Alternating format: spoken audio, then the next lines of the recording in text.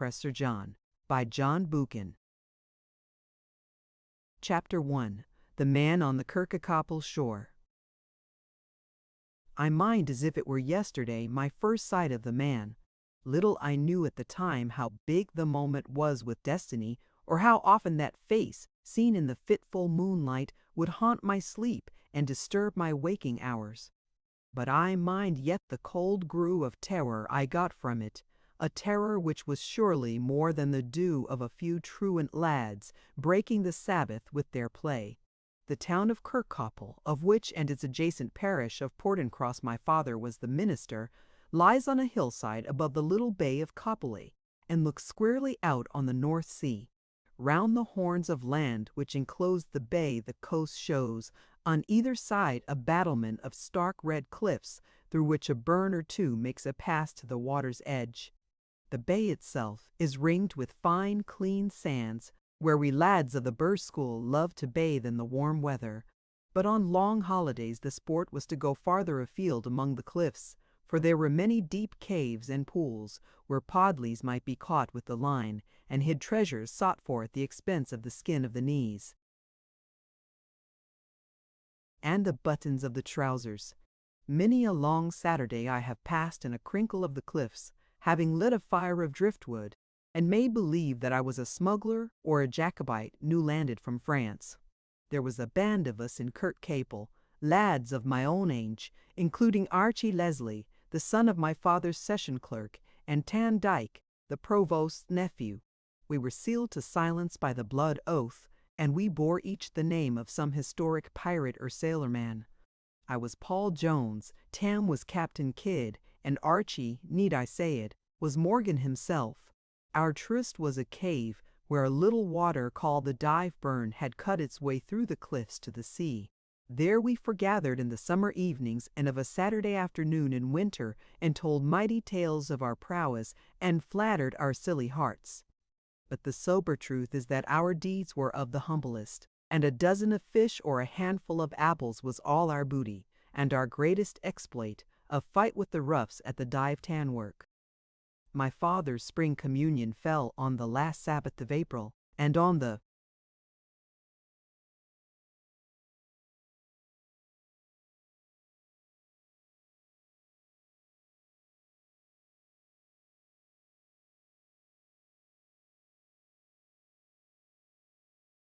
particular Sabbath of which I speak the weather was mild and bright for the time of year. I had been surfeited with the Thursdays and Saturday services, and the 2 long diets of worship on the Sabbath were hard for a lad of 12 to bear with the spring in his bones, and the sun slanting through the gallery window. There still remained the service on the Sabbath evening a doleful prospect, for the Reverend Mr. Murdoch of Kilchristie, noted for the length of his discourses, had exchanged pulpits with my father. So my mind was ripe for the proposal of Archie Leslie, on our way home to tea, that by a little skill we might give the kirk the slip. At our communion the pews were emptied of their regular occupants, and the congregation seated itself as it pleased. The man's seat was full of the Kirkcaldy relations of Mr. Murdoch, who had been invited there by my mother to hear him, and it was not hard to obtain permission to sit with Archie and Tam Dyke in the cockloft in the gallery. Word was sent to Tam, and so it happened that 3 abandoned lads duly passed the plate and took their seats in the cock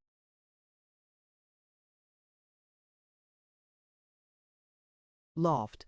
But when the bell had done jowing, and we heard by the sounds of their feet that the elders had gone into the kirk, we slipped down the stairs and out of the side door. We were through the churchyard in a twinkling, and hot-foot on the road to the Dive Burn. It was the fashion of the genteel in Kirkcaldy to put their boys into what were known as Eton suits, long trousers, cut-away jackets, and chimney-pot hats. I had been one of the earliest victims, and well, I remember how I fled home from the Sabbath school, with the snowballs of the town roughs rattling off my chimney-pot. Archie had followed, his family being in all things imitators of mine.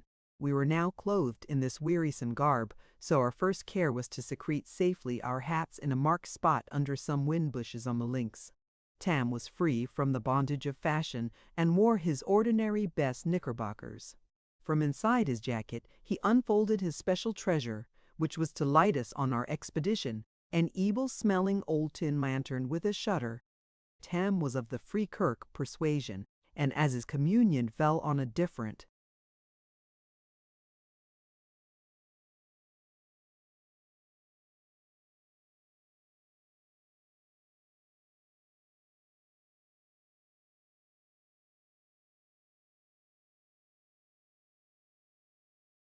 day from ours, he was spared the bondage of church attendance from which Archie and I had revolted. But notable events had happened that day in his church. A black man, the Reverend John something or other, had been preaching. Tam was full of the portent. A nagger, he said, a great black chap as big as your father, Archie. He seemed to have banged the bookboard with some effect, and had kept Tam, for once in his life, awake. He had preached about the heathen in Africa, and how a black man was as good as a white man in the sight of God, and he had forecast a day when the Negroes would have something to teach the British in the way of civilization. So at any rate ran the account of Tam Dyke, who did not share the preacher's views. It's all nonsense, Davy. The Bible says that the children of Ham were to be our servants. If I were the minister, I wouldn't let a nigger into the pulpit. I wouldn't let him farther than the Sabbath school. Night fell as we came to the broomy spaces of the links, and ere we had breasted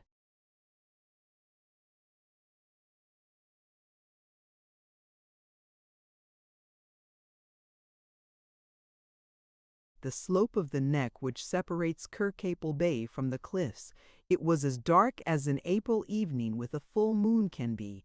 Tam would have had it darker. He got out his lantern, and after a prodigious waste of matches kindled the candle end inside, turned the dark shutter, and trotted happily on.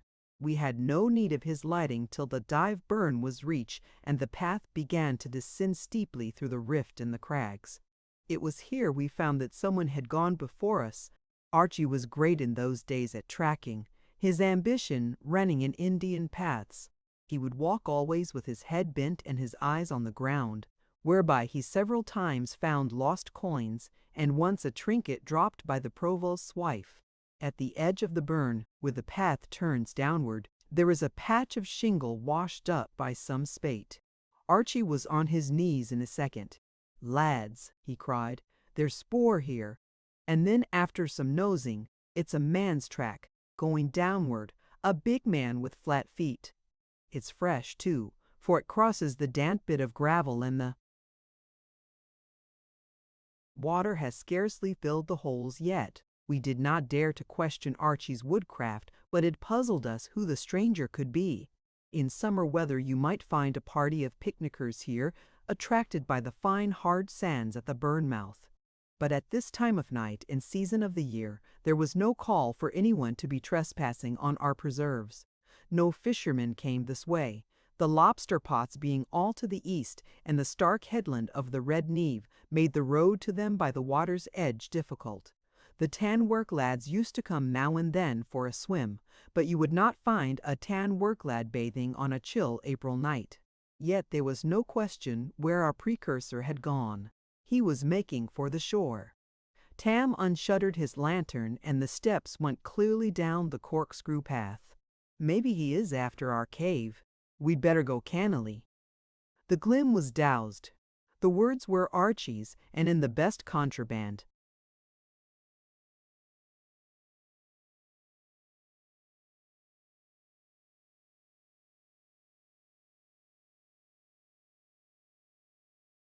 Manner we stole down the gully. The business had suddenly taken an eerie turn, and I think in our hearts we were all a little afraid. But Tam had a lantern, and it would never do to turn back from an adventure which had all the appearance of being the true sort. Halfway down there is a scrog of wood, dwarf alders and hawthorn, which makes an arch over the path. I, for one, was glad when we got through this was no worse mishap than a stumble from Tam, which caused the lantern door to fly open and the candle to go out. We did not stop to relight it, but scrambled down the screes till we came to the long slabs of reddish rock which abutted on the beach. We could not see the track, so we gave up the business of scouts and dropped quietly over the big boulder and into the crinkle of cliff which we called our cave. There was nobody there, so we relit the lantern and examined our properties. 2 or 3 fishing rods for the burn, much damaged by weather, some sea lines on a dry shelf of rock, a couple of wooden boxes, a pile of driftwood for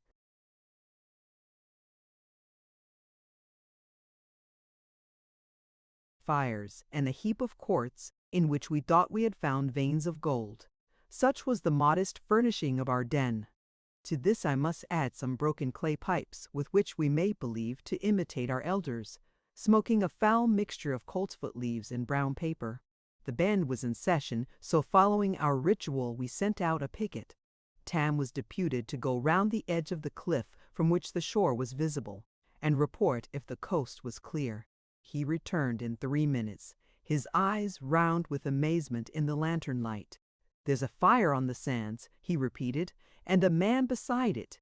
Here was news indeed. Without a word we made for the open, Archie first and Tam, who had seized and shuttered his lantern, coming last.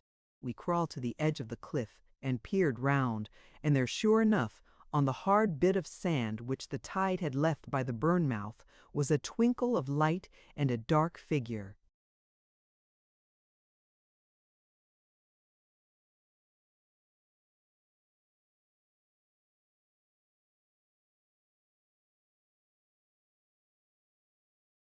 The moon was rising, and besides there was that curious sheen from the sea which you will often notice in spring.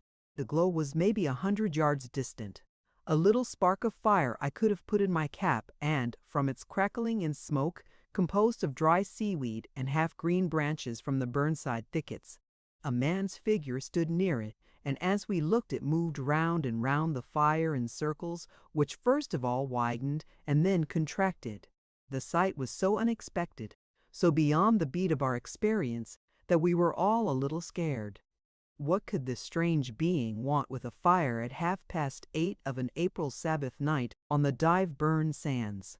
We discussed the thing in whispers behind a boulder, but none of us had any solution. "Belike he's come ashore in a boat," said Archie. "He's maybe a foreigner." But I pointed out that from the tracks which Archie himself had found, the man must have come overland down the cliffs. Tam was clear he was a madman and was for withdrawing promptly from the whole business.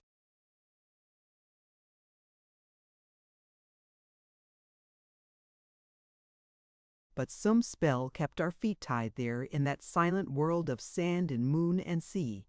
I remember looking back and seeing the solemn, frowning faces of the cliffs, and feeling somehow shut in with this unknown being in a strange union.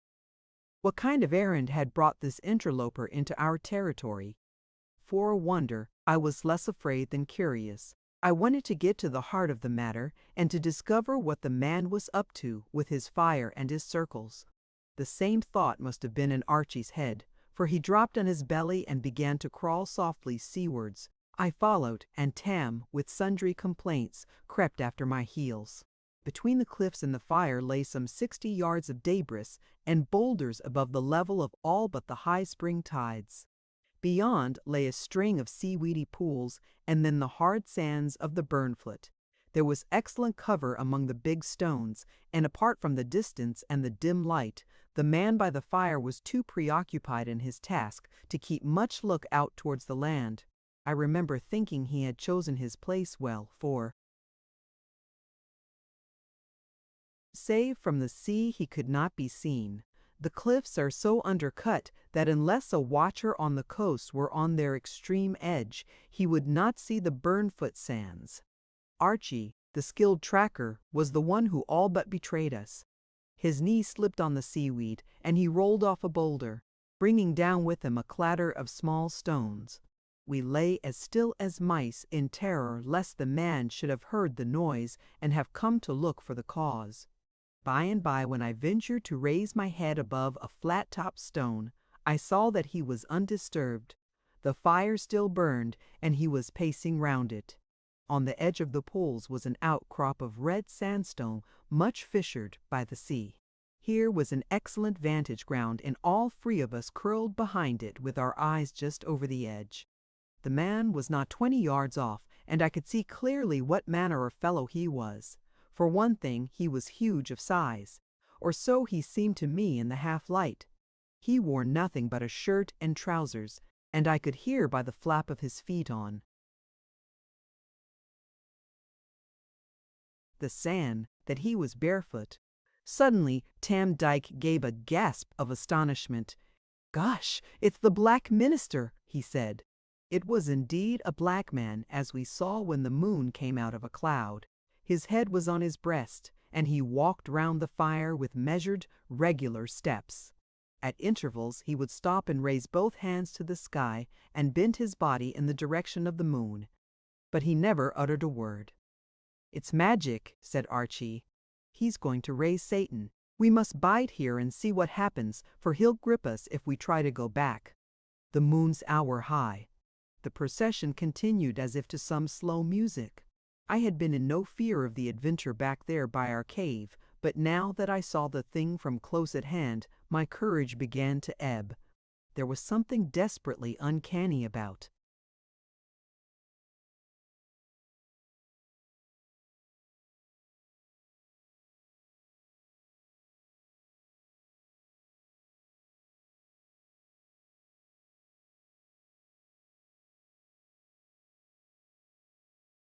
this great Negro, who had shed his clerical garments and was now practicing some strange magic alone by the sea.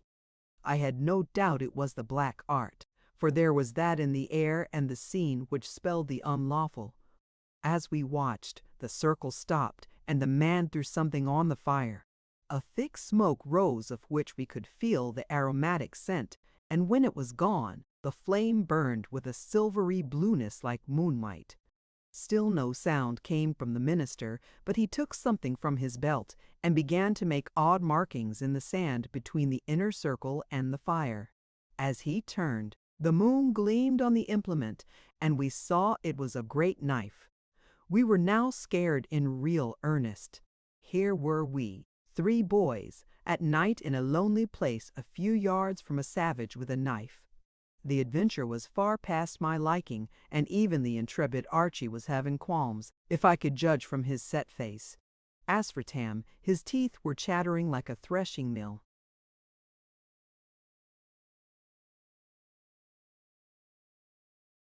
Suddenly I felt something soft and warm on the rock at my right hand. I felt again, and, it was the man's clothes. There were his boots and socks, his minister's coat and his minister's hat. This made the predicament worse, for if we waited till he finished his rites, we should for certain be found by him.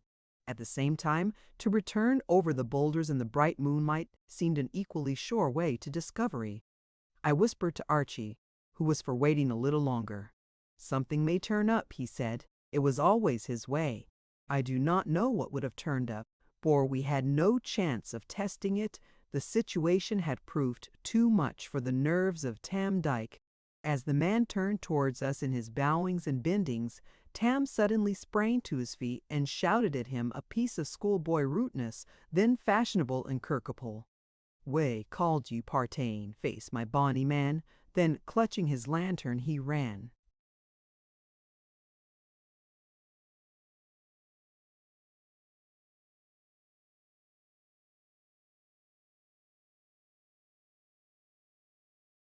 For dear life, while Archie and I raced at his heels. As I turned, I had a glimpse of a huge figure, knife in hand, bounding towards us. Though I only saw it in the turn of a head, the face stamped itself indelibly upon my mind. It was black, black as ebony, but it was different from the ordinary Negro. There were no thick lips and flat nostrils.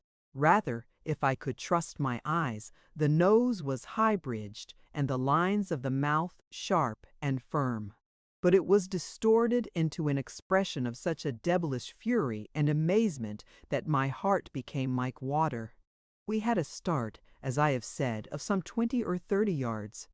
Among the boulders we were not at a great disadvantage, for a boy can flit quickly over them, while a grown man must pick his way. Archie, as ever, kept his wits the best of us. "Make straight for the burn," he shouted in a hoarse whisper. "We'll beat him on the slope."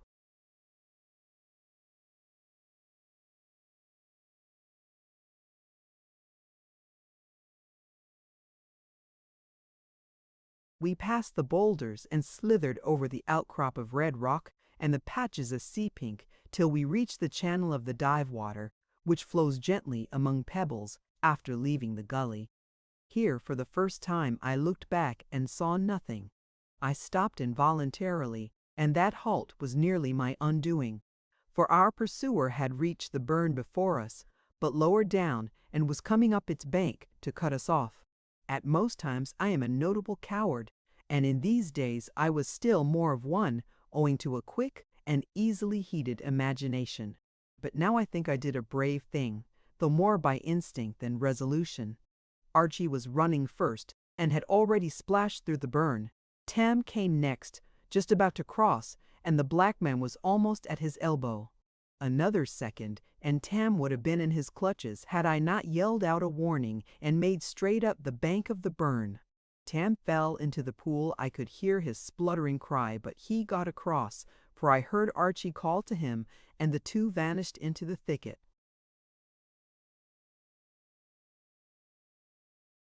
which closed all the left bank of the gully.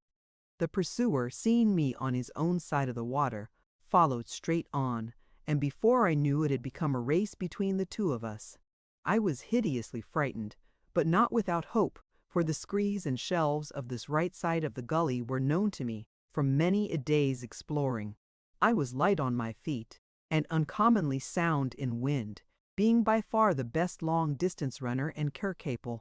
If I could only keep my lead till I reached a certain corner I knew of, I could outwit my enemy, for it was possible from that place to make a detour behind a waterfall and get into a secret path of ours among the bushes. I flew up the steep screes, not daring to look round. But at the top, where the rocks began, I had a glimpse of my pursuer. The man could run. Heavy in build though he was not 6 yards behind me, and I could see the white of his eyes and the red of his gums. I saw something else, a glint of white metal in his hand. He still had his knife.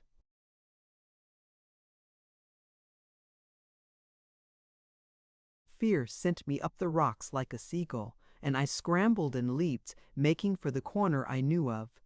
Something told me that the pursuit was slackening, and for a moment I halted to look round. A second time a halt was nearly the end of me. A great stone flew through the air and took the cliff an inch from my head, half blinding me with splinters. And now I began to get angry. I pulled myself into cover, skirted a rock till I came to my corner, and looked back for the enemy. There he was, scrambling by the way I had come, and making a prodigious clatter among the stones. I picked up a loose bit of rock and hurled it with all my force in his direction. It broke before it reached him, but a considerable lump, to my joy, took him full in the face. Then my terrors revived. I slipped behind the waterfall and was soon in the thicket, and toiling towards the top. I think this last bit was the worst in the race, for my strength was failing, and I seemed to hear those horrid steps at my heels. My heart was in my mouth as, careless of my best clothes, I tore through the hawthorn bushes. Then I struck.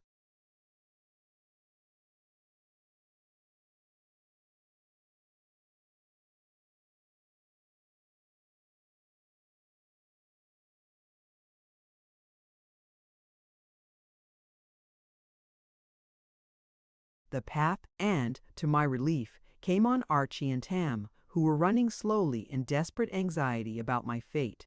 We then took hands and soon reached the top of the gully. For a second we looked back. The pursuit had ceased, and far down the burn we could hear the sounds as of someone going back to the sands. "Your face is bleeding, Davy." "Did he get near enough to hit you?" Archie asked. "He hit me with a stone, but I gave him better. He's got a bleeding nose to remember this night by." We did not dare take the road by the links, but made for the nearest human habitation. This was a farm about half a mile inland, and when we reached it, we lay down by the stackyard gate and panted. "I've lost my lantern," said Tam. "The big black brute. See if I don't tell my."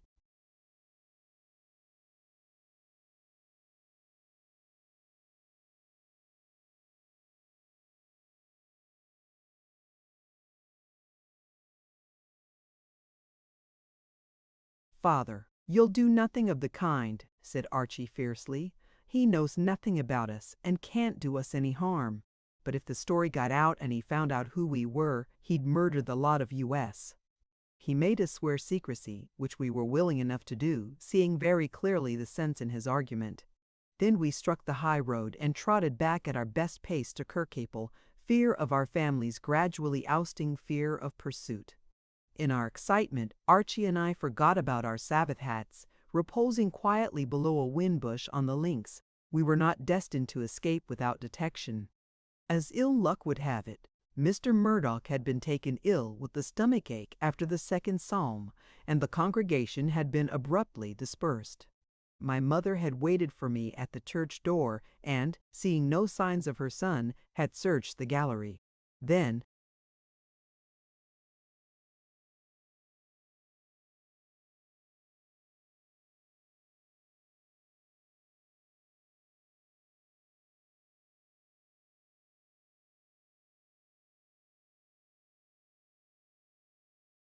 the truth came out, and, had I been only for a mild walk on the links, retribution would have overtaken my truantry.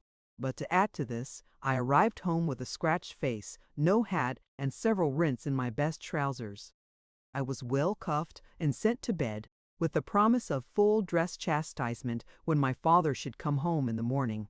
My father arrived before breakfast next day, and I was duly and soundly whipped.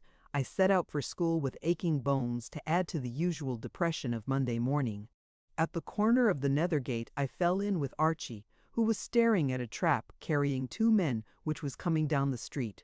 It was the Free Church minister. He had married a rich wife and kept a horse driving the preacher of yesterday to the railway station. Archie and I were in behind a doorpost in a twinkling, so that we could see in safety the last of our enemy. He was dressed in minister's clothes, with a heavy fur coat and a brand new yellow leather Gladstone bag. He was talking loudly as he passed, and the Free Church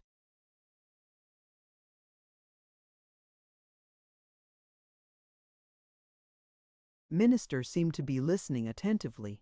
I heard his deep voice saying something about the work of God in this place. But what I noticed specially, and the sight made me forget my aching hinder parts, was that he had a swollen eye and 2 strips of sticking plaster on his cheek.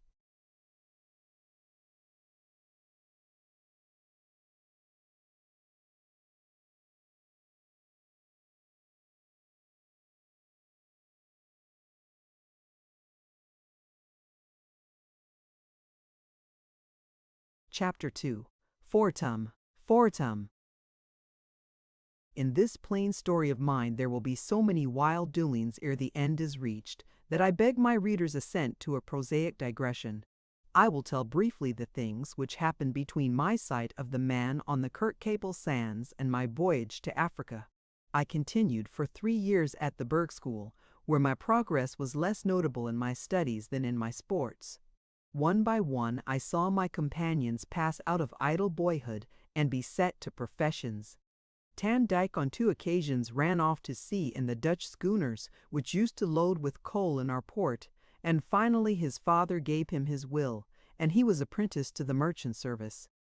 Archie Leslie, who was a year my elder, was destined for the law, so he left Kirkcaple for an Edinburgh office, where he was also to take out classes at the college. I remained on at school till I sat alone by myself in the highest class, a position of little dignity and deep loneliness. I had grown a tall, square-set lad, and my prowess at rugby football was renowned beyond the parishes of Kirkcaple and Portincross. To my father I fear I was a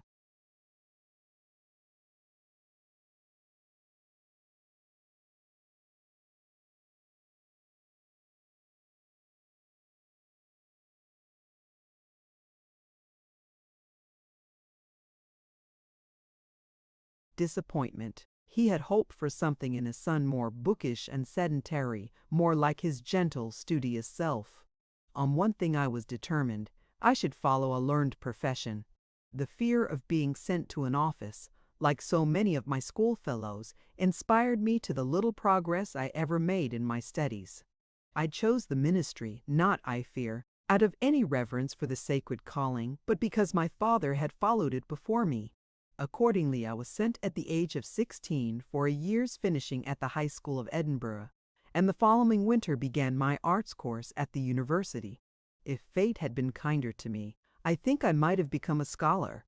At any rate, I was just acquiring a taste for philosophy and the dead languages when my father died suddenly of a paralytic shock, and I had to set about earning a living.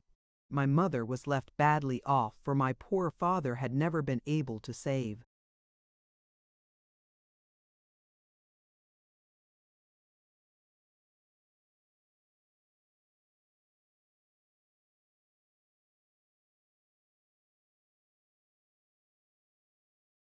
Much from his modest stipend.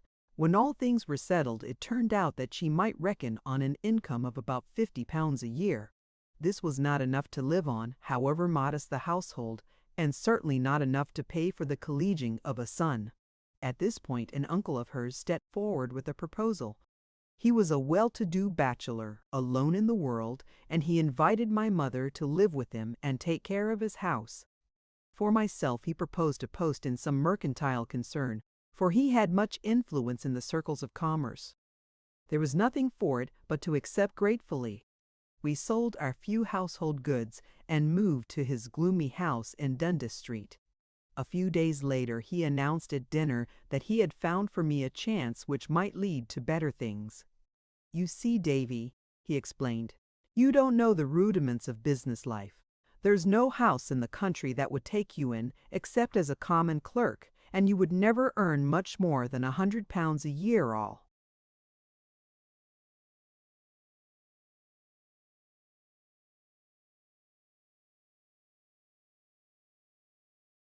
Your days. If you want to better your future, you must go abroad, where white men are at a premium. By the mercy of Providence, I met yesterday an old friend, Thomas Mackenzie, who was seeing his lawyer about an estate he is bidding for. He is the head of one of the biggest trading and shipping concerns in the world, Mackenzie, Murray and Old Meadows. You may have heard the name. Among other things, he has half the stores in South Africa, where they sell everything from Bibles to fishhooks. Apparently they like men from home to manage the stores, and to make a long story short, when I put your case to him, he promised you a place. I had a wire from him this morning confirming the offer.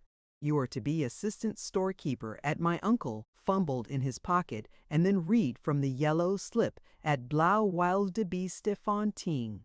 There's a mouthful for you. In this homely way, I first heard of a place which was to be the theater of so many strange doings.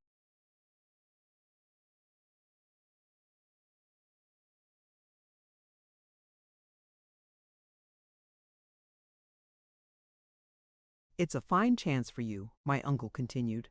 "You'll only be assistant at first, but when you have learned your job, you'll have a store of your own. Mackenzie's people will pay you £300 a year, and when you get a store, you'll get a percentage on sales. It lies with you to open up new trade among the natives. I hear that Blau, something or other, is in the far north of the Transvaal, and I see from the map that it is in a wild, hilly country. You may find gold or diamonds up there, and come back and buy Portincross House." My uncle rubbed his hands and smiled cheerily. Truth to tell, I was both pleased and sad. If a learned profession was denied me, I vastly preferred a Veldstore to an Edinburgh office stool. Had I not been still under the shadow of my father's death, I might have welcomed the chance of new lands and new folk. As it was, I felt the loneliness of an exile. That afternoon I walked on the Braid Hills, and when I saw in the clear spring sunlight the coast of Fife, and remembered Kirk Capel and my boyish days, I could have found it in me to sit down and cry. A fortnight later I sailed. My mother bade me a tearful farewell, and my uncle, besides buying me an outfit and paying my passage money, gave me a present of 20 sovereigns. "You'll not be your mother's son, Davy," were his last words, "if you don't come home with it multiplied by 1,000. I thought at the time that I would give more than £20,000 to be allowed to bide on the windy shores of Forth. I sailed from Southampton by an intermediate steamer and went steerage to save expense. Happily, my acute homesickness was soon forgotten in another kind of malady. It blew half a gale before we were out of the Channel, and by the time we had rounded Ushant it was as dirty weather as ever I hoped to see. I lay mortal sick in my bunk, unable to bear the thought of food, and too feeble to lift my head.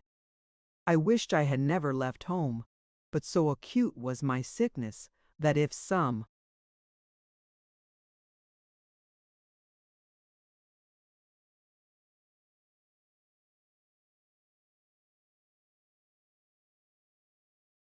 one had there and then offered me a passage back or an immediate landing on shore, I should have chosen the latter. It was not till we got into the fair weather seas around Madeira that I recovered enough to sit on deck and observe my fellow passengers. There were some 50 of us in the steerage, mostly wives and children, going to join relations, with a few emigrate artisans and farmers. I early found a friend in a little man with a yellow beard and spectacles, who sat down beside me and remarked on the weather in a strong Scotch accent. He turned out to be a Mr. Wardlaw from Aberdeen, who was going out to be a schoolmaster. He was a man of good education who had taken a university degree and had taught for some years as an undermaster in a school in his native town. But the east winds had damaged his lungs, and he had been glad to take the chance of a poorly paid country school in the veld. When I asked him where he was going, I was amazed to be told Blaauwilde de Fontein.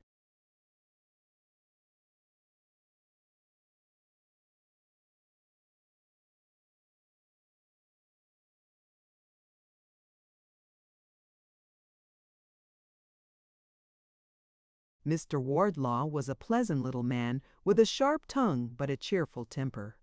He labored all day at primers of the Dutch and Kaffir languages, but in the evening after supper he would walk with me on the after deck and discuss the future. Like me, he knew nothing of the land he was going to, but he was insatiably curious, and he affected me with his interest. "This place, Blaauwilde de Fontein," he used to say, "is among the Zoutensberg Mountains, and as far as I can see, not above 90 miles from the railroad. It looks from the map a well-watered country, and the agent general in London told me it was healthy, or I wouldn't have taken the job. It seems we'll be in the heart of native reserves up there, for here's a list of chiefs: Mifu Sikitola, Majinje, Magata, and there are no white men living to the east of us because of the fever. The name means the spring of the blue wildebeeste, whatever fearsome animal that may be. It sounds like a place for adventure, Mr. Crawford. You'll exploit the pockets of the black men, and I'll see what I can do with their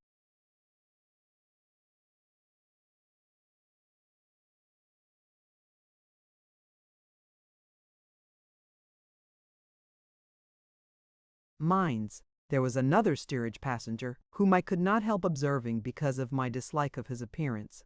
He too was a little man by name Onrex, and in looks the most atrocious villain I have ever clapped eyes on. He had a face the color of French mustard, a sort of dirty green and bloodshot, beady eyes with the whites all yellowed with fever. He had waxed mustaches and a curious furtive way of walking and looking about him. We of the steerage were careless in our dress, but he was always clad in immaculate white linen with pointed yellow shoes to match his complexion. He spoke to no one, but smoked long cheroots all day in the stern of the ship and studied a greasy pocketbook. Once I tripped over him in the dark, and he turned on me with a snarl and an oath. I was short enough with him in return, and he looked as if he could knife me. "I'll wager that fellow has been a slave driver in his time," I told Mr. Wardlaw, who said, "God pity his slaves then."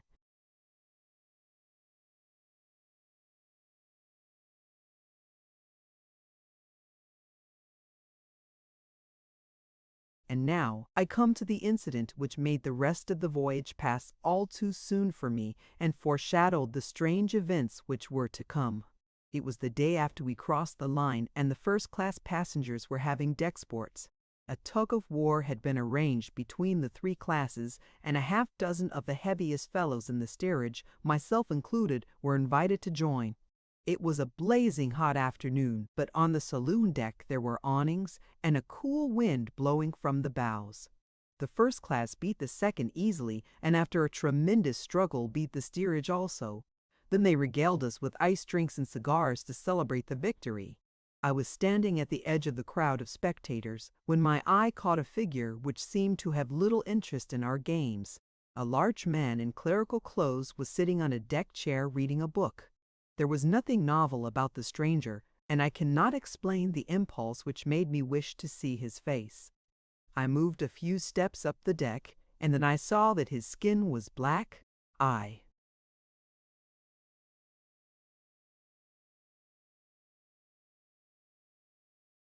went a little farther, and suddenly he raised his eyes from his book and looked round. It was the face of the man who had terrified me years ago on the Kirkcopple shore. I spent the rest of the day in a brown study. It was clear to me that some destiny had prearranged this meeting. Here was this man traveling prosperously as a first-class passenger with all the appurtenances of respectability.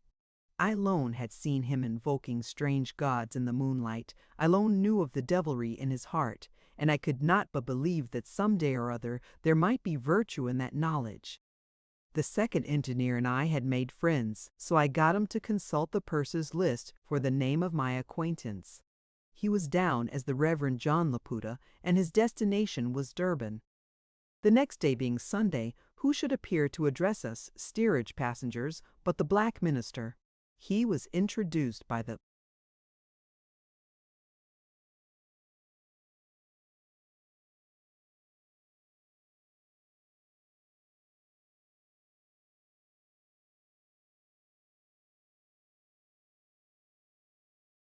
captain himself, a notably pious man who spoke of the labors of his brother in the dark places of heathendom. Some of us were hurt in our pride in being made the target of a black man's oratory. Especially Mr. Honreitz, whose skin spoke of the tar-brush, protested with oaths against the insult. Finally he sat down on a coil of rope and spat scornfully in the vicinity of the preacher. For myself I was intensely curious and not a little impressed. The man's face was as commanding as his figure, and his voice was the most wonderful thing that ever came out of human mouth.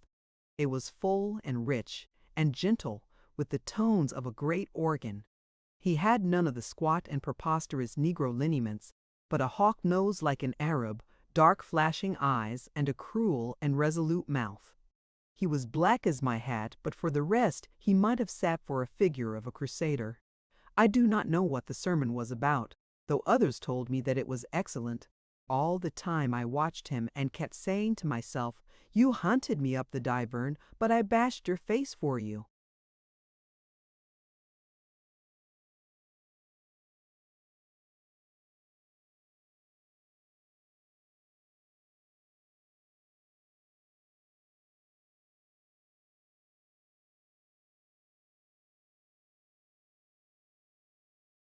Indeed, I thought I could see faint scars on his cheek. The following night I had toothache and could not sleep. It was too hot to breathe under cover, so I got up, lit a pipe, and walked on the after deck to ease the pain. The air was very still, save for the whish of water from the screws and the steady beat of the engines. Above, a great yellow moon looked down on me, and a host of pale stars. The moonlight set me remembering the old affair of the Dyvern, and my mind began to run on the Reverend John Buchan. It pleased me to think that I was on the track of some mystery of which I alone had the clue. I promised myself to search out the antecedents of the minister when I got to Durban, for I had a married cousin there who might know something of his doings.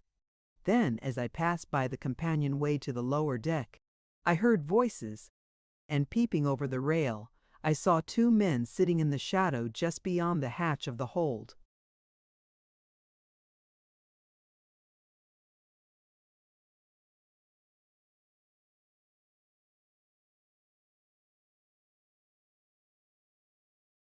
I thought they might be two of the sailors seeking coolness on the open deck when something in the figure of one of them made me look again. The next second I had slipped back and stolen across the afterdeck to a point just above them, for the two were the black minister and that ugly yellow villain, Henriques.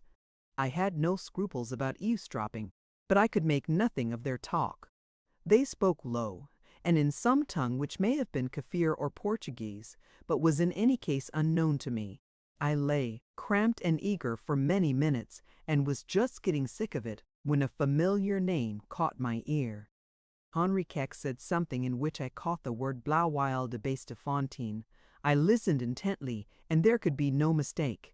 The minister repeated the name, and for the next few minutes it recurred often in their talk. I went back stealthily to bed, having something to make me forget my aching tooth. First of all, Laputa and Henriques were allies. Second, the place I was bound for had something to do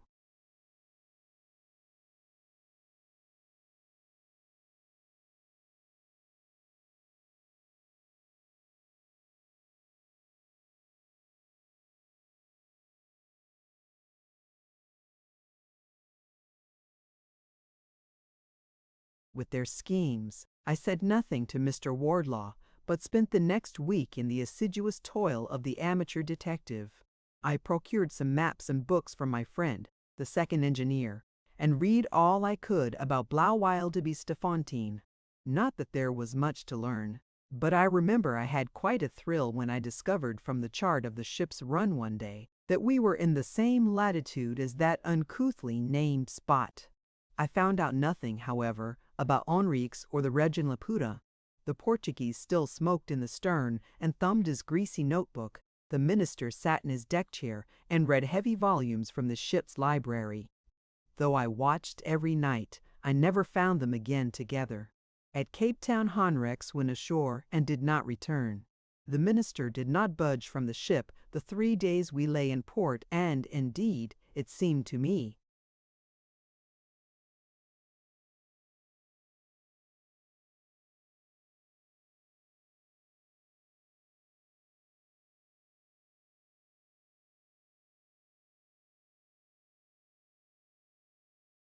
that he kept his cabin. At any rate, I did not see his great figure on deck till we were tossing in the choppy seas round Cape Agulhas. Seasickness again attacked me, and with short lulls during our stoppages at Port Elizabeth and East London, I lay wretchedly in my bunk till we sighted the bluffs of Durban Harbour. Here it was necessary for me to change my ship, for in the interests of economy I was going by sea to Delagoa Bay, and thence by the cheap railway journey into the Transvaal. I sought out my cousin, who lived in a fine house on the Berea, and found a comfortable lodging for the 3 days of my stay there. I made inquiries about Mr. Laputa, but could hear nothing. There was no native minister of that name, said my cousin, who was a great authority on all native questions. I described the man, but got no further light. No one had seen or heard of such a being, unless, said my cousin, he is one of those American Ethiopian rascals. My second task was to see the Durban manager of the firm which I had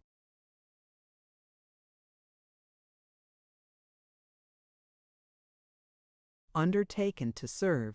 He was a certain Mr. Calls, a big fat man who welcomed me in his shirt sleeves with a cigar in his mouth. He received me pleasantly and took me home to dinner with him. "Mr. Mackenzie has written about you," he said. "I'll be quite frank with you, Mr. Crawford. The firm is not exactly satisfied about the way business has been going lately at Blauweill de Bestefontein. There's a grand country up there, and a grand opportunity for the man who can take it. Chap, who is in charge, is an old man now and past his best, but he has been long with the firm, and we don't want to hurt his feelings. When he goes, which must be pretty soon, you'll have a good chance of the place, if you show yourself an active young fellow." He told me a great deal more about Blauweill de Bestefontein, principally trading details. Incidentally, he let drop that Mr. Japp had had several assistants in the last few years. I asked him why they had left, and he hesitated.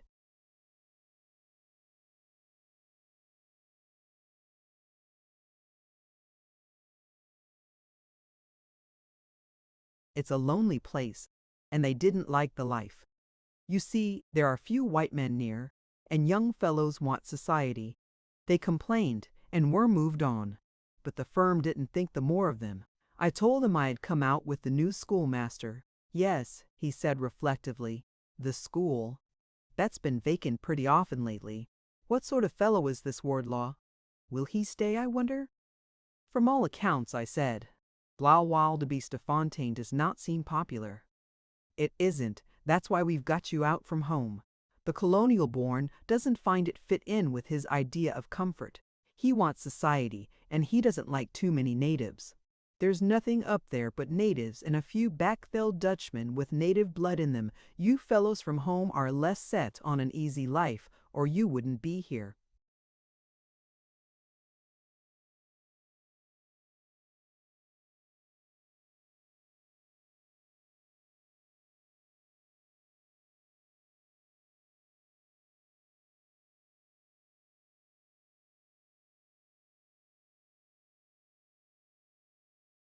There was something in Mr. Collins's tone which made me risk another question. What's the matter with the place? There must be more wrong with it than loneliness, to make everybody clear out. I have taken on this job, and I mean to stick to it. So you needn't be afraid to tell me. The manager looked at me sharply. That's the way to talk, my lad. You look as if you had a stiff back, so I'll be frank with you. There is something about the place. It gives the ordinary man the jumps.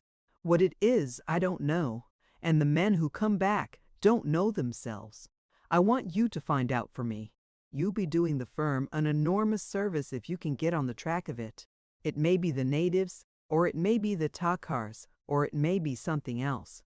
Only old Jap can stick it out, and he's too old and doddering to care about moving.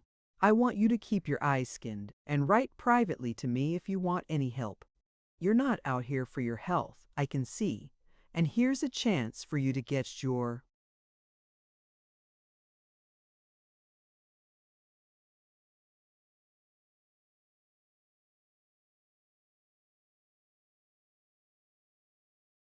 foot on the ladder. Remember, I'm your friend, he said to me again at the garden gate.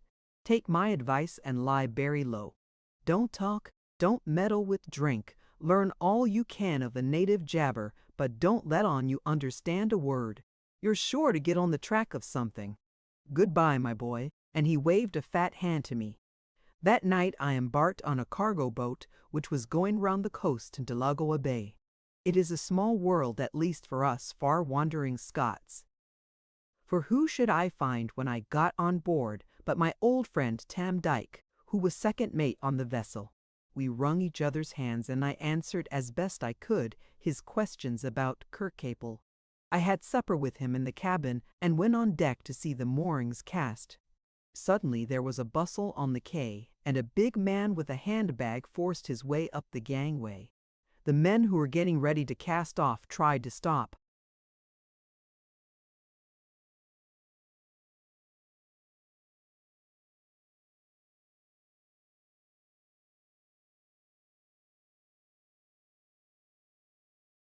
Him, but he elbowed his way forward, declaring he must see the captain.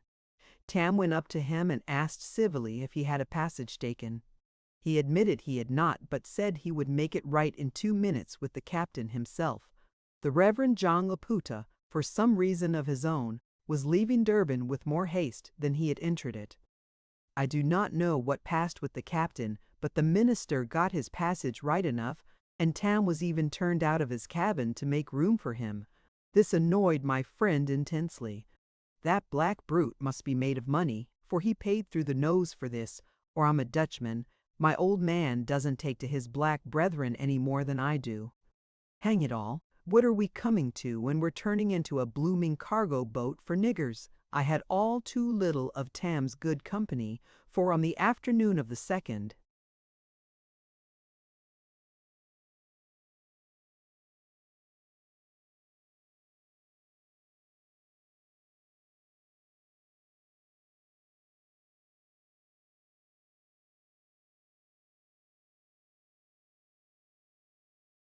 day we reached the little town of Lourenço Marques.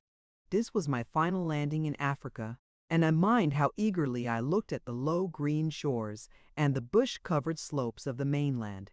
We were landed from boats while the ship lay out in the bay, and Tam came ashore with me to spend the evening. By this time I had lost every remnant of homesickness. I had got a job before me which promised better things than collegiing at Edinburgh, and I was as keen to get up country now as I had been loth to leave England. My mind being full of mysteries, I scanned every Portuguese loafer on the quay as if he had been a spy.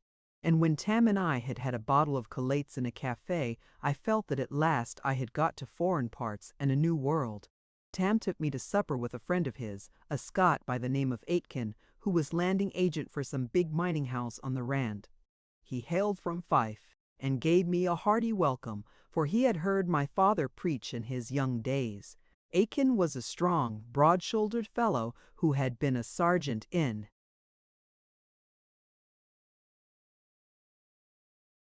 the Gordons, and during the war he had done secret service work in Delagoa. He had hunted too, and traded up and down Mozambique, and knew every dialect of the Kaffirs. He asked me where I was bound for, and when I told him there was the same look in his eyes as I had seen with the Durban manager. "You're going to a rum place, Mr. Crawford," he said. "So I'm told. Do you know anything about it? You're not the first who has looked queer when I've spoken the name." "I've never been there," he said, "though I've been pretty near it from the Portuguese side. That's the funny thing about Blaauwilde de Beestefontein. Everybody has heard of it, and nobody knows it. I wish you would tell me what you have heard." "Well, the natives are queer up their ways. There's some kind of a holy place which every Kaffir from Algoa Bay to the Zambesi and away beyond knows about. When I've been hunting in the bushveld, I've often met strings of Kaffirs from hundreds of miles distant, and they've all been going or coming from Blaauwilde de Beestefontein. It's like Mecca to the Mohammedans, a place they go to on pilgrimage. I've heard of an old man up there who is believed to be 200 years old. Anyway, there's some sort of great witch or wizard living in the mountains." Aitken smoked in silence for a time. Then he said, "I'll tell you another thing. I believe there's a diamond mine. I've often meant to go up and look for it." Tam and I pressed him to explain, which he did slowly after his fashion.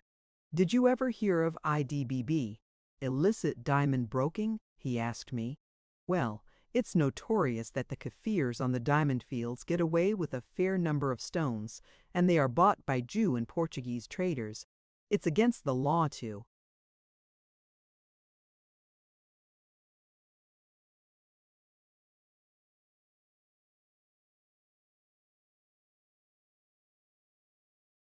deal in them, and when I was in the intelligence here, we used to have a lot of trouble with the vermin.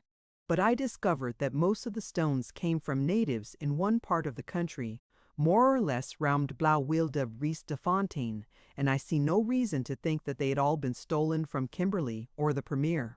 Indeed, some of the stones I got hold of were quite different from any I had seen in South Africa before.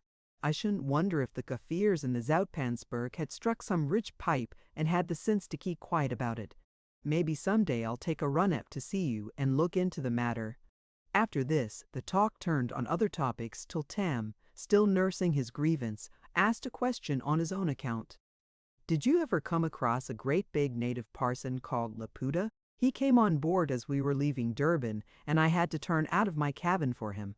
Tam described him accurately but vindictively, and added that he was sure he was up to no good.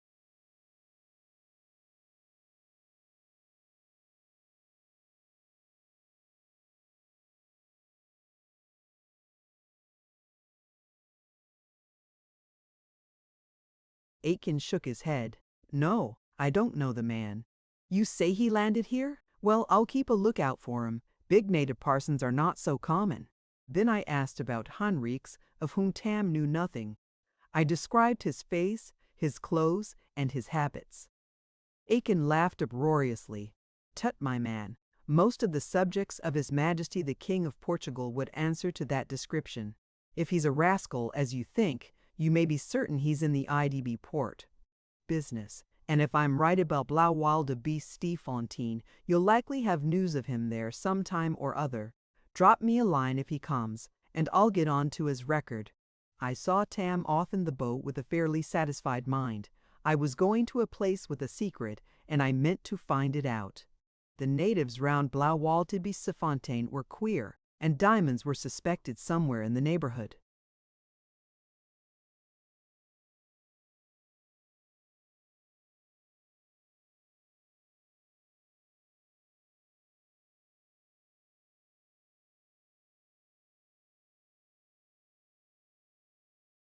Unrix had something to do with the place, and so had the Reverend John Laputa, about whom I knew one strange thing. So did Tam, by the way, but he had not identified his former pursuer, and I had told him nothing. I was leaving 2 men behind me, calls Durban and Aitken at Lourenço Marques, who would help me if trouble came. Things were shaping well for some kind of adventure. The talk with Aitken had given Tam an inkling of my thoughts. His last words to me were an appeal to let him know if there was any fun going. "I can see you're in for a queer job. Promise to let me hear from you if there's going to be a row, and I'll come up country, though I should have to desert the service. Send us a letter to the agents at Durban in case we should be in port. You haven't forgotten the dive burn, Davy."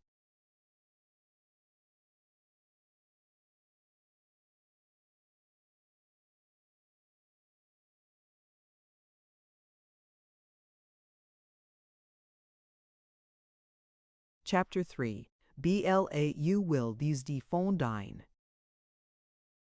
The Pilgrim's Progress had been the Sabbath reading of my boyhood, and as I came in sight of Blaauwildebeestefontein, a passage ran in my head. It was that which tells how Christian and hopeful, after many perils of the way, came to the delectable mountains from which they had a prospect of Canaan. After many dusty miles by rail and a weariful journey in a Cape cart through arid plains and dry and stony gorges, I had come suddenly into a haven of green. The spring of the blue wildebeest was a clear, rushing mountain torrent which swirled over blue rocks into deep fern-fringed pools. All around was a tableland of lush grass with marigolds and arum lilies instead of daisies and buttercups. Thickets of tall trees dotted the hill slopes and patched the meadows as if some landscape gardener had been at work on them. Beyond, the glen fell steeply to the plains, which ran out in a faint haze to the horizon. To north and south, I marked the sweep of the Berg, now rising high to a rocky peak and now stretching in a level rampart of blue. On the very edge of the plateau where the road dipped for the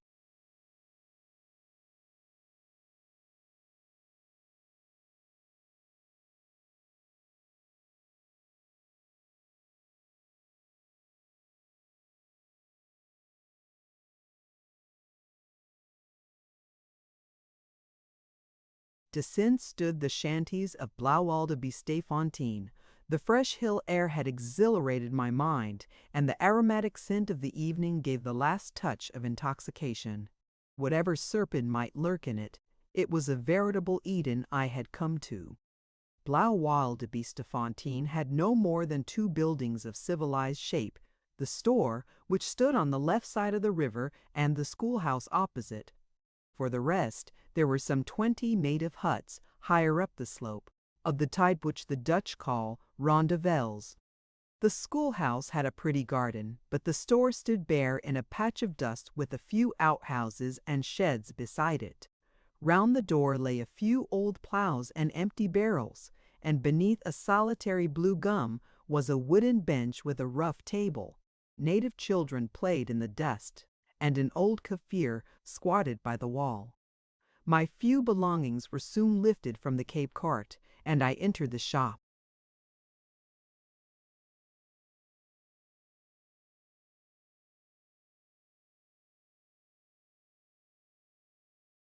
It was the ordinary pattern of up-country store, a bar in one corner with an array of bottles, and all round the walls tins of canned food and the odds and ends of trade.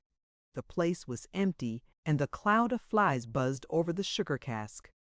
2 doors opened at the back, and I chose the one to the right. I found myself in a kind of kitchen with a bed in one corner and a litter of dirty plates on the table. On the bed lay a man, snoring heavily. I went close to him and found an old fellow with a bald head, clothed only in a shirt and trousers. His face was red and swollen, and his breath came in heavy grunts. A smell of bad whiskey hung over everything. I had no doubt that this was Mr. Peter Japp, my senior in the store. One reason for the indifferent trade at Blowild be Stayfontein was very clear to me. The storekeeper was a sot. I went back to the shop and tried the other door. It was a bedroom too, but clean and pleasant. A little native girl, Zita, I found they called her, was busy tying it up, and when I entered she dropped me a curtsy. "This is your room, Baz," she said in very good English in reply to my question. The child had been well trained somewhere, for there was a cracked dish full of oleander blossom on the drawer's head, and the pillow slips on the bed were as clean as I could wish. She brought me water to wash, and a cup of strong tea, while I carried my baggage indoors and paid the driver of the cart. Then, having cleaned myself and lit a pipe, I walked across the road to see Mr. Wardlaw. I found the schoolmaster sitting under his own fig tree, reading one of his Kaffir primers. Having come direct by rail from Cape Town, he had been a week in the place, and ranked as the second oldest white resident. "Yon's a bonny chief you've got, Davy," were his first words. "For 3 days he's been as foul as the Baltic. I cannot pretend that the misdeeds of Mr. Japp greatly annoyed me. I had the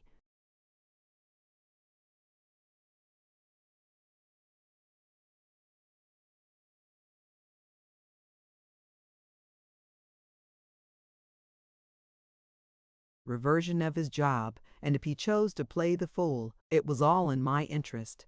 But the schoolmaster was depressed at the prospect of such company. Besides you and me, he's the only white man in the place. It's a poor look out on the social side.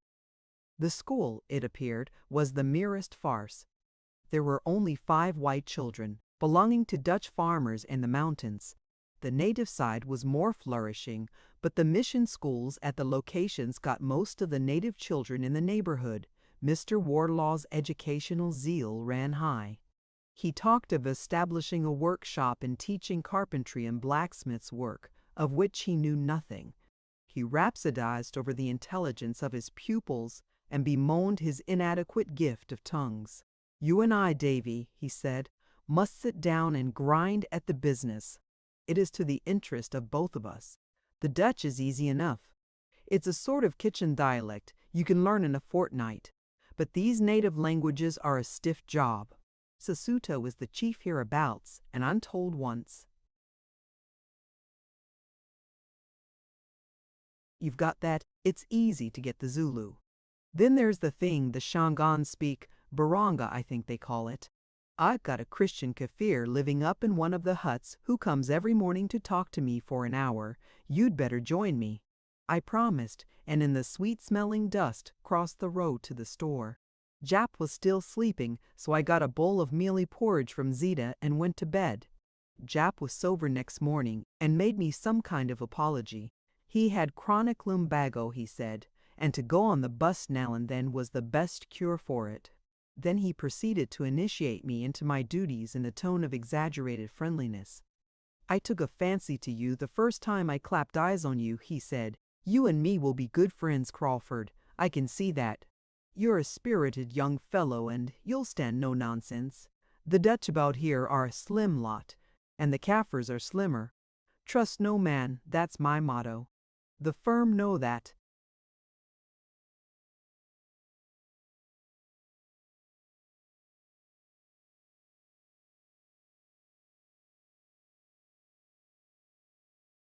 And I've had their confidence for 40 years. The first day or two things went well enough. There was no doubt that, properly handled, a fine trade could be done in Blauwilde de Stayfontein. The countryside was crawling with natives, and great strings used to come through from Shangaun territory on the way to the Rand mines. Besides, there was business to be done with the Dutch farmers, especially with the tobacco, which I foresaw could be worked up into a profitable export. There was no lack of money either, and we had to give very little credit, though it was often asked for. I flung myself into the work, and in a few weeks had been all round the farms and locations. At first, Jap praised my energy, for it left him plenty of leisure to sit indoors and drink. But soon he grew suspicious, for he must have seen that I was in a fair way to oust him altogether. He was very anxious to know if I had seen calls in Durban and what the manager had said. I have letters, he told me 100 times, from Mr. Mackenzie himself praising me up to the skies. The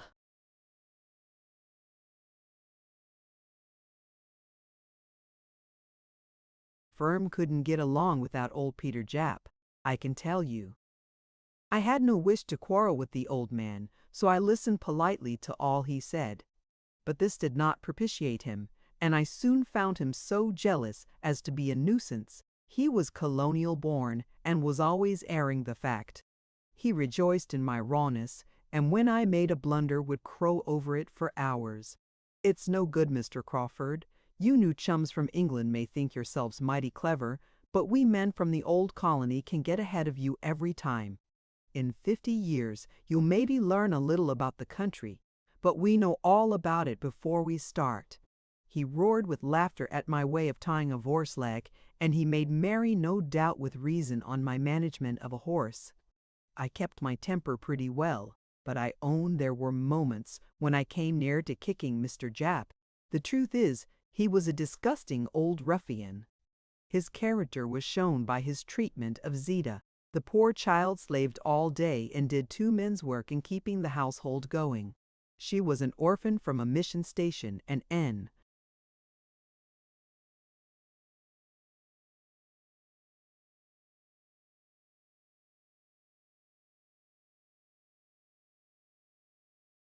Jap's opinion a creature without rights.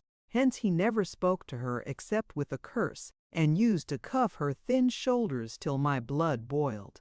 One day things became too much for my temper. Zita had spilled half a glass of Jap's whiskey while tidying up the room.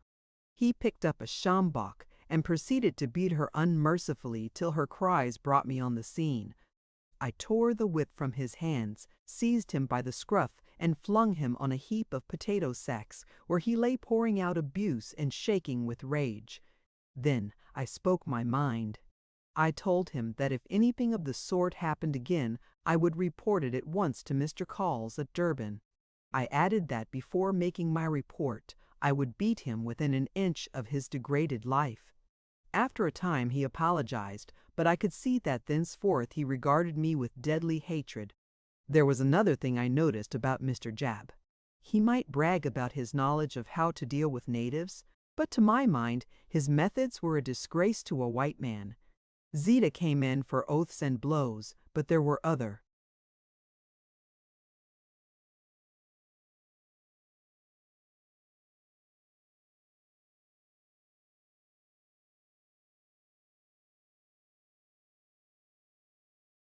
Kaffirs whom he treated with a sort of cringing friendliness.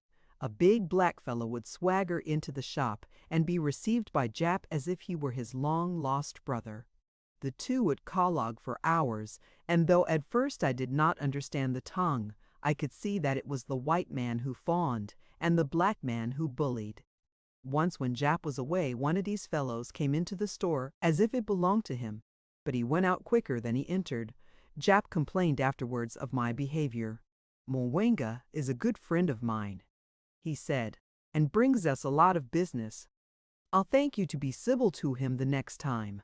I replied very shortly that Mwanga or anybody else who did not mend his manners would feel the weight of my boot. The thing went on, and I am not sure that he did not give the Kaffirs drink on the sly. At any rate, I have seen some very drunk natives on the road between the locations and Blauwil de Biestefontein, and some of them I recognized as Jap's friends. I discussed the matter with Mr. Wardlaw, who said, "I believe the old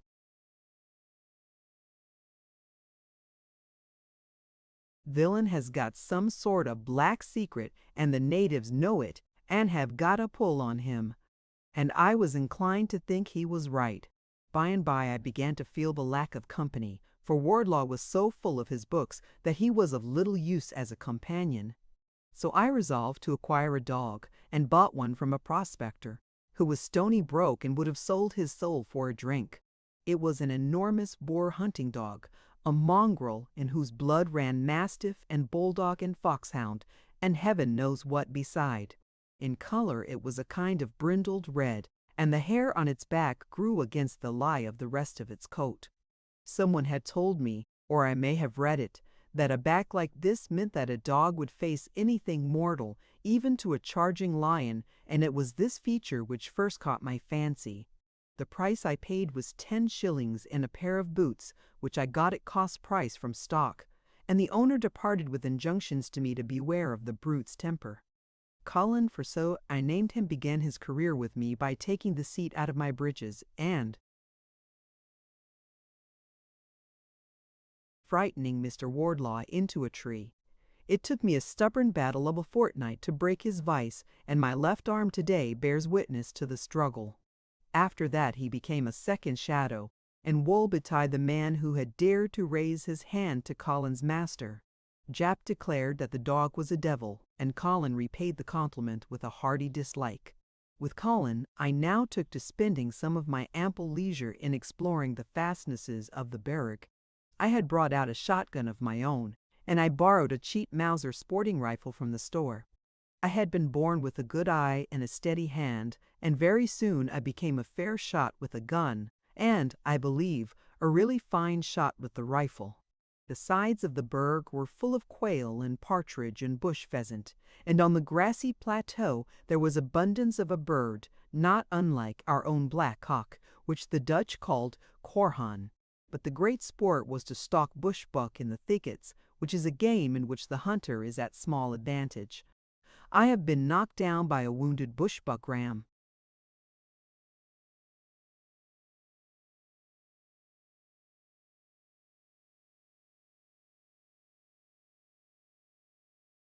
And but for Colin might have been badly damaged. Once, in a kloof not far from the Liedeba, I killed a fine leopard, bringing him down with a single shot from a rocky shelf almost on the top of Colin. His skin lies by my fireside as I write this tale, but it was during the days I could spare for an expedition into the plains that I proved the great qualities of my dog. There we had nobler game to follow wildebeest and hartebeest, impala, and now and then a kudu. At first I was a complete duffer and shamed myself in Colin's eyes. But by and by I learned something of veldcraft. I learned how to follow spoor, how to allow for the wind and stalk under cover. Then, when a shot had crippled the beast, Colin was on its track like a flash to pull it down. The dog had the nose of a retriever, the speed of a greyhound, and the strength of a bull terrier. I blessed the day when the wandering prospector had passed the store. Colin slept at night at the foot of my bed, and it was he who led me to make an important discovery. For I now became aware that I was being subjected to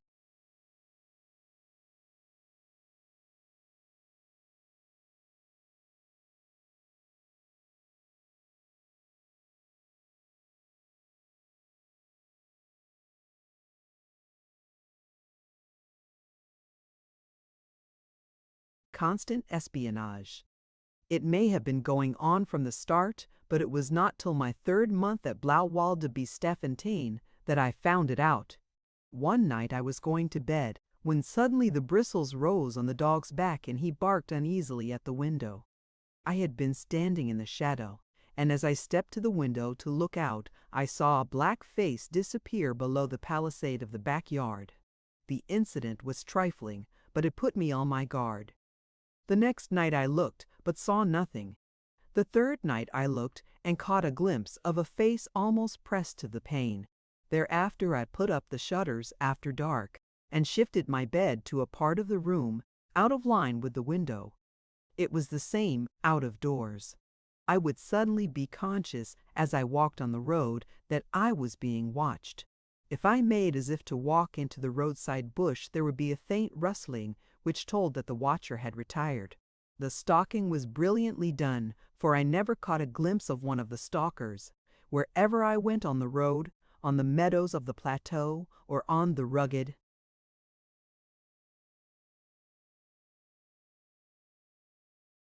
sides of the berg, it was the same.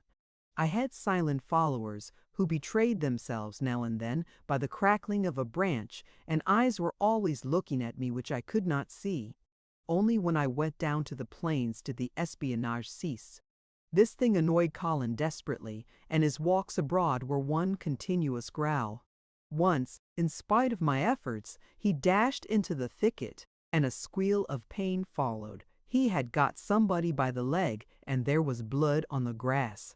Since I came to Blaauwildebeestefontein, I had forgotten the mystery I had set out to track in the excitement of a new life and my sordid contest with Jap.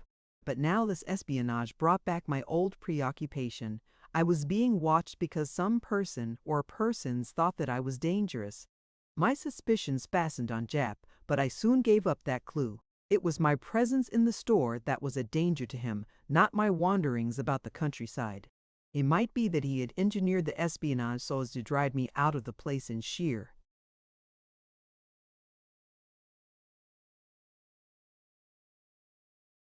annoyance. But I flattered myself that Mr. Jap knew me too well to imagine that such a game was likely to succeed. The mischief was that I could not make out who the trackers were. I had visited all the surrounding locations and was on good enough terms with all the chiefs. There was Mifu, a dingy old fellow who had spent a good deal of his life in a Boer gale before the war. There was a mission station at his place, and his people seemed to me to be well behaved and prosperous. Majinje was a chieftainess, a little girl whom nobody was allowed to see. Her location was a miserable affair, and her tribe was yearly shrinking in numbers. Then there was Magata farther north among the mountains.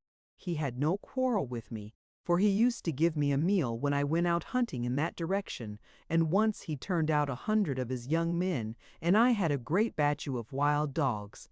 Sikitola, the biggest of all, lived some distance out in the flats.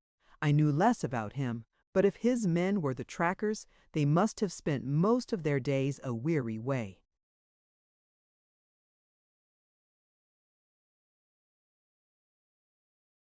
From their kraal.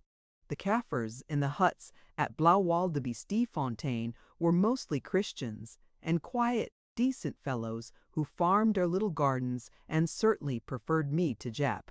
I thought at one time of riding into Petersdorp to consult the native commissioner, but I discovered that the old man who knew the country was gone, and that his successor was a young fellow from Rhodesia who knew nothing about anything.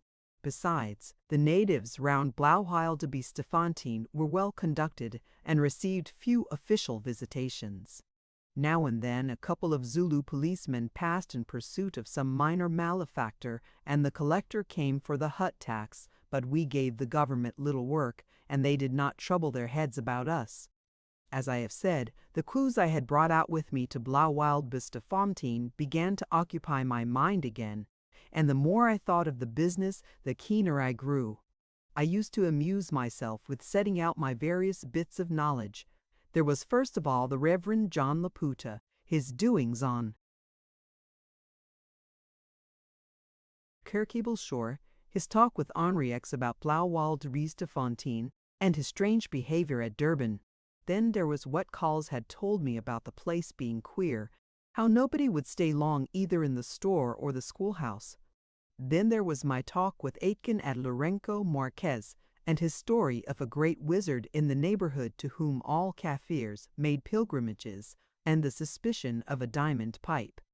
Last and most important, there was this perpetual spying on myself. It was as clear as daylight that the place held some secret, and I wondered if old Jap knew.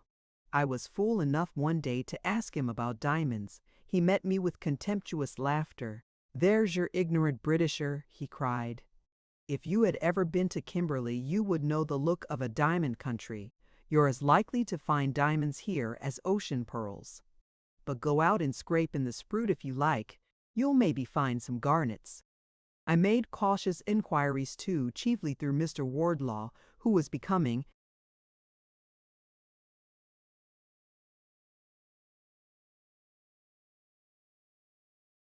a great expert at Kafir, about the existence of Aiken's wizard, but he could get no news. The most he found out was that there was a good cure for fever among Sikatola's men, and that Majinje, if she pleased, could bring rain. The upshot of it all was that after much brooding, I wrote a letter to Mr. Calls and, to make sure of its going, gave it to a missionary to post in Pietersdorp. I told him frankly what Aiken had said, and I also told him about the espionage. I said nothing about old Jap, for, beast as he was, I did not want him at his age to be without a livelihood.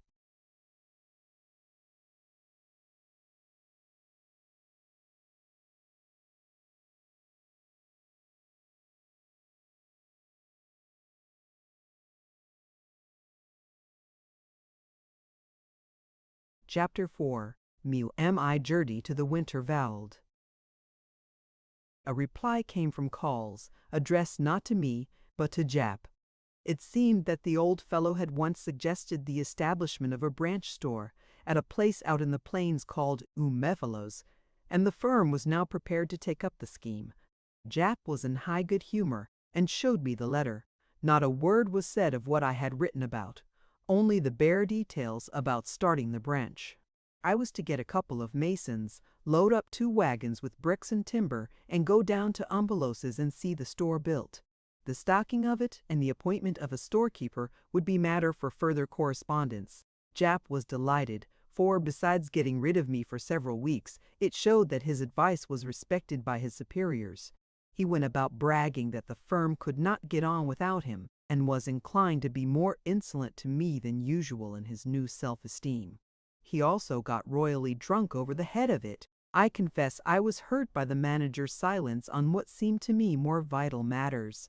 But I soon reflected that if he wrote at all, he would write direct to me,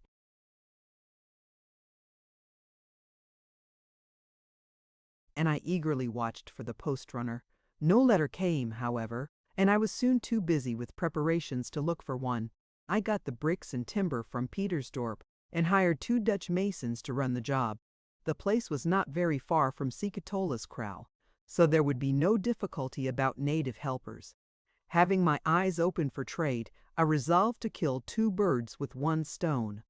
It was the fashion among the old-fashioned farmers on the high veld to drive the cattle down into the bush veld, which they call the winter veld, for winter pasture.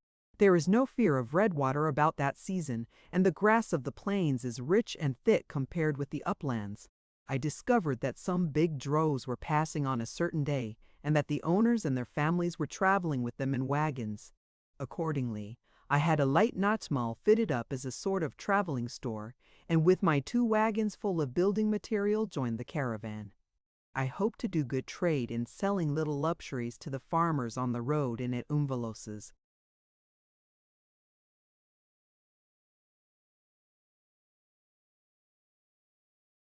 It was a clear, cold morning when we started down the barrack. At first my hands were full with the job of getting my heavy wagons down the awesome precipice which did duty as a highway. We locked the wheels with chains and tied great logs of wood behind to act as brakes. Happily, my drivers knew their business, but one of the Boer wagons got a wheel over the edge, and it was all that 10 men could do to get it back again. After that the road was easier, winding down the side of a slowly opening glen. I rode beside the wagons, and so heavenly was the weather that I was content with my own thoughts. The sky was clear blue, the air warm, yet with the wintry tonic in it, and 1,000 aromatic scents came out of the thickets.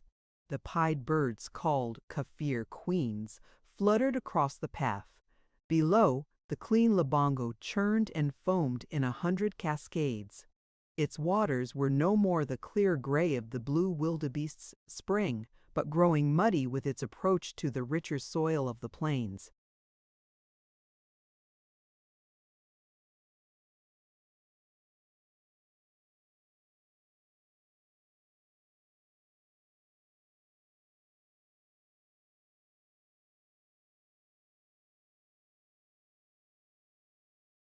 Oxen travel slow, and we outspanned that night half a day's march short of Umbeloses. I spent the hour before sunset lounging and smoking with the Dutch farmers. At first they had been silent and suspicious of a newcomer, but by this time I talked their tale fluently, and we were soon on good terms. I recall a discussion arising about a black thing in a tree about 500 yards away. I thought it was an asvogel, but another thought it was a baboon.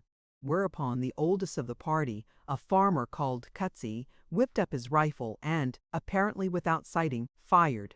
A dark object fell out of the branch, and when we reached it we found it a bavian, one, sure enough, shot through the head. "Which side are you on in the next war?"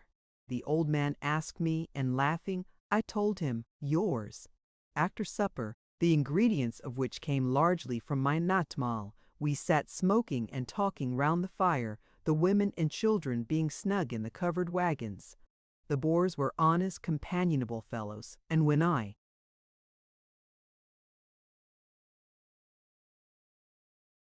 had made a bowl of toddy in the Scotch fashion to keep out the evening chill, we all became excellent friends. They asked me how I got on with Jap. Old Ketsy saved me the trouble of answering, for he broke in with skellum, too. I asked him his objection to the storekeeper, but he would say nothing beyond that he was too thick with the natives. I fancy at some time Mr. Jap had sold him a bad plough. We spoke of hunting, and I heard long tales of exploits away on the Limpopo, in Mashonaland, on the Sabi, and in the Lubumbo. Then we verged on politics, and I listened to violent denunciations of the new land tax. These were old residenters, I reflected, and I might learn perhaps something of value. So very carefully I repeated a tale I said I had heard at Durban of a great wizard somewhere in the Berg, and asked if anyone knew of it. They shook their heads. The natives had given up witchcraft and big medicine, they said, and were more afraid of a parson or a policeman than any witch doctor. Then they were starting.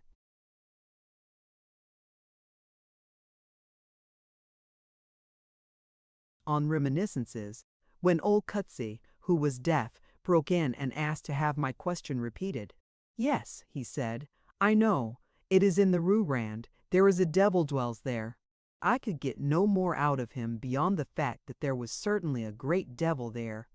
His grandfather and father had seen it, and he himself had heard it roaring when he had gone there as a boy to hunt. He would explain no further and went to bed. Next morning, close to Sikitola's kraal, I bade the farmers goodbye, after telling them that there would be a store in my wagon for 3 weeks at Umpolos's if they wanted supplies. We then struck more to the north towards our destination. As soon as they had gone, I had out my map and searched it for the name old Ketsy had mentioned. It was a very bad map, for there had been no surveying east of the Berg and most of the names were mere guesses. But I found the word.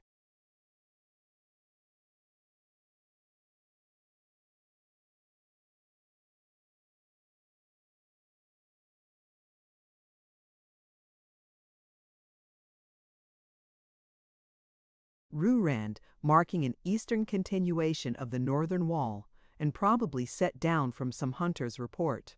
I had better explain here the chief features of the country, for they bulk largely in my story. The Berg runs north and south, and from it run the chief streams which water the plain. They are, beginning from the south, the Olifants, the Groot Letaba, the Letsitela, the Klein Letaba, and the Klein Labango, on which stands Blauwilde de Biesterfontein. But the greatest river of the plain, into which the others ultimately flow, is the Groot Labango, which appears full born from some subterranean source close to the place called Umvelisses.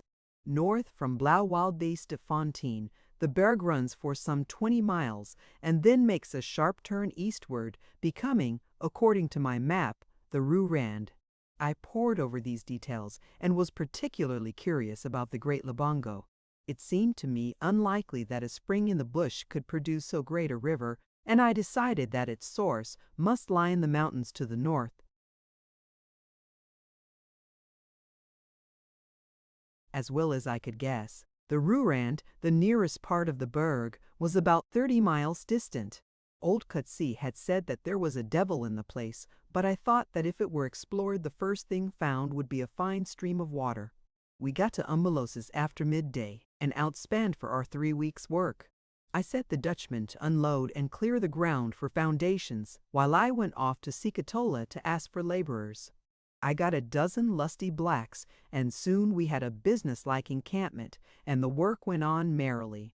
It was rough architecture and rougher masonry. All we aimed at was a 2-roomed shop with a kind of outhouse for stores. I was architect and watched the marking out of the foundations in the first few feet of the walls.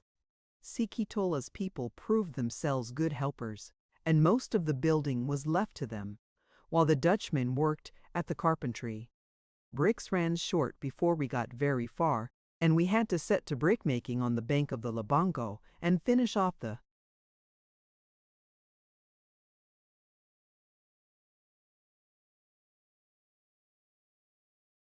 walls with green bricks, which gave the place a queer piebald look. I was not much of a carpenter, and there were plenty of builders without me, so I found a considerable amount of time on my hands. At first I acted as shopkeeper in the Nakmal, but I soon cleared out my stores to the Dutch farmers and the natives. I had thought of going back for more, and then it occurred to me that I might profitably give some of my leisure to the Ruriand. I could see the wall of the mountains quite clear to the north within an easy day's ride. So one morning I packed enough food for a day or two, tied my sleeping bag on my saddle, and set off to explore, after appointing the elder of the Dutchman foreman of the job in my absence.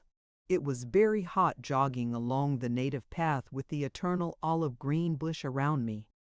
Happily, there was no fear of losing the way, for the Rurand stood very clear in front, and slowly, as I advanced, I began to make out the details of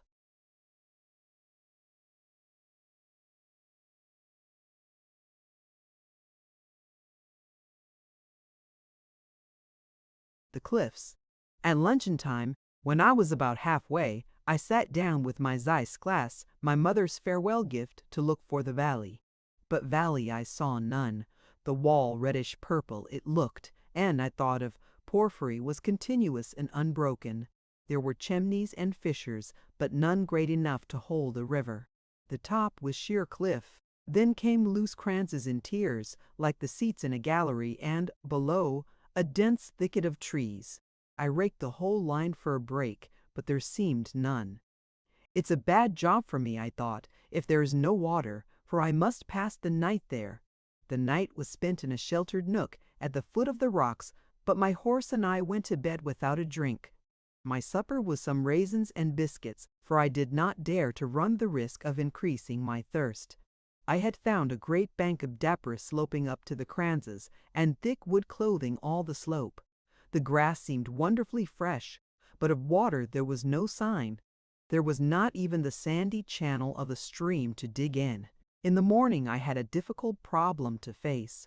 Water I must find at all costs.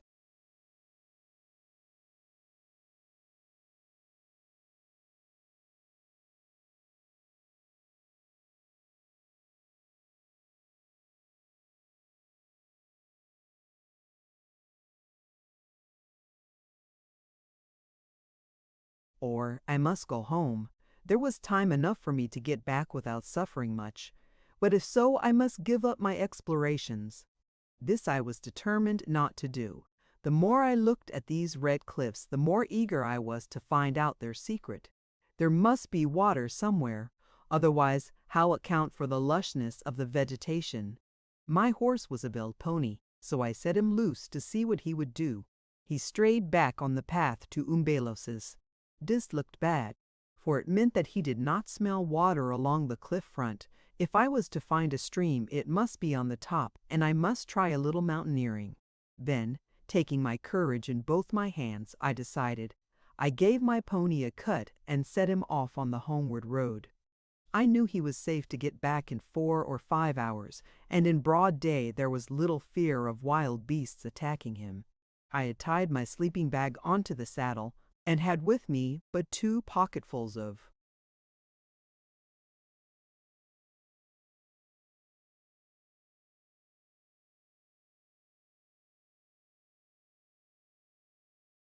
food. I had also fastened on the saddle a letter to my Dutch foreman, bidding him send a native with a spare horse to fetch me by the evening.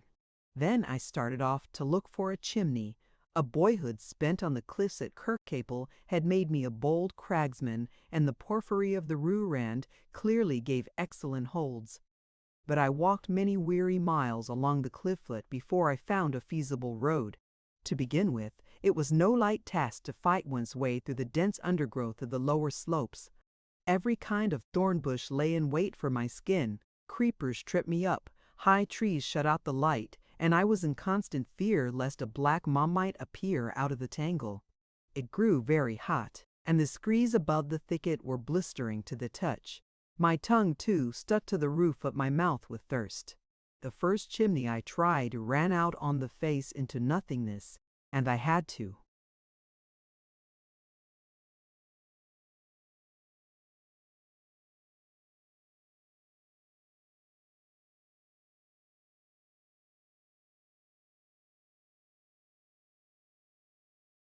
Make a dangerous descent.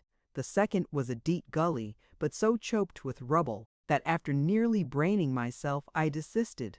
Still going eastwards, I found a sloping ledge which took me to a platform from which ran a crack with a little tree growing in it. My glass showed me that beyond this tree the crack broadened into a clearly defined chimney which led to the top.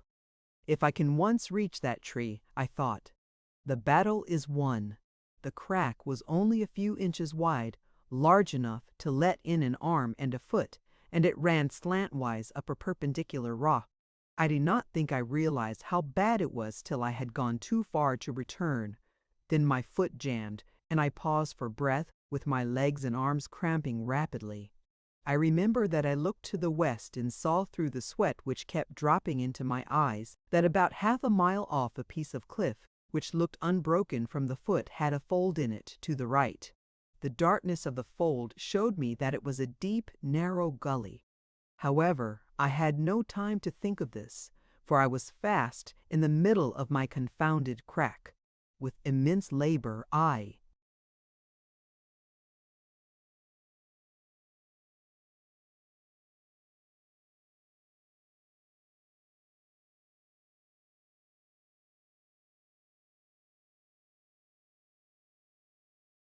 found a chalkstone above my head and managed to force my foot free.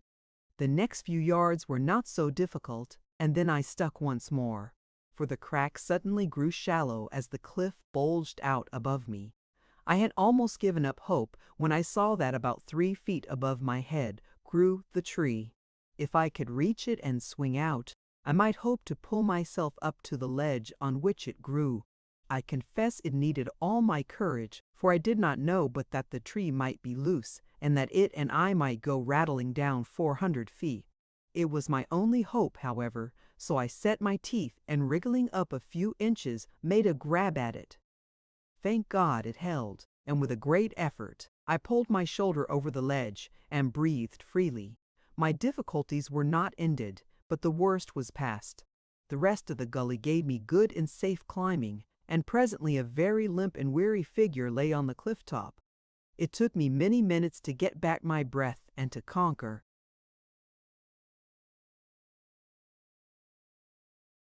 The faintness which seized me as soon as the need for exertion was over. When I scrambled to my feet and looked round, I saw a wonderful prospect. It was a plateau like the High Veld, only covered with bracken and little bushes like hazels.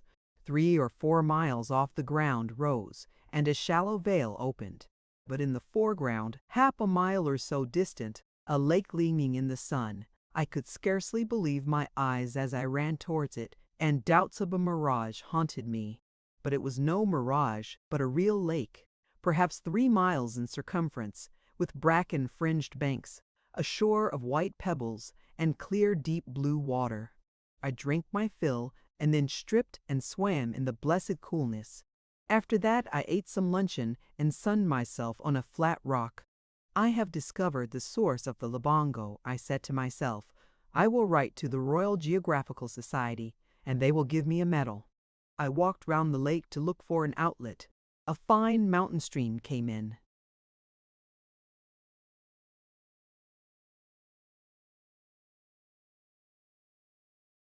At the north end and at the south end, sure enough, a considerable river debauched. My exploring zeal redoubled, and I followed its course in a delirium of expectation.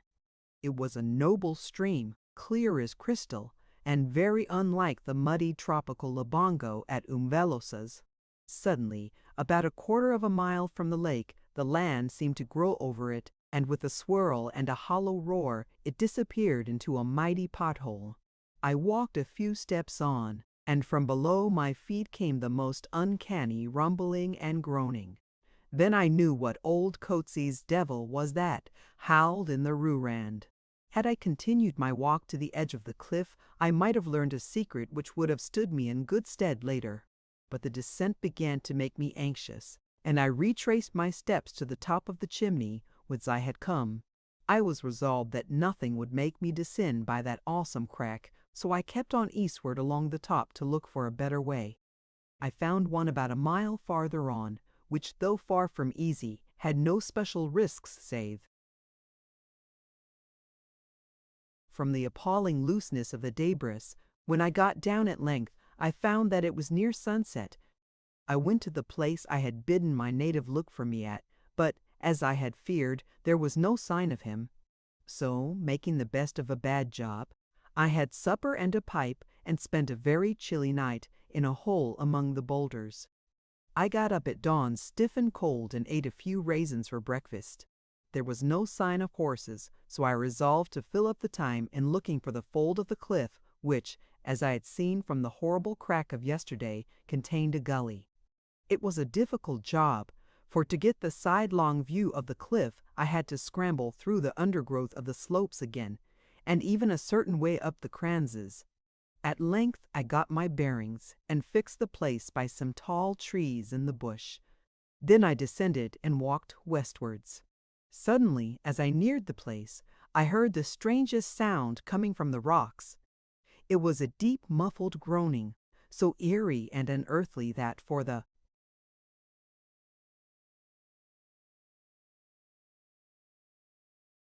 moment I stood and shivered. Then I remembered my river of yesterday. It must be above this place that it descended into the earth, and in the hush of dawn the sound was naturally louder. No wonder old Coetzee had been afraid of devils. It reminded me of the lines in Marmion diving as if condemned to lave some demon's subterranean cave, who, prisoned by enchanter's spell, shakes the dark rock with groan and yell. While I was standing awestruck at the sound, I observed a figure moving towards the cliffs. I was well in cover, so I could not have been noticed. It was a very old man, very tall, but bowed in the shoulders, who was walking slowly with bent head. He could not have been 30 yards from me, so I had a clear view of his face. He was a native, but of the type one had never seen before. A long white beard fell on his breast, and a magnificent kaross of leopard skin covered his shoulders. His face was seamed and lined and shrunken, so that he seemed as old as time itself. Very carefully I crept after him and found myself opposite the fold where the gully was. There was a clear path through the jungle, a path worn smooth by many feet. I followed it through the undergrowth and over the screes till it turned inside the fold of the gully, and then it stopped short. I was in a deep cleft, but in front was a slab of sheer rock. Above, the gully looked darker and deeper, but there was this great slab to pass. I examined the sides, but they were sheer rock with no openings. Had I had my wits about me, I would have gone back and followed the spoor, noting where it stopped. But the whole thing looked black magic to me. My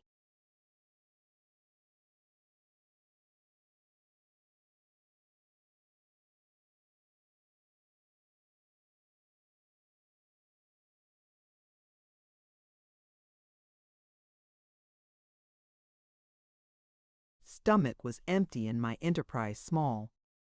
Besides, there was the terrible moaning of the imprisoned river in my ears. I am ashamed to confess it, but I ran from that gully as if the devil and all his angels had been following me. Indeed, I did not slacken till I had put a good mile between me and those uncanny cliffs. After that, I set out to foot it back. If the horses would not come to me, I must go to them. I walked 25 miles in a vile temper, enraged at my Dutchmen, my natives, and everybody. The truth is, I had been frightened, and my pride was sore about it. It grew very hot. The sand rose and choked me. The mulpani trees with their dull green wearied me. The Kaffir queens and jays and rollers which flew about the path seemed to be there to mock me. About halfway home, I found a boy and 2 horses, and roundly I cursed him. It seemed that my pony had returned right enough, and the boy had been sent to fetch me. He had got halfway before sunset the night before, and there he had stayed. I discovered.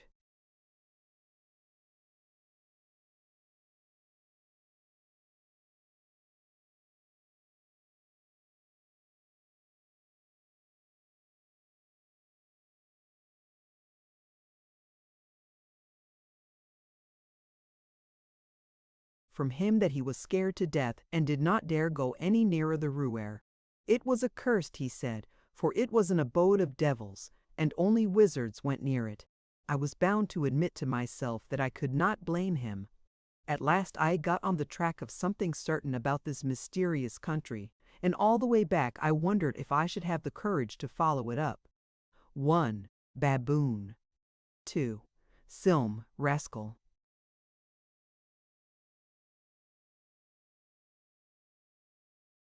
Chapter 5.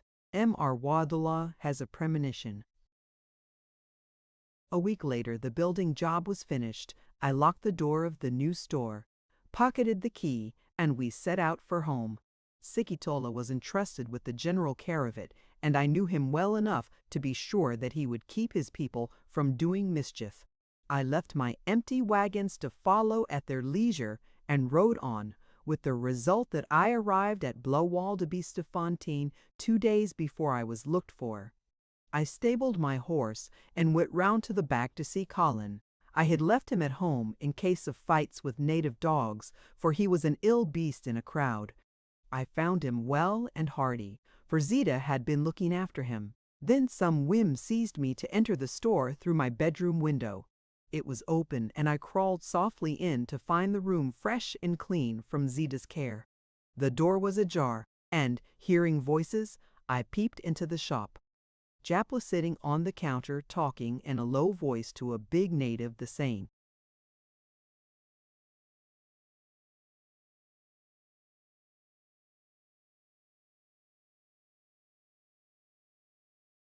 Wangal, whom I had bundled out unceremoniously. I noticed that the outer door giving on the road was shut, a most unusual thing in the afternoon. Jap had some small objects in his hand, and the 2 were evidently arguing about a price. I had no intention at first of eavesdropping, and was just about to push the door open when something in Jap's face arrested me. He was up to no good, and I thought it my business to wait. The low tones went on for a little, both men talking in Kaffir, and then Jap lifted up one of the little objects between finger and thumb. It was a small, roundish stone about the size of a bean, but even in that half-light there was a dull luster in it. At that I shoved the door open and went in. Both men started as if they had been shot. Jap went as white as his mottled face permitted. "What the—" he gasped, and he dropped the thing he was holding.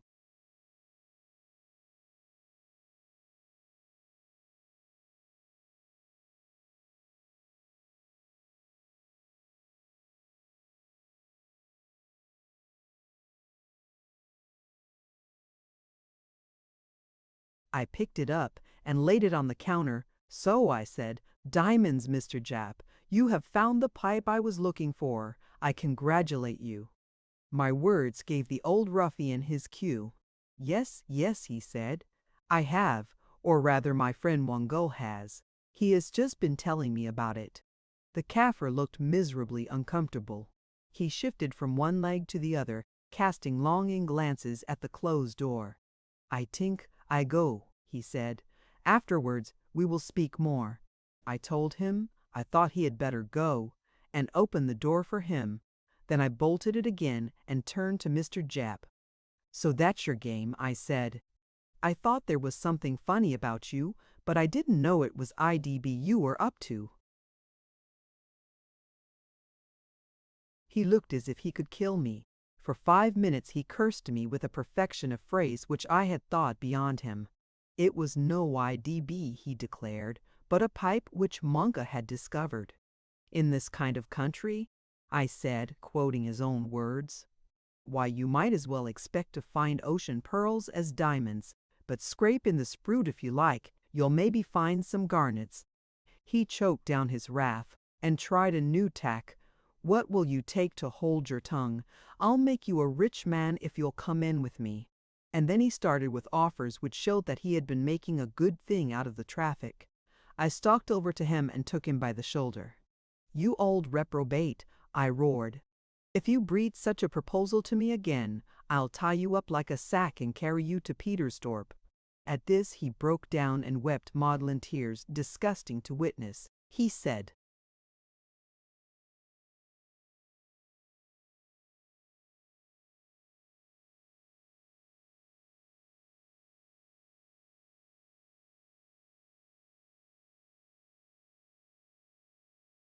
he was an old man who had always lived honestly, and it would break his heart if his gray hairs were to be disgraced.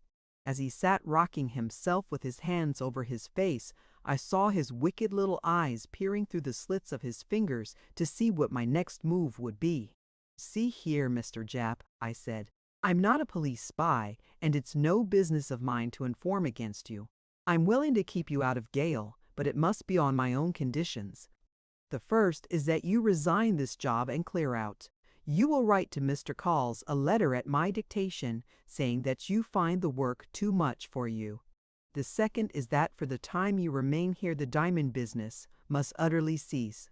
If Wanga or anybody like him comes inside the store, and if I get the slightest hint that you're back at the trade, in you go to Petersdorp. I'm not going to have my name disgraced by being associated with you. The third condition is that when you leave this place, you go clear away. If you come within 20 miles of Blauwaldebeestefontein and I find you, I will give you up."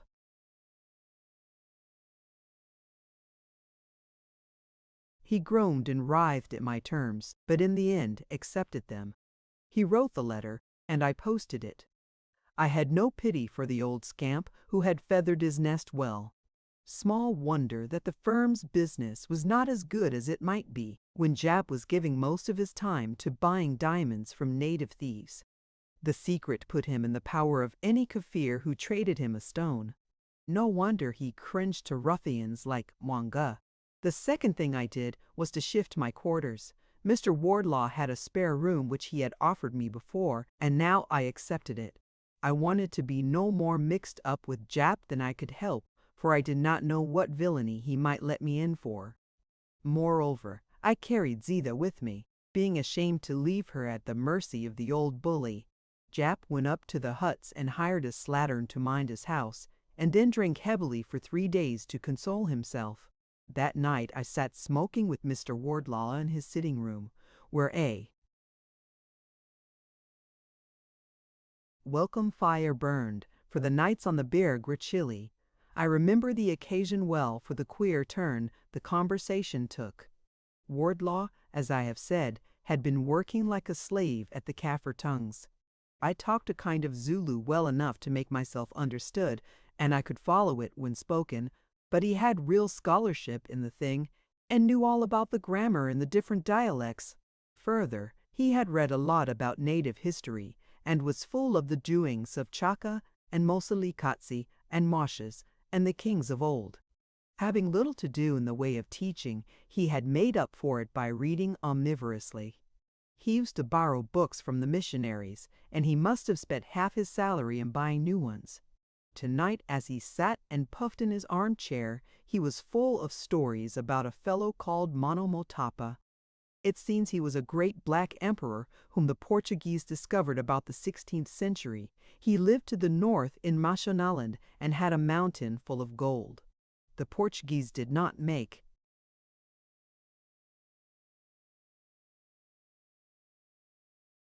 much of him, but they got his son and turned him into a priest. I told Wardlaw that he was most likely only a petty chief, whose exploits were magnified by distance, the same as the caciques in Mexico. But the schoolmaster would not accept this. He must have been a big man, Davy. You know that the old ruins in Rhodesia, called Zimbabwe, were long believed to be Phoenician in origin. I have a book here which tells all about them, but now it is believed that they were built by natives. I maintain that the men who could erect piles like that, and he showed me a picture, were something more than petty chiefs. Presently the object of this conversation appeared. Mr. Wardlaw thought that we were underrating the capacity of the native. This opinion was natural enough in a schoolmaster, but not in the precise form Wardlaw put it. It was not his intelligence which he thought we underrated, but his dangerousness. His reasons.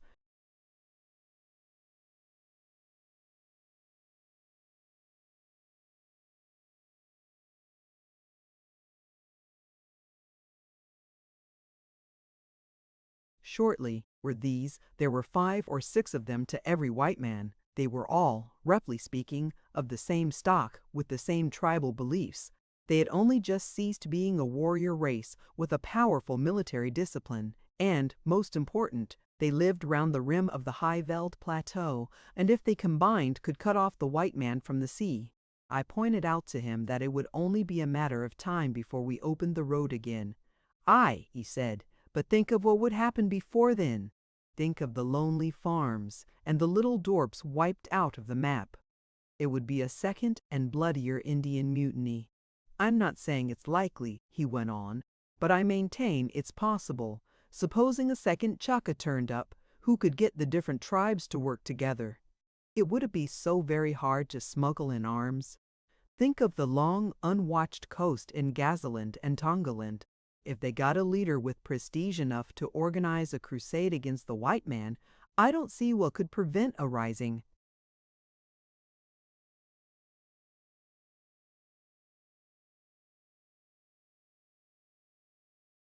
"We should get wind of it in time to crush it at the start," I said. "I'm not so sure. They are cunning fellows, and have arts that we know nothing about. You have heard of native telepathy. They can send news over 1,000 miles as quick as the telegraph, and we have no means of tapping the wires. If they ever combined, they could keep it as secret as the grave. My houseboy might be in the rising, and I would never suspect it till one fine morning he cut my throat. But they would never find a leader. If there was some exiled prince of Chakasa's blood who came back like Prince Charlie to free his people, there might be danger, but their royalties are fat men with top hats and old frock coats who live in dirty locations." Wardlaw admitted this, but said that there might be other kinds of leaders. He had been reading a lot about Ethiopianism, which educated American Negroes.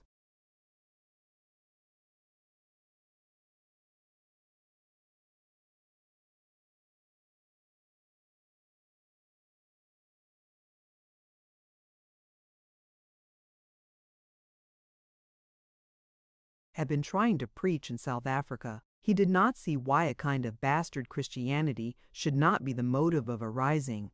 The Kafir finds it an easy job to mix up Christian emotion and pagan practice. Look at Haiti and some of the performances in the southern states.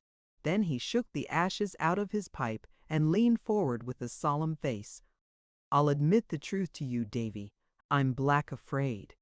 He looked so earnest and serious, sitting there with his short-sighted eyes peering at me, that I could not help being impressed. "Whatever is the matter?" I asked.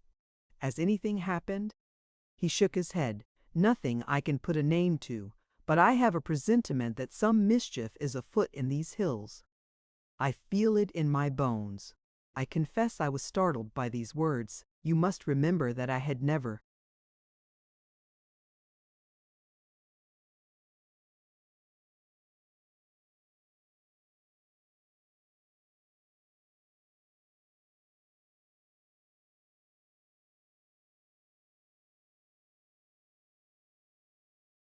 given a hint of my suspicions to Mr. Wardlaw beyond asking him if a wizard lived in the neighborhood, a question anybody might have put.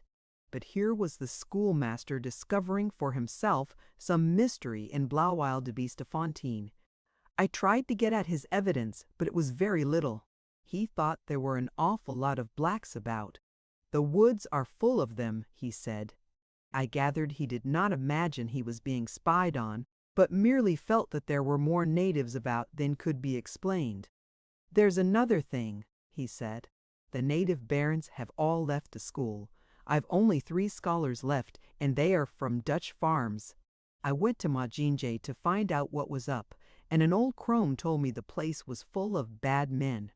I tell you, Davy, there's something brewing, and that something is not good for us. There was nothing new to me in what Wardlaw had to tell, and yet that talk late at night by a dying fire made me feel afraid for the second time since I had.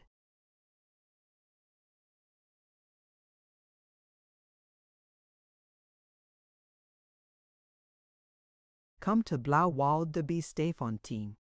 I had a clue and had been on the lookout for mysteries, but that another should feel the strangeness for himself made it seem desperately real to me. Of course I scoffed at Mr. Wardlaw's fears. I could not have him spoiling all my plans by crying up a native rising for which he had not a scrap of evidence. "Have you been writing to anybody?" I asked him. He said that he had told no one, but he meant to, unless things got better. "I haven't the nerve for this job, Davy," he said. "I'll have to resign. And it's a pity, for the place suits my health fine. You see, I know too much, and I haven't your whinstone nerve and total lack of imagination." I told him that it was simply fancy and came from reading too many books and taking too little exercise.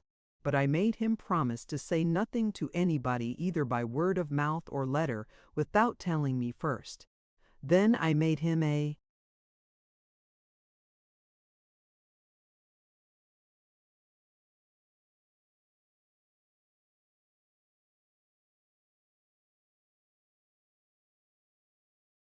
rummer of toddy and sent him to bed a trifle comforted.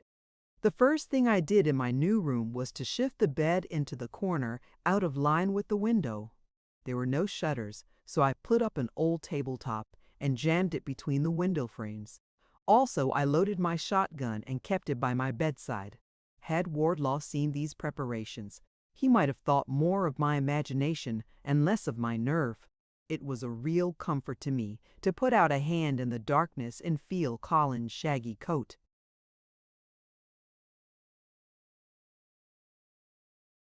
Chapter 6. The Derooms Beat at Sunset. Jap was drunk for the next day or two, and I had the business of the store to myself. I was glad of this, for it gave me leisure to reflect upon the various perplexities of my situation.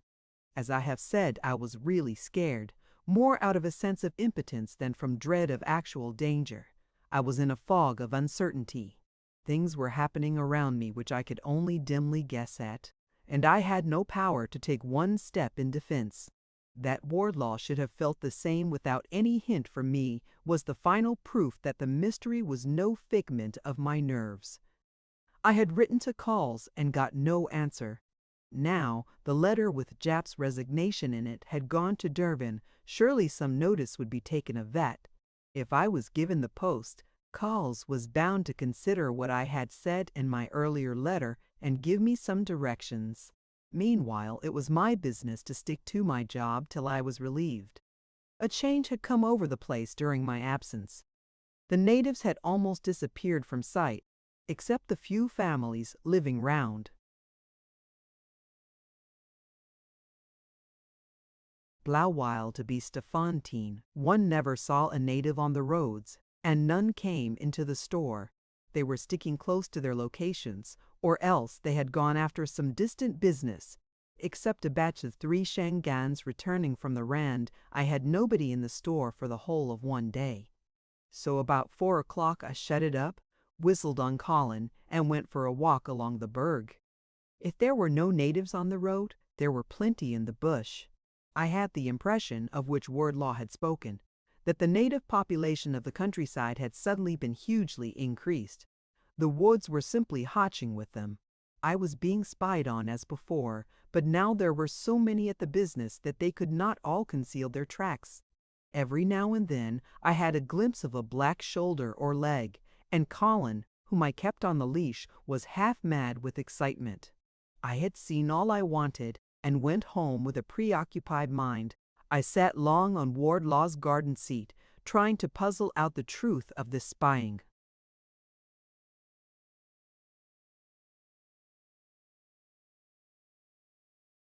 What perplexed me was that I had been left unmolested when I had gone to Umveloses. Now, as I conjectured, the secret of the neighborhood, whatever it was probably connected with the Roorand.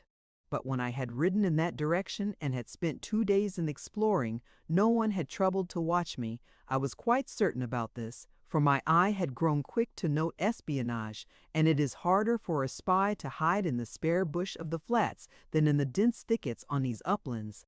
The watchers, then, did not mind my fossicking round their sacred place. Why, then, was I so closely watched in the harmless neighborhood of the store? I thought for a long time before an answer occurred to me. The reason must be that going to the plains I was going into native country and away from civilization, but Blaauwildebeestefontein was near the frontier. There must be some dark business brewing of which they may have feared that I had an inkling. They wanted to see if I proposed to go to Pietersdorp or Wesselsburg and Touw.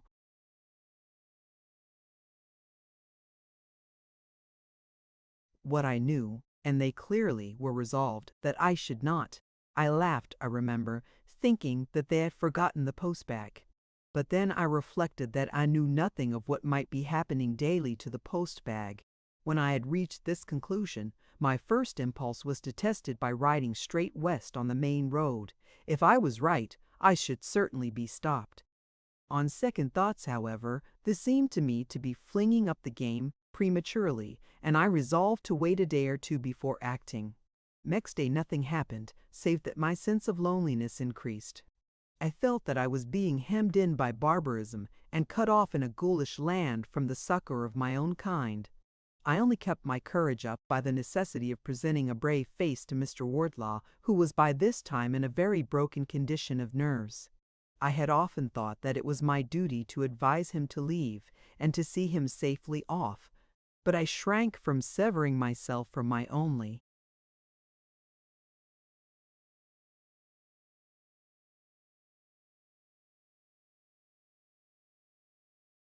friend.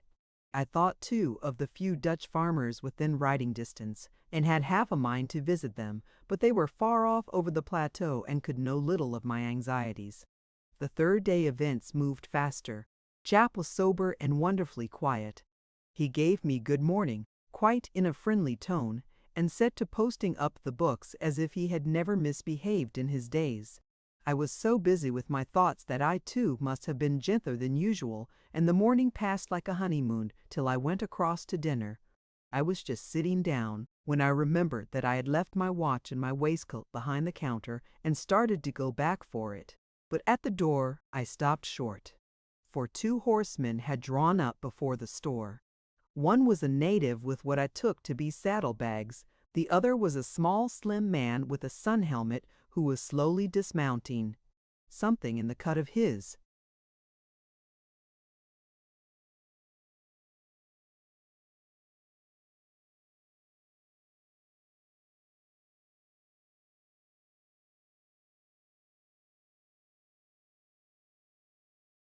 Jip struck me as familiar. I slipped into the empty schoolroom and stared hard. Then, as he half turned in, handing his bridle to the Kaffir, I got a sight of his face.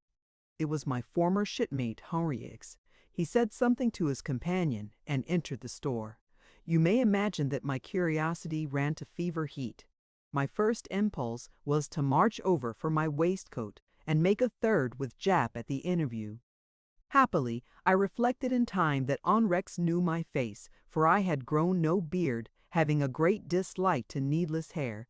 If he was one of the villains in the drama, he would mark me down for his vengeance once he knew I was here. Whereas at present he had probably forgotten all about me.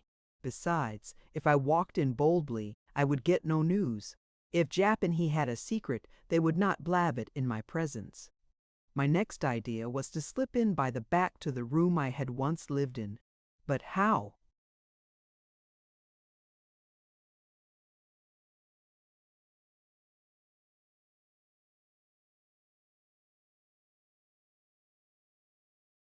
was I to cross the road. It ran white and dry some distance each way in full view of the Kaffir with the horses. Further, the store stood on a bare patch, and it would be a hard job to get in by the back, assuming, as I believed, that the neighborhood was thick with spies.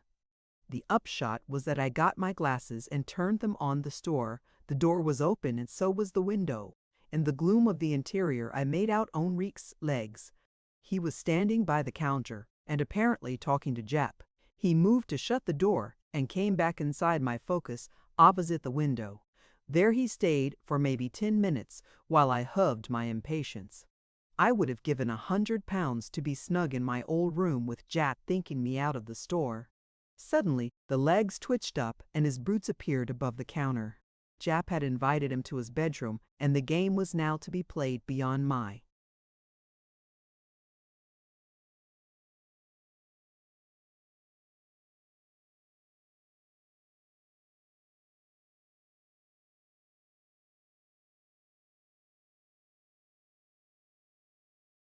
ken.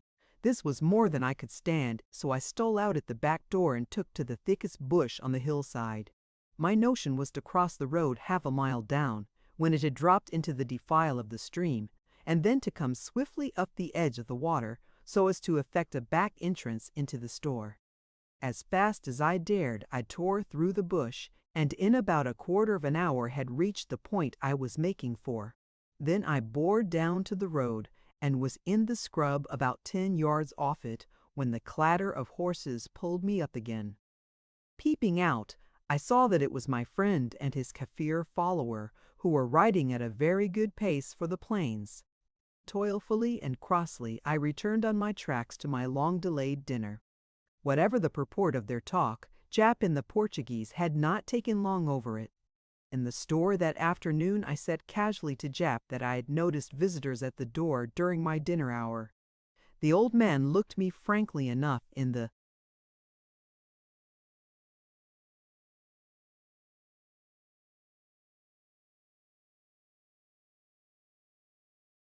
face. Yes, it was Mr. Hendricks, he said, and explained that the man was a Portuguese trader from De Lagoa way who had a lot of Kaffir stores east of the Blumbo Hills. I asked his business and was told that he always gave Jap a call in when he was passing. "Do you take every man that calls into your bedroom and shut the door?" I asked. Jap lost color and his lip trembled. "I swear to God, Mr. Crawford, I've been doing nothing wrong. I've kept the promise I gave you like an oath to my mother. I see you suspect me, and maybe you've cause, but I'll be quite honest with you. I have dealt in diamonds before this with Hendricks, but today when he asked me, I told him that that business was off. I only took him to my room to give him a drink. He likes brandy, and there's no supply in the shop." I distrusted Jap wholeheartedly enough, but I was convinced that in this case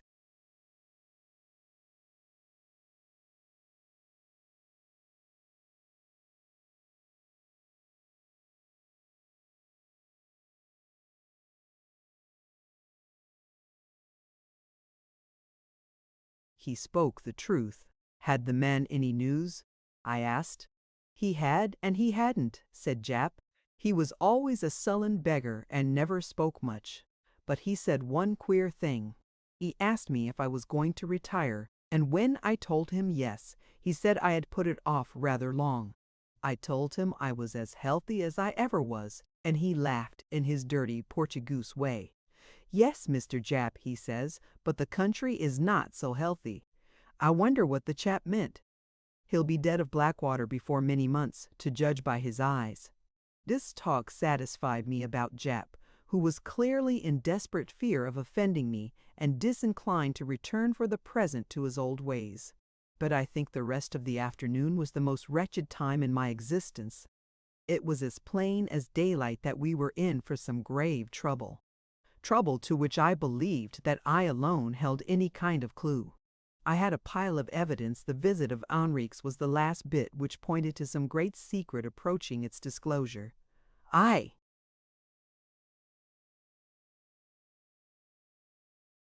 thought that disclosure meant blood and ruin, but I knew nothing definite. If the commander of a British army had come to me then and there and offered help, I could have done nothing, only asked him to wait like me. The peril, whatever it was, did not threaten me only, though I and Wardlaw and Jap might be the first to suffer. But I had a terrible feeling that I alone could do something to ward it off, and just what that something was, I could not tell. I was horribly afraid, not only of unknown death, but of my impotence to play any manly part. I was alone, knowing too much and yet too little, and there was no chance of help under the broad sky.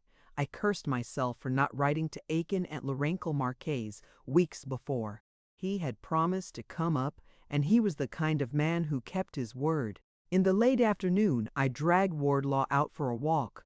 In his presence, I had to keep up a forced cheerfulness, and I believe the pretense did me good. We took a path up the Berg among groves of stinkwood and essenwood, where a failing stream made an easy route. It may have been fancy, but it seemed to me that the wood was emptier and that we were followed less closely. I remember it was a lovely evening, and in the clear fragrant gloaming every foreland of the Berg stood out like a great ship above the dark green sea of the bush. When we reached the edge of the plateau, we saw the sun sinking between two far blue peaks in Macapan's country, and away to the south, the great roll of the High Veld. I longed miserably for the places where white men were thronged together in dorps and cities. As we gazed, a curious sound struck our ears. It seemed to begin far up in the north, a low roll like the combing of breakers on the sand. Then it grew louder and traveled nearer a roll, with sudden spasms of harsher sound in it, reminding me of the churning in one of the potholes of Kirkcaple cliffs. Presently it grew softer again as the sound passed south, but new notes were always emerging. The echo came sometimes, as it were, from stark rock, and sometimes from the deep gloom of the forests. I have never heard an eerier sound.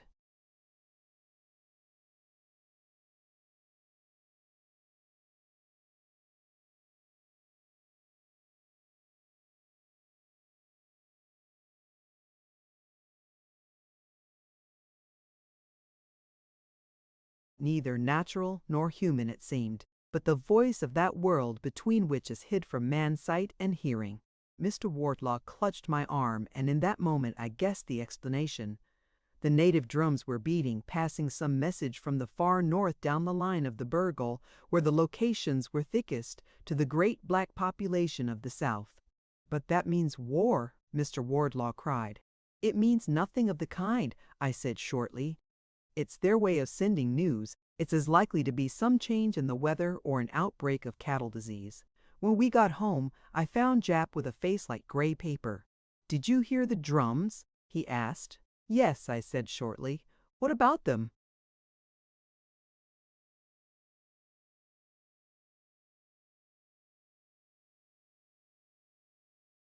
"God forgive you for an ignorant Britisher," he almost shouted.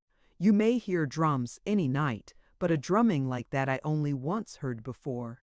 It was in 7/9 in the Zeddy Valley. Do you know what happened next day?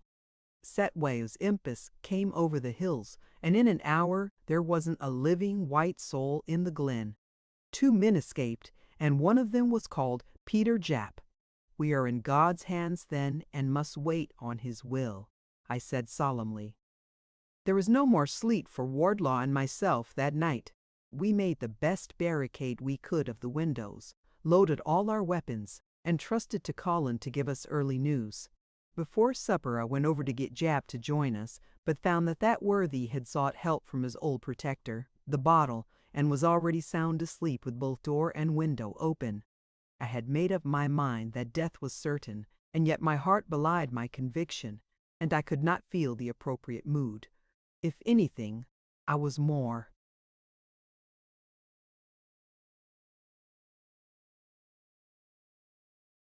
cheerful since I had heard the drums. It was clearly now beyond the power of me or any man to stop the march of events. My thoughts ran on a native rising, and I kept telling myself how little that was probable. Where were the arms, the leader, the discipline? At any rate, such arguments put me to sleep before dawn, and I wakened at 8 to find that nothing had happened. The clear morning sunlight, as of old, made Blaauwildebeestefontein the place of a dream. Zita brought in my cup of coffee as if this day were just like all others. My pipe tasted as sweet, the fresh air from the Berg blew as fragrantly on my brow. I went over to the store in reasonably good spirits, leaving Wardlaw busy on the penitential psalms. The postrunner had brought the mail as usual, and there was one private letter for me. I opened it with great excitement, for the envelope bore the stamp of the firm. At last, Calls had deigned to answer.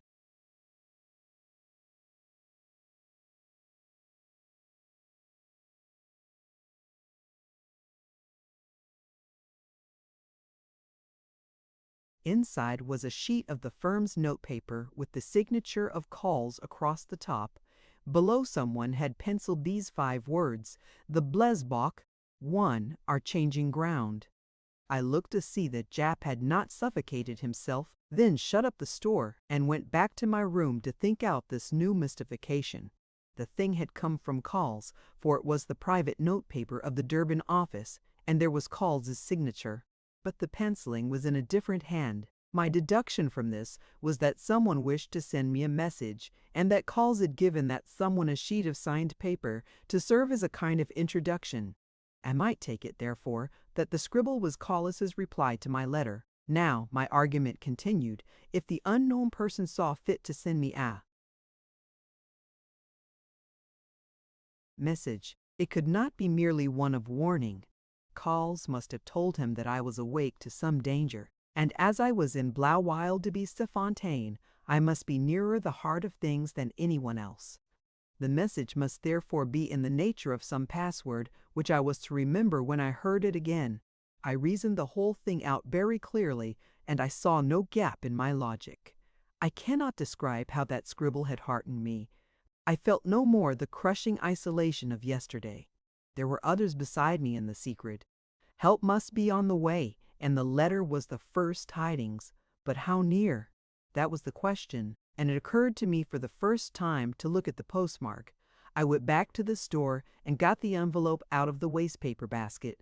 The postmark was certainly not Durban. The stamp was a Cape Colony 1, and of the mark I could only read 3 letters, TRS. This was no sort of clue, and I turned the thing over completely baffled. Then I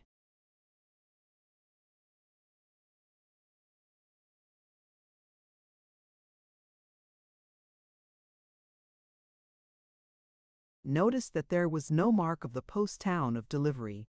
Our letters to Blaauwildebeestefontein came through Pietersdorp and bore that mark. I compared the envelope with others. They all had a circle and Pietersdorp in broad black letters, but this envelope had nothing except the stamp. I was still slow at detective work, and it was some minutes before the explanation flashed on me. The letter had never been posted at all. The stamp was a fake and had been borrowed from an old envelope. There was only one way in which it could have come. It must have been put in the letter bag while the postman was on his way from Pietersdorp.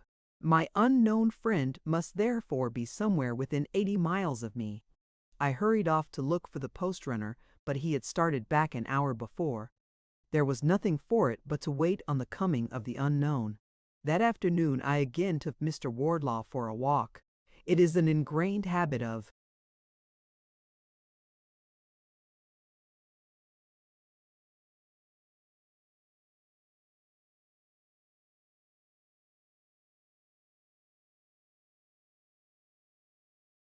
mine that I never tell anyone more of a business than is practically necessary.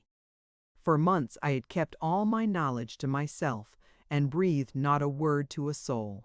But I thought it my duty to tell Wardlaw about the letter, to let him see that we were not forgotten. I am afraid it did not encourage his mind. Occult messages seemed to him only the last proof of a deadly danger encompassing us, and I could not shake his opinion. We took the same road to the crown of the Berg, and I was confirmed in my suspicion that the woods were empty and the watchers gone. The place was as deserted as the bush at Umbelos's.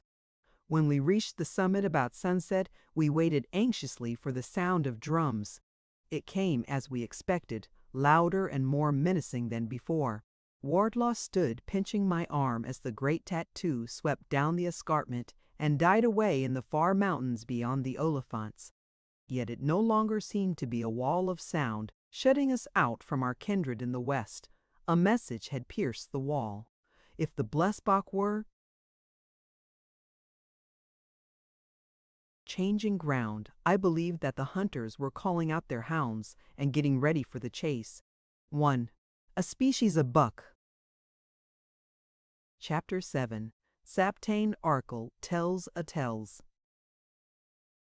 It froze in the night, harder than was common on the Bargreaven in winter, and as I crossed the road next morning, it was covered with rime.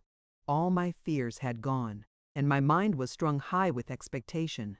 5 penciled words may seem a small thing to build hope on, but it was enough for me, and I went about my work in the store with a reasonably light heart. One of the first things I did was to take stock of our armory.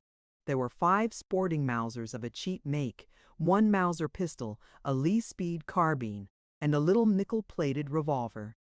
There was also Jap's shotgun, an old hammered breech-loader, as well as the gun I had brought out with me. There was a good supply of cartridges, including a stock for a .100 Express, which could not be found. I pocketed the revolver and searched till I discovered a good sheath knife. If fighting was in prospect, I might as well look to my arms. All the morning I sat among flour and sugar, possessing my soul in as much patience as I could command. Nothing came down the white road from the west.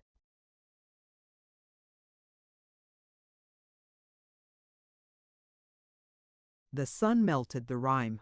The flies came out and buzzed in the window.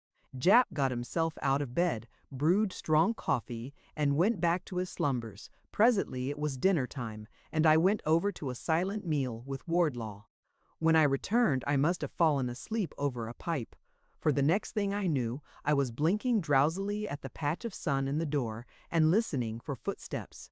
In the dead stillness of the afternoon, I thought I could discern a shuffling in the dust. I got up and looked out, and there, sure enough, was someone coming down the road. But it was only a Kaffir, and a miserable-looking object at that. I had never seen such an anatomy. It was a very old man, bent almost double, and clad in a ragged shirt and a pair of foul khaki trousers. He carried an iron pot, and a few belongings were tied up in a dirty handkerchief. He must have been a Dacha 1 smoker, for he coughed hideously, twisting his body with the paroxysms. I had seen the type before: the old broken-down native who had no kin to support him, and no tribe to shelter him. They wander about the roads, cooking their wretched meals by their little fires, till one morning they are found stiff under a bush. The native gave me a good day in Kaffir, then begged for tobacco or a handful of mealie meal. I asked him where he came from. From the west, Inkus, he said, and before that from the south. It is a sore road for old bones. I went into the store to fetch some meal, and when I came out, he had shuffled close to the door. He had kept his eyes on the ground, but now he looked up at me, and I thought he had very bright eyes for such an old wreck. "The nights are cold in Koos," he wailed, "and my folk are scattered, and I have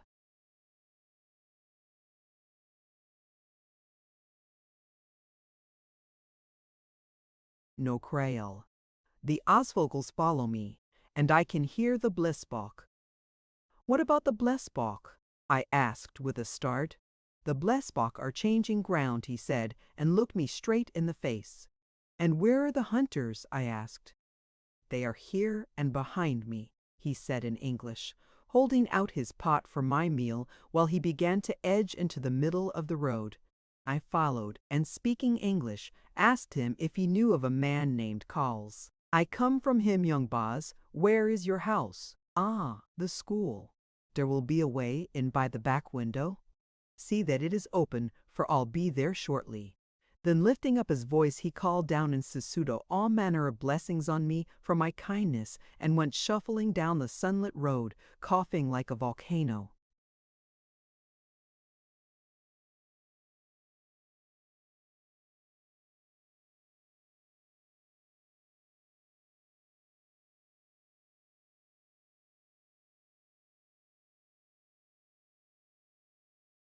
In high excitement, I locked up the store and went over to Mr. Wardlaw. No children had come to school that day, and he was sitting idle, playing patience. "Lock the door," I said, "and come into my room. We're on the brink of explanations." In about 20 minutes, the bush below the back window parted and the Kaffir slipped out. He grinned at me and, after a glance round, hopped very nimbly over the sill. Then he examined the window and pulled the curtains. "Is the outer door shut?" he asked in excellent English. "Well, get me some hot water and any spare clothes you may possess, Mr. Crawford. I must get comfortable before we begin our indaba. 2. We've the night before us, so there's plenty of time. But get the house clear and see that nobody disturbs me at my toilet." I am a modest man and sensitive about my looks. I brought him what he wanted and looked on at an amazing transformation.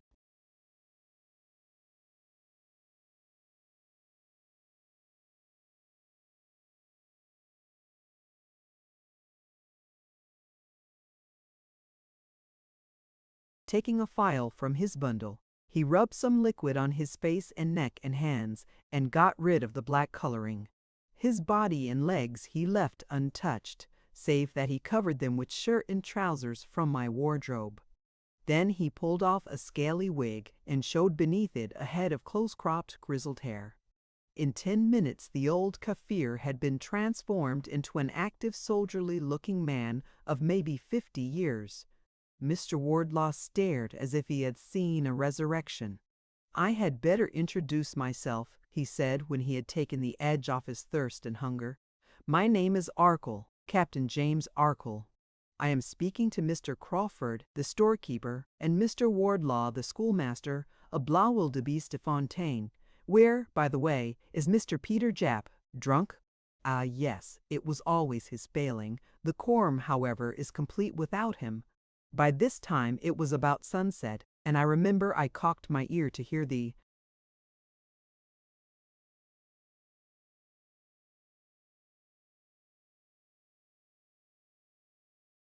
drums beat. Captain Arkell noticed the movement as he noticed all else.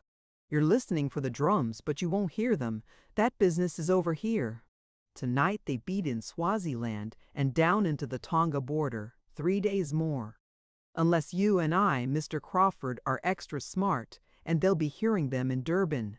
It was not till the lamp was lit, the fire burning well, and the house locked and shuttered, that Captain Arkell began his tale. "First," he said, "let me hear what you know. Calls told me that you were a keen fellow and had wind of some mystery here. You wrote him about the way you were spied on, but I told him to take no notice. Your affair, Mr. Crawford, had to wait on more urgent matters. Now what do you think is happening?" I spoke very shortly, weighing my words, for I felt I was on trial before these bright eyes. "I think that some kind of native rising is about to commence."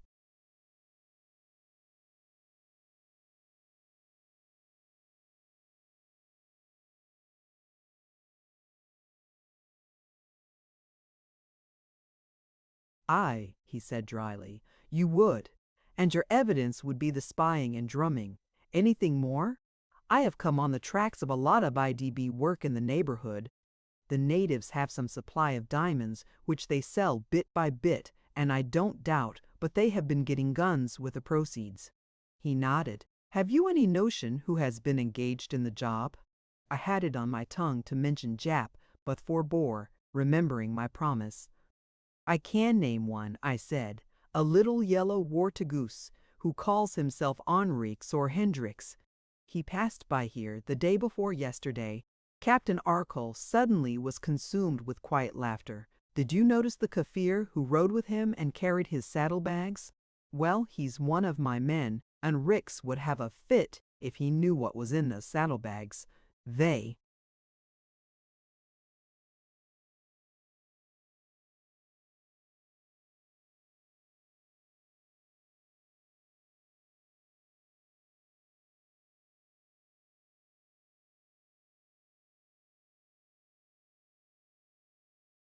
contain my change of clothes and other odds and ends.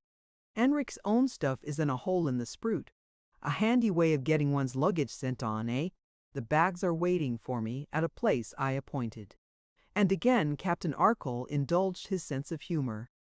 Then he became grave and returned to his examination, arising with diamonds as the sinews of war, and Honricks as the chief agent. Well and good, but who is to lead, and what are the natives going to rise about? I know nothing further, but I have made some guesses. "Let's hear your guesses," he said, blowing smoke rings from his pipe. "I think the main mover is a great black minister who calls himself John Laputa." Captain Arkell nearly sprang out of his chair. "Now, how on earth did you find—"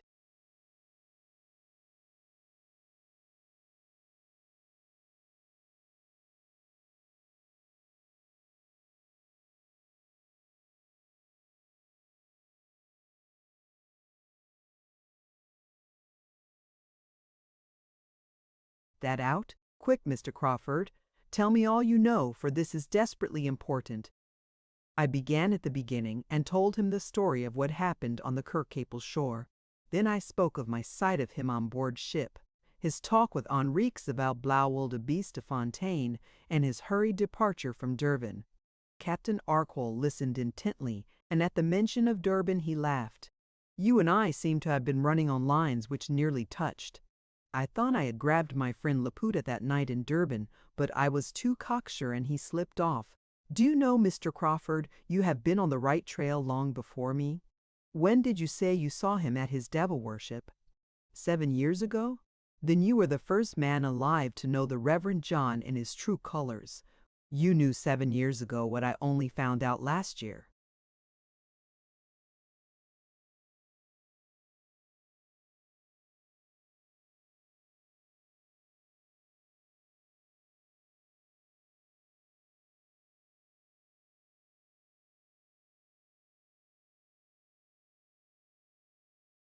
"Well, that's my story," I said. "I don't know what the rising is about, but there's one other thing I can tell you. There's some kind of sacred place for the Kaffirs, and I found out where it is." I gave him a short account of my adventures in the Rooirand. He smoked silently for a bit after I had finished. "You've got the skeleton of the whole thing right, and you only want the filling up. And you found out everything for yourself?" Calls was right. "You're not wanting in intelligence, Mr. Crawford." It was not much of a compliment, but I have never been more pleased in my life. This slim, grizzled man with his wrinkled face and bright eyes was clearly not lavish in his praise. I felt it was no small thing to have earned a word of commendation. "And now I will tell you my story," said Captain Arkell. "It is a long story, and I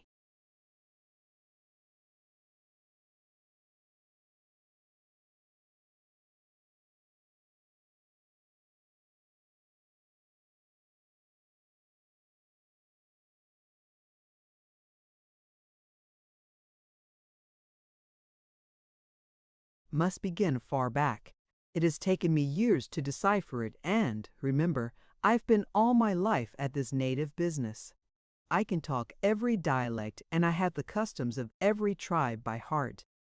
I've traveled over every mile of South Africa and Central and East Africa too. I was in both the Matabele Wars, and I've seen a heap of other fighting which never got into the papers. So what I tell you you can take as gospel, for it is knowledge that was not learned in a day." He puffed away, and then asked suddenly, "Did you ever hear of Prester John?" "The man that lived in Central Asia?" I asked, with a reminiscence of a storybook I had as a boy. "No, no," said Mr. Wardlaw. "He means the king of Abyssinia in the 15th century. I've been reading all about him. He was a Christian, and the Portuguese sent expedition after expedition to find him, but they never got there. Albuquerque wanted to make an alliance with him and capture the Holy Sepulchre.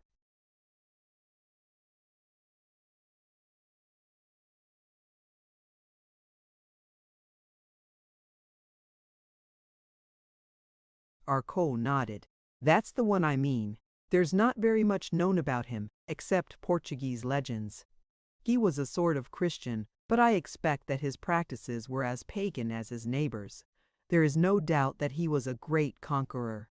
Under him and his successors, the empire of Ethiopia extended far south of Abyssinia away down to the Great Lakes. How long did this power last? I asked, wondering to what tale this was prologue. That's a mystery no scholar has ever been able to fathom. Anyhow, the center of authority began to shift southward, and the warrior tribes moved in that direction. At the end of the 16th century, the chief native power was round about the Zambezi. The Mazimba and the Makaranga had come down from the Lake Nyassa quarter, and there was a strong kingdom in Manicaland. That was the Monomotapa that the Portuguese thought so much of.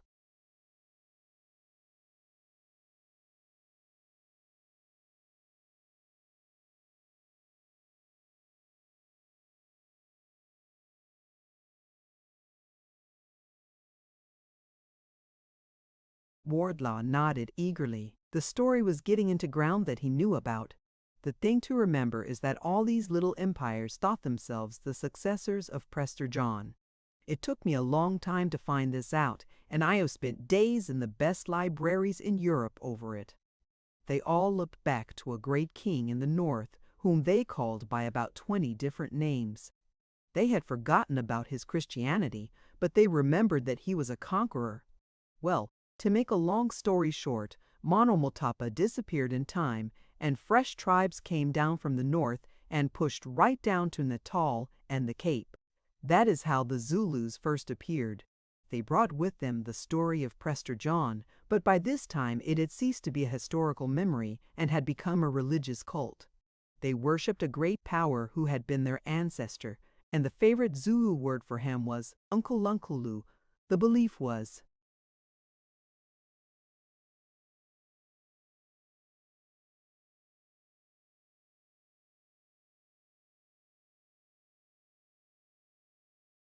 perverted into 50 different forms, but this was the central creed, that Unkulunkulu had been the father of the tribe and was alive as a spirit to watch over them. They brought more than a creed with them. Somehow or other, some fetish had descended from Prester John by way of the Mazimba and Angoni and Makaranga.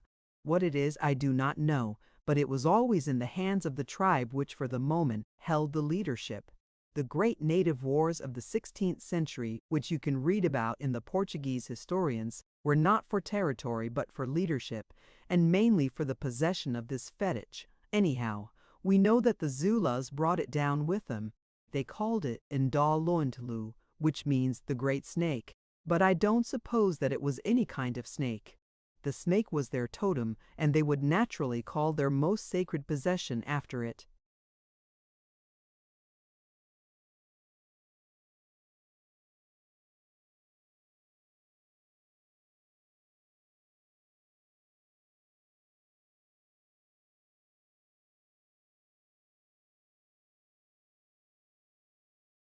Now I will tell you a thing that few know. You have heard of Takaka. He was a sort of Black Napoleon early in the last century, and he made the Zulus the paramount power in South Africa, slaughtering about 2 million souls to accomplish it. Well, he had the fetish, whatever it was, and it was believed that he owed his conquest to it. Mozilakatsi tried to steal it, and that was why he had to fly to Matabeleland. But with Chaka it disappeared. Dingaan did not have it, nor Panda, and Setwayon never got it, though he searched the length and breadth of the country for it. It had gone out of existence, and with it the chance of a Kaffir empire. Captain Arkell got up to light his pipe, and I noticed that his face was grave. He was not telling us this yarn for our amusement. So much for Prester John and his charm, he said. Now I have to take up the history at a different point. In spite of risings here and there, and occasional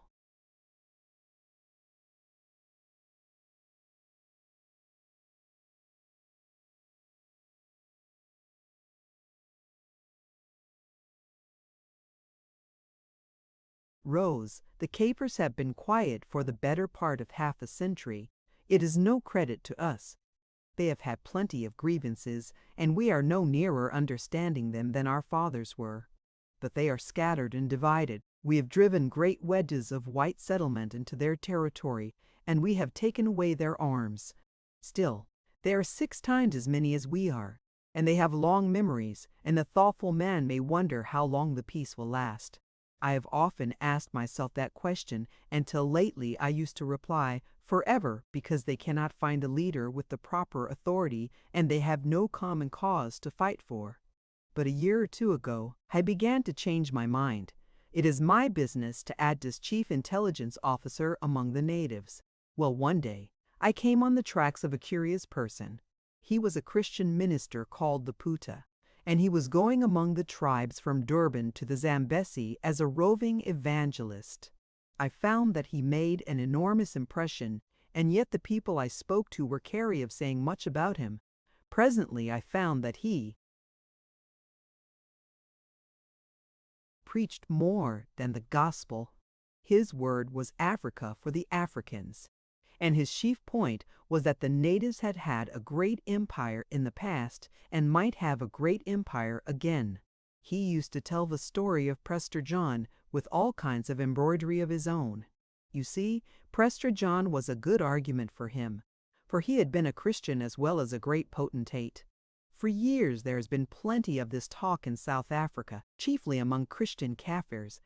It is what they call Ethiopianism, and American Negroes are the chief apostles. For myself, I always thought the thing perfectly harmless. I don't care a fig whether the native missions break away from the parent churches in England and call themselves by fancy names. The more freedom they have in their religious life, the less they are likely to think about politics. But I soon found out that Laputa was none of your flabby, educated Negroes from America, and I began to watch him. I first came across him at a revival meeting in London, where he was a great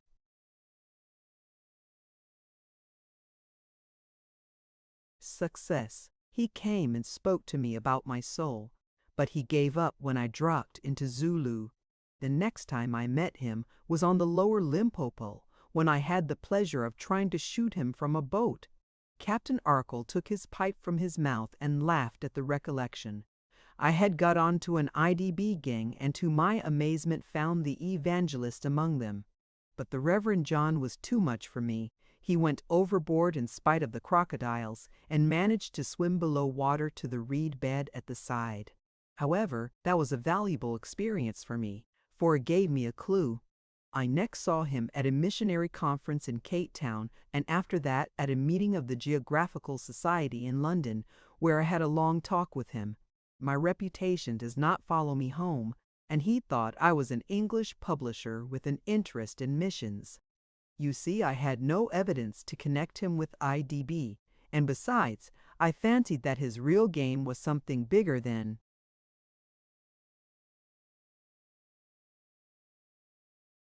that, so I just bided my time and watched. I did my best to get onto his dossier, but it was no easy job. However, I found out a few things. He had been educated in the States, and well educated too, for the man is a good scholar and a great reader, besides the finest natural orator I have ever heard. There was no doubt that he was of Zulu blood, but I could get no traces of his family. He must come of high stock, for he is a fine figure of a man. Very soon I found it was no good following him in his excursions into civilization. There he was merely the educated Kaffir, a great pet of missionary societies, and a favorite speaker at church meetings. You will find evidence given by him in blue books on native affairs, and he counted many members of Parliament at home among his correspondents. I let that side go, and resolved to dog him when on his evangelizing tours in the Backveld. For 6 months I stuck to him like a leech. I am pretty good at disguises, and he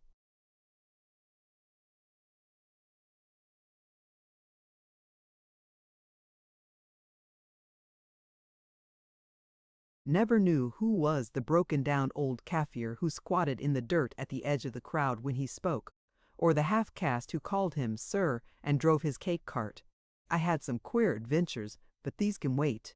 The gist of the thing is that after 6 months which turned my hair gray, I got a glimmering of what he was after.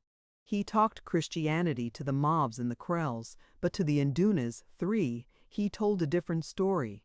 Captain Arkell helped himself to a drink. You can guess what that story was, Mr. Crawford. At full moon, when the black cock was blooded, the Reverend John forgot his Christianity. He was back 4 centuries among the Mazimbas sweeping down on the Zambesi. He told them, and they believed him, that he was the Uncle Lunkulu, the incarnated spirit of Prester John. He told them that he was there to lead the African race to conquest and empire. Aye, and he told them more, for he has, or says he has, the great snake itself, the necklet of Prester John.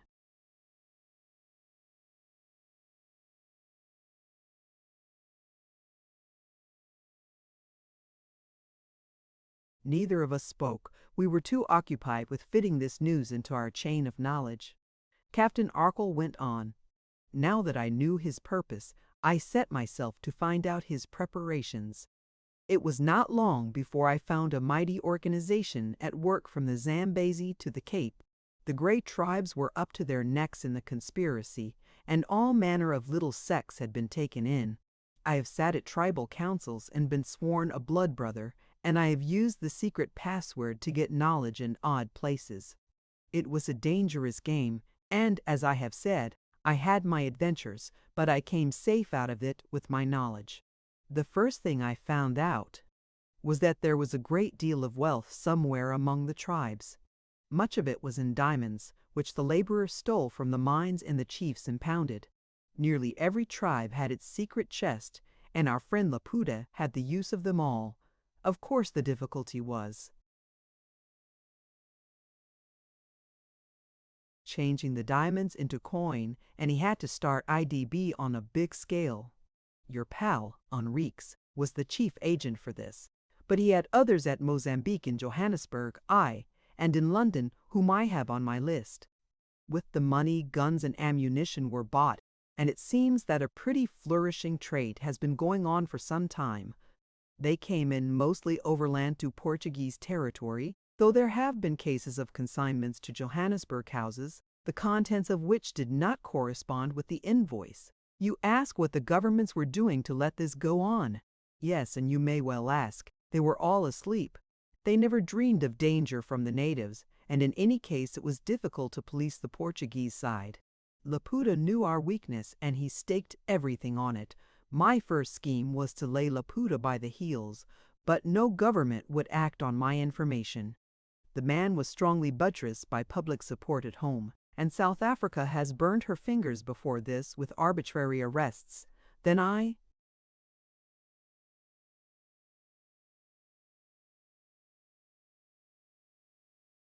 tried to fasten IDB on him, but I could not get my proofs till too late. I nearly had him in Durban, but he got away, and he never gave me a second chance.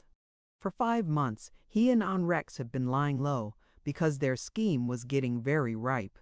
I have been following them through Zululand and Gazaland, and I have discovered that the train is ready and only wants the match.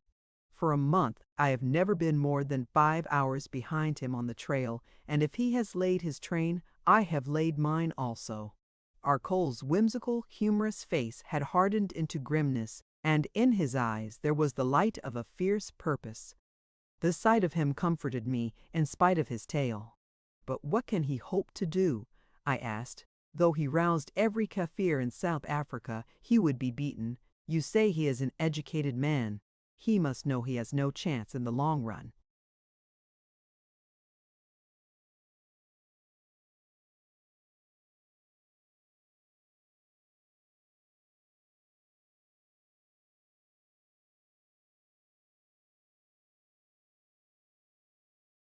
I said he was an educated man, but he is also a Kaffir. He can see the first stage of a thing, and maybe the second, but no more. That is the native mind. If it was not like that, our chance would be the worse. You say the scheme is ripe, I said. How ripe? Arkell looked at the clock. In half an hour's time, Laputa will be with Mpefu. There he will stay the night. Tomorrow morning he goes to Umbelos to meet Enriques. Tomorrow evening the gathering begins. One question, I said. How big a man is Laputa? The biggest thing that the Kaffirs have ever produced. I tell you, in my opinion, he is a great genius. If he had been white, he might have been a second Napoleon. He is a born leader of men and as brave as a lion. There is no villainy he would not do if necessary, and yet I should hesitate to call him a blackguard. You.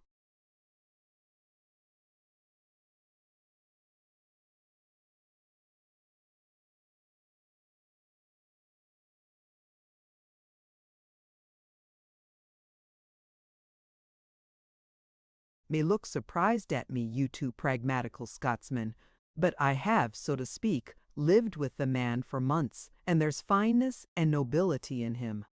He would be a terrible enemy, but a just one. He has the heart of a poet and a king, and it is God's curse that he has been born among the children of Ham. I hope to shoot him like a dog in a day or two, but I am glad to bear testimony to his greatness.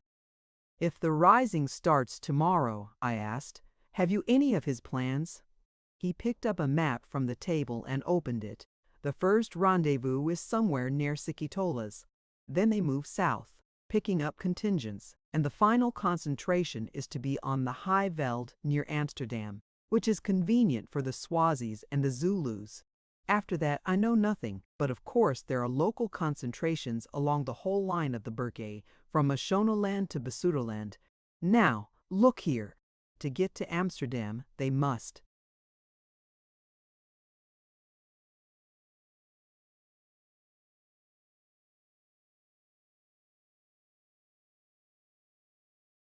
cross the Delagoa Bay Railway. Well, they won't be allowed to. If they get as far, they will be scattered there. As I told you, I too have late my train. We have the police ready all along the scarp of the Berg. Every exit from native territory is watched, and the frontier farmers are out on commando. We have regulars on the Delagoa Bay and Natal lines, and a system of field telegraphs laid which can summon further troops to any point. It has all been kept secret because we are still in the dark ourselves. The newspaper public knows nothing about any rising, but in 2 days every white household in South Africa will be in a panic. Make no mistake, Mr. Crawford, this is a grim business. We shall smash Laputa and his men, but it will be a fierce fight, and there will be much good bloodshed. Besides, it will throw the country back another half-century. Would to God I had been man enough to put a bullet through his head in cold blood. But I could not do it. It was too like murder. And maybe I shall never have the chance now. There's one thing puzzles me, I said. What makes Laputa come up here to?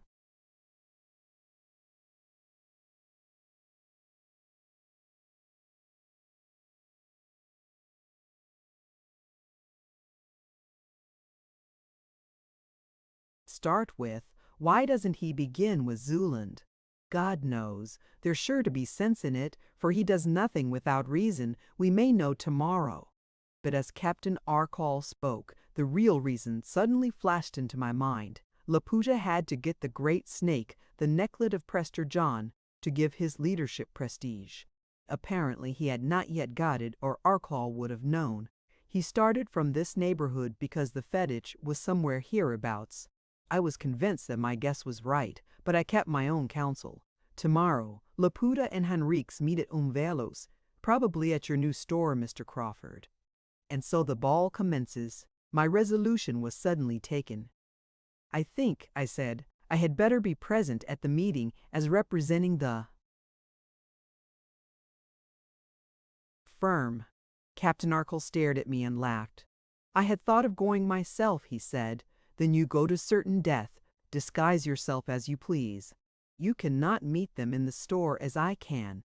I'm there on my ordinary business, and they will never suspect. If you're to get any news, I'm the man to go.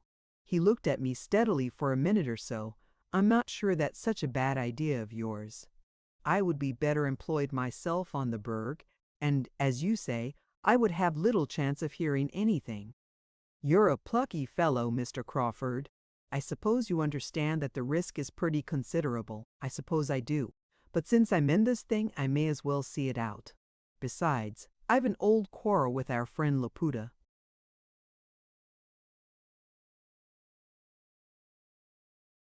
Good and well, said Captain Arkall. Draw in your chair to the table then, and I'll explain to you the disposition of my men. I should tell you that I have loyal natives in my pay in most tribes, and can count on early intelligence.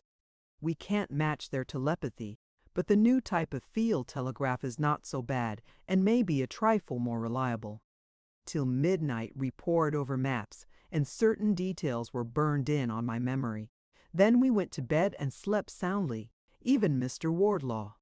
It was strange how fear had gone from the establishment now that we knew the worst and had a fighting man by our side. 1. Tahom. 2. Council.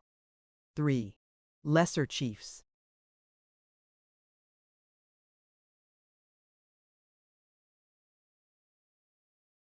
Chapter 8. I've fallen again with the Reverend Jalapura. Once, as a boy, I had earnestly desired to go into the army and had hopes of rising to be a great general. Now that I know myself better, I do not think I would have been much good at a general's work. I would have shirked the loneliness of it, the isolation of responsibility. But I think I would have done well in a subaltern command, for I had a great notion of carrying out orders, and a certain zest in the mere act of obedience. 3 days before I had been as nervous as a kitten because I was alone and it was up to me, as Americans say, to decide on the next step. But now that I was only one wheel in a great machine of defense, my nervousness seemed to have fled. I was well aware that the mission I was bound on was full of risk, but, to my surprise, I felt no fear. Indeed, I had much the same feeling as a boy on a Saturday's holiday who has planned a big expedition. One thing only, I regretted that Tam Dyke was not with me to see the fun. The thought of that faithful soul, now beating somewhere on the seas, made me long for his comradeship. As I shaved, I remember wondering if I would ever.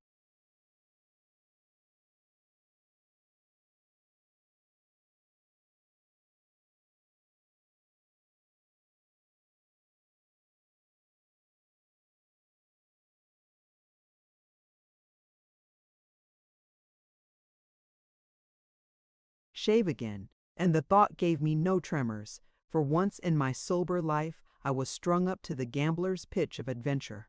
My job was to go to Ombolosa's, as if on my ordinary business, and if possible find out something of the evening's plan of march. The question was how to send back a message to Arkell, assuming I had any difficulty in getting away. At first this puzzled us both, and then I thought of Colin. I had trained the dog to go home at my bidding, for often when I used to go hunting I would have occasion to visit a kraal where he would have been a nuisance. Accordingly, I resolved to take Colin with me and, if I got into trouble, to send word by him. I asked about Laputa's knowledge of our preparations. Arkell was inclined to think that he suspected little. The police and the commandos had been kept very secret, and, besides, they were moving on the high veld and out of the ken of the tribes. Natives, he told me, were not good scouts so far as white man's work was.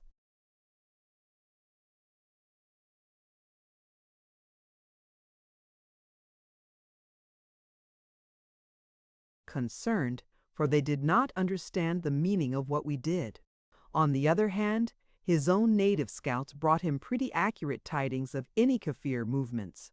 He thought that all the bush country of the plain would be closely watched and that no one would get through without some kind of pass. But he thought also that the storekeeper might be an exception, for his presence would give rise to no suspicions. Almost his last words to me were to come back hell for leather if I saw the game was hopeless, and in any case to leave as soon as I got any news. If you're there when the march begins, he said, they'll cut your throat for a certainty.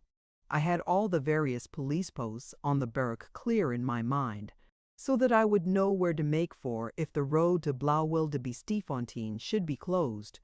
I said goodbye to Arkell and Wardlaw with a light heart, though the schoolmaster broke down and implored me to think better of it. As I turned down into the gorge, I heard the sound of horses' feet far behind, and, turning,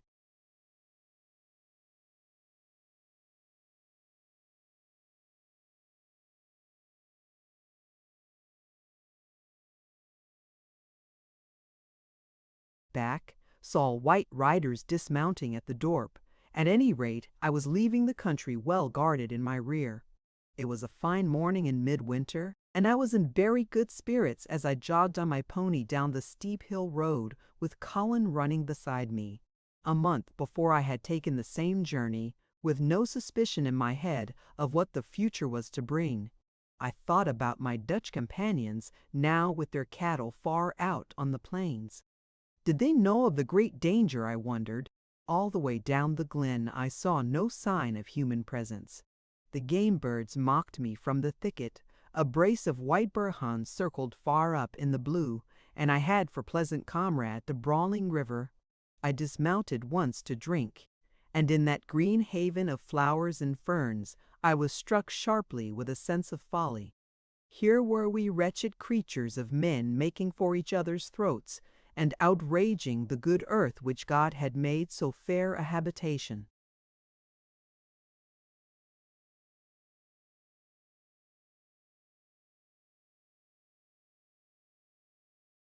I had resolved on a short cut to Umvelis's, avoiding the neighborhood of Sikatola's kraal, so when the river emerged from the glen, I crossed it and struck into the bush. I had not gone far before I realized that something strange was going on. It was like the woods on the Berg a week before. I had the impression of many people moving in the bush, and now and then I caught a glimpse of them. My first thought was that I should be stopped, but soon it appeared that these folk had business of their own which did not concern me. I was conscious of being watched, yet it was clear that the bush folk were not there for the purpose of watching me. For a little I kept my spirits, but as the hours passed with the same uncanny hurrying to and fro all about me, my nerves began to suffer. Weeks of espionage at Blauwalbesbestamptien had made me jumpy. These people apparently meant me no ill and had no time to spare on me, but the sensation of moving through them was like walking on a black dark night with precipices all around. I felt awed.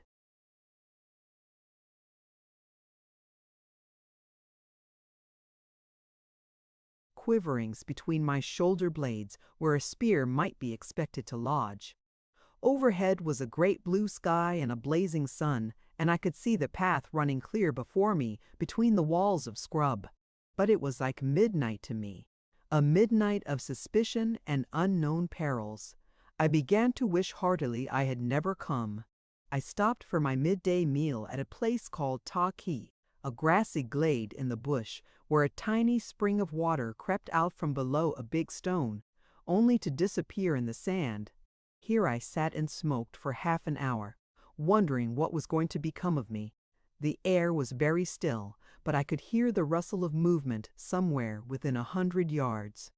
The hidden folk were busy about their own ends, and I regretted that I had not taken the road by Sikatola's and seen how the kraals looked. They must be empty now, for the young men were already out on some mission. So nervous I got that I took my pocketbook and wrote down certain messages to my mother, which I implored whoever should find my body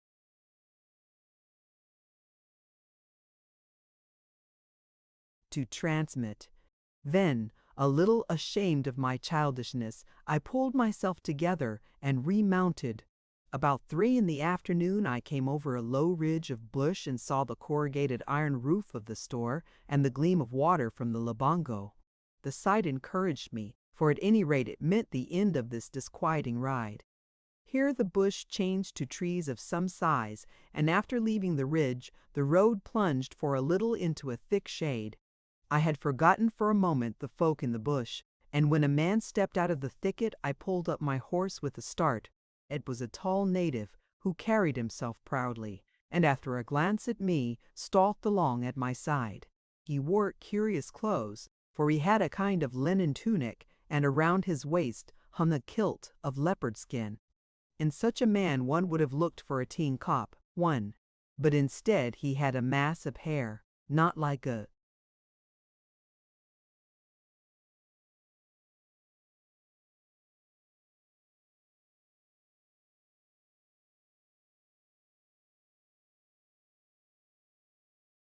coffee's wool, but long and curled like some popular musician's. I should have been prepared for the face, but the sight of it sent a sudden chill of fright through my veins. for there was the curved nose, the deep flashing eyes, and the cruel lips of my enemy of the Kirkcaple shore. Colin was deeply suspicious and followed his heels growling, but he never turned his head. "The day is warm, father," I said in Kaffir. "Do you go far?" He slackened his pace till he was at my elbow. "But a short way, Boz," he replied in English. "I go to the store yonder." "Well met then," said I, "for I am the storekeeper. You will find little in it, for it is newly built and not yet stocked. I have ridden over to see to it." He turned his face to me. "That is bad news. I had hoped for food and drink."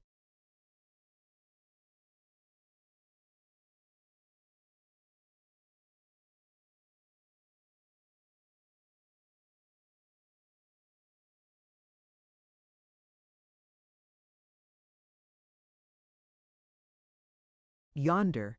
I have traveled far, and in the chill nights I desire a cover for my head. Will the Boz allow me to sleep the night in an outhouse?" By this time I had recovered my nerve, and was ready to play the part I had determined on. "Willingly," I said. "You may sleep in the storeroom if you care. You will find sacks for bedding, and the place is snug enough on a cold night." He thanked me with a grave dignity which I had never seen in any Kaffir. As my eye fell on his splendid proportions, I forgot all else in my admiration of the man.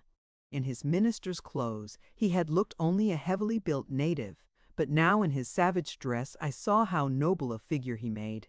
He must have been at least 6 feet and a half, but his chest was so deep and his shoulders so massive that one did not remark his height. He put a hand on my saddle, and I remember noting how slim and fine it was, more like a high-bred woman's than a man's. Curiously enough, he filled me with a certain confidence.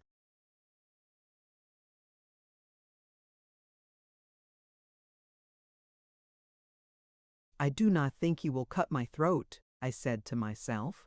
"Your game is too big for common murder." The store at Umbelo stood as I had left it. There was the sham book I had forgotten still lying on the window-sill. I unlocked the door, and a stifling smell of new paint came out to meet me. Inside there was nothing but the chairs and benches, and in a corner the pots and pans I had left against my next visit. I unlocked the cupboard and got out a few stores, opened the windows of the bedroom next door, and flung my kaross on the cartel which did duty as bed. Then I went out to find Laputa standing patiently in the sunshine. I showed him the outhouse where I had said he might sleep. It was the largest room in the store, but wholly unfurnished. A pile of barrels and packing cases stood in the corner, and there was enough sacking to make a sort of bed. "I am going to make tea," I said. "If you have come far, you would maybe like a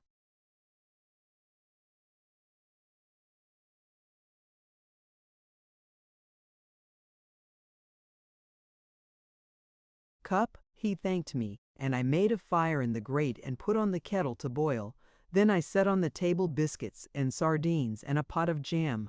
It was my business now to play the fool, and I believe I succeeded to admiration in the part. I blush today to think of the stuff I talked. First I made him sit on a chair opposite me, a thing no white man in the country would have done. Then I told him affectionately that I liked natives, that they were fine fellows and better men than the dirty whites round about. I explained that I was fresh from England and believed in equal rights for all men, white or colored. God forgive me, but I think I said I hoped to see the day when Africa would belong once more to its rightful masters. He heard me with an impassive face, his grave eyes studying every line of me. I am bound to add that he made a hearty meal and drank 3 cups of strong tea.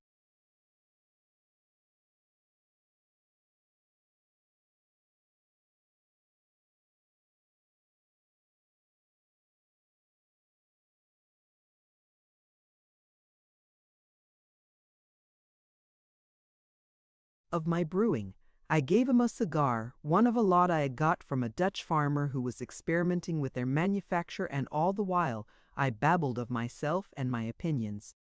He must have thought me half-witted, and indeed before long I began to be of the same opinion myself. I told him that I meant to sleep the night here, and go back in the morning to Blaauwilde de Biestefontein, and then to Petersdorp for stores. By and by I could see that he had ceased to pay any attention to what I said. I was clearly set down in his mind as a fool. Instead, he kept looking at Colin, who was lying blinking in the doorway, one wary eye cocked on the stranger. "You have a fine dog," he observed. "Yes," I agreed, with one final effort of mendacity. "He's fine to look at, but he has no grit in him. Any mongrel from a crowd can make him turn tail. Besides, he is a born fool and can't find his way home. I'm thinking of getting rid of him."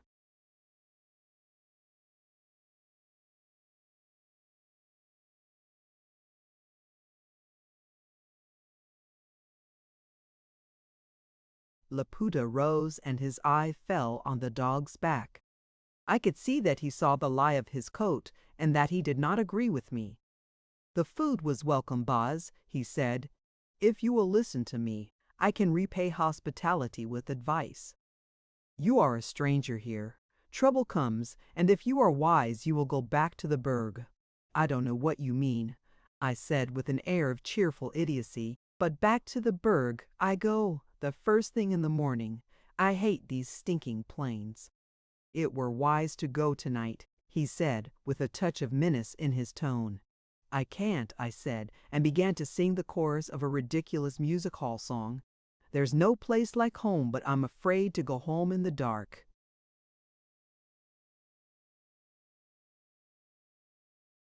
Laputa shrugged his shoulders, stepped over the bristling Colin, and went out. When I looked after him 2 minutes later, he had disappeared. You 1. The circlet into which, with the aid of gum, Zulu warriors weave their hair.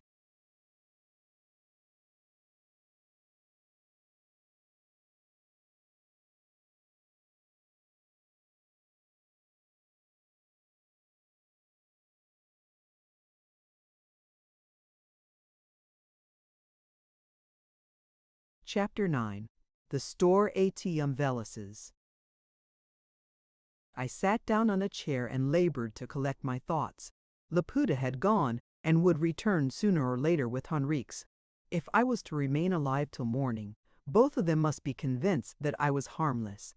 Laputa was probably of that opinion, but Henriques would recognize me, and I had no wish to have that yellow miscreant investigating my character. There was only one way out of it. I must be incapably drunk.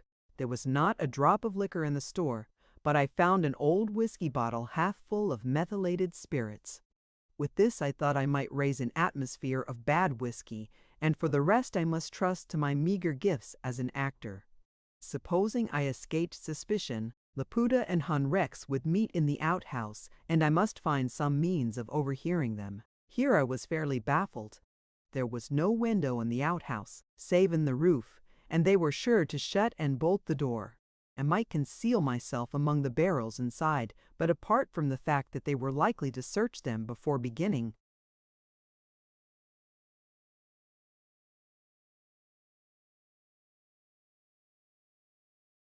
their conference, it was quite certain that they would satisfy themselves that I was safe in the other end of the building before going to the outhouse.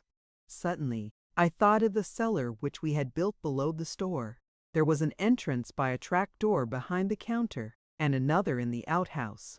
I had forgotten the details, but my hope was that the second was among the barrels.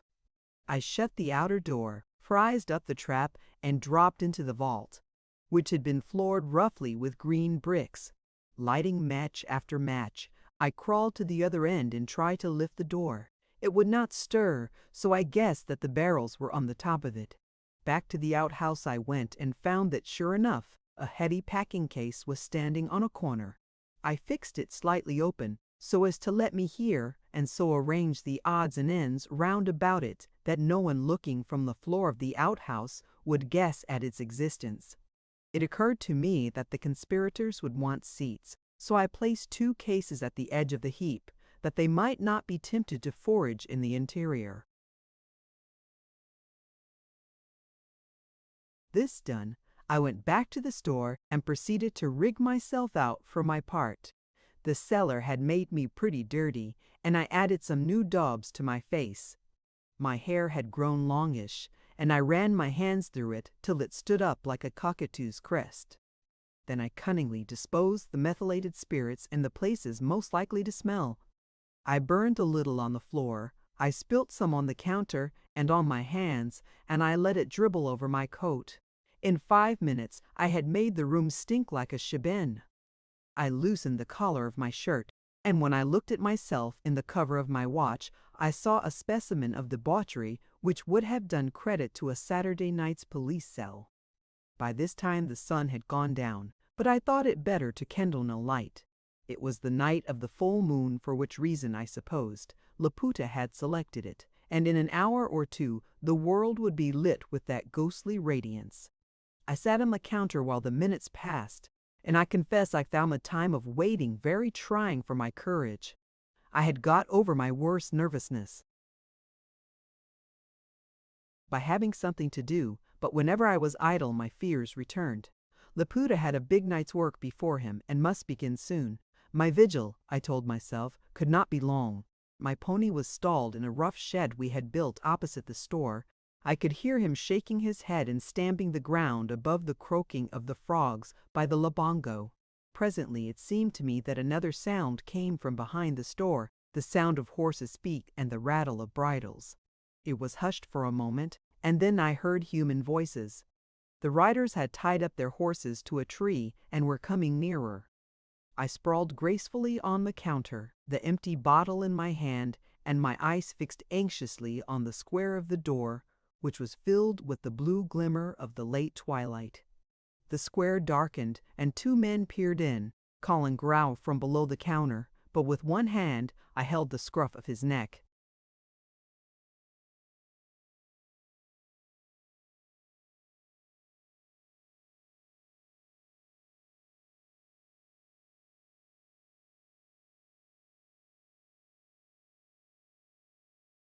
"Hullo," I said, "ish that my black friend?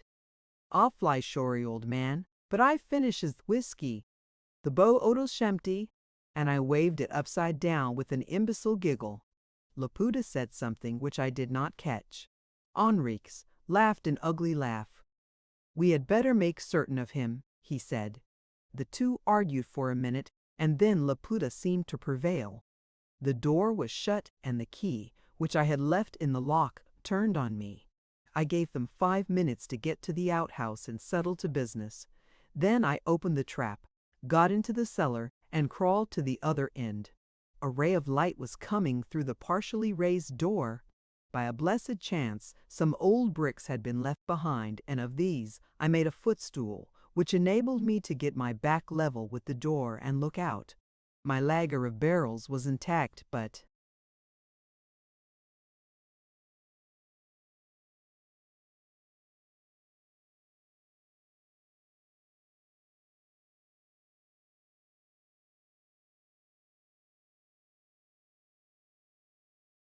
to a gap I had left, I could see the 2 men sitting on the 2 cases I had provided for them. A lantern was set between them, and Horex was drinking out of a metal flask. He took something, I could not see what, out of his pocket and held it before his companion. "Spoils of war," he said. "I let Sakitala's men draw first blood. They needed it to screw up their courage. Now they are as wild as Mbunis." Laputa asked a question. It was the Dutchmen, who were out on the Kudu flats with their cattle. "Man, it's no good being squeamish. Do you think you can talk over these surly back-veld fools?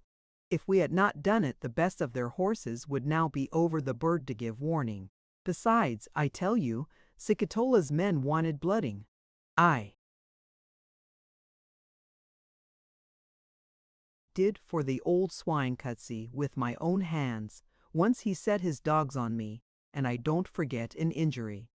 Laputa must have disapproved, for Enriquez's voice grew high. "Run the show the way you please," he cried, "but don't blame me if you make a hash of it. God, man, do you think you are going to work a revolution on skim milk? If I had my will, I would go in and stick a knife in the drunken hog next door." "He is safe enough," Laputa replied. "I gave him the chance of life, and he laughed at me. He won't get far on his road home." This was pleasant hearing for me, but I scarcely thought of myself. I was consumed with a passion of fury against the murdering yellow devil. With Laputa I was not angry. He was an open enemy, playing a fair game. But my...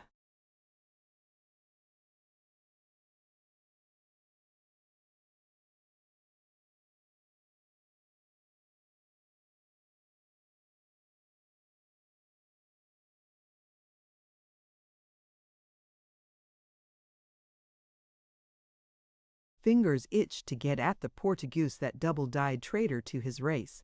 As I thought of my kindly old friends lying butchered with their kinsfolk out in the bush, hot tears of rage came to my eyes. Perfect love casteth out fear, the Bible says, but, to speak it reverently, so does perfect hate. Not for safety and a king's ransom would I have drawn back from the game.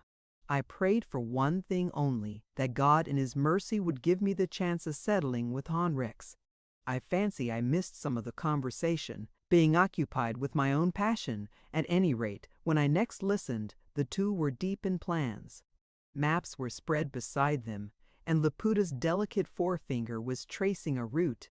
I strained my ears, but could catch only a few names.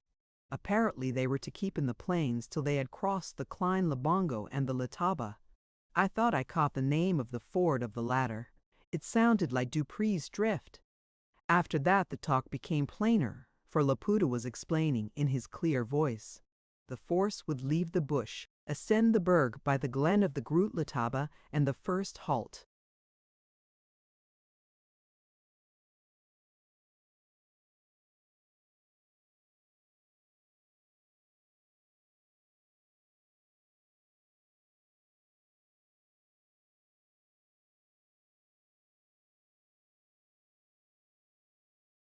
would be called at a place called Inanda's Creal, where a promontory of the high veld juts out behind the peaks called the Wolpberg or Cloud Mountains.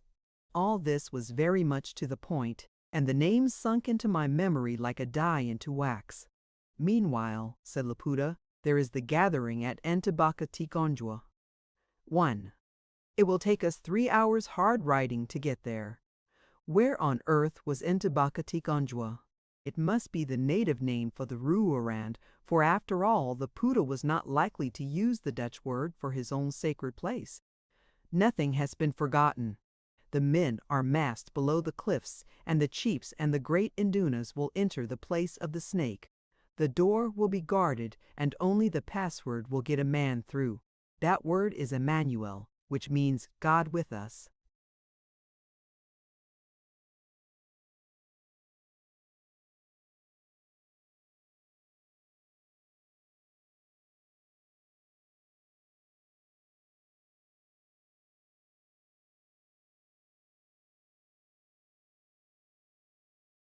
Well, when we get there, what happens? Henri Kex asked with a laugh. What kind of magic will you spring on us? There was a strong contrast between the flippant tone of the Portuguese and the grave voice which answered him. The keeper of the snake will open the holy place and bring forth the Isatembi Sosami, too. As the leader of my people, I will assume the collar of Unkulunkulu in the name of our God and the spirits of the great dead. But you don't propose to lead the march in a necklace of rubies, said Henrix with a sudden eagerness in his voice. Again Laputa spoke gravely, and as it were, abstractedly. I heard the voice of one whose mind was fixed on a far horizon. When I am acclaimed king, I restore the snake to its keeper, and swear never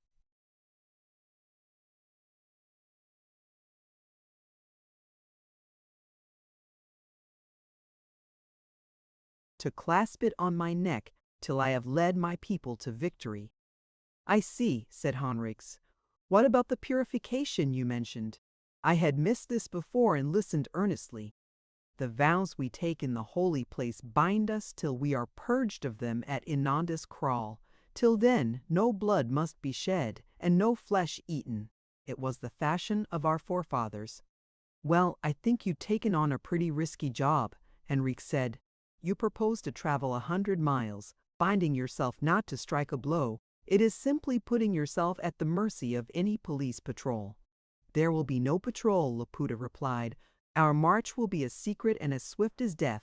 I have made my preparations.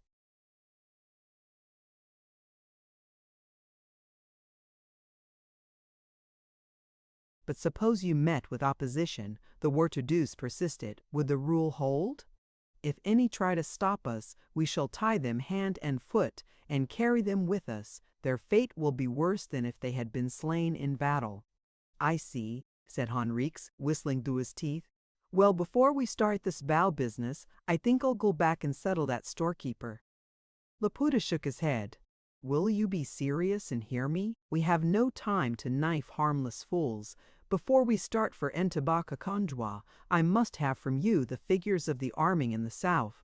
That is the one thing which remains to be settled. I am certain these figures would have been most interesting, but I never heard them. My feet were getting cramped with standing on the bricks, and I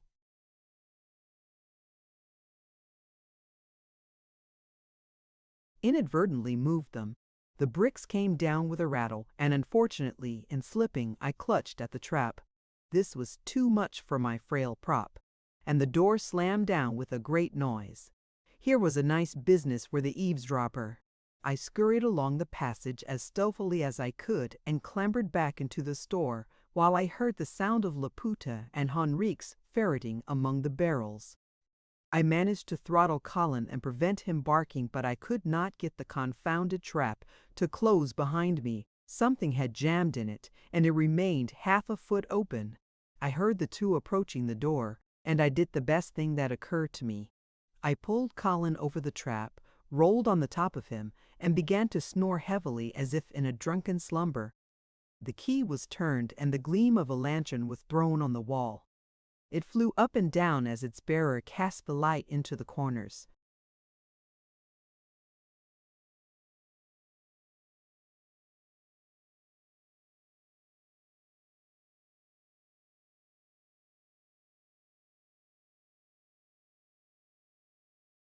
By God, he's gone, I heard Henriques say. The swine was listening, and he is bolted now. He won't bolt far, Laputa said. He is here. He is snoring behind the counter. These were anxious moments for me. I had a firm grip on Colin's throat, but now and then a growl escaped, which was fortunately blended with my snores. I felt that a lantern was flashed on me, and that the two men were peering down at the heap on the half-open trap. I think that was the worst minute I ever spent, for, as I have said, my courage was not so bad in action, but in a passive game it oozed out of my fingers. He is safe enough, Laputa said after what seemed to me an eternity. The noise was only the rats among the barrels. I thanked my Maker that they had not noticed the other trap door. All the same, I think I'll make him safer, said Henriques.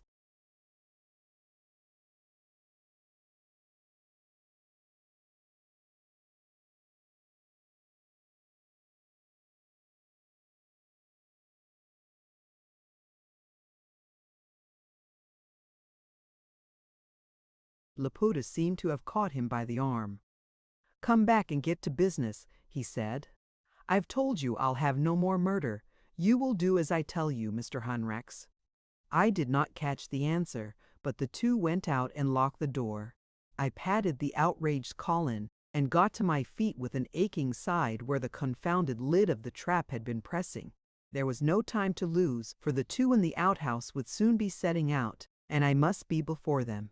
With no better light than a ray of the moon through the window, I wrote a message on a leaf from my pocketbook. I told of the plans I had overheard, and especially I mentioned Dupree's drift on the Letaba. I added that I was going to the Ruaran to find the secret of the cave, and in one final sentence implored Arcole to do justice on the Portuguese. That was all, for I had no time for more. I carefully tied the paper with a string below the collar of the dog.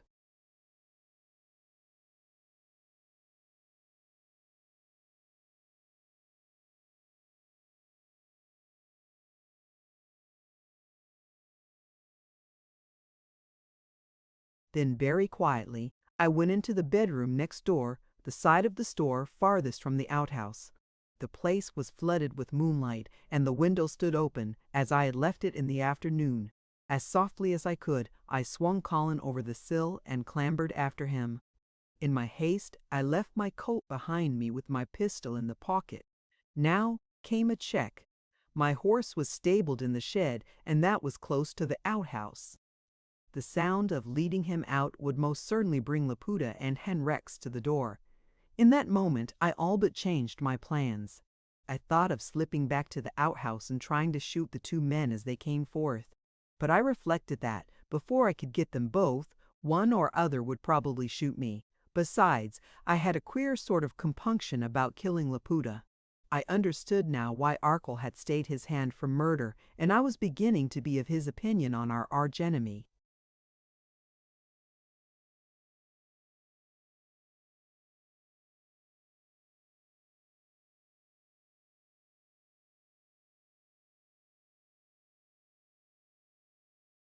Then I remembered the horses tied up in the bush.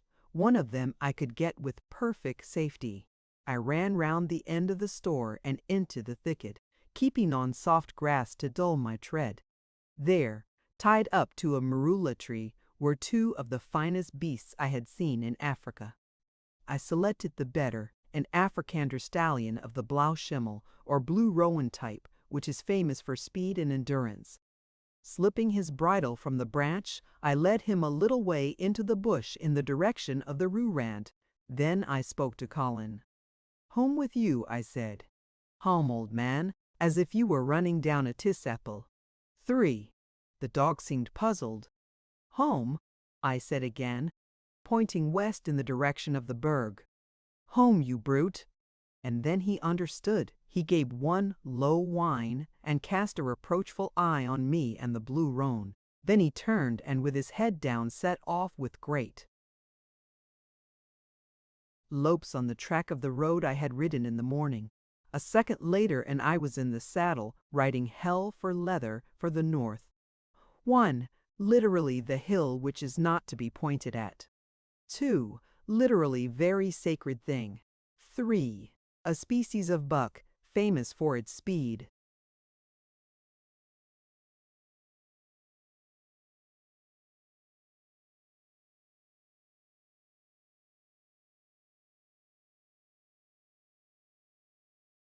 Chapter 10. I go to Rescher hinting.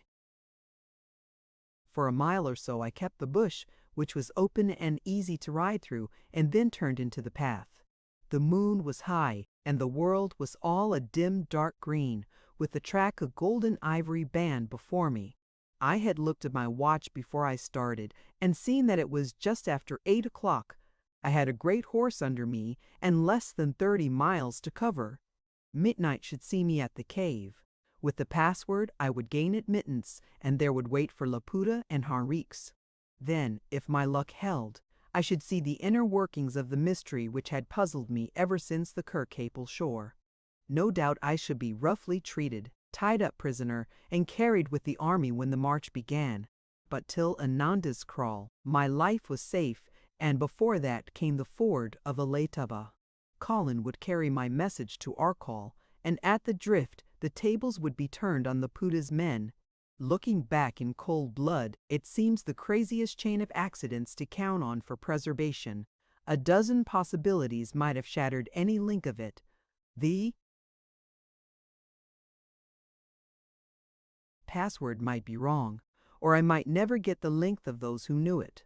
The men in the cave might butcher me out of hand, or Laputa might think my behavior a sufficient warrant for the breach of the solemnest vow. Colin might never get to Blauwildebeestefontein. Laputa might change his route of march, or Arkell's men might fail to hold the drift. Indeed, the other day at Portencross, I was so overcome by the recollection of the perils I had dared and God's goodness towards me that I built a new hall for the parish kirk as a token of gratitude. Fortunately for mankind, the brain in a life of action turns more to the matter in hand than to conjuring up the chances of the future. Certainly it was in no discomfort of mind that I swung along the moonlit path to the north. Truth to tell, I was almost happy. The first honors in the game had fallen to me. I knew more about Laputa than any man living save Henriques. I had my finger on the central pulse of the rebellion. There was hid treasure ahead of me, a great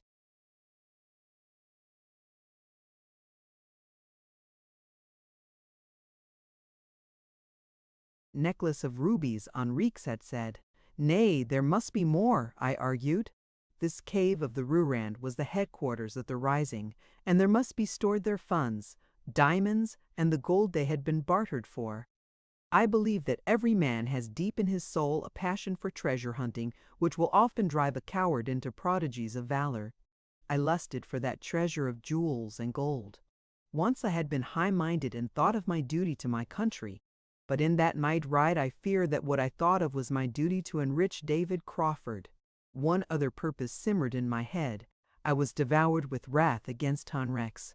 Indeed, I think that was the strongest motive for my escapade, for even before I heard Laputa tell of the vows and the purification, I had it in my mind to go at all costs to the cave. I am a peaceable man at most times, but I think I would rather have had the Portuguese's throat in my hands than the collar of Prester John. But behind my thoughts was one master feeling that Providence had given me.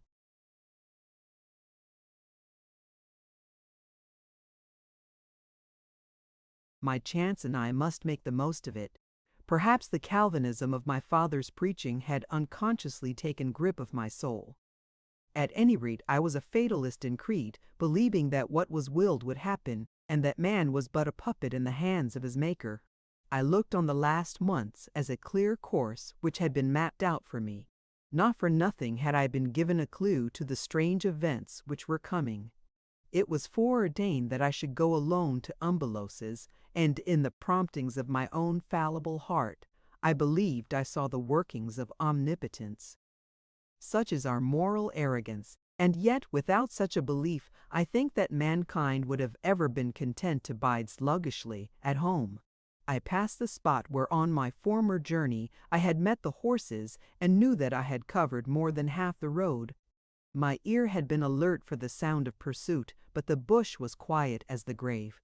The man who rode my pony would find him a slow traveler, and I pitied the poor beast bucketed along by Anne.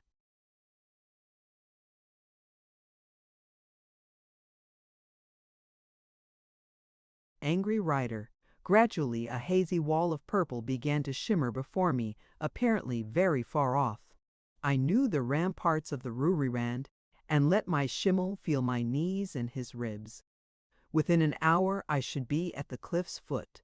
I had trusted for safety to the password, but as it turned out I owed my life mainly to my horse, for a mile or so from the cliffs I came to the fringes of a great army.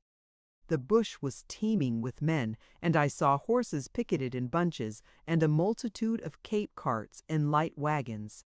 It was like a colossal gathering for Nachtmaal, one, at a Dutch dorp, but every man was black. I saw through a corner of my eye that they were armed with guns, though many carried in addition their spears and shields. Their first impulse was to stop me. I saw guns fly to shoulders and a rush towards the path. The boldest game was the safest. So I dug my heels into the schmill and shouted for a passage. "Make way!" I cried in Kaffir. "I bear a message from the Nkulut too. Clear out, you." Dogs. They recognized the horse and fell back with a salute. Had I but known it, the beast was famed from the Zambezi to the Cape. It was their king's own charger I rode, and who dared question such a warrant? I heard the word pass through the bush, and all down the road I got the salute. In that moment I fervently thanked my stars that I had got away first, for there would have been no coming second for me. At the cliff foot I found a double line of warriors who had the appearance of a royal guard, for all were tall men with leopard skin cloaks. Their rifle barrels glinted in the moonlight, and the sight sent a cold shiver down my back. Above them, among the scrub and along the lower slopes of the kranzes, I could see further lines with the same gleaming weapons. The place of the snake was in strong hands that night.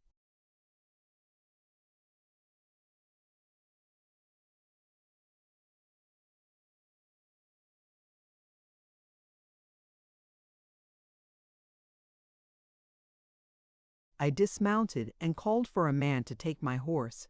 Two of the guards stepped forward in silence and took the bridle. This left the track to the cave open, and with as stiff a back as I could command, but a sadly fluttering heart, I marched through the ranks. The path was lined with guards, all silent and rigid as graven images. As I stumbled over the stones, I felt that my appearance scarcely fitted the dignity of a royal messenger. Among those splendid men-at-arms I shambled along in old breeches and leggings, hatless, with a dirty face, disheveled hair, and a torn flannel shirt. My mind was no better than my body, for now that I had arrived, I found my courage gone.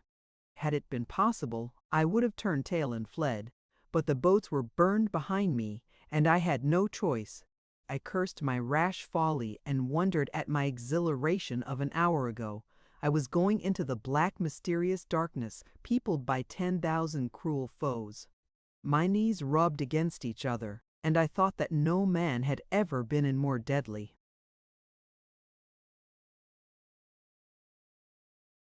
Danger. At the entrance to the gorge, the guards ceased and I went on alone. Here, there was no moonlight, and I had to feel my way by the sides. I moved very slowly, wondering how soon I should find the end my folly demanded. The heat of the ride had gone, and I remember feeling my shirt hang clammily on my shoulders. Suddenly a hand was laid on my breast, and a voice demanded, "The word?" "Emmanuel," I said hoarsely. Then unseen hands took both my arms, and I was led farther into the darkness. My hopes revived for a second. The password had proved true, and at any rate I should enter the cave. In the darkness, I could see nothing, but I judged that we stopped before the stone slab which, as I remembered, filled the extreme end of the gorge. My guide.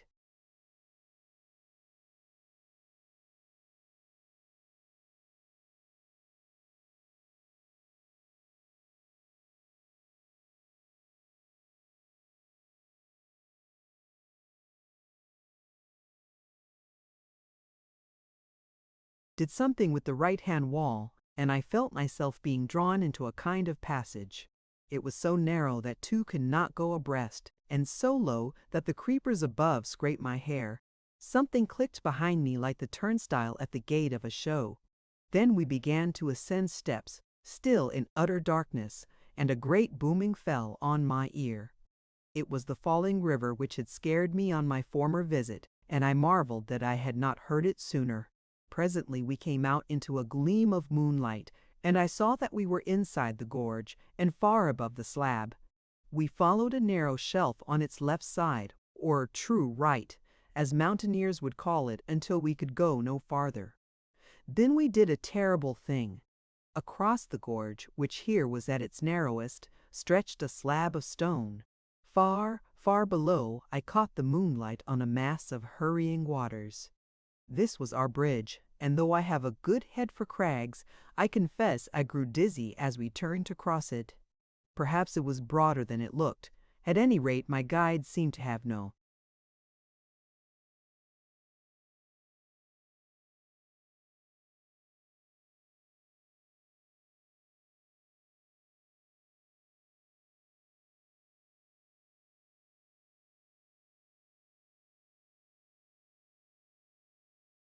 fear, and strode across it as if it was a highway, while I followed in a sweat of fright. Once on the other side, I was handed over to a second pair of guides, who led me down a high passage running into the heart of the mountain. The boom of the river sank and rose as the passage twined. Soon I saw a gleam of light ahead, which was not the moon.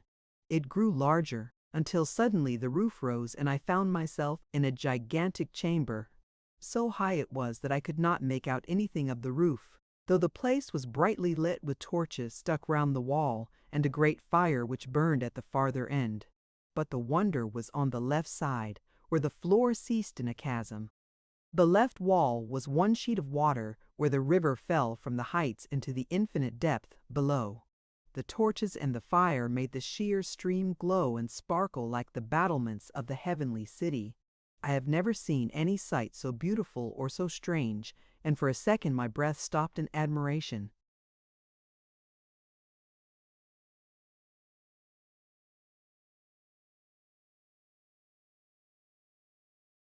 There were 200 men or more in the chamber, but so huge was the place that they seemed only a little company. They sat on the ground in a circle, with their eyes fixed on the fire and on a figure which stood before it. The glow revealed the old man I had seen on that morning, a month before moving towards the cave. He stood as if in a trance, straight as a tree, with his arms crossed on his breast. A robe of some shining white stuff fell from his shoulders and was clasped round his middle by a broad circle of gold. His head was shaven, and on his forehead was bound a disk of carved gold. I saw from his gaze that his old eyes were blind. "Who comes?" he asked as I entered. "A messenger from the Inkulu," I spoke up boldly. "He follows soon with the white man, Hendricks." Then I sat down in the back row of the circle to await events. I noticed that my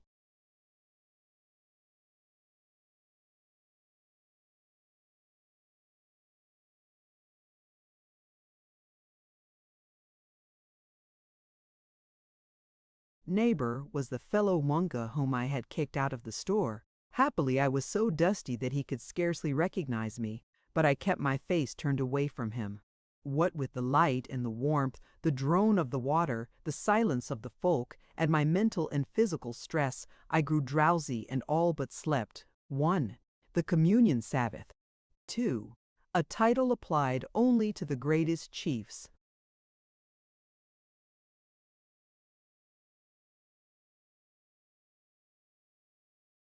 Chapter 11. The Cave of the Rue Friend. I was roused by a sudden movement. The whole assembly stood up, and each man clapped his right hand to his brow and then raised it high. A low murmur of Inkulu rose above the din of the water. Laputa strode down the hall, with Enriquez limping behind him. They certainly did not suspect my presence in the cave, nor did Laputa show any ruffling of his calm. Only Henri's looked weary and cross. I guessed he had had to ride my pony.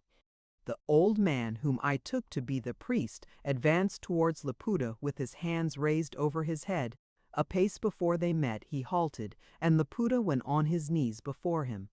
He placed his hands on his head and spoke some words which I could not understand.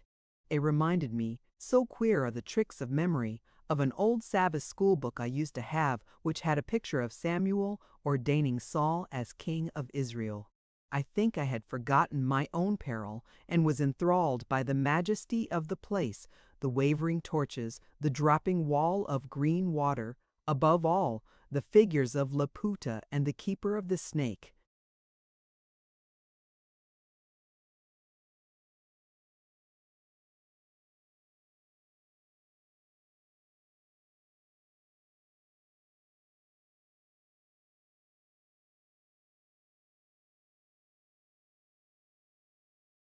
Who seemed to have stepped out of an antique world.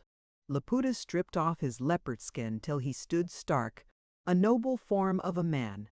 Then the priest sprinkled some herbs on the fire, and a thin smoke rose to the roof. The smell was that I had smelled on the Kirk Cable shore, sweet, sharp, and strange enough to chill the marrow. And round the fire went the priest in widening and contracting circles, just as on that Sabbath evening in spring. Once more we were sitting on the ground, all except Laputa and the keeper. Henricz was squatting in the front row, a tiny creature among so many burly savages. Laputa stood with bent head in the center. Then a song began, a wild incantation in which all joined. The old priest would speak some words, and the reply came in barbaric music. The words meant nothing to me. They must have been in some tongue long since dead. But the music told its own tale. It spoke of old kings and great battles, of splendid palaces,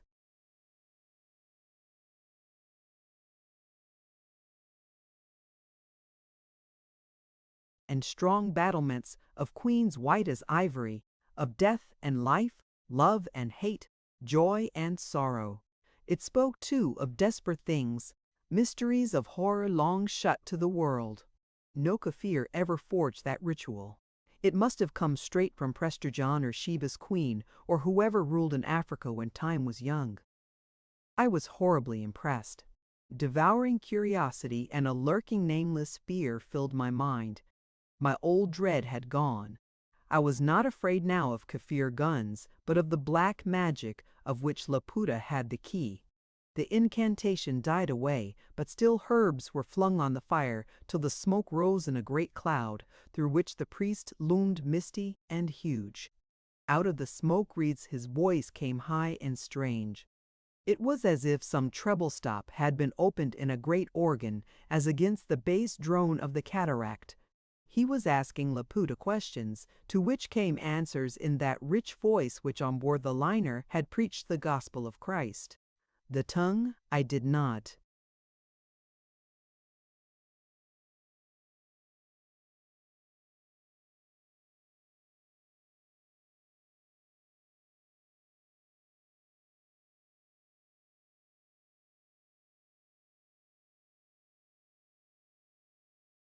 No, and I doubt if my neighbors were in better case.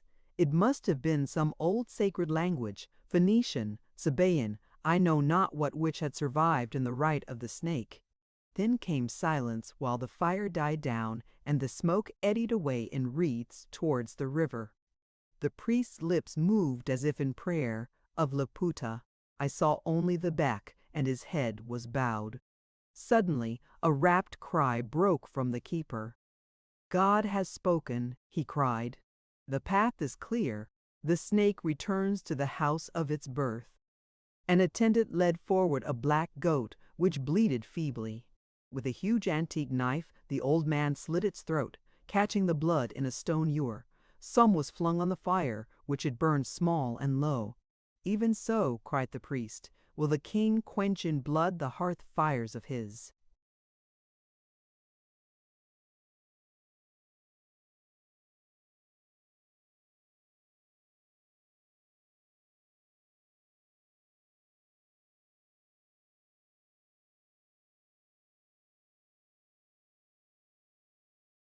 Foes. Then on Laputa's forehead and bare breast he drew a bloody cross. "I seal thee," said the voice, "priest and king of God's people." The ewer was carried round the assembly, and each dipped his finger in it and marked his forehead. I got a dab to add to the other marks on my face. "Priest and king of God's people," said the voice again, "I call thee to the inheritance of John." Priest and king was he, King of kings, Lord of hosts, Master of the earth. When he ascended on high, he left to his son the sacred snake, the ark of his valor, to be God's dower and pledge to the people whom he has chosen. I could not make out what followed. It seemed to be a long roll of the kings who had borne the snake. None of them I knew, but at the end I thought I caught the name of Chaka the Terrible, and I remembered Arkell's tale.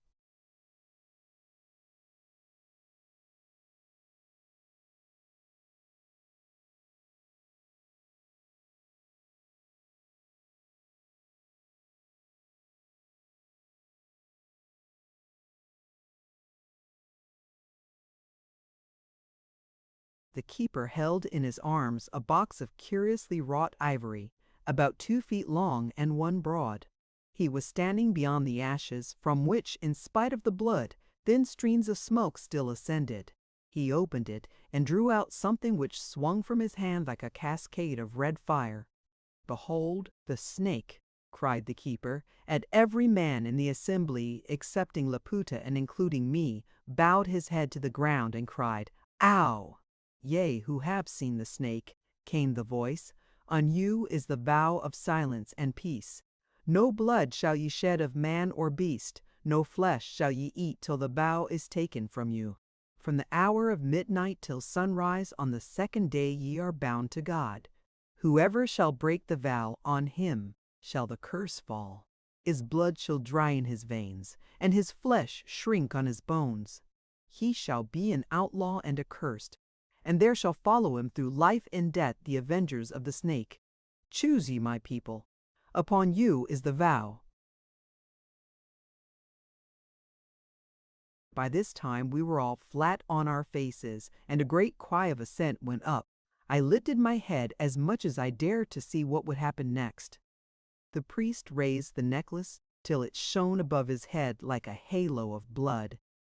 I have never seen such a jewel, and I think there has never been another such on earth. Later I was to have the handling of it and could examine it closely, though now I had only a glimpse. There were 55 rubies in it, the largest as big as a pigeon's egg, and the least not smaller than my thumbnail. In shape they were oval, cut on both sides in cabochon, and on each certain characters were engraved. No doubt this detracted from their value as gems, yet the characters might have been removed and the stones cut in facets, and these rubies would still have been the noblest in the world. I was no jewel merchant to guess their value, but I knew enough to see that here was wealth beyond human computation. At each end of the string was a great pearl and a golden clasp. The sight absorbed me to the exclusion of all fear. I, David Crawford, 19 years.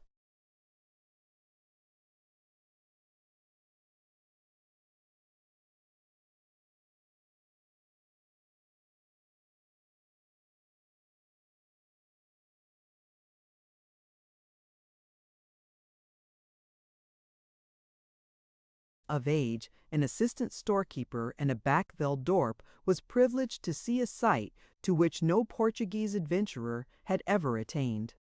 There, floating on the smoke wreath, was the jewel which may once have burned in Sheba's hair.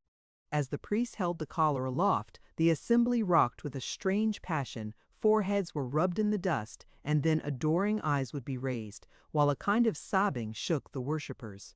In that moment, I learned something of the secret of Africa, of Prester John's empire and Chaka's victories. In the name of God, came the voice, I deliver to the heir of John the snake of John.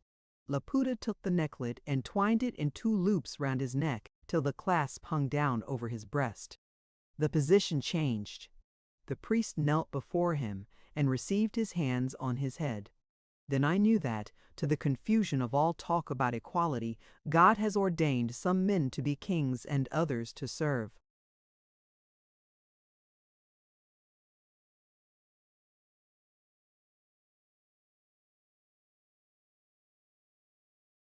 Laputa stood naked as when he was born.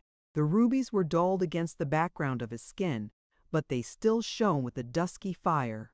Above the blood-red collar, his face had the passive pride of a Roman emperor. Only his great eyes gloomed and burned as he looked on his followers. Heir of John, he said, I stand before you as priest and king. My kingship is for the morrow.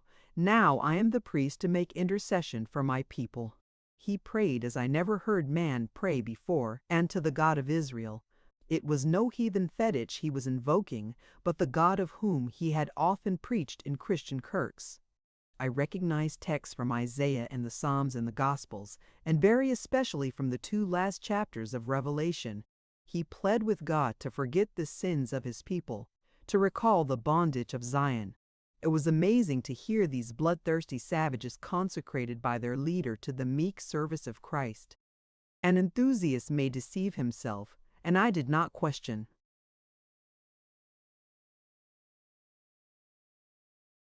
his sincerity. I knew his heart, black with all the lusts of paganism. I knew that his purpose was to deluge the land with blood, but I knew also that in his eyes his mission was divine, and that he felt behind him all the armies of heaven. Thou hast been a strength to the poor, said the voice, a refuge from the storm, a shadow from the heat, when the blast of the terrible ones is as a storm against a wall.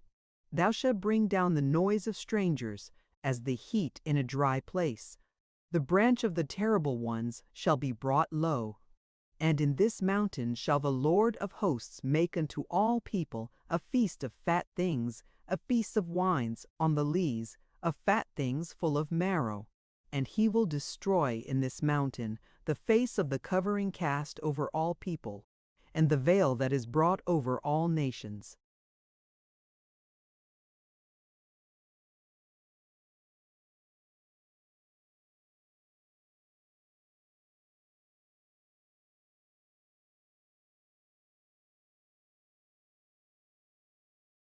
And the rebuke of his people shall he take away from off all the earth, for the Lord hath spoken it.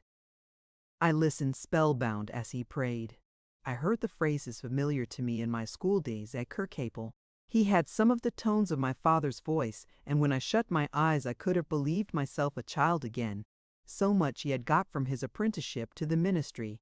I wondered vaguely what the good folks who had listened to him in churches and halls at home would think of him now. But there was in the prayer more than the supplications of the quondam preacher. There was a tone of arrogant pride, the pride of the man to whom the Almighty is only another and greater Lord of hosts. He prayed less as a suppliant than as an ally. A strange emotion tingled in my blood, half awe, half sympathy. As I have said, I understood that there are men born to kingship. He ceased with a benediction. Then he put on his leopard skin cloak and kilt,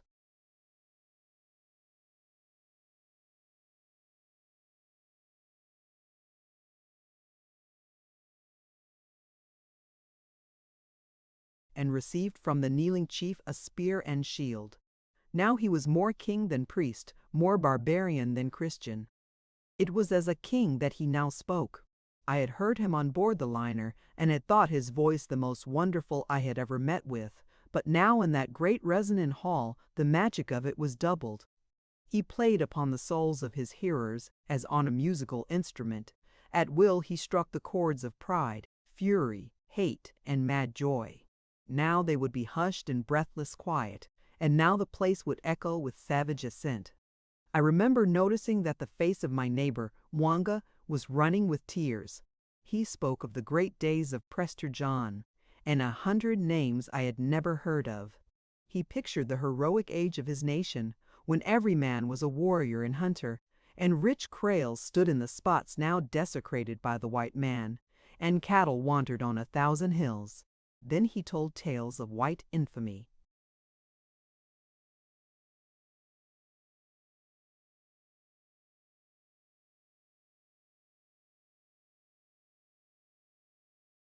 Lands snatched from their rightful possessors, unjust laws which forced the Ethiopian to the bondage of a despised caste, the finger of scorn everywhere, and the mocking word. If it be the part of an orator to rouse the passion of his hearers, Laputa was the greatest on earth. "What have ye gained from the white man?" he cried. "A bastard civilization which has sapped your manhood, a false religion which would rivet on you the chains of the slave. Ye, the old masters of the land, are now the servants of the oppressor. And yet the oppressors are few, and the fear of you is in their hearts. They feast in their great cities, but they see the writing on the wall, and their eyes are anxiously turning lest the enemy be at their gates."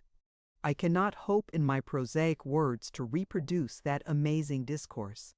Phrases which the hearers had heard at mission schools now suddenly appeared, not as the white man's learning, but as God's message to his own. Laputa fitted the key to the cipher, and the meaning was clear. He concluded, I remember, with a picture of the overthrow of the alien and the golden age which would dawn for the oppressed. Another Ethiopian empire would arise, so majestic that the white man everywhere would dread its name, so righteous that all men under it would live in ease and peace. By rights, I suppose, my blood should have been boiling at this treason. I am ashamed to confess that it did nothing of the sort. My mind was mesmerized by this amazing man. I could not refrain from shouting with the rest. Indeed, I was a convert, if there can be conversion when the emotions are dominant and there is no assent from the brain. I had a mad desire to be of Laputa's party, or rather, I longed for a leader who should master me and make my soul his own, as this man mastered his followers. I have already said that I might have made a good subaltern soldier, and the proof is that I longed for such a general. As the voice ceased, there was a deep silence. The hearers were in a sort of trance, their eyes fixed glassily on Laputa's face. It was the quiet of tense nerves, and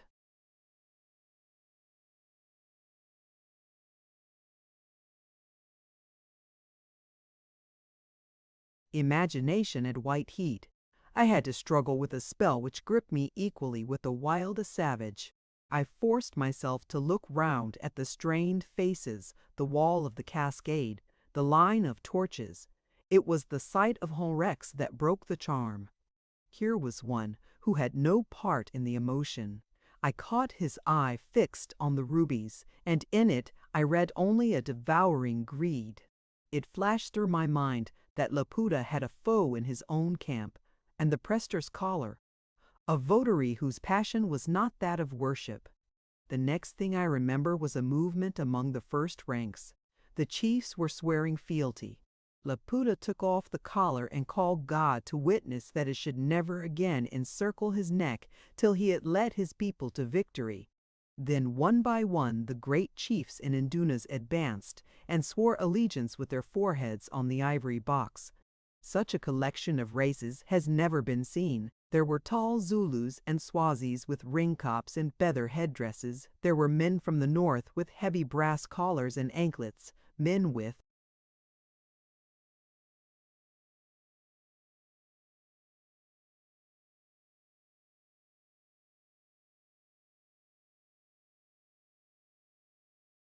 quills in their ears, and earrings and nose rings, shaven heads and heads with wonderfully twisted hair, bodies naked or all but naked, and bodies adorned with skins and necklets. Some were light in color, and some were black as coal. Some had squat Negro features, and some thin, high-boned Arab faces. But in all there was the air of mad enthusiasm. For a day they were forsworn from blood, but their wild eyes and twitching hands told their future purpose. For an hour or two I had been living in a dream world. Suddenly my absorption was shattered, for I saw that my time to swear was coming. I sat in the extreme back row at the end nearest the entrance, and therefore I should naturally be the last to go forward. The crisis was near when I should be discovered, for there was no question of my shirking the oath. Then, for the first time since I entered the cave, I realized the frightful danger in which I stood. My mind had been strung so high by the ritual that I had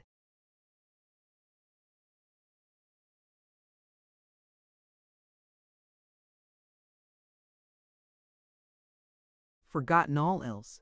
Now came the rebound, and with shaky nerves I had to face discovery and certain punishment. In that moment I suffered the worst terror of my life. There was much to come later, but by that time my senses were dulled. Now they had been sharpened by what I had seen and heard. My nerves were already quivering and my fancy on fire. I felt every limb shaking as Mwanga went forward. The cave swam before my eyes. Heads were multiplied giddily, and I was only dimly conscious when he rose to return. Nothing would have made me advance had I not feared Laputa less than my neighbors. They might rend me to pieces, but to him the oath was inviolable.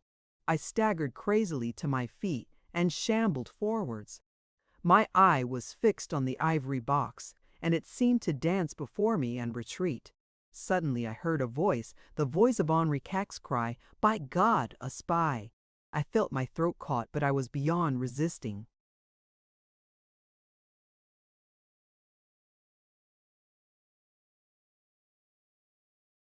It was released, and I was pinned by the arms. I must have stood vacantly with a foolish smile, while unchained fury raged round me.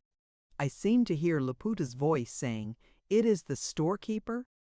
His face was all that I could see, and it was unperturbed. There was a mocking ghost of a smile about his lips. Myriad hands seemed to grip me and crush my breath, but above the clamor I heard a fierce word of command. After that I fainted.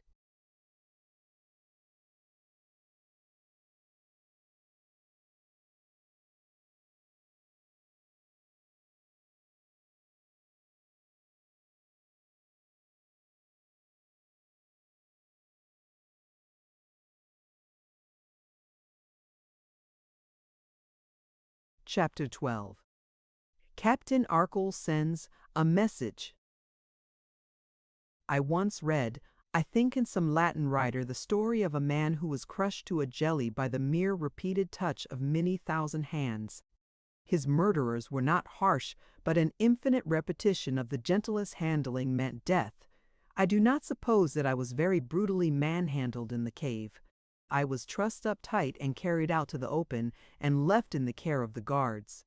But when my senses returned, I felt as if I had been cruelly beaten in every part. The rawhide bonds chafed my wrists and ankle and shoulders, but they were the least part of my aches. To be handled by a multitude of Kaffirs is like being shaken by some wild animal. Their skins are insensible to pain, and I have seen a Zulu stand on a piece of red-hot iron without noticing it till he was warned by the smell of burning hide. Anyhow, after I had been bound by Kaffir hands and tossed on Kaffir shoulders, I felt as if I had been in a scrimmage of mad bulls. I found myself lying, looking up at the moon.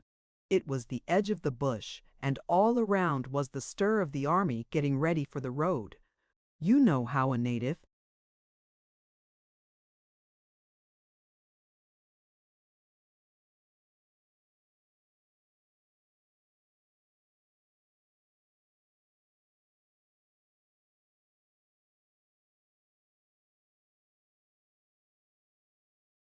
babbles and chatters over any work he has to do. It says much for Laputa's iron hand that now everything was done in silence. I heard the nickering of horses and the jolt of carts as they turned from the bush into the path. There was the sound of hurried whispering, and now and then a sharp command. And all the while I lay, staring at the moon and wondering if I was going to keep my reason. If he who reads this doubts the discomfort of bonds, let him try them for himself. Let him be bound foot and hand, and left alone, and in half an hour he will be screaming for release. The sense of impotence is stifling, and I felt as if I were buried in some landslip instead of lying under the open sky with the night wind fanning my face. I was in the second stage of panic, which is next door to collapse. I tried to cry, but could only raise a squeak like a bat. A wheel started to run round in my head, and when I looked at the moon, I saw that it was rotating in time. Things were very bad with me. It was Mungol who saved me from lunacy. He had been appointed my keeper, and the first I knew of it was a violent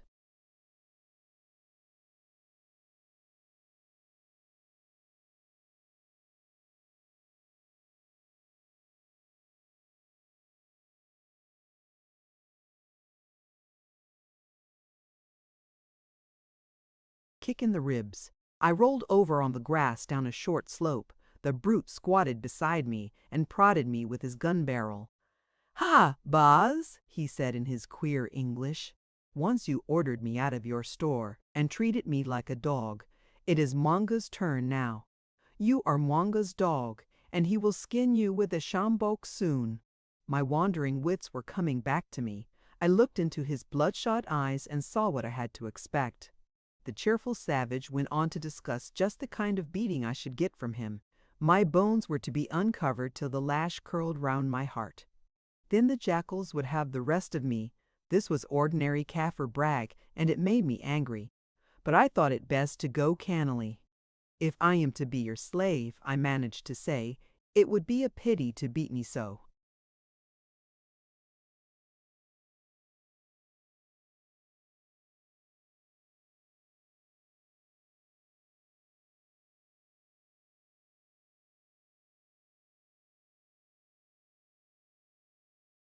"Hard. You would get no more work out of me." Wanga grinned wickedly. "You are my slave for a day and a night. After that we kill you slowly. You will burn till your legs fall off and your knees are on the ground, and then you will be chopped small with knives." Thank God, my courage and common sense were coming back to me.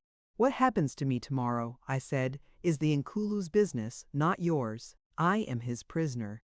But if you lift your hand on me today so as to draw one drop of blood, the Nkulu will make short work of you. The vow is upon you, and if you break it, you know what happens." And I repeated, in a fair imitation of the priest's voice, the terrible curse he had pronounced in the cave. You should have seen the change in that cur's face. I had guessed he was a coward, as he was most certainly a bully. And now I knew it. He shivered and,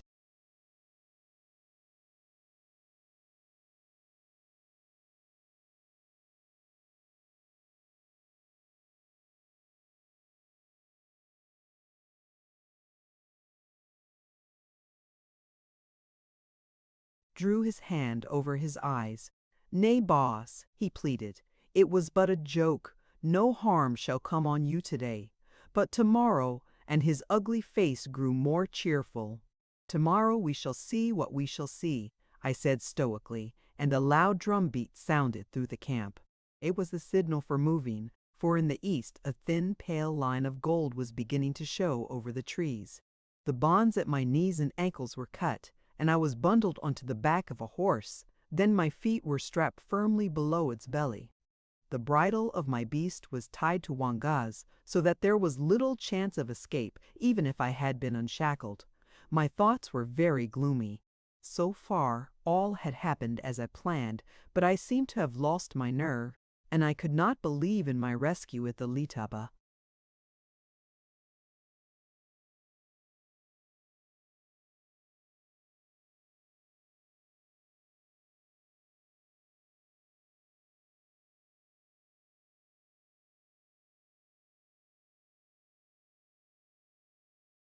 While I thought of Ananda's crawl with sheer horror, last night I had looked into the heart of darkness and the sight had terrified me. What part should I play in the great purification? Most likely that of the biblical scapegoat, but the dolor of my mind was surpassed by the discomfort of my body. I was broken with pains and weariness, and I had a desperate headache. Also, before we had gone a mile, I began to think that I should split in two. The paces of my beast were uneven, to say the best of it, and the bump was like being on the rack. I remembered that the saints of the covenant used to journey to prison this way, especially the great Mr. Pedin, and I wondered how they liked it. When I hear of a man doing a brave deed, I always want to discover whether at the time he was well and comfortable in body. That, I am certain, is the biggest ingredient in courage, and those who plan and execute great deeds in bodily weakness have my homage as truly heroic. For myself, I had not the spirit of a chicken as I jogged along at Monga's side. I wished he would begin to insult me, if only to distract my mind, but he kept obstinately silent. He was sulky, and I think rather afraid of me. As the sun got up, I could see something of the host around me. I am no hand at guessing numbers, but I should put the fighting men I saw at not less than 20,000. Every man of them was on this side his prime, and all were armed with good rifles and bandoliers. There were none of your old roars one and decrepit Enfields, which I had seen signs of in Kaffir kraals. These guns were new, serviceable Mausers, and the men who bore them looked as if they knew how to handle them. There must have been long months of training behind this show, and I marveled at the man who had organized it. I saw no field guns, and the little transport they had was evidently for food only. We did not travel in ranks like an orthodox column. About a third of the force was mounted and disformed to the center. On each wing the infantry straggled far afield, but there was method in their disorder, for in the bush close ranks would have been impossible.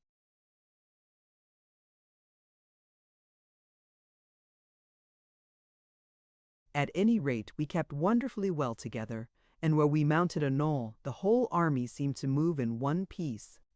I was well in the rear of the center column, but from the crest of the slope I sometimes got a view in front. I could see nothing of Laputa, who was probably with the van, but in the very heart of the force I saw the old priest of the snake with his treasure carried in the kind of litter which the Portuguese call a mochila, between rows of guards. A white man rode beside him, whom I judged to be on Rex. Laputa trusted this fellow, and I wondered why. I had not forgotten the look on his face while he had stared at the rubies in the cave. I had a notion that the Portuguese might be an unsuspected ally of mine, though for blackguard reasons. About 10 o'clock, as far as I could judge by the sun, we passed Umbaloses and took the right bank of the Labongo. There was nothing in the store to loot, but it was overrun by Kaffirs who carried off the benches for firewood. It gave me an odd feeling to see the remains of the meal at which I had entertained Laputa in.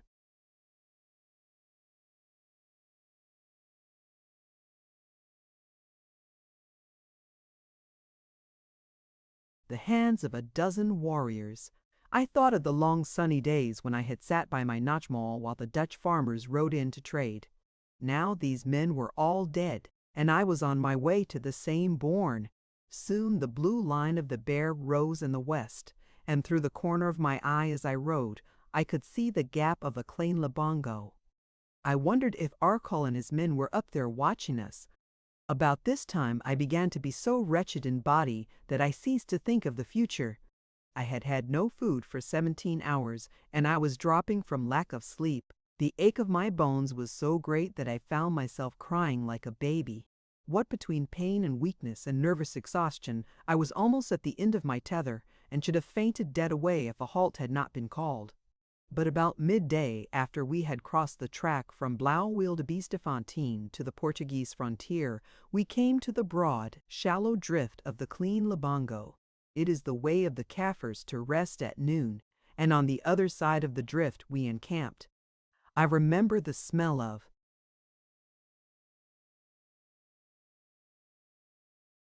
hot earth and clean water as my horse scrambled up the bank. Then came the smell of wood smoke as fires were lit. It seemed an age after we stopped before my feet were loosed and I was allowed to fall over on the ground. I lay like a log where I fell and was asleep in 10 seconds. I awoke 2 hours later much refreshed and with a raging hunger. My ankles and knees had been tight again, but the sleep had taken the worst stiffness out of my joints. The natives were squatting in groups round their fires, but no one came near me. I satisfied myself by straining at my bonds that this solitude gave no chance of escape. I wanted food, and I shouted on Mwanga, but he never came. Then I rolled over into the shadow of a walked Mbiya bush to get out of the glare. I saw a Kaffir on the other side of the bush who seemed to be grinning at me. Slowly he moved round to my side and stood regarding me with interest. "For God's sake, get me some food," I said.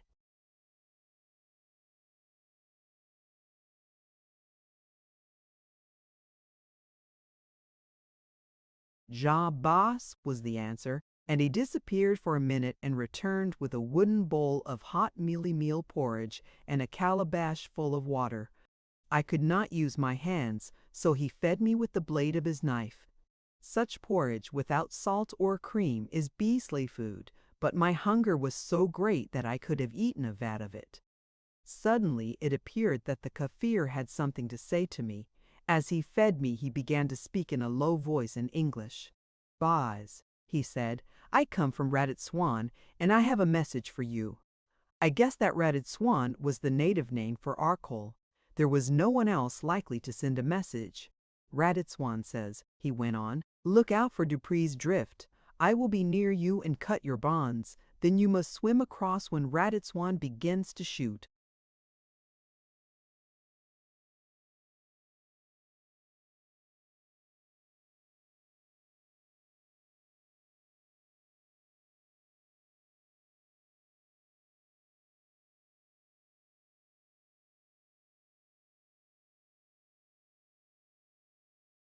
The news took all the weight of care from my mind.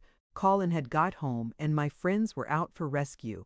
So volatile is the mood of 19 that I veered round from black despair to an unwarranted optimism. I saw myself already safe, and Laputa's rising scattered. I saw my hands on the treasure, and Enrique's ugly neck below my heel. "I don't know your name," I said to the Kaffir, "but you are a good fellow. When I get out of this business, I won't forget you." "There is another message, bosses," he said. "It is written on paper in a strange tongue. Turn your head to the bush and see. I will hold it inside the bowl that you may read it." I did as I was told, and found myself looking at a dirty half sheet of note paper marked by the Kaffir's thumbs. Some words were written on it in Wardlaw's hand, and, characteristically, in Latin, which was not a bad cipher. I read,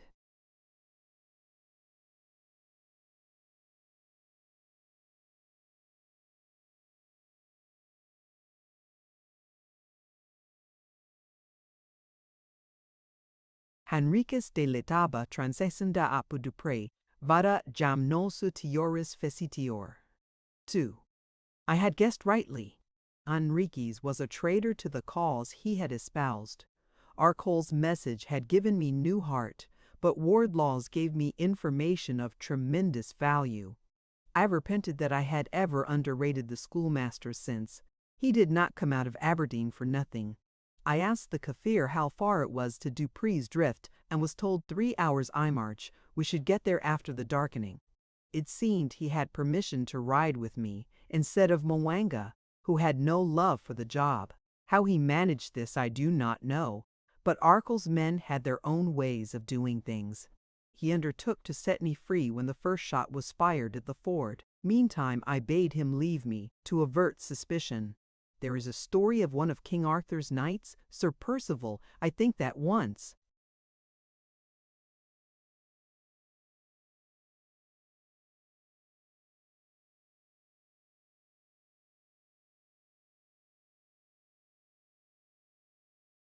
Riding through a forest, he found a lion fighting with a serpent. He drew his sword and helped the lion, for he thought it was the more natural beast of the two. To me, the Puda was the lion, and Honrex the serpent. And though I had no good will to either, I was determined to spoil the serpent's game. He was after the rubies, as I had fancied. He had never been after anything else. He had found out about Arcol's preparations, and had sent him a warning, hoping, no doubt, that if Laputa's force was scattered on the Lutaba, he would have a chance of getting off with the necklace and the confusion. If he succeeded, he would go over the Lebombo to Mozambique, and whatever happened afterwards in the rising would be no concern of Mr. Henrique's. I determined that he should fail, but how to manage it I could not see. Had I had a pistol, I think I would have shot him, but I had no weapon of any kind.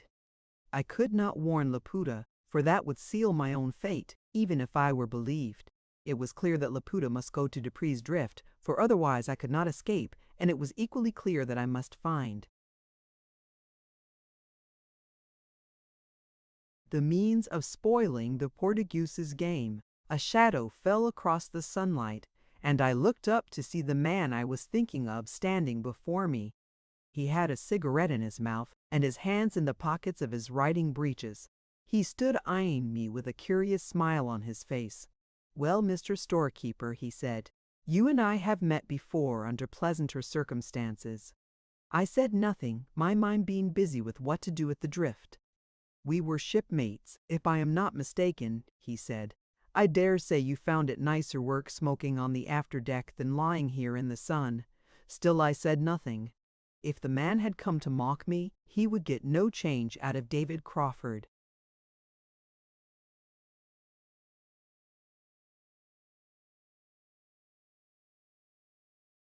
"Tut, tut, don't be sulky. You have no quarrel with me. Between ourselves," and he dropped his voice, "I tried to save you, but you had seen rather too much to be safe.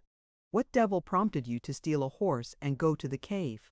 I don't blame you for overhearing us, but if you had had the sense of a louse, you would have gone off to the Berg with your news. By the way, how did you manage it? A cellar, I suppose. Our friend Laputa was a fool not to take better precautions. That I must say you acted the drunkard pretty well." The vanity of 19 is an incalculable thing. I rose to the fly.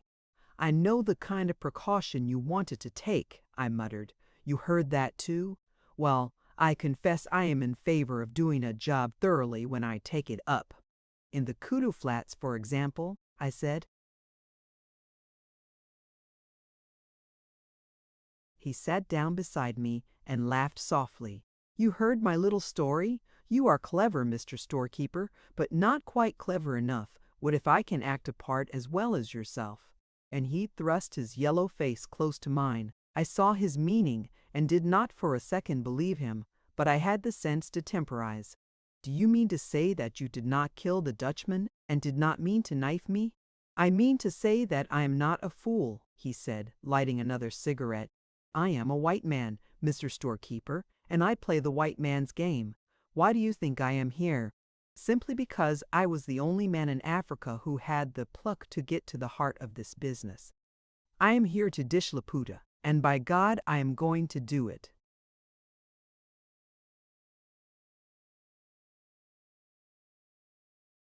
I was scarcely prepared for such incredible bluff. I knew every word was a lie, but I wanted to hear more, for the man fascinated me. "I suppose you know what will happen to you," he said, flicking the ashes from his cigarette. "Tomorrow at Inanda's Kraal, when the vow is over, they will give you a taste of Kafir habits. Not death, my friend, that would be simple enough, but a slow death with every refinement of horror. You have broken into their sacred places, and you will be sacrificed to Laputa's god. I have seen native torture before, and his own mother would run away shrieking from a man who had endured it." I said nothing, but the thought made my flesh creep. "Well," he went on, "you're in an awkward plight, but I think I can help you. What if I can save your life, Mr. Storekeeper? You are trussed up like a fowl and can do nothing. I'm the only man alive who can help you. I am willing to do it."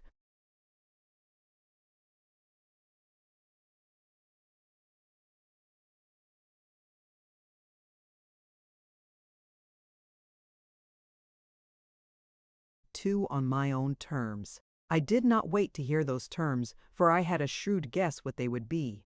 My hatred of Honrex rose and choked me. I saw murder and trickery in his mean eyes and cruel mouth. I could not, to be saved from the uttermost horror, have made myself his ally. "Now listen, Mr. Portuguese," I cried. "You tell me you are a spy. What if I shout that through the camp? There will be short shrift for you if Laputa hears it." He laughed loudly. "You are a bigger fool than I took you for. Who would believe you, my friend? Not Laputa. Not any man in this army. It would only mean tighter bonds for these long legs of yours." By this time I had given up all thought of diplomacy. "Very well, you yellow faced devil, you will hear my answer. I would not take my freedom from you, though I were to be boiled alive.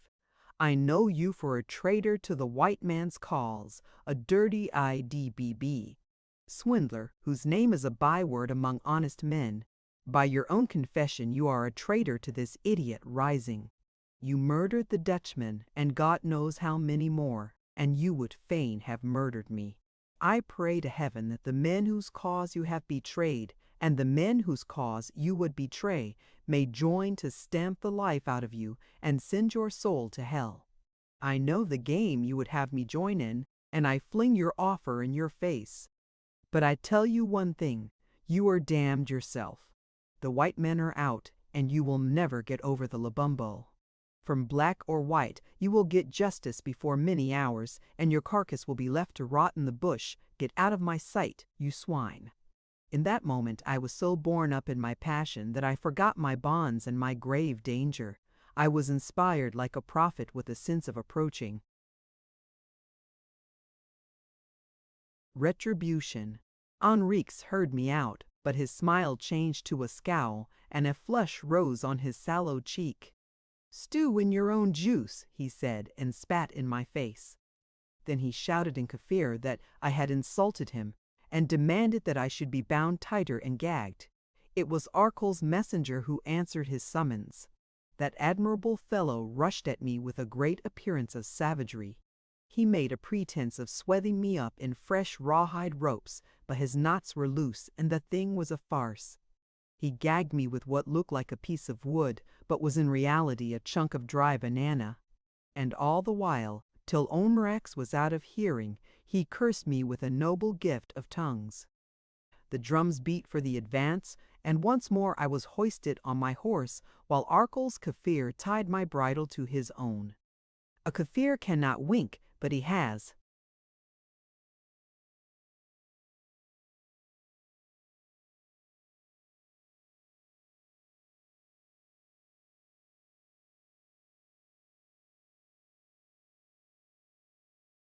A way of slanting his eyes which does as well, and as we moved on, he would turn his head to me with this strange grimace.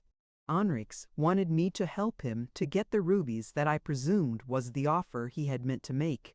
Well, thought I will perish before the jewel reaches the Portuguese's hands. He hoped for a stampede when Arkel opposed the crossing of the river and in the confusion intended to steal the casket.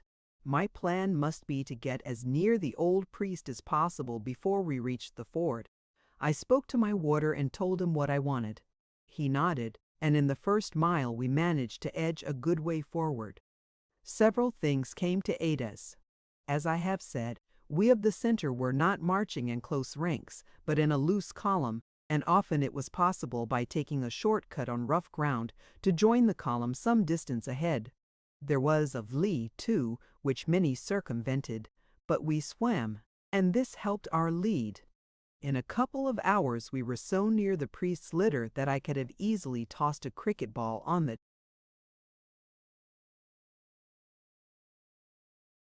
head of Henriques, who rode beside it. Very soon the twilight of the winter day began to fall. The far hills grew pink and mulberry in the sunset, and strange shadows stole over the bush. Still creeping forward, we found ourselves not 20 yards behind the litter, while far ahead I saw a broad, glimmering space of water with a high, woody bank beyond. "Dupree's Drift," whispered my warder. "Courage, Incus. 3. In an hour's time you will be free. 1 bore elephant guns. Henriques has already told us about the crossing at Dupree's Drift. 3. Great Chief."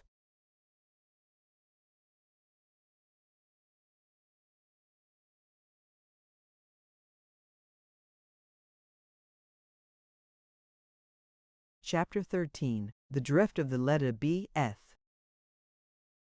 The dusk was gathering fast as we neared the stream. From the stagnant reaches above and below, a fine white mist was rising, but the long shallows of the ford were clear. My heart was beginning to flutter wildly, but I kept a tight grip on myself and prayed for patience. As I stared into the evening, my hopes sank. I had expected, foolishly enough, to see on the far bank some sign of my friends, but the tall bush was dead and silent. The drift slants across the river at an acute angle, roughly SSW. I did not know this at the time, and was amazed to see the band of the march turn, apparently upstream. Laputa's great voice rang out in some order which was repeated down the column, and the wide flanks of the force converged on the narrow cart track which entered the water. We had come to a standstill while the front ranks began the passage. I sat shaking with excitement, my eyes straining into the gloom. Water holes.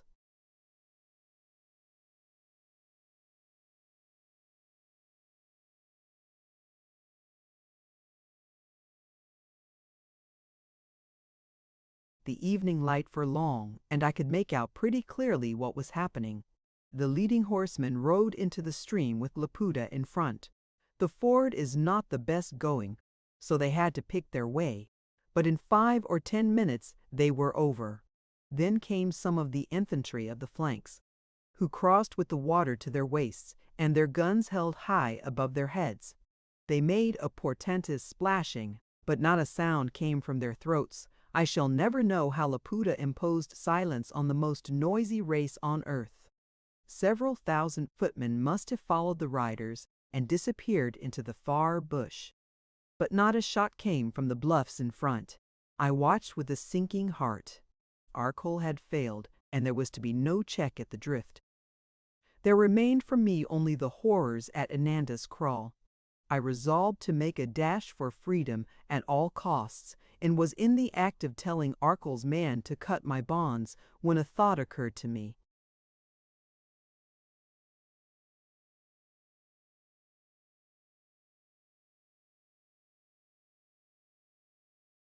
Henriques was after the rubies, and it was his interest to get Laputa across the river before the attack began. It was Arcole's business to split the force, and above all to hold up the leader. Henriques would tell him, and for that matter he must have assumed himself, that Laputa would ride in the center of the force. Therefore there would be no check till the time came for the priest's litter to cross. It was well that I had not had my bonds cut. Henriques came riding towards me, his face sharp and bright as a ferret's. He pulled up and asked if I were safe. My Kaffir showed my strapped elbows and feet and tugged at the cords to prove their tightness. "Keep him well," said Henriques, or you will answer to Nkulu. Forward with him now, and get him through the water." Then he turned and rode back. My warder, apparently obeying orders, led me out of the column and into the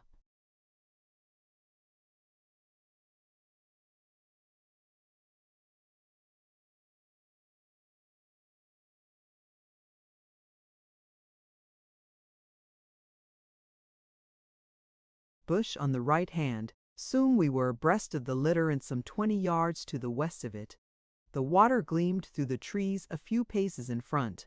I could see the masses of infantry converging on the drift, and the churning like a cascade which they made in the passage. Suddenly, from the far bank, came an order. It was Laputa's voice, thin and high-pitched, as the Kaffir cries when he wishes his words to carry a great distance. Henriques repeated it, and the infantry halted. The riders of the column in front of the litter began to move into the stream. We should have gone with them, but instead we pulled our horses back into the darkness of the bush. It seemed to me that odd things were happening around the priest's litter. Henriques had left it and dashed past me so close that I could have touched him. From somewhere among the trees a pistol shot cracked into the air.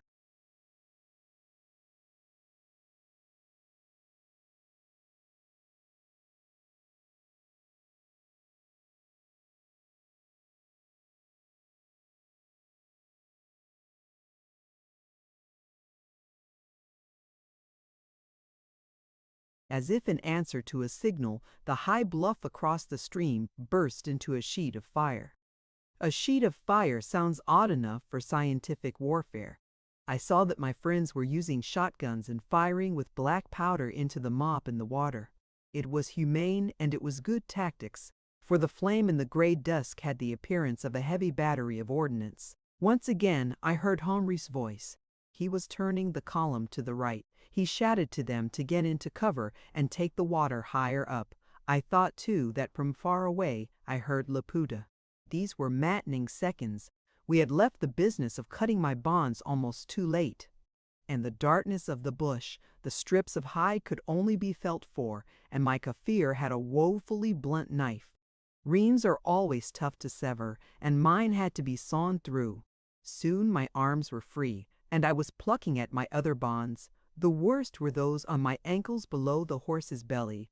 The Kaffir fumbled away in the dark and pricked my beast so that he reared, and struck out. And all the while I was choking with impatience and gabbling prayers to myself. The men on the other side had begun to use ball cartridge. I could see through a gap the center of the river, and it was filled with a mass of struggling men and horses. I remember that it amazed me that no shot was fired in return. Then I remembered the vow, and was still more amazed at the power of a ritual on that savage horde. The column was moving past me to the right. It was a disorderly rabble which obeyed Henriques' orders. Bullets began to sing through the trees, and one rider was hit in the shoulder and came down with a crash. This increased the confusion, for most of them dismounted and tried to lead their horses in the cover.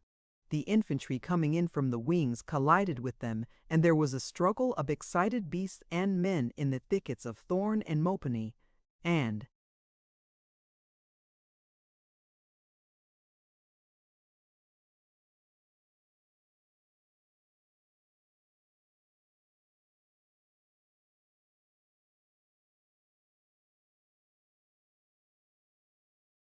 still my Kaffir was trying to get my ankles loose as fast as a plunging horse would let him. At last I was free and dropped stiffly to the ground.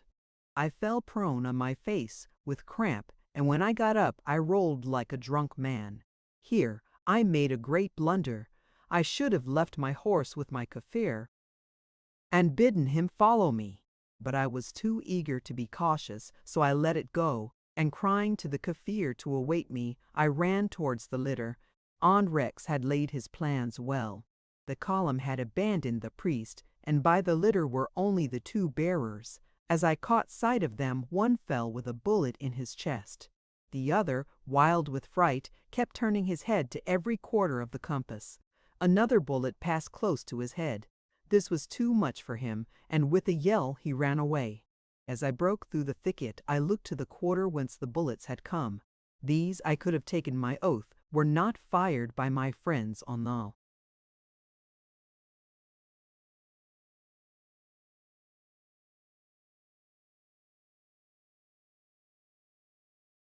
farther bank. It was close quarter shooting, and I knew who had done it. But I saw nobody. The last few yards of the road were clear, and only out in the water was the struggling, shouting mass of humanity. I saw a tall man on a big horse plunge into the river on his way back. It must be Laputa, returning to command the panic. My business was not with Laputa, but with Henriques. The old priest in the litter, who had been sleeping, had roused himself and was looking vacantly round him. He did not look long. A third bullet, fired from a dozen yards away, drilled a hole in his forehead.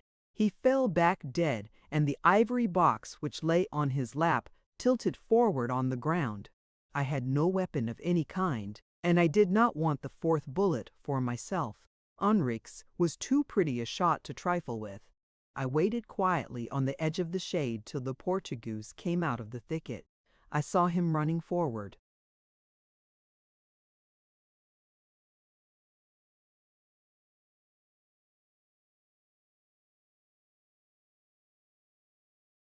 With a rifle in his hand. A whinny from a horse told me that somewhere near his beast was tied up. It was all but dark, but it seemed to me that I could see the lust of greed in his eyes as he rushed to the litter. Very softly I stole behind him. He tore off the lid of the box and pulled out the great necklace.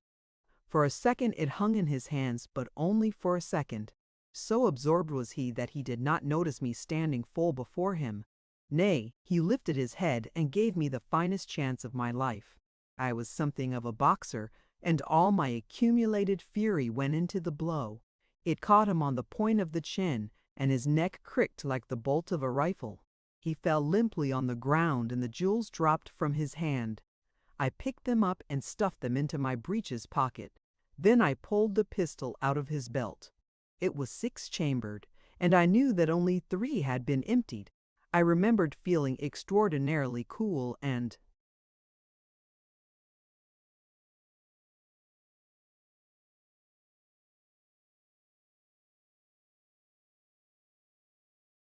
composed, and yet my wits must have been wandering, or I would have never taken the course I did. The right thing to do on Arcol's instructions was to make for the river and swim across to my friends. But Laputa was coming back, and I dreaded meeting him.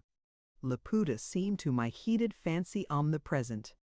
I thought of him as covering the whole bank of the river, whereas I might easily have crossed a little farther down and made my way up the other bank to my friends. It was plain that Laputa intended to evade the patrol, not to capture it, and there, consequently, I should be safe. The next best thing was to find Arcol's Kaffir, who was not 20 yards away, get some sort of horse, and break for the bush. Long before morning we should have been over the barrack and in safety. Nay, if I wanted a mount, there was Honwitsing a few paces off. Instead, I did the craziest thing of all. With the jewels in one pocket and the pot and for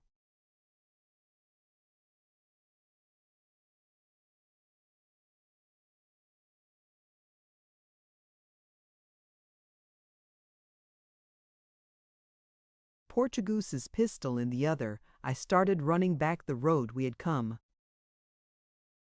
Chapter 14. I carry the color of Prester John. I ran till my breath grew short. For some kind of swift motion I had to have, or choke. The events of the last few minutes had inflamed my brain. For the first time in my life, I had seen men die by violence, nay, by brutal murder. I had put my soul into the blow which laid out Henriques, and I was still hot with the pride of it. Also I had in my pocket the fetish of the whole black world. I had taken their Ark of the Covenant, and soon Laputa would be on my trail. Fear, pride, and a blind exultation all throbbed in my veins. I must have run 3 miles before I came to my sober senses.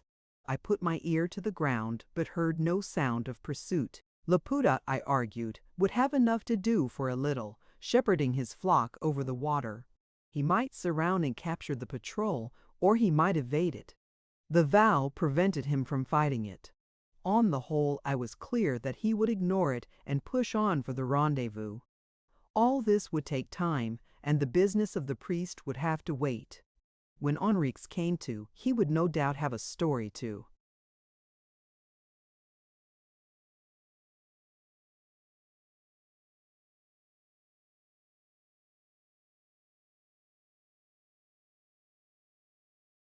tell, and the scouts would be on my trail. I wished I had shot the Portuguese while I was at the business. It would have been no murder, but a righteous execution. Meanwhile, I must get off the road. The sand had been disturbed by an army, so there was little fear of my steps being traced. Still, it was only wise to leave the track which I would be assumed to have taken, for Laputa would guess I had fled back the way to Blauwil to be Steph Hontin. I turned into the bush, which here was thin and sparse like winds on a common. The berg must be my goal. Once on the plateau, I would be inside the white man's lines. Down here in the plains, I was in the country of my enemies. Arkell meant to fight on the uplands when it came to fighting. The black man might rage as he pleased in his own flats, but we stood to defend the gates of the hills. Therefore over the berg I must be before morning, or there would be a dead man.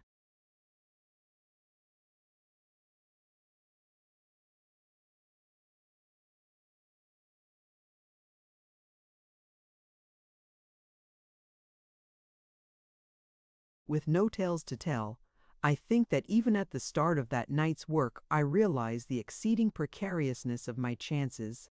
Some 20 miles of bush and swamp separated me from the foot of the mountains. After that there was the climbing of them, for at the point opposite where I now stood, the bird does not descend sharply on the plain, but is broken into foothills around the glens of the Quine Litaba and the Letsitela. From the spot where these rivers emerge on the flats to the crown of the plateau is 10 miles at the shortest. I had a start of an hour or so, but before dawn I had to traverse 30 miles of unknown and difficult country. Behind me would follow the best trackers in Africa, who knew every foot of the wilderness. It was a wild hazard, but it was my only hope. At this time I was feeling pretty courageous. For one thing, I had Henriques's pistol close to my leg, and for another I still thrilled with the satisfaction of having smitten his face.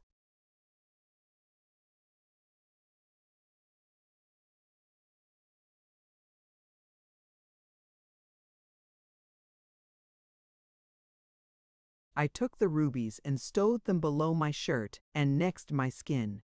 I remember taking stock of my equipment and laughing at the humor of it. One of the heels was almost twisted off my boots, and my shirt and breeches were old at the best and ragged from hard usage. The whole outfit would have been dear at 5 shillings, or 7 and 6 with the belt thrown in. Then there was the Portuguese's pistol, costing, say, a guinea, and last, the Prester's collar, worth several millions. What was more important than my clothing was my bodily strength. I was still very sore from the bonds and the jog of that accursed horse, but exercise was rapidly suppling my joints. About 5 hours ago I had eaten a filling, though not very sustaining, meal, and I thought I could go on very well till morning. But I was still badly in arrears with my sleep, and there was no chance of my snatching a minute till I was over the burger. It was going to be a race against time, and I swore that I would drive my body to the last ounce of strength.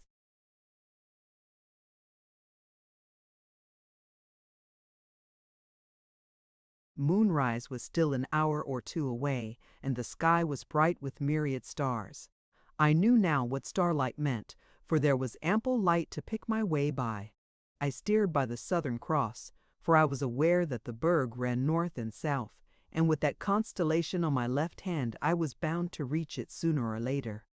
The bush closed around me with its mysterious dull green shades, and trees, which in the daytime were thin scrub, now loomed like tall timber. It was very eerie moving, a tiny fragment of mortality, in that great wide silent wilderness, with the starry vault, like an impassive celestial audience, watching with many eyes. They cheered me, those stars. In my hurry and fear and passion they spoke of the old calm dignities of man. I felt less alone when I turned my face to the lights which were slanting alike on this uncanny bush and on the homely streets of Kirkcaple. The silence did not last long. First came the howl of a wolf, to be answered by others from every quarter of the compass. This serenade went on for a bit, till the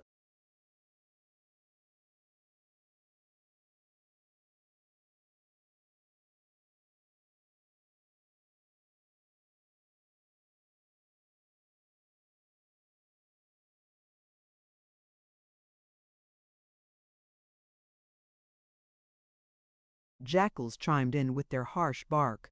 I had been caught by darkness before this when hunting on the berg, but I was not afraid of wild beasts. That is one terror of the bush which travelers' tales have put too high. It was true that I might meet a hungry lion, but the chance was remote, and I had my pistol. Once indeed, a huge animal bounded across the road a little in front of me. For a moment, I took him for a lion, but on reflection, I was inclined to think him a very large bush pig. By this time, I was out of the thickest bush and into a piece of parkland with long waving tumbuki grass, which the Kaffirs would burn later. The moon was coming up, and her faint rays silvered the flat tops of the mimosa trees. I could hear and feel around me the rustling of animals. Once or twice a big buck, an eland or a kudu broke cover, and at the sight of me went off snorting down the slope. Also there were droves of smaller game rebuck and springbuck and duerkers which brushed past at full gallop without even noticing me.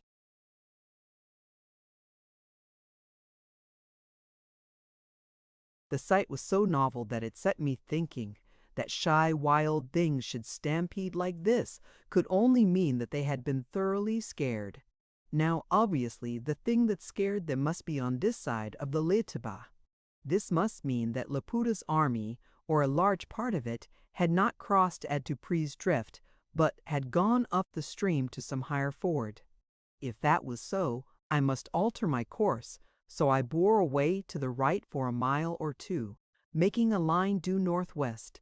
In about an hour's time the ground descended steeply, and I saw before me the shining reaches of a river. I had the chief features of the countryside clear in my mind, both from old porings over maps and from Arkell's instructions. This stream must be the Little Letaba, and I must cross it if I would get to the mountains. I remembered that Majinja's kraal stood on its left bank, and higher up in its valley in the Berg Pefu lived.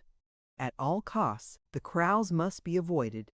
Once across it, I must make for the Letsitela, another tributary of the Great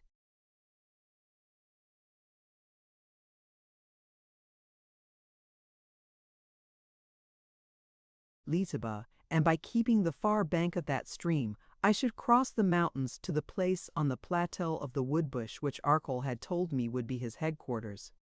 It is easy to talk about crossing a river, and looking today at the slender streak on the map, I'm amazed that so small a thing should have given me such ugly tremors. Yet I have rarely faced a job I liked so little. The stream ran yellow and sluggish under the clear moon. On the near side, a thick growth of bush clothed the bank, but on the far side I made out a swamp with tall bulrushes. The distance across was no more than 50 yards, but I would have swum a mile more readily in deep water. The place stank of crocodiles. There was no ripple to break the oily flow except where a derelict branch swayed with the current. Something in the stillness, the eerie light on the water, and the rotting smell of the swamp made that stream seem unhallowed and deadly.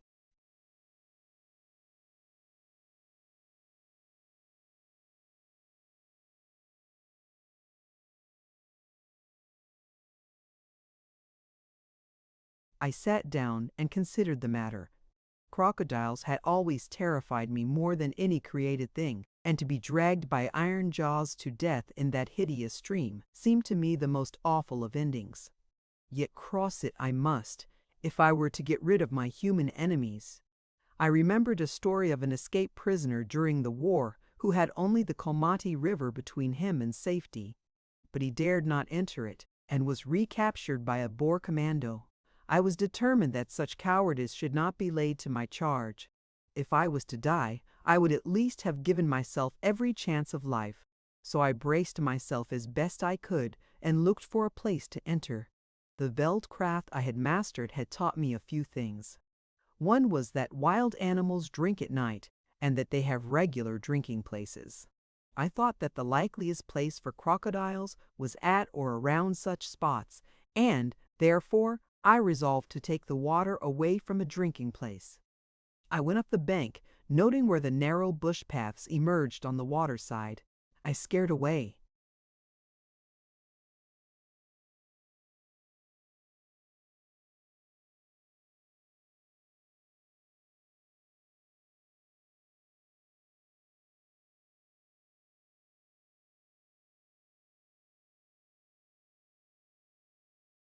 Several little buck, and once the violent commotion in the bush showed that I had frightened some bigger animal, perhaps a hardy beast. Still following the bank, I came to a reach where the undergrowth was unbroken and the water looked deeper. Suddenly I fear I must use this adverb often, for all the happenings on that night were sudden. I saw a biggish animal break through the reeds on the far side. It entered the water and, whether wading or swimming I could not see, came out a little distance. Then some sense must have told it of my presence, for it turned and with a grunt made its way back. I saw that it was a big warthog and began to think. Pig, unlike other beasts, drink not at night, but in the daytime. The hog had therefore not come to drink, but to swim across. Now, I argued, he would choose a safe place. For the warthog, hideous though he is a wise beast. What was safe for him would.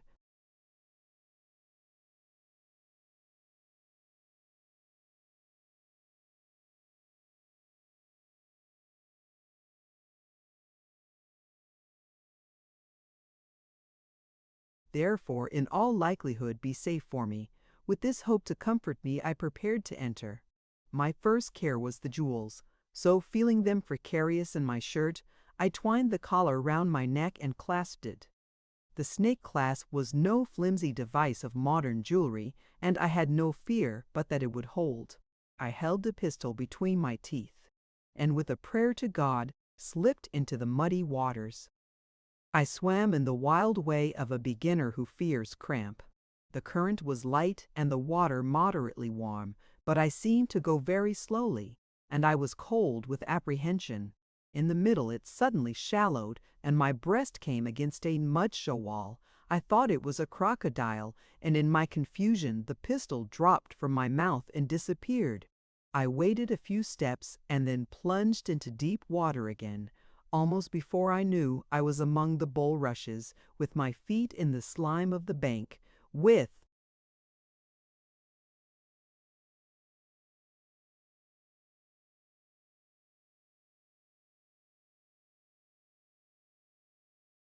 feverish haste. I scrambled through the reeds and up through roots and undergrowth to the hard soil. I was across, but alas, I had lost my only weapon. The swim and the anxiety had tired me considerably, and though it meant delay, I did not dare to continue with the weight of waterlogged clothes to impede me. I found a dry, sheltered place in the bush and stripped to the skin. I emptied my boots and wrung out my shirt and breeches, while the Prester's jewels were blazing on my neck. Here was a queer counterpart to Laputa in the cave.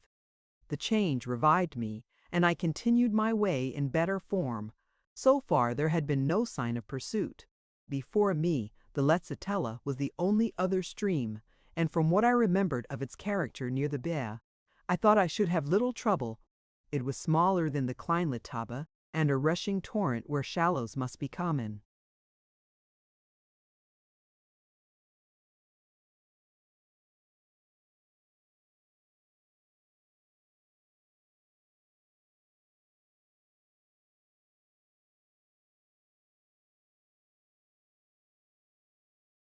I kept running till I felt my shirt getting dry on my back. Then I restored the jewels to their old home, and found their cool touch on my breast very comforting. The country was getting more broken as I advanced. Little kopjes with thickets of wild bananas took the place of the dead levels. Long before I reached the Letsit de Las, I saw that I was right in my guess. It ran a brawling mountain stream in a narrow rift in the bush. I crossed it almost dry-shod on the boulders above a little fall, stopping for a moment to drink and lave my brow. After that the country changed again. The wood was now getting like that which clothed the sides of the berg.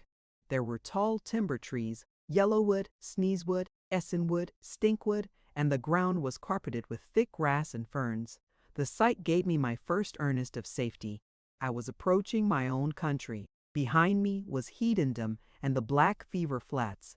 In front were the cool mountains and bright streams, and the guns of my own folk.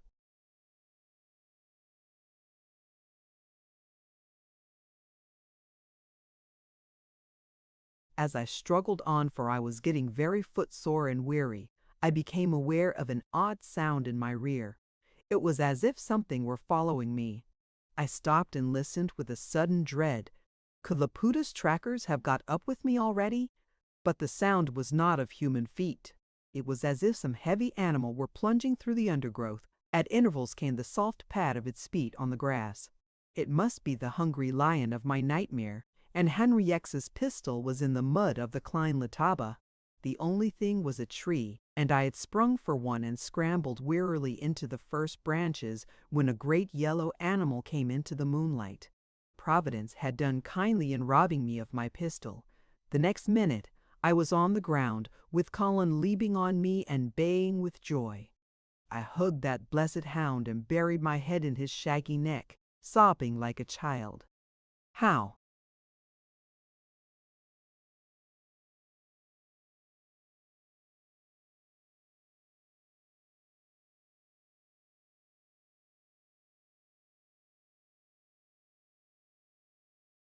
He had traced me. I can never tell.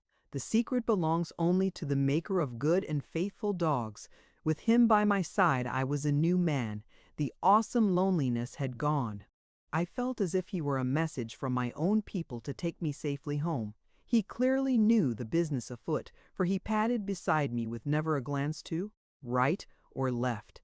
Another time he would have been Snow King in every thicket, but now he was on duty, a serious, conscientious dog with no eye but for business. The moon went down, and the starry sky was our only light. The thick gloom which brooded over the landscape pointed to the night being far gone. I thought I saw a deeper blackness ahead, which might be the line of the berg. Then came that period of utter stillness, when every bush sound is hushed, and the world seems to swoon. I felt almost impious hurrying through that profound silence, when not even the leaves stirred or a frog croaked.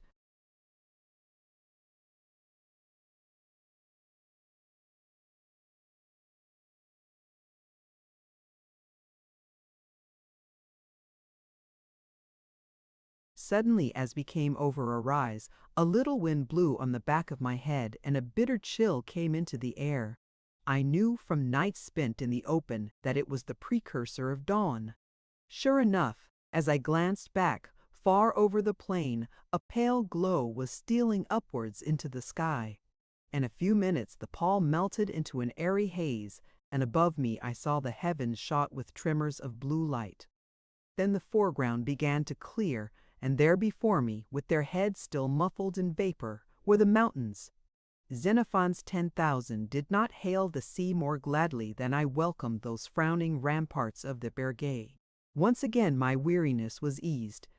I cried to Colin, and together we ran down into the wide, shallow trough which lies at the foot of the hills. As the sun rose above the horizon, the black masses changed to emerald and rich umber, and the fleecy mists of the summits opened and revealed beyond shining spaces of green.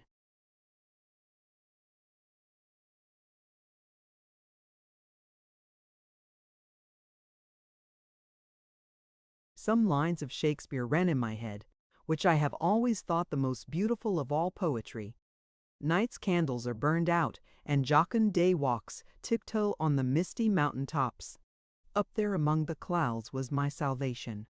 Like the psalmist, I lifted my eyes to the hills from whence came my aid. Hope is a wonderful restorative. To be near the hills, to smell their odors, to see at the head of the glens the lines of the plateau, where were white men and civilization, all gave me new life and courage. Colin saw my mood and spared a moment now and then to inspect a hole or a covert. Down in the shallow trough, I saw the links of a burn, the Machudi, which flowed down the glen it was my purpose to ascend. Away to the north, in the direction of Magenges, were patches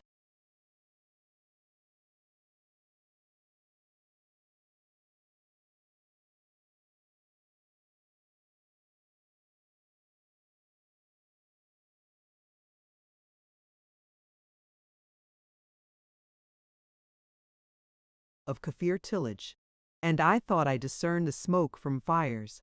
Magenges womankind would be cooking their morning meal. To the south ran a thick patch of forest, but I saw beyond it the spur of the mountain over which runs the highroad to Wesselsburg. The clear air of dawn was like wine in my blood. I was not free, but I was on the threshold of freedom. If I could only reach my friends with the Prester's collar in my shirt, I would have performed a feat which would never be forgotten. I would have made history by my glorious folly. Breakfastless and footsore, I was yet a proud man as I crossed the hollow to the mouth of Machudi's glen. My chickens had been counted too soon, and there was to be no hatching. Colin grew uneasy and began to sniff up wind. I was maybe a quarter of a mile from the glen foot, plodding through the long grass of the hollow, when the behavior of the dog made me stop and listen. In that still air sounds carry far, and I seemed to hear the noise of feet brushing through cover. The noise came both from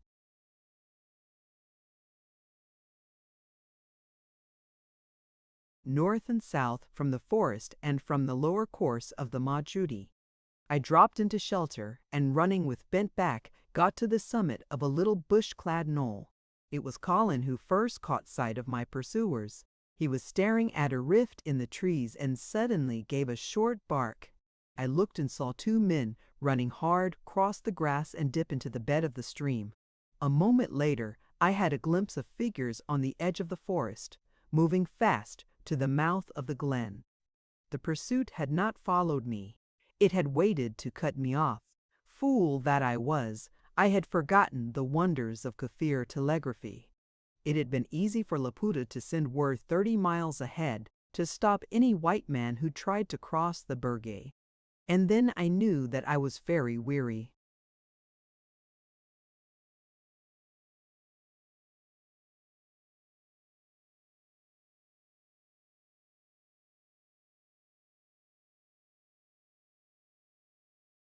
Chapter 15. Morning in the Berg. I was perhaps half a mile the nearer to the glen, and was likely to get there first. And after that, I could see the track winding by the waterside and then crossing a hill shoulder which diverted the stream. It was a road a man could scarcely ride, and a tired man would have a hard job to climb. I do not think that I had any hope. My exhilaration had died as suddenly as it had been born. I saw myself caught and carried off to Laputa, who must now be close on the rendezvous at Inanda's Kraal. I had no weapon to make a fight for it. My foemen were many and untired. It must be only a matter of minutes till I was in their hands. More in a dogged fury of disappointment than with any hope of escape, I forced my sore legs up the glen. 10 minutes ago I had been exulting in the glories of the morning, and now the sun was not less bright or the colors less fair, but the heart had gone out of the spectator. At first I managed to get some pace out of myself, partly from fear and partly from anger, but I soon found that my body had been tried too far. I could plod along, but to save my life I could not have.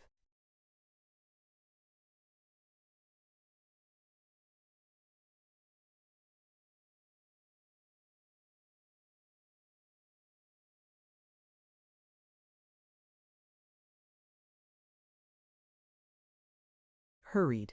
Any healthy savage could have caught me in 100 yards. The track, I remember, was overhung with creepers, and often I had to squeeze through thickets of tree ferns. Countless little brooks ran down from the hillside, threads of silver among the green pastures. Soon I left the stream and climbed up on the shoulder where the road was not much better than a precipice. Every step was a weariness. I could hardly drag one foot after the other, and my heart was beating like the fanners of a mill. I had spasms of acute sickness, and it took all my resolution to keep me from lying down by the roadside. At last I was at the top of the shoulder and could look back. There was no sign of anybody on the road so far as I could see. Could I have escaped them? I had been in the shadow of the trees for the first part, and they might have lost sight of me, and concluded that I had avoided the glen or tried one of the faces before.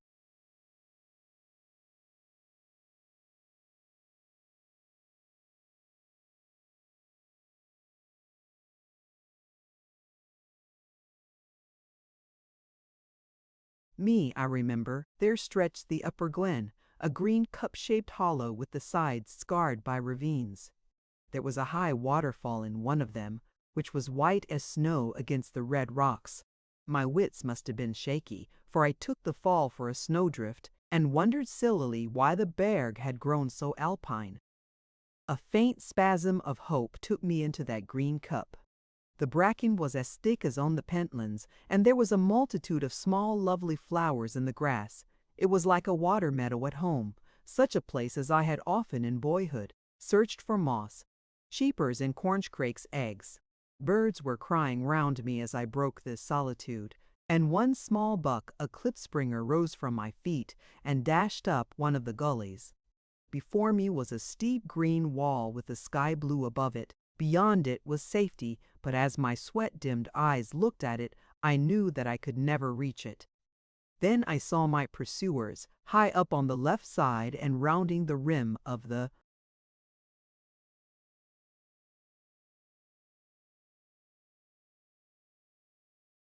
cup, were little black figures. They had not followed my trail, but, certain of my purpose, had gone forward to intercept me. I remember feeling a puny weakling compared with those lusty natives who could make such good going on steep mountains. They were certainly no men of the plains, but hillmen, probably some remnants of old Machuti's tribe who still squatted in the glen. Machuti was a blackguard chief whom the Boers long ago smashed in one of their native wars. He was a fierce old warrior and had put up a good fight to the last, till a hired impi of Swazis had surrounded his hiding place in the forest and destroyed him. A Boer farmer on the plateau had his skull and used to drink whiskey out of it when he was merry. The sight of the pursuit was the last straw. I gave up hope, and my intentions were narrowed to one frantic desire to hide the jewels. Patriotism, which I had almost forgotten, flickered up in that crisis. At any rate, Laputa should not have the snake. If he drove out the white man, he should not clasp the Prester's rubies on his great neck. There was no cover in the green cup, so I turned up the ravine on the right side. The enemy, so far as I could judge, were on the left and in front, and in the gully I might find a pothole to bury the necklet in. Only a desperate resolution took me through the tangle of juniper bushes into the red screes of the gully. At first I could not find what I sought. The stream in the ravine slid down a long slope like a mill race, and the sides were bare and stony. Still I plodded on, helping myself with a hand on Colin's back, for my legs were numb with fatigue. By and by the gully narrowed, and I came to a flat place with a long pool. Beyond was a little fall, and up this I climbed into a network of tiny cascades. Over one pool hung a dead tree fern, and a bay from it ran into a hole of the rock. I slipped the jewels far into the hole where they lay on the firm sand, showing odd lights through the dim blue water. Then I scrambled down again to the flat space in the pool and looked round to see if anyone had reached the edge of the ravine. There was.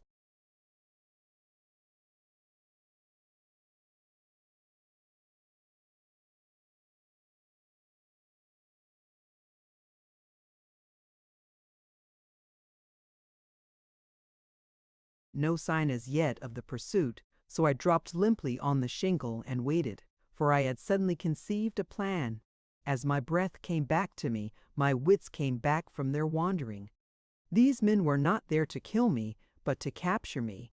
They could know nothing of the jewels, for Laputa would never have dared to make the loss of the sacred snake public. Therefore, they would not suspect what I had done, and would simply lead me to Laputa at Inanda's kraal. I began to see the glimmerings of a plan for saving my life, and by God's grace for saving my country from the horrors of rebellion. The more I thought, the better I liked it. It demanded a bold front, and it might well miscarry, but I had taken such desperate hazards during the past days that I was less afraid of fortune.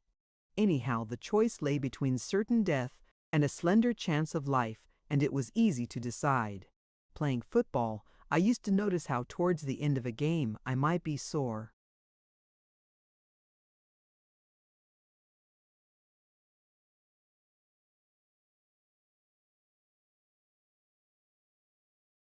and weary without a kick in my body.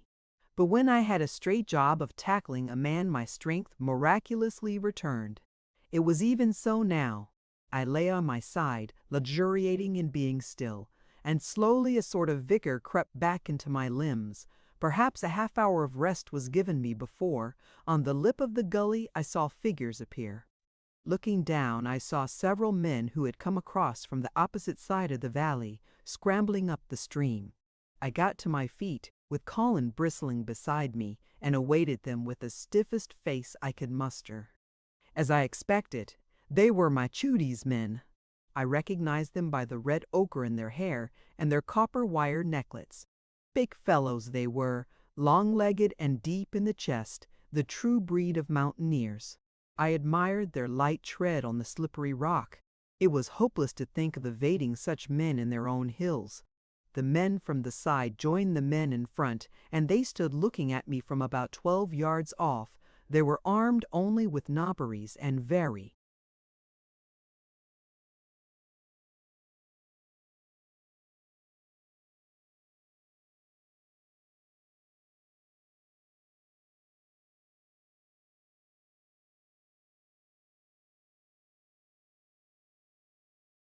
clearly were no part of Laputa's army.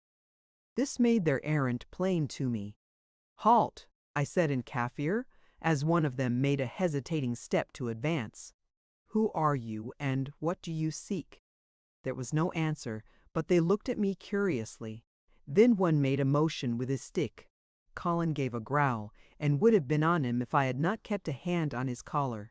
The rash man drew back, and all stood stiff and perplexed. "Keep your hands by your side," I said, "or the dog who has a devil will devour you. One of you speak for the rest and tell me your purpose." For a moment I had a wild notion that they might be friends, some of Arkell's scouts, and out to help me. But the first words shattered the fancy. "We are sent by Inkulu," the biggest of them said. "He bade us bring you to him."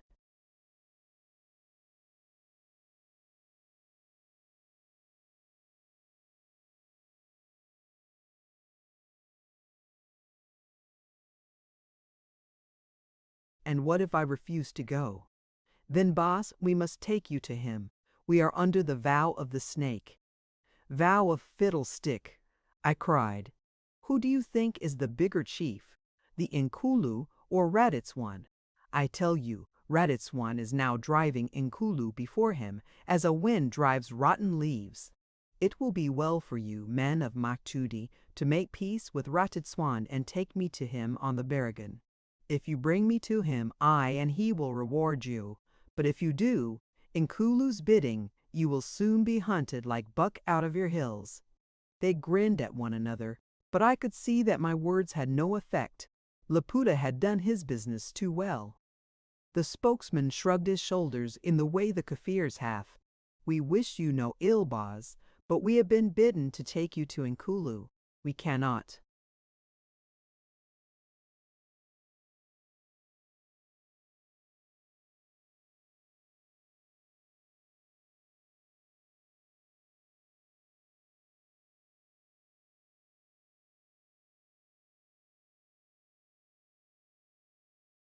Disobey the command of the snake. My weakness was coming on me again, and I could talk no more. I sat down plump on the ground, almost falling into the pool. "Take me to Inkulu," I stammered with a dry throat. "I do not fear him," and I rolled half fainting on my back. These clansmen of Machuti were decent fellows. One of them had some kafar beer in a calabash, which he gave me to drink. The stuff was thin and sickly, but the fermentation in it did me good. I had the sense to remember my need of sleep. "The day is young," I said, "and I have come far." I asked to be allowed to sleep for an hour. The men made no difficulty, and with my head between Colin's paws, I slipped into dreamless slumber. When they wakened me, the sun was beginning to climb the sky. I judged it to be about 8 o'clock.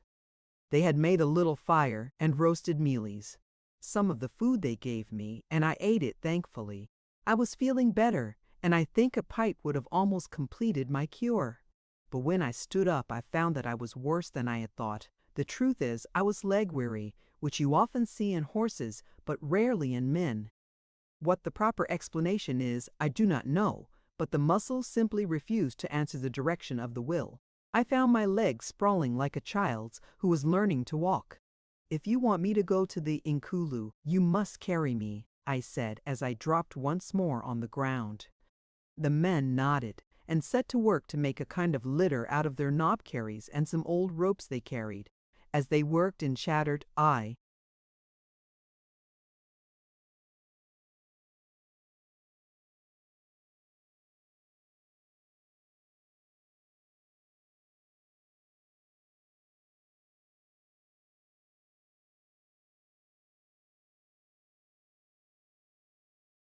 looked idly at the left bank of the ravine, that is, the left as you ascend it. Some of Machuti's men had come down there, and though the place looked sheer and perilous, I saw how they had managed it. I followed out bit by bit the track upwards, not with any thought of escape, but merely to keep my mind under control. The right road was from the foot of the pool up a long shelf to a clump of juniper. Then there was an easy chimney, then a piece of good hand and foot climbing, and last, another ledge, which led by an easy gradient to the top. I figured all this out as I have heard a condemned man will count the windows of the houses on his way to the scaffold. Presently the litter was ready, and the men made signs to me to get into it. They carried me down the ravine and up the Machuti burn to the green walls at its head. I admired their bodily fitness, for they bore me up those steep slopes with never a halt, zigzagging in the proper style of mountain transport. In less than an hour we had topped the ridge, and the plateau was before me.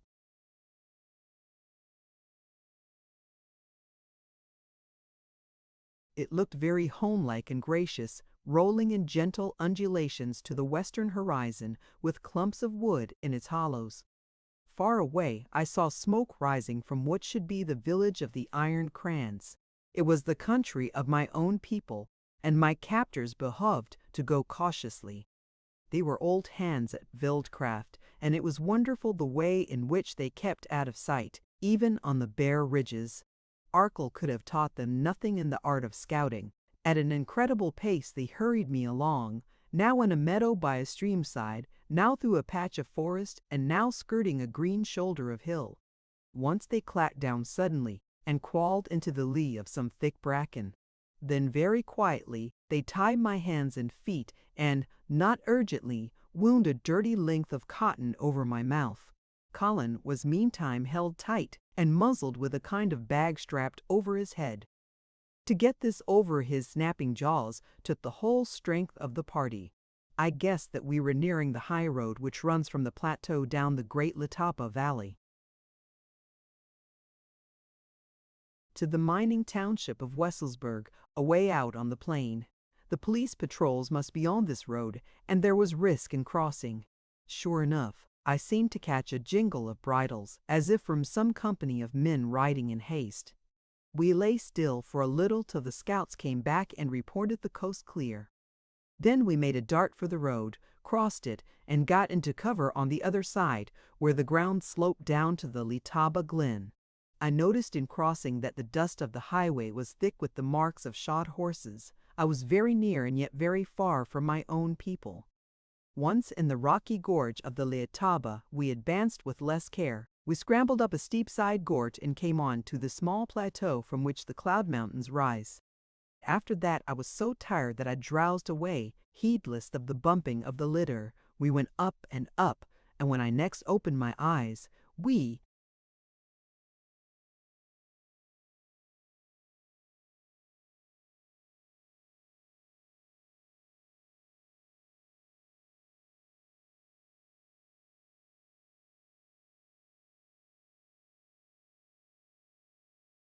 had gone through a pass into a hollow of the hills. There was a flat space a mile or two square, and all round it stern black ramparts of rock. This must be Inanda's Kraal, a strong place if ever one existed, for a few men could defend all the approaches. Considering that I had warned Arcole of this rendezvous, I marveled that no attempt had been made to hold the entrance. The place was impregnable unless guns were brought up to the heights. I remember thinking of a story I had heard how in the war Bayers took his guns into the Wolkberg and thereby saved them from our troops. Could Arcole be meditating the same exploit? Suddenly, I heard the sound of loud voices, and my litter was dropped roughly on the ground. I woke to clear consciousness in the midst of pandemonium. Chapter 16. Inanda's Kraal. The vow was at an end. In place of the silent army of yesterday, a mob of maddened savages surged around me. They were chanting a wild song and brandishing spears and rifles to its accompaniment. From their bloodshot eyes stared the lust of blood, the fury of conquest, and all the aboriginal passions on which Laputa had laid his spell. In my mind ran a fragment from Laputa's prayer in the cave about the terrible ones. Makuti's men, stout fellows, they held their ground as long as they could, were swept out of the way, and the wave of black savagery seemed to close over my head. I thought my last moment had come. Certainly it had, but for Colin. The bag had been taken from his head, and the fellow of Makuti's had dropped the rope round his collar. In a red fury of wrath the dog leaped at my enemies. Though every man of them was fully armed, they fell back, for I have noticed always that Kaffirs are mortally afraid of a white man's dog. Colin had the sense to keep beside me. Growling like a thunderstorm, he held the ring around my litter. The breathing space would not have lasted long, but it gave me time to get to my feet. My wrists and feet had been unbound long before, and the rest had cured my leg weariness. I stood up in that fierce circle with the clear knowledge that my life hung by a hair. "Take me to Inkulu," I cried. "Dogs and fools, would you despise his orders? If one hair of my head is hurt, he will flay you alive. Show me the way to him, and clear out of it." I dare say there was a break in my voice, for I was dismally frightened, but there must have been sufficient authority to get me a hearing. Makuti's men closed up behind me and repeated my words with flourishes and gestures, but still the circle held. No man came nearer me, but none moved so as to give me passage. Then I screwed up my courage and did the only thing possible. I walked straight into the circle, knowing well that I was running no light risk. My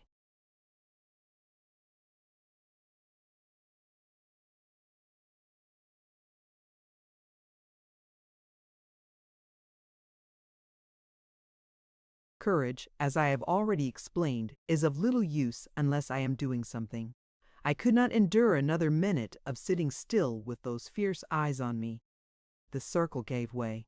Sullenly they made a road for me, closing up behind on my guards, so that Machuti's men were swallowed in the mob. Alone I stalked forward with all that huge yelling crowd behind me. I had not far to go. Inanda's Kraal was a cluster of kayas and rondavels, shaped in a half-moon with a flat space between the houses, where grew a big marula tree. All around was a medley of little fires, with men squatted beside them. Here and there a party had finished their meal and were swaggering about with a great shouting. The mob into which I had fallen was of this sort, and I saw others within the confines of the camp.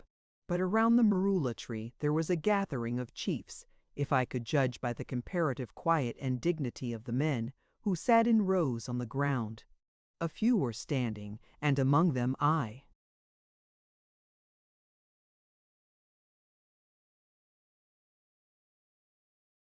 Caught sight of Laputa's tall figure. I strode towards it, wondering if the chiefs would let me pass.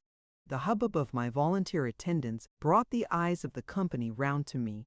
In a second it seemed every man was on his feet. I could only pray that Laputa would get to me before his friends had time to spear me. I remember I fixed my eyes on a spur of hill beyond the kraal and walked on with the best resolution I could find. Already I felt in my breast some of the long, thin assagais of Umbuni's men. But Laputa did not intend that I should be butchered. A word from him brought his company into order, and the next thing I knew I was facing him, where he stood in front of the biggest kaya, with Honrex beside him and some of the northern Indunas. Honrex looked ghastly in the clear morning light, and he had a linen rag bound round his head and jaw, as if he suffered from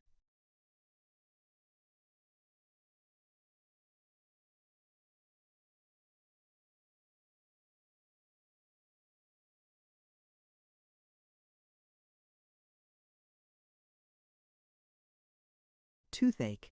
His face was more livid, his eyes more bloodshot, and at the sight of me his hand went to his belt and his teeth snapped. But he held his peace, and it was Laputa who spoke. He looked straight through me and addressed Machudi's men. "You have brought back the prisoner. That is well, and your service will be remembered. Go to Mpafisi's camp on the hill there, and you will be given food."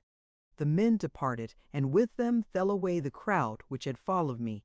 I was left, very giddy and dazed, to confront Laputa and his chiefs. The whole scene was swimming before my eyes. I remember there was a clucking of hens from somewhere behind the kraal, which called up ridiculous memories. I was trying to remember the plan I had made in Machudi's glen. I kept saying to myself like a parrot, "The army cannot know about the jewels. Laputa must keep his loss secret. I can get my life from him if I offer to give them back." It had.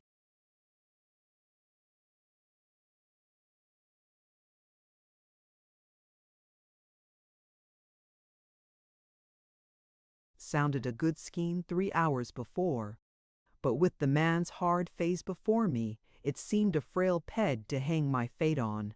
Laputa's eye fell on me, a clear, searching eye with a question in it. There was something he was trying to say to me which he dared not put into words. I guessed what the something was, for I saw his glance run over my shirt and my empty pockets. "You have made little of your treachery," he said. "Fool, did you think to escape me? I could bring you back from the ends of the earth." "There was no treachery," I replied. "Do you blame a prisoner for trying to escape?" When shooting began, I found myself free, and I took the road for home. Ask Machudi's men, and they will tell you that I came quietly with them when I saw that the game was up. He shrugged his shoulders. "It matters very little what you did. You are here now. Tie him up and put him in my kya," he said to the bodyguard. "I have something to say to him before he dies." As the men laid hands on me, I saw the exultant grin on Hankreich's face. It was more than I could endure. "Stop," I said. "You talk of traitors, Mr. Laputa. There is the biggest and blackest at your elbow. That man sent word to Arkell about your crossing at Dupree's Drift. At our outspan at noon yesterday he came to me and offered me my liberty if I would help him. He told me he was a spy, and I flung his offer in his face. It was he who shot the keeper by the riverside, and would have stolen the snake if I had not broken his head. You call me a traitor, and you let that thing live, though he has killed your priest and betrayed your plans. Kill me if you like, but by God let him die first."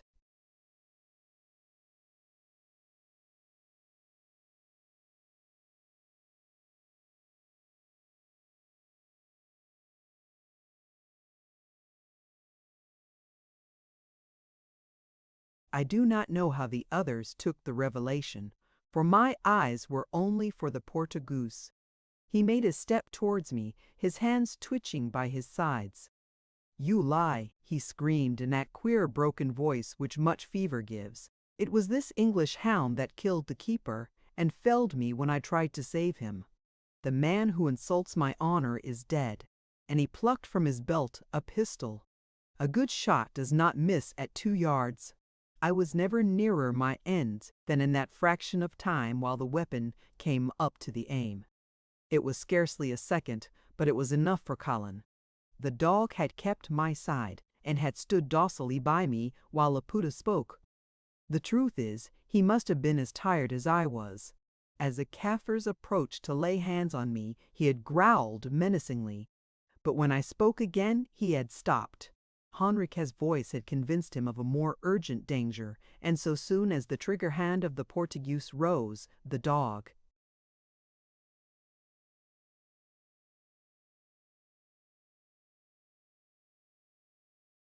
sprang. The bullet went wide, and the next moment dog and man were struggling on the ground. A dozen hands held me from going to Colin's aid, but oddly enough, no one stepped forward to help Henriques. The ruffian kept his head, and though the dog's teeth were in his shoulder, he managed to get his right hand free. I saw what would happen, and yelled madly in my apprehension. The yellow wrist curved, and the pistol barrel was pressed below the dog's shoulder. Thrice he fired, the grip relaxed, and Colin rolled over limply, fragments of shirt still hanging from his jaw. The Portugoose rose slowly with his hand to his head and a thin stream of blood dripping from his shoulder. As I saw the faithful eyes glazing in death and knew that I had lost the best of all comrades, I went clean berserk mad. The cluster of men round me, who had been staring open-eyed at the fight, were swept aside like reeds. I went straight for the Portugoose, determined that, pistol or no pistol, I would serve him as he had served my dog.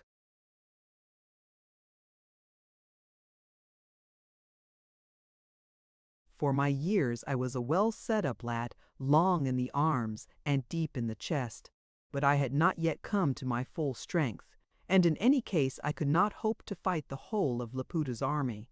I was flung back and forwards like a shuttlecock. They played some kind of game with me, and I could hear the idiotic Kaffir laughter. It was blind man's buff, so far as I was concerned, for I was blind with fury. I struck out wildly left and right, beating the air often, but sometimes getting in a solid blow on hard black flesh. I was soundly beaten myself, pricked with spears, and made to caper for savage sport. Suddenly I saw Laputa before me and hurled myself madly at his chest.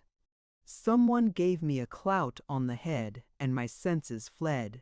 When I came to myself, I was lying on a heap of mealie stalks in a dark room. I had a desperate headache and a horrid nausea which made me fall back as soon as I tried to raise myself. A voice came out of the darkness as I stirred, a voice speaking English. "Are you awake, Mr. Storekeeper?" The voice was Laputa's, but I could not see him. The room was pitch dark, except for a long ray of sunlight on the floor. "I'm awake," I said. "What do you want with me?"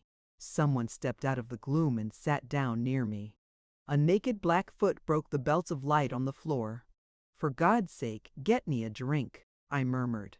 The figure rose and fetched a pannikin of water from a pail. I could hear the cool trickle of the drops on the metal.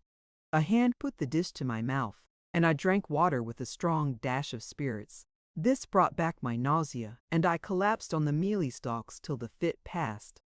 Again the voice spoke, this time from close at hand. "You are paying the penalty of being a fool, Mr. Storekeeper. You are young too. Die, but folly is common in youth. In an hour you will regret that you did not listen to my advice at Umvelos." I clawed at my wits and strove to realize what he was saying. He spoke of death within an hour. If it only came sharp and sudden, I did not mind greatly. The plan I had made had slipped utterly out of my mind. My body was so wretched that I asked only for rest. I was very light-hearted and foolish at that moment. "Kill me if you like," I whispered. Some day you will pay dearly for it all. But for God's sake, go away and leave me alone. Laputa laughed. It was a horrid sound in the darkness. You are brave, Mr. Storekeeper, but I have seen a brave man's courage ebb very fast when he saw the death which I have arranged for you. Would you like to hear something of it by way of preparation?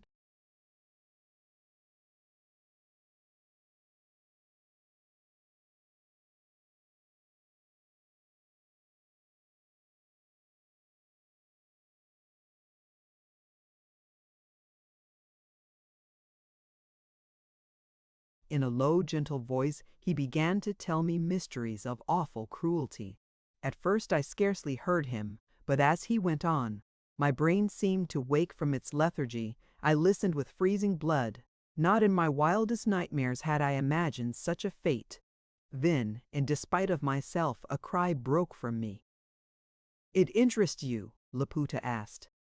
I could tell you more, but something must be left to the fancy. Yours should be an active one, and his hand gripped my shaking wrist and felt my pulse. Henrique will see that the truth does not fall short of my forecast, he went on, for I have appointed Onrerex your executioner. The name brought my senses back to me. Kill me, I said, but for God's sakes kill Henrique too. If you did justice, you would let me go and roast the Portuguese alive, but for me, the snake would be.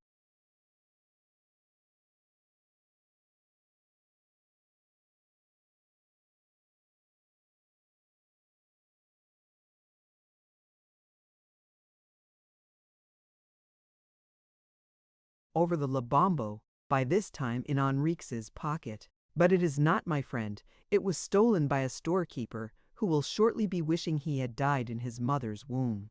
My plan was slowly coming back to me. If you value Prester John's collar, you will save my life. What will your rising be without the snake? Would they follow you a yard if they suspected you had lost it?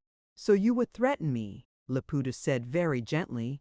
Then in a burst of wrath he shouted, they will follow me to hell for my own sake. Imbecile, do you think my power is built on a trinket? When you are in your grave, I will be ruling 100 millions from the proudest throne on earth. He sprang to his feet and pulled back a shutter of the window, letting a flood of light into the hut. In that light I saw that he had in his hands the ivory box which had contained the collar. I will carry the casket through the wars, he cried, and if I choose never to open it, who will gainsay me? You besotted fool, to think that any theft of yours could hinder my destiny. He was a blustering savage again, and I preferred him in the part. All that he said might be true, but I thought I could detect in his voice a keen regret, and in his air a touch of disquiet. The man was a fanatic, and like all fanatics had his superstitions. Yes, I said, but when you mount the throne you speak of, it would be a pity not to have the rubies on your neck, after all your talk in the cave. I thought he would have throttled me. He glowered down at me with murder in his eyes. Then he dashed the casket on the floor with such violence that it broke into fragments.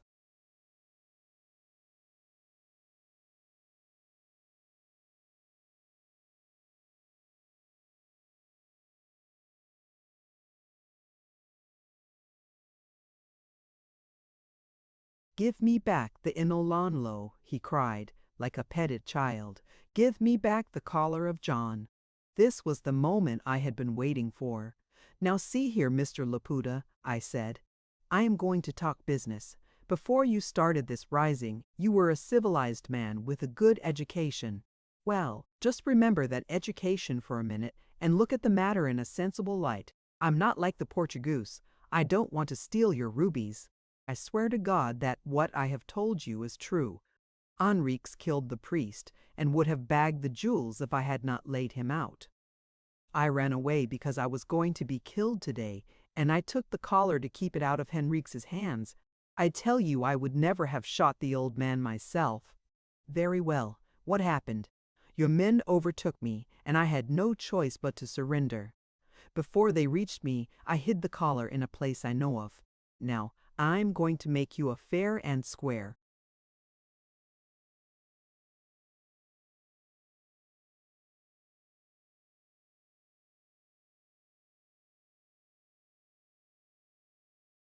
Business proposition. You may be able to get on without the snake, but I can see you want it back. I am in a tight place and want nothing so much as my life.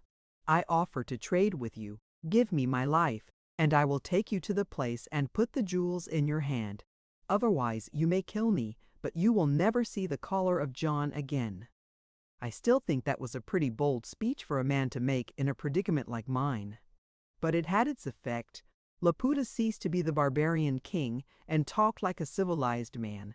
That is, as you call it, a business proposition. But supposing I refuse it? Supposing I take measures here in this kraal to make you speak, and then send for the jewels? There are several objections, I said quite cheerfully, for I felt that I was gaining ground. One is that I could not explain to any mortal soul how to find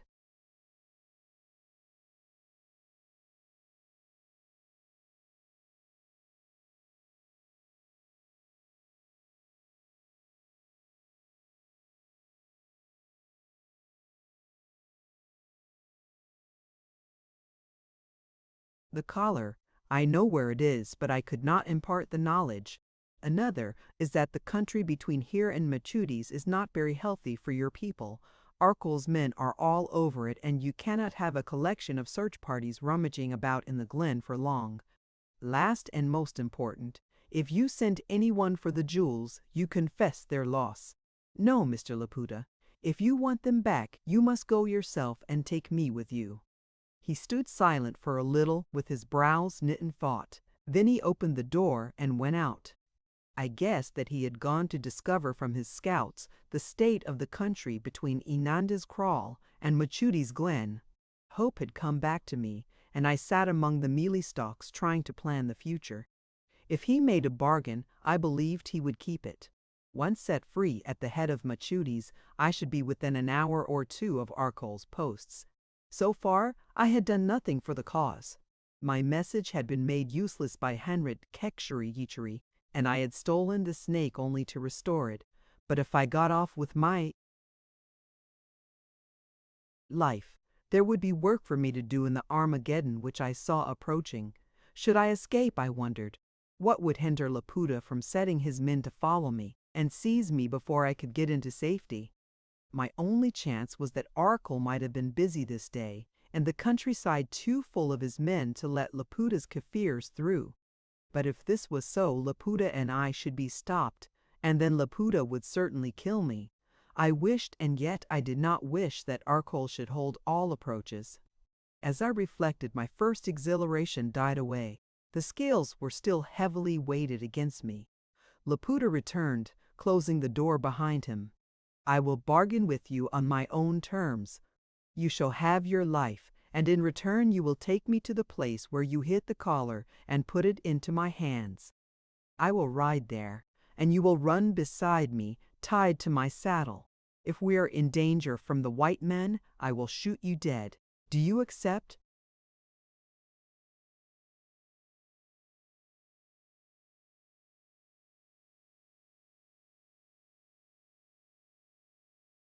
Yes, I said, scrambling to my feet and ruefully testing my shaky legs. But if you want me to get to Machudi's, you must go slowly, for I am nearly foundered. Then he brought out a Bible and made me swear on it that I would do as I promised. Swear to me in turn, I said, that you will give me my life if I restore the jewels. He swore, kissing the book like a witness in a police court. I had forgotten that the man called himself a Christian. One thing more I ask, I said. I want my dog decently buried. That has been already done, was the reply. He was a brave animal, and my people honor bravery.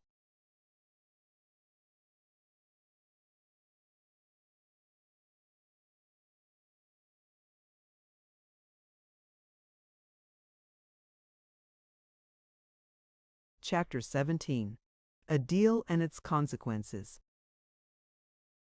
My eyes were bandaged tight, and a thong was run round my right wrist and tied to Laputa's saddlebow. I felt the glare of the afternoon sun on my head, and my shins were continually barked by stones and trees. But these were my only tidings of the outer world. By the sound of his paces, Laputa was riding the Schemmel, and if anyone thinks it easy to go blindfold by a horse's side, I hope you will soon have the experience. In the darkness, I could not tell the speed of the beast. When I ran, I overshot it and was tugged back. When I walked, my wrist was dislocated with the tugs forward. For an hour or more I suffered this breakneck treatment. We were descending. Often I could hear the noise of falling streams, and once we splashed through a mountain ford. Laputa was taking no risks, for he clearly had in mind the possibility of some accident which would set me free, and he had no desire to have me guiding Arkell to his camp.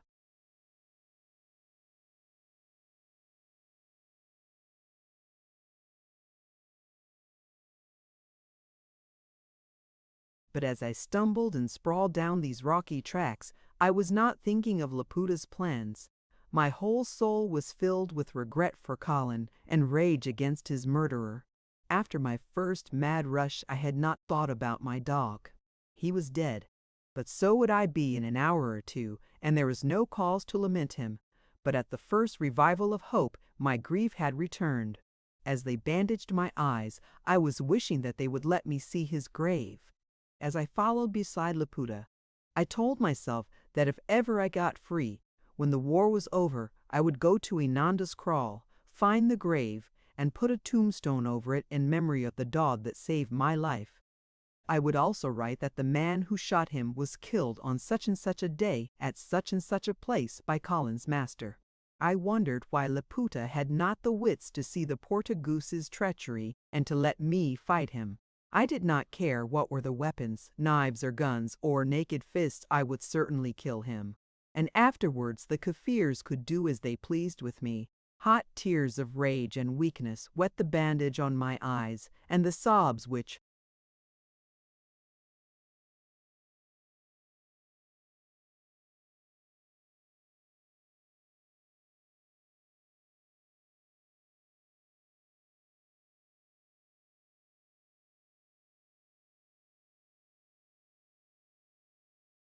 came from me were not only those of weariness. At last we halted. Laputa got down and took off the bandage, and I found myself in one of the hill meadows which lie among the foothills of the Wolkberg. The glare blinded me, and for a little I could only see the marigolds growing at my feet.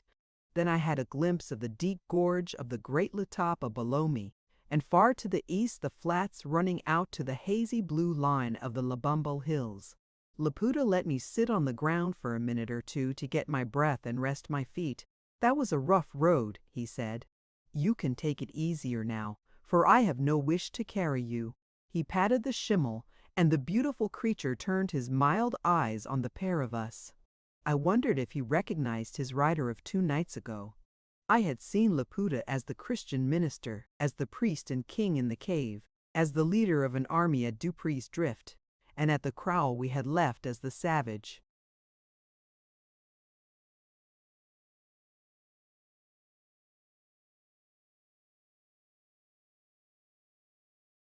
With all self-control flung to the winds, I was to see this amazing man in a further part, for he now became a friendly and rational companion.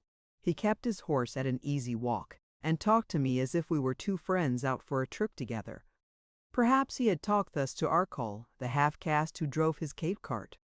The wooded bluff above Machudi's glen showed far in front. He told me the story of the Machudi War, which I knew already, but he told it as a saga.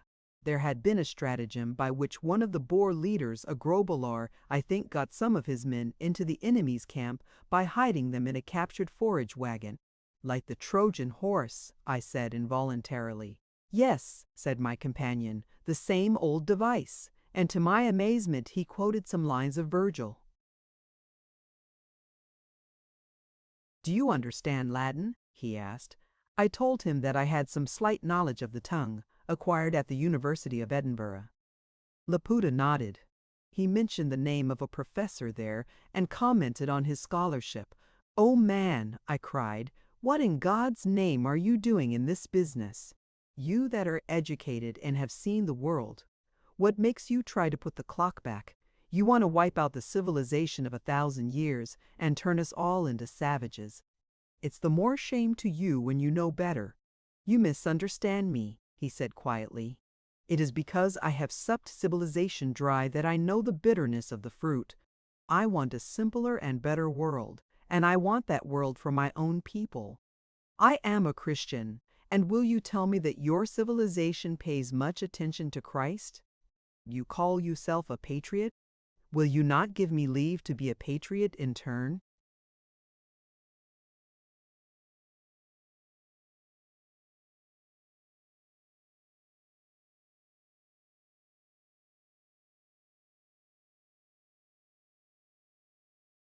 If you are a Christian, what sort of Christianity is it to deluge the land with blood? The best, he said. The house must be swept and garnished before the man of the house can dwell in it. You have read history. Such a purging has descended on the church at many times, and the world has awakened to a new hope. It is the same in all religions. The temples grow tawdry and foul and must be cleansed, and, let me remind you, the cleanser has always come out of the desert. I had no answer, being too weak and forlorn to think, but I fastened on his patriotic plea. Where are the patriots in your following?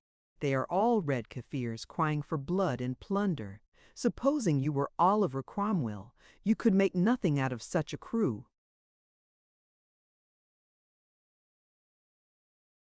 They are my people, he said simply. By this time we had forded the great Letaba and were making our way through the clumps of forest to the crown of the plateau.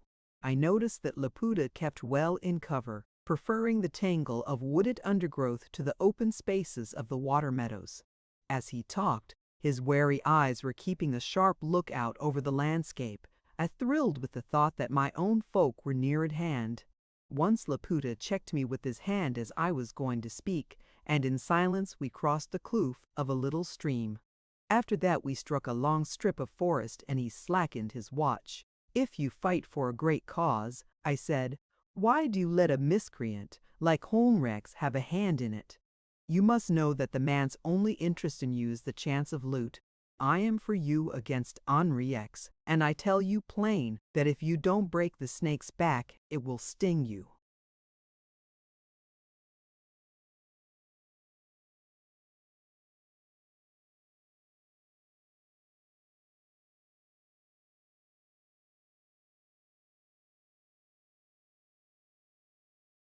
Laputa looked at me with an odd, meditative look.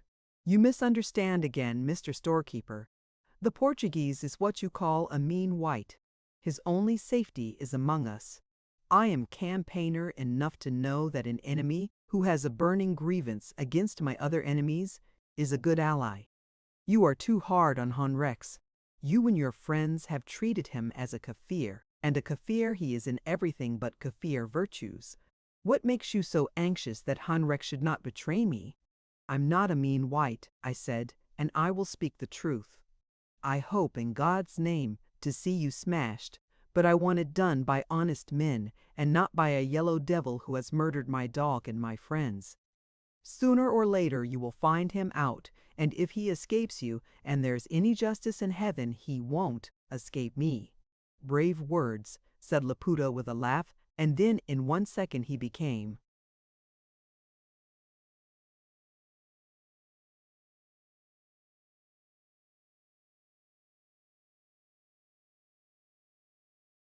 rigid in the saddle.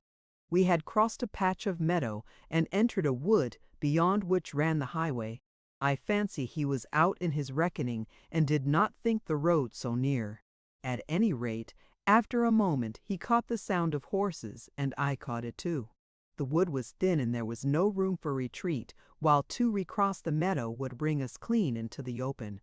He jumped from his horse, untied with amazing quickness the rope halter from its neck, and started to gag me by winding the thing round my jaw. I had no time to protest that I would keep faith, and my right hand was tethered to his pommel. In the grip of these great arms I was helpless, and in a trice was standing dumb as a lamppost. While Laputa, his left arm round both of mine and his right hand over the schimmel's eyes, strained his ears like a sable antelope who has scented danger. There was never a more brutal gagging. The rope crushed my nose and drove.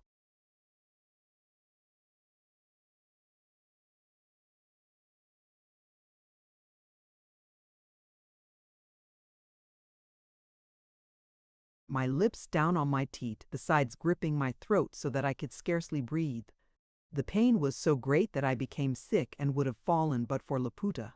Happily, I managed to get my teeth apart so that one coil slipped between and eased the pain of the jaws. But the rest was bad enough to make me bite frantically on the toe, and I think in a little my sharp front teeth would have severed it.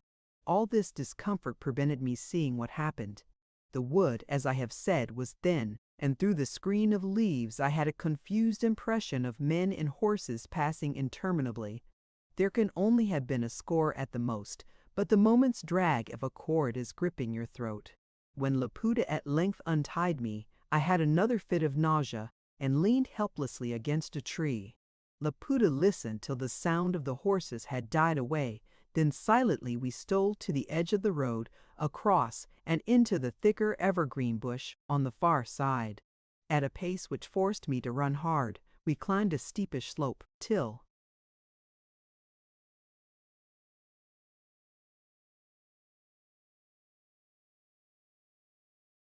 ahead of us we saw the bald green crown of the meadowlands. I noticed that his face had grown dark and sullen again. He was in an enemy's country and had the air of the hunted instead of the hunter. When I stopped, he glowered at me, and once, when I was all but overcome with fatigue, he lifted his hand in a threat. Had he carried a sjambok, it would have fallen on my back. If he was nervous, so was I. The fact that I was out of the Kaffir country and in the land of my own folk was a kind of qualified liberty. At any moment, I felt, Providence might intervene to set me free. It was in the bond that Laputa should shoot me if we were attacked, but a pistol might miss. As far as my shaken wits would let me, I began to forecast the future. Once he got the jewels, my side of the bargain was complete. He had promised me my life, but there had been nothing said about my liberty, and I felt assured that Laputa would never allow one who had seen so much to get off to Arcole with his tidings. But back to that unhallowed kraal I was resolved I would not go. He was armed and I was.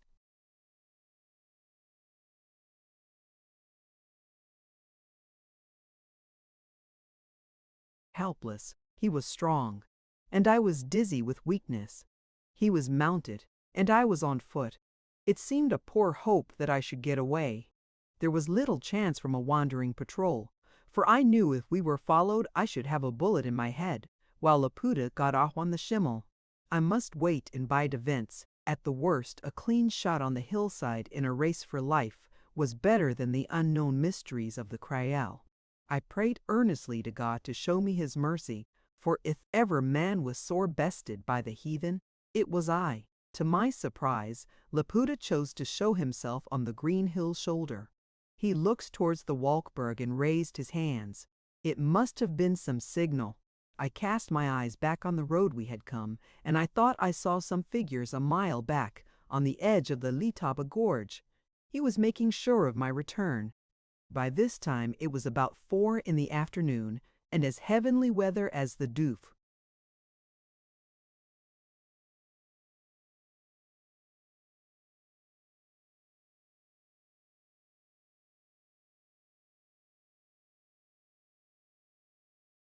Heart of man could wish. The meadows were full of aromatic herbs, which, as we crushed them, sent up a delicate odor.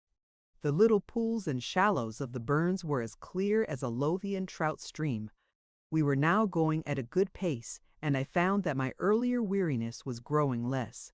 I was being keyed up for some great crisis, for in my case the spirit acts direct on the body, and fatigue grows and ebbs with hope. I knew that my strength was not far from breaking point, but I knew also that so long as a chance was left me, I should have enough for a stroke. Before I realized where we were, we had rounded the hill and were looking down on the green cup of the upper Machudi's glen. Far down, I remember, Where the trees began, there was a cloud of smoke. Some Kaffir, or maybe Arkol, had fired the forest. The smoke was drifting away under a light west wind over the far plains so that they were seen through a haze of opal.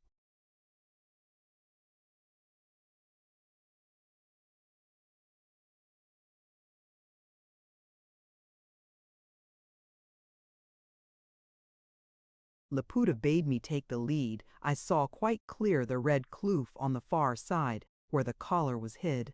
To get there we might have ridden straight into the cup, but a providential instinct made me circle round the top till we were on the lip of the ravine. This was the road some of Machuti's men had taken, and unthinkingly I followed them. 20 minutes riding brought us to the place, and all the while I had no kind of plan of escape. I was in the hands of my Maker, watching, like the Jews of old, for a sign. Laputa dismounted and looked down into the gorge. "There is no road there," I said. "We must go down to the foot and come up the stream side.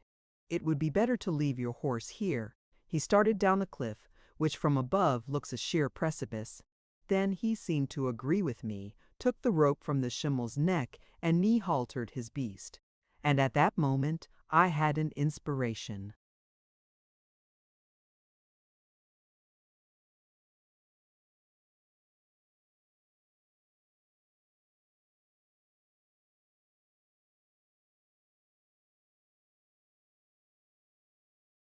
With my wrist rope in his hand, he preceded me down the hill till we got to the red screes at the foot of the kloof. Then, under my guidance, we turned up into the darkness of the gorge. As we entered, I looked back and saw figures coming over the edge of the green cup. Laputa's men, I guessed. What I had to do must be done quickly. We climbed up the burn, over the succession of little cataracts, till we came to the flat space of shingle and the long pool where I had been taken that morning. The ashes of the fire which Machuti's men had made were playing on the rock. After that, I had to climb a waterfall to get to the rocky pool where I had bestowed the rubies. "You must take off this thong," I said. "I must climb to get the collar. Cover me with a pistol if you like. I won't be out of sight." Laputa undid the thong and set me free. From his belt he took a pistol, cocked.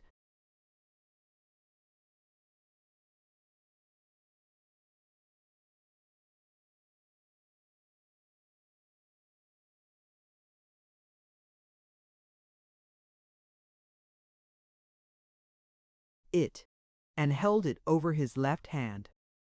I had seen this way of shooting adopted by indifferent shots, and it gave me a wild hope that he might not be much of a marksman. It did not take me long to find the pool, close against the blackened stump of a tree fern. I thrust in my hand and gathered up the jewels from the cool sand. They came out glowing like living fires, and for a moment I thrilled with the sense of reverence. Surely these were no common stones which held in them the very heart of hell. Clutching them tightly, I climbed down to Laputa. At the sight of the great snake he gave a cry of rapture. Tearing it from me, he held it at arm's length, his face lit with a passionate joy. He kissed it, he raised it to the sky. Nay, he was on his knees before it. Once more he was the savage transported in the presence of his fetich. He turned to me with burning eyes.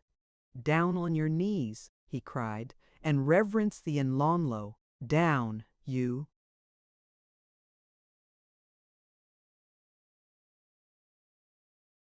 "Impious dog, and seek pardon for your sacrilege." "I won't," I said. "I won't bow to any heathen idol." He pointed his pistol at me. "In a second I shoot where your head is now. Down, you fool, or perish." "You promised me my life," I said stubbornly, though heaven knows why I chose to act thus. He dropped the pistol and flung himself on me. I was helpless as a baby in his hands. He forced me to the ground and rolled my face in the sand. Then he pulled me to my feet and tossed me backward till I almost staggered into the pool. I saved myself and staggered instead into the shallow at the foot of it, close under the ledge of the precipice.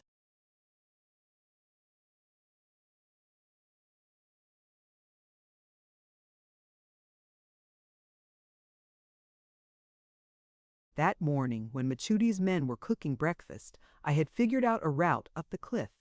This route was now my hope of escape. Laputa had dropped his pistol, and the collar had plunged him in an ecstasy of worship.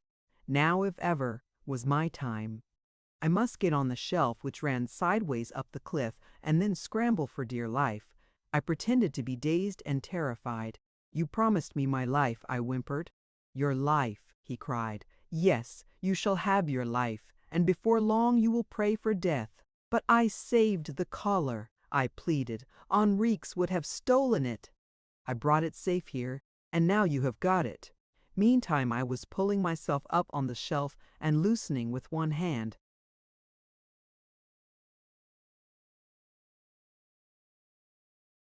Boulder which overhung the pool. "You have been repaid," he said savagely. "You will not die." "But my life is no use without liberty," I said, working at the boulder till it lay loose in its niche. He did not answer, being intent on examining the collar to see if it had suffered any harm. "I hope it isn't scratched," I said. "Enrique has trod on it when I hit him." Laputa peered at the gems like a mother at a child who has had a fall. I saw my chance and took it. With a great heave, I pulled the boulder down into the pool. It made a prodigious splash, sending a shower of spray over Laputa and the collar. In cover of it, I raced up the shelf, straining for the shelter of the juniper tree.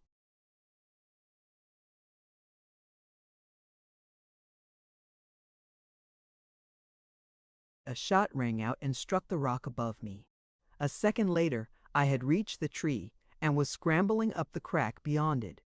Laputa did not fire again. He may have distrusted his shooting or seen a better way of it. He dashed through the stream and ran up the shelf like a klipspringer after me. I felt rather than saw what was happening, and with my heart in my mouth, I gathered my dregs of energy for the last struggle. You know the nightmare when you are pursued by some awful terror, and though sick with fear, your legs have a strange numbness, and you cannot drag them in obedience to the will. Such was my feeling in the crack above the juniper tree. In truth, I had passed the bounds of my endurance. Last night I had walked 50 miles, and all day I had borne the torments of a dreadful suspense. I had been bound and gagged and beaten till the force was out of my limbs. Also, and above all, I had had little food, and I was dizzy with want of sleep. My feet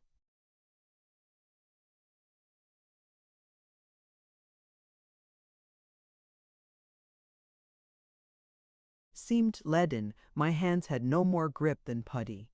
I do not know how I escaped falling into the pool, for my head was singing and my heart thumping in my throat. I seemed to feel Laputa's great hand every second clawing at my heels. I had reason for my fears. He had entered the crack long before I had reached the top, and his progress was twice as fast as mine. When I emerged on the topmost shelf, he was scarcely a yard behind me. But an overhang checked his bulky figure and gave me a few seconds' grace. I needed it all, for these last steps on the shelf were the totterings of an old man. Only a desperate resolution and an extreme terror made me drag one foot after the other. Blindly, I staggered on to the top of the ravine and saw before me the schimmel grazing in the light of the westering sun. I forced myself into a sort of drunken run and crawled into the saddle. Behind me, as I turned, I could see Laputa's shoulders rising over the edge. I had no knife.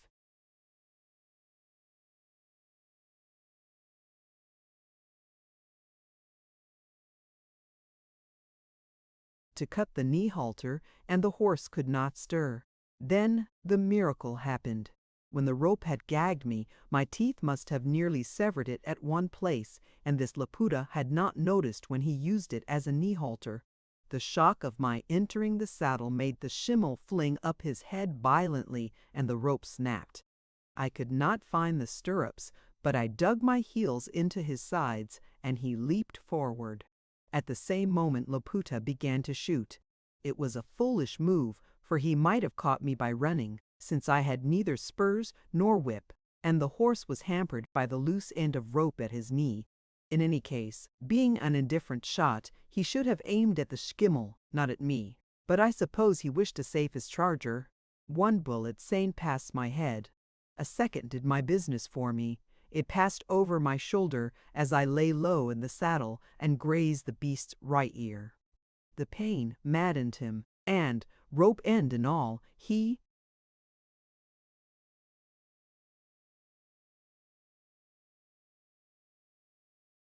plunged into a wild gallop. Other shots came, but they fell far short. I saw dimly a native or two. The men who had followed us rushed to intersect me, and I think a spear was flung. But in a flash we were past them, and their cries faded behind me. I found the bridle, reached for the stirrups, and galloped straight for the sunset and for freedom.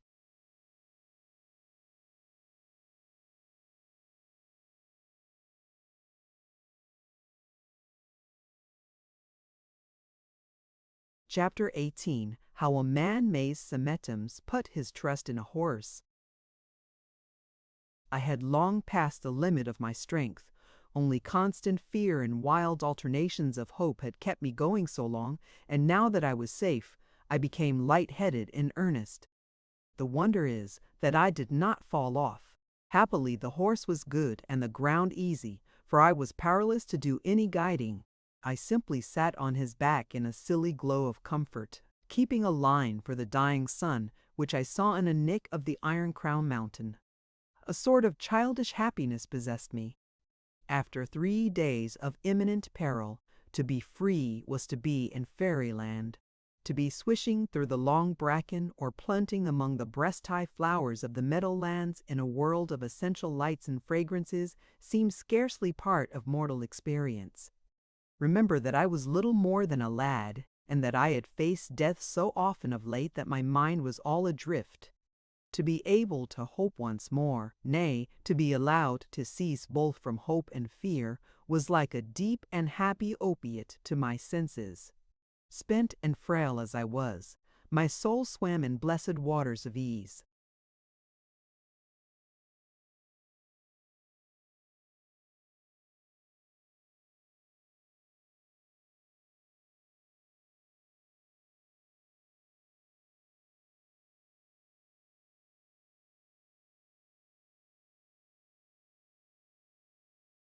The mood did not last long. I came back to earth with a shock as the schimmel stumbled at the crossing of a stream. I saw that the darkness was fast falling, and with the sight, panic returned to me. Behind me I seemed to hear the sound of pursuit. The noise was in my ears, but when I turned it ceased, and I saw only the dusky shoulders of hills. I tried to remember what Arkell had told me about his headquarters, but my memory was wiped clean. I thought they were on or near the highway, but I could not remember where the highway was. Besides, he was close to the enemy, and I wanted to get back into the towns, far away from the battle line. If I rode west, I must come in time to villages where I could hide myself. These were unworthy thoughts, but my excuse must be my tattered nerves. When a man comes out of great danger, he is apt to be a little deaf to the call of duty. Suddenly I became ashamed. God had preserved me from deadly perils, but not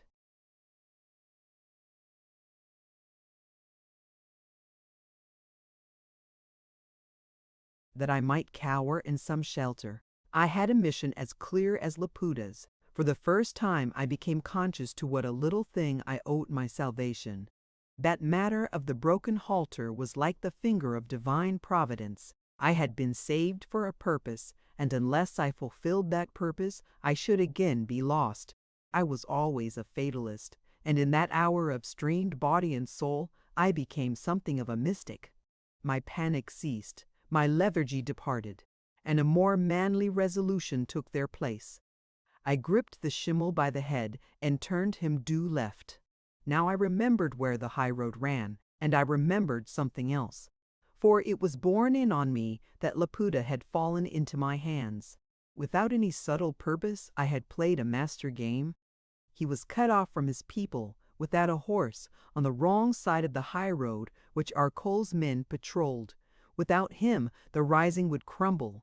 There might be war, even desperate war, but we should fight against a leaderless foe.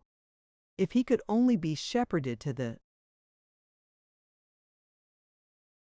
North, his game was over, and at our leisure we could mop up the scattered concentrations. I was now as eager to get back into danger as I had been to get into safety. Arkell must be found and warned, and that at once, or Laputa would slip over to Inanda's kraal under cover of dark. It was a matter of minutes, and on these minutes depended the lives of thousands. It was also a matter of ebbing strength, for with my return to common sense, I saw very clearly how near my capital was spent.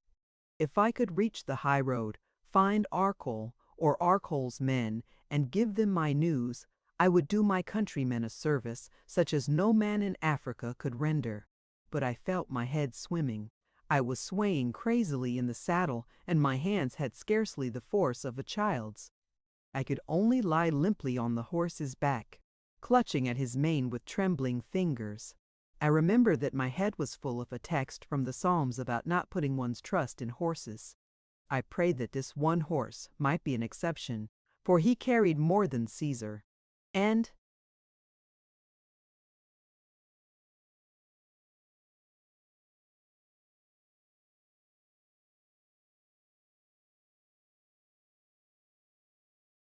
his fortunes. My mind is a blank about those last minutes.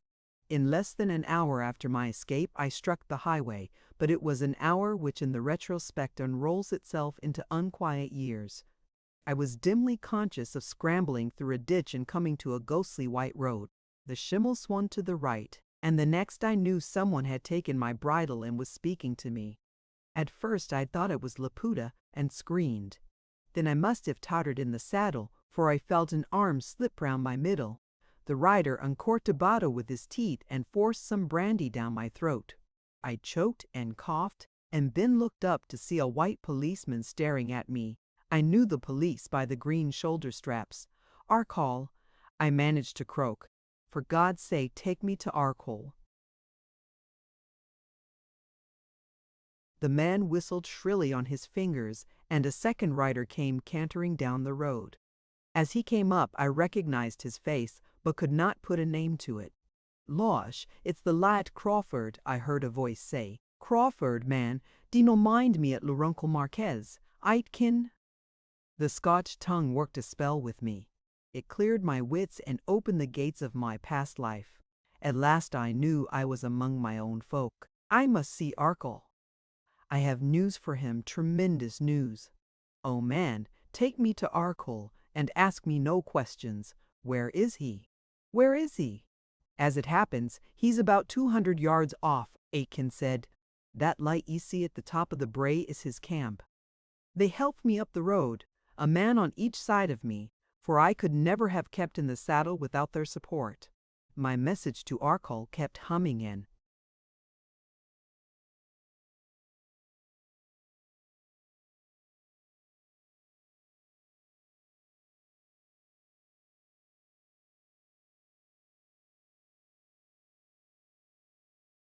My head as I tried to put it into words, for I had a horrid fear that my wits would fail me and I should be dumb when the time came.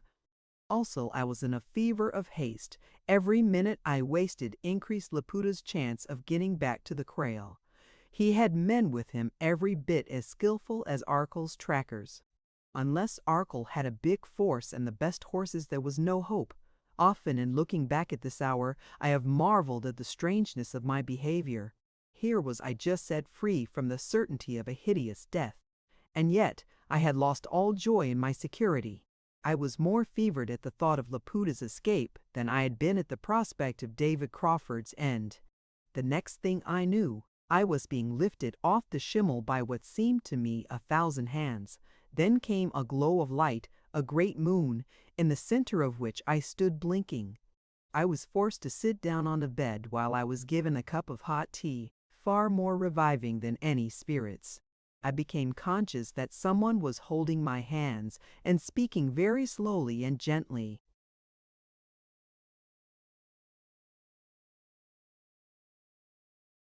"Davy," the voice said, "you're back among friends, my lad. Tell me, where have you been?" "I want Arkell," I moaned. "Where is Rabbit Swan?"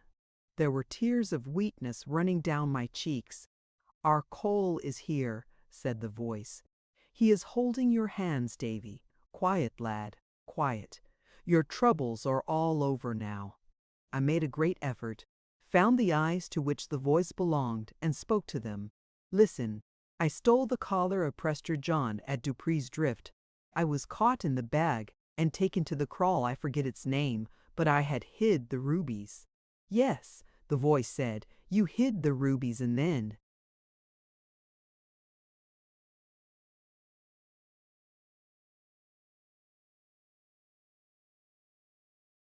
Inkalu wanted them back, so I made a deal with him.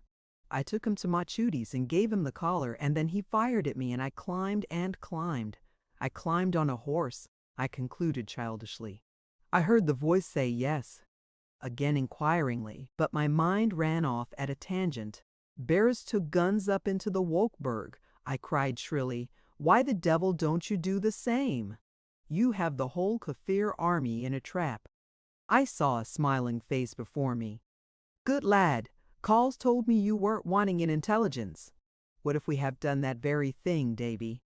But I was not listening. I was trying to remember the thing I most wanted to say, and that was not about Byers and his guns. Those were nightmare minutes. A speaker who has lost the thread of his discourse, a soldier who, with a bayonet,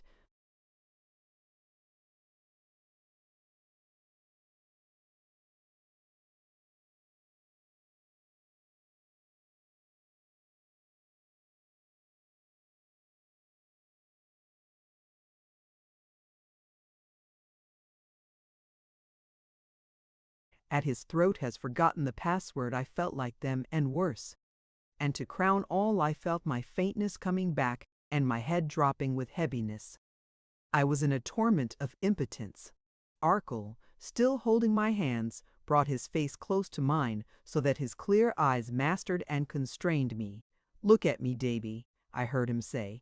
You have something to tell me, and it is very important. It is about Laputa, isn't it? Think, man.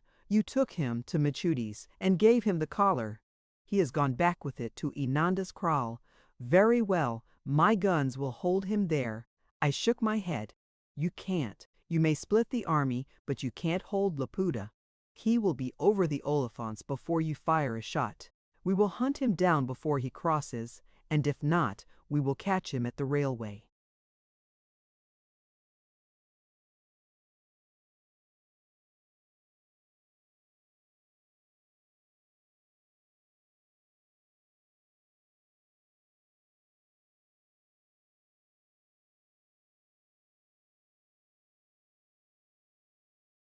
For God's sake, hurry then, I cried. In an hour he will be over it and back in the kraal. But the river is a long way. River? I repeated hazily. What river? The Letaba is not the place. It is the road, I mean. Arkell's hands closed firmly on my wrists. You left Laputa at Machudi's and rode here without stopping. That would take you an hour. Had Laputa a horse? Yes, but I took it, I stammered. You can see it behind me. Arkell dropped my hands and stood up straight. By God, we've got him, he said, and he spoke to his companions. A man.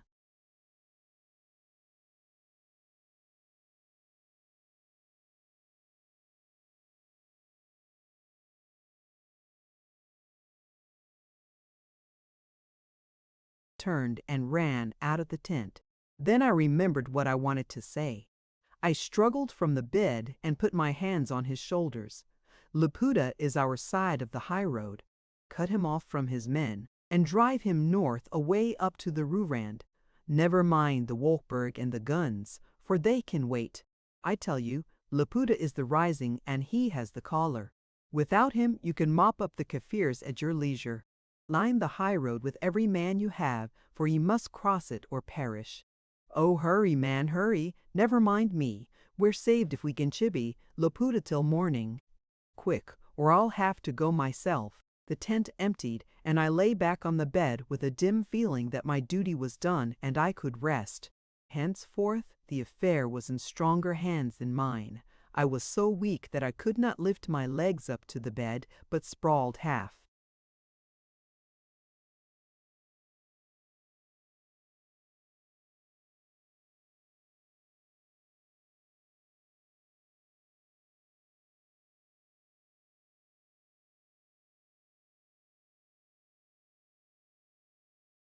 on and half off. Utter exhaustion defeats sleep. I was in a fever, and my eyes would not close.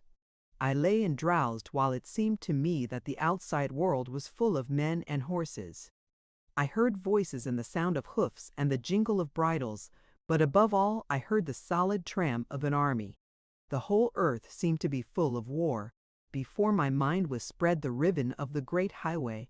I saw it run white through the meadows of the plateau, then in a dark corkscrew down the glen of the Letaba, then white again through the vast moonlit bush of the plains, till the shanties of Wesselsburg rose at the end of it.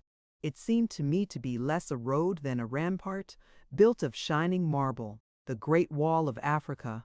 I saw Laputa come out of the shadows and try to climb it, and always there was the sound of a rifle breech clicking, a summons, and a flight.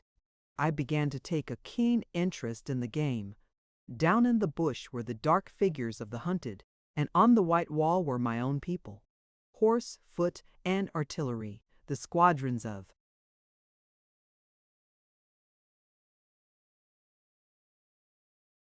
our defense. What a general Arkell was, and how great a matter had David Crawford kindled. A man came in. I suppose a doctor. He took off my leggings and boots, cutting them from my bleeding feet, but I knew no pain. He felt my pulse and listened to my heart. Then he washed my face and gave me a bowl of hot milk.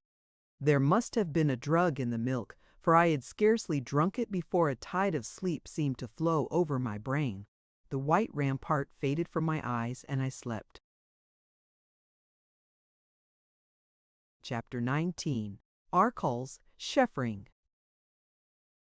While I lay in a drugged slumber, great things were happening.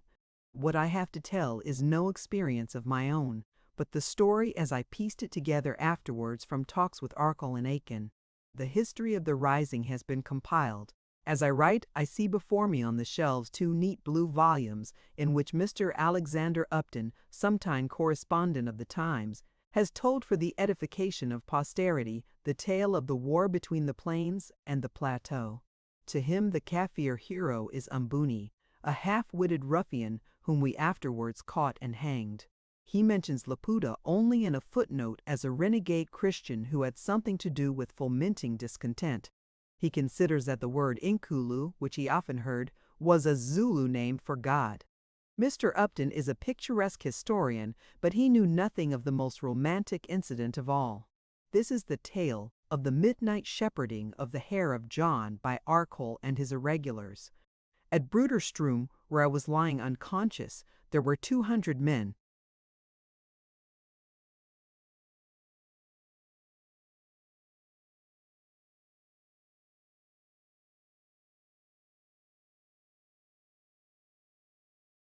Of the police, 63 Basuto scouts under a man called Stephen, who was half native in blood and wholly native in habits, and 3 commandos of the farmers, each about 40 strong.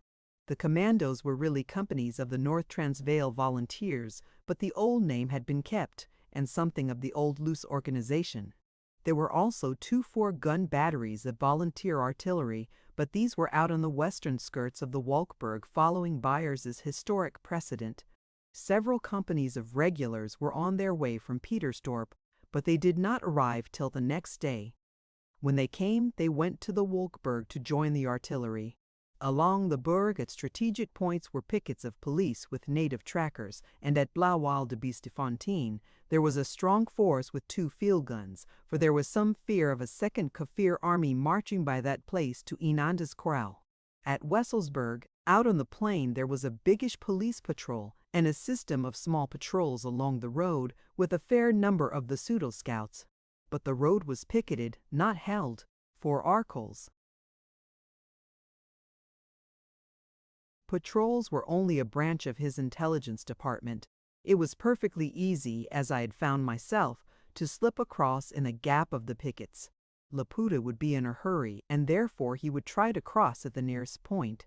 Hence it was Arkell's first business to hold the line between the defile of the Letaba and the camp at Bruderstroom.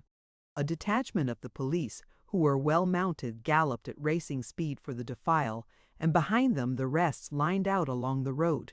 The farmers took a line at right angles to the road, so as to prevent an escape on the western flank. The Basutos were sent into the woods as a sort of advance post to bring tidings of any movement there. Finally, a body of police with native runners at their stirrups rode on to the drift where the road crosses the Leitaba. The place is called Main Drift, and you will find it on the map. The natives were first of all to locate Laputa and prevent him getting out on the south side of the triangle of hill and wood between Machudes, the road, and the Letaba. If he failed there, he must try to ford the Leitaba below the drift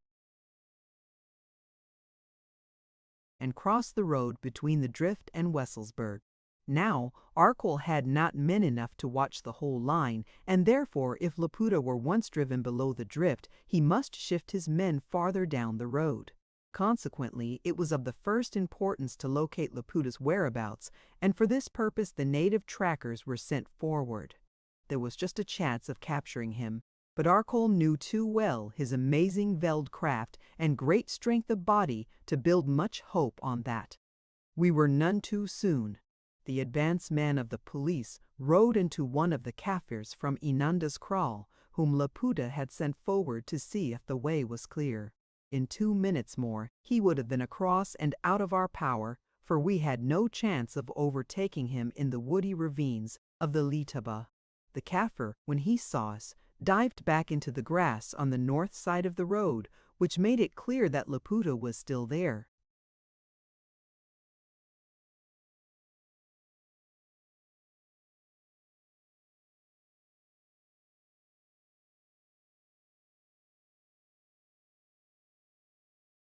After that, nothing happened for a little. The police reached their drift, and all the road west of that point was strongly held. The flanking commandos joined hands with one of the police posts farther north and moved slowly to the scarp of the Berg Ar. They saw nobody, from which Arkell could deduce that his man had gone down the berg into the forests. Had the Basutos been any good at woodcraft, we should have had better intelligence. But living in a bare mountain country, they are apt to find themselves puzzled in a forest. The best men among the trackers were some renegades of Mafu who sent back word by a device known only to Arkell that 5 Kaffirs were in the woods a mile north of Main Drift. By this time it was after 10 o'clock, and the moon was rising. The 5 men separated soon after, and the reports became confused. Then Laputa, as the biggest of the 5, was located on the banks of the Great Leitaba, about 2 miles below Main Drift.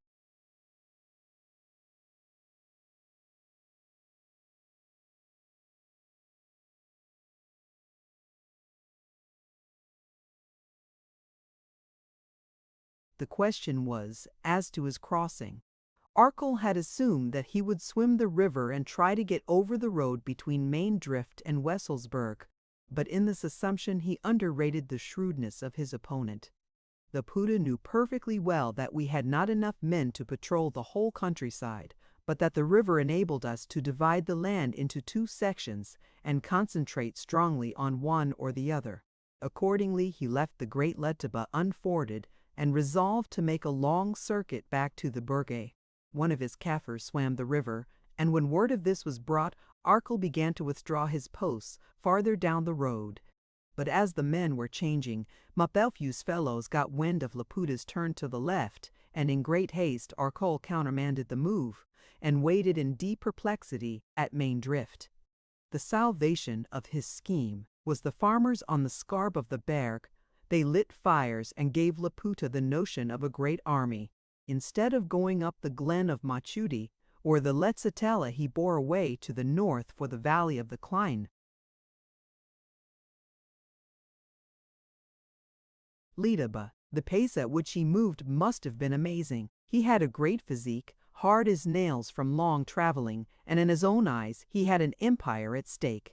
When I look at the map and see the journey which with vast fatigue I completed from Dupree's Drift to Machudes, and then look at the huge spaces of country over which Laputa's legs took him on that night, I am lost in admiration of the man. About midnight he must have crossed the Letsitela. Here he made a grave blunder. If he had tried the berg by one of the faces, he might have got onto the plateau and been at Inanda's kraal by the dawning. But he overestimated the size of the commandos and held on to the north, where he thought there would be no defense. About 1 o'clock, Arco, tired of inaction and conscious that he had misread Laputa's tactics, resolved on a bold stroke. He sent half his police to the berg to reinforce the commandos, bidding them get into touch with the post at Blauwil de Bastiefontein.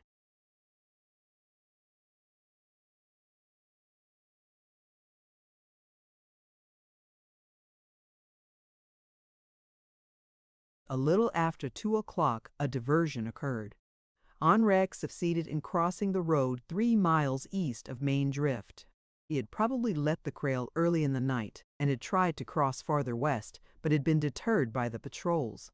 East of Main Drift, where the police were fewer, he succeeded. But he had not gone far till he was discovered by the Basuto scouts. The find was reported to Arkel, who guessed at once who this traveler was. He dared not send out any of his white men, but he bade a party of the scouts follow the Portuguese's trail. They shadowed him to Dupree's Drift, where he crossed the Lidaba. There he lay down by the roadside to sleep, while they kept him company. A hard fellow Henriques was, for he could slumber peacefully on the very scene of his murder. Dawn found Laputa at the head of the Klein Litaba glen, not far from Mapipi's kraal. He got food at a hut, and set off at once up the wooded hill above it, which is a promontory of the plateau. By this time he must have been weary, or he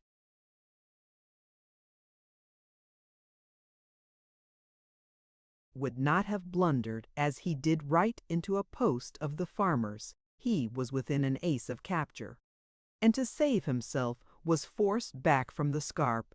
He seems, to judge from reports, to have gone a little way south in the thicker timber, and then to have turned north again in the direction of Blauwil de Bastiefontein. After that his movements are obscure. He was seen on the Klein Lebongo, but the sight of the post at Blauwil de Bastiefontein must have convinced him that a Korhan could not escape that way. The next we heard of him was that he had joined Henriques. After daybreak, Arkel, having got his reports from the plateau and knowing roughly the direction in which Laputa was shaping, decided to advance his lines. The farmers, reinforced by 3 more commandos from the Petersdorp district, still held the plateau, but the police were now on the line of the Great Letaba. It was Arkel's plan to hold that river and the long neck of land between it and the Lebongo. His force was hourly increasing, and his mounted men would be able to prevent any escape on the flank to the east of Wesselsburg. So it happened that while Laputa was being driven east from the berg, Henriques was traveling north, and their lines intersected. I should like to have seen the meeting. It must have told Laputa what had always been in the Portuguese's heart. Henriques, I fancy, was making for the cave in the Rue Rand Alapida. So far as I can guess at his mind, had a plan for getting over the Portuguese border, fetching a wide circuit and joining his men at any of the concentrations between there and Amsterdam. The two were seen at midday going down the road which leads from Blauwil de Bastiefontein to the Lebombo. Then they struck Arkel's new front, which stretched from the Letaba to the Lebongo. This drove them north again and forced them to swim the latter stream. From there to the eastern extremity of the Rue Rand, which is the Portuguese frontier, the country is open and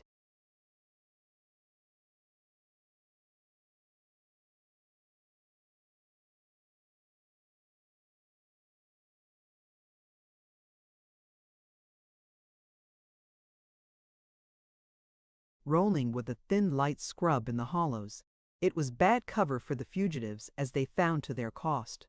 For Arkel had purposely turned his police into a flying column. They no longer held a line. They scoured a country. Only Laputa's incomparable veldcraft and great bodily strength prevented the two from being caught in half an hour.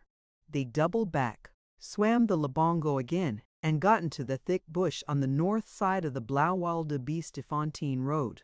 The Basuto scouts were magnificent in the open, but in the cover they were again at fault.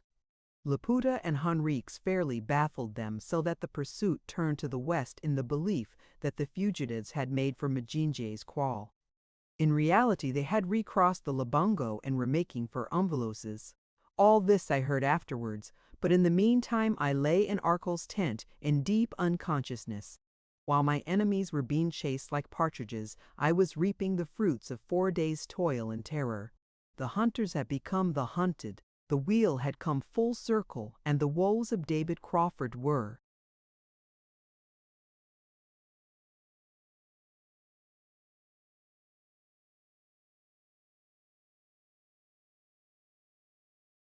being abundantly avenged. I slept till midday of the next day. When I awoke, the hot noontide sun had made the tent like an oven. I felt better, but very stiff and sore, and I had a most ungovernable thirst. There was a pail of water with a tin pannikin beside the tent pole, and out of this I drank repeated draughts. Then I lay down again, for I was still very weary. But my second sleep was not like my first. It was haunted by wild nightmares. No sooner had I closed my eyes than I began to live and move in a fantastic world.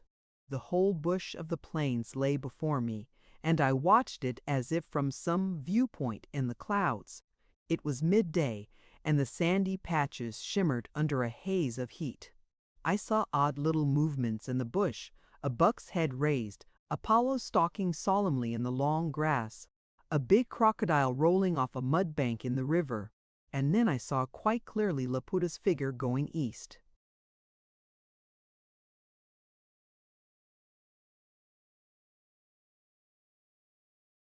In my sleep I did not think about Arkel's maneuvers, my mind was wholly set upon Laputa. He was walking wearily, yet at a good pace, and his head was always turning, like a wild creature snuffing the wind. There was something with him, a shapeless shadow, which I could not see clearly. His neck was bare, but I knew well that the collar was in his pouch.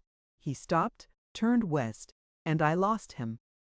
The bush world for a space was quite silent, and I watched it eagerly as an aeronaut would watch the ground for a descent.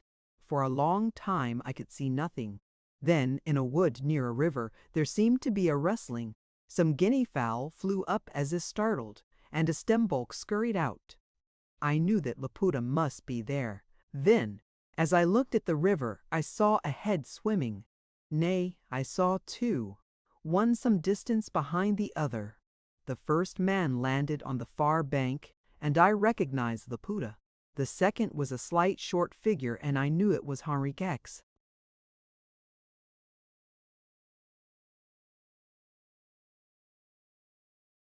I remember feeling very glad that these two had come together. It was certain now that Henriques would not escape. Either Laputa would find out the truth and kill him, or I would come up with him and have my revenge. In any case, he was outside the Kaffir pale, adventuring on his own. I watched the two till they halted near a ruined building. Surely this was the store I had built at Umbelos's. The thought gave me a horrid surprise. Laputa and Henriques were on their way to the Ruerand. I woke with a start to find my forehead damp with sweat. There was some fever on me, I think, for my teeth were chattering. Very clear in my mind was the disquieting thought that Laputa and Henriques would soon be in the cave. One of two things must happen. Either Henriques would kill Laputa, get the collar of rubies, and be in the wilds of Mozambique before I could come up with this trail, or Laputa would outwit out and have the handling himself of the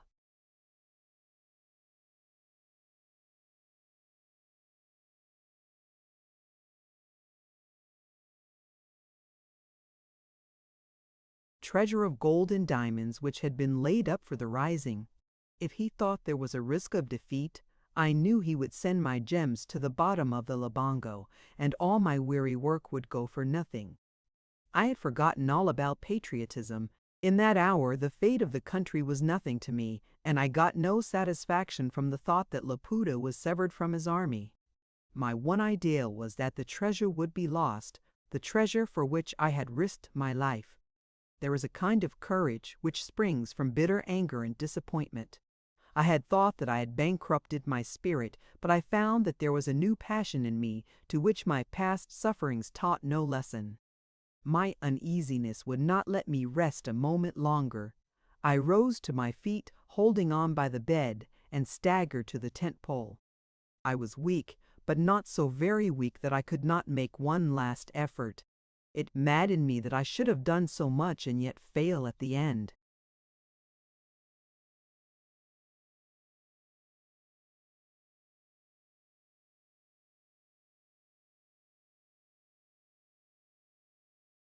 From a nail on the tent pole hung a fragment of looking-glass which Arcole used for shaving. I caught a glimpse of my face in it, white and haggard and lined with blue bags below the eyes. The doctor the night before had sponged it, but he had not got rid of all the stains of travel. In particular, there was a faint splash of blood on the left temple. I remembered that this was what I had got from the basin of goat's blood that night in the cave. I think that the sight of that splash determined me. Whether I willed it or not, I was sealed of Laputa's men. I must play the game to the finish, or never again know peace of mind on earth. These last 4 days had made me very old. I found a pair of Arcole's boots, roomy with much wearing, into which I thrust my bruised feet. Then I crawled to the door and shouted for a boy to bring my horse. A basuto appeared, and, awed by my appearance, went off in a hurry to see to the schimmel. It was late afternoon, about the same time of day as had yesterday seen me escaping from Machudi's. The Bruderstrom camp was empty.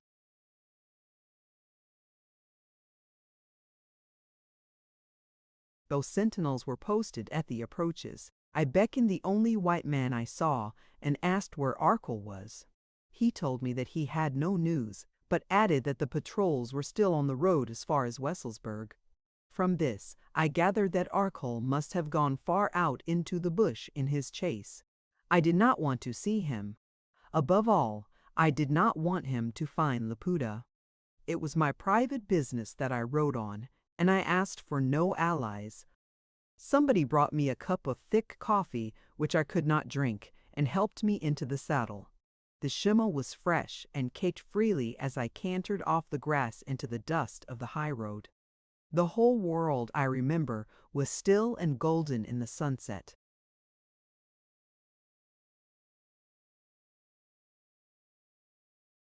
Chapter 20. My last sight of the Reverend Jean Laputa. It was dark before I got into the gorge of the Leidaba. I passed many patrols, but few spoke to me, and none tried to stop me. Some may have known me, but I think it was my face and figure which tied their tongues. I must have been pale as death, with tangled hair and fever burning in my eyes. Also on my left temple was the splash of blood. At Main Drift, I found a big body of police holding the ford. I splashed through and stumbled into one of their campfires. A man questioned me and told me that Arcole had got his quarry. He's dead, they say. They shot him out on the hills when he was making for the Limpopo. But I knew that this was not true. It was burned on my mind that Laputa was alive, nay, was waiting for me, and that it was God's will that we should meet in the cave. A little later I struck the track of the Capra's march. There was a broad, trampled way through the bush, and I followed it, for it led to Dupree's Drift.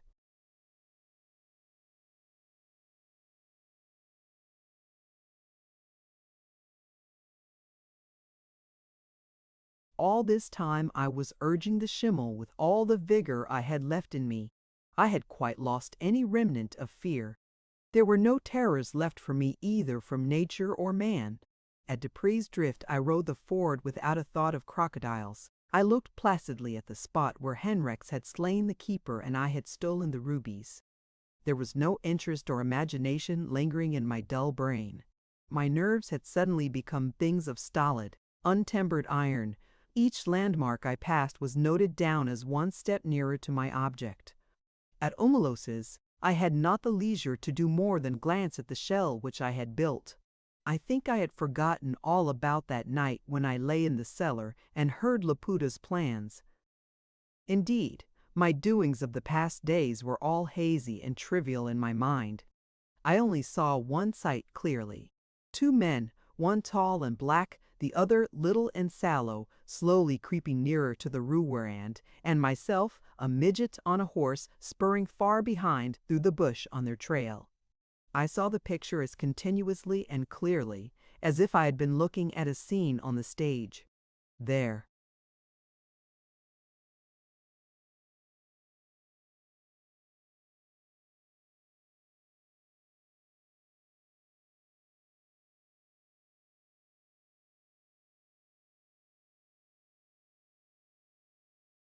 was only one change in the setting.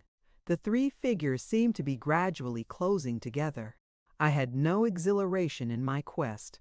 I do not think I had even much hope, for something had gone numb and cold in me and killed my youth. I told myself that treasure hunting was an enterprise accursed of God, and that I should most likely die, that Laputa and Henriques would die. I was fully certain.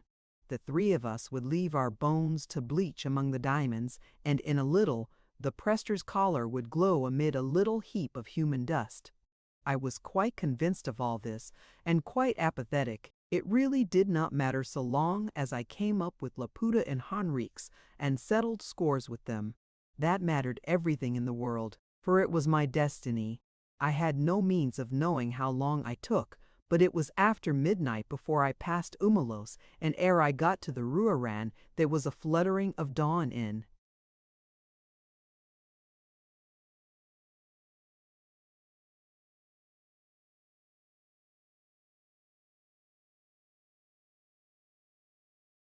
the east.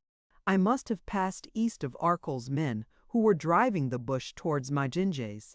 I had ridden the night down and did not feel so very tired. My horse was stumbling, but my own limbs scarcely pained me. To be sure, I was stiff and nerveless as if hewn out of wood, but I had been as bad when I left Bruderstrom. I felt as if I could go on riding to the end of the world. At the brink of the bush I dismounted and turned the schimmel loose. I had brought no halter, and I left him to graze and roll. The light was sufficient to let me see the great rock face rising in a tower of dim purple. The sky was still picked out with stars, but the moon had long gone down and the east was flushing. I marched up the path to the cave, very different from the timid being who had walked the same road 3 nights before. Then my terrors were all to come. Now I had conquered terror and seen the other side of fear. I was centuries older.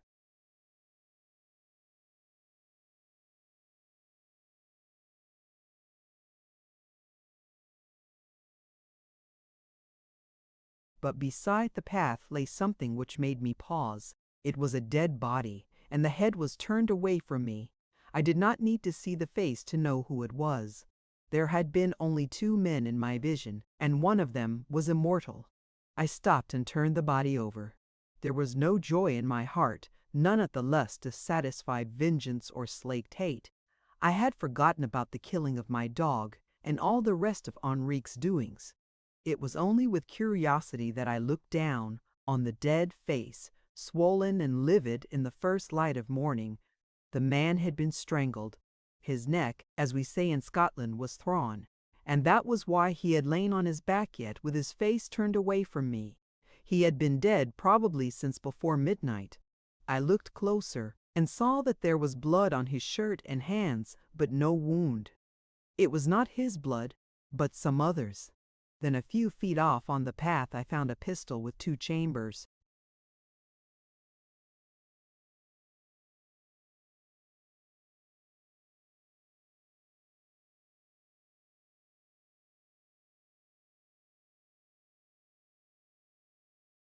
Empty. What had happened was very plain. Henriques had tried to shoot Laputa at the entrance of the cave for the sake of the collar and the treasure within. He had wounded him gravely, I thought, to judge from the amount of blood, but the quickness and marksmanship of the Portuguese had not availed to save his life from those terrible hands. After 2 shots, Laputa had got hold of him and choked his life out as easily as a man twists a partridge's neck. Then he had gone into the cave. I saw the marks of blood on the road and hastened on. Laputa had been hours in the cave, enough to work havoc with the treasure. He was wounded too, and desperate. Probably he had come to the Ruarand looking for sanctuary and rest for a day or two. But if Hunrex had shot straight, he might find a safer sanctuary and a longer rest. For the third time in my life, I pushed up the gully.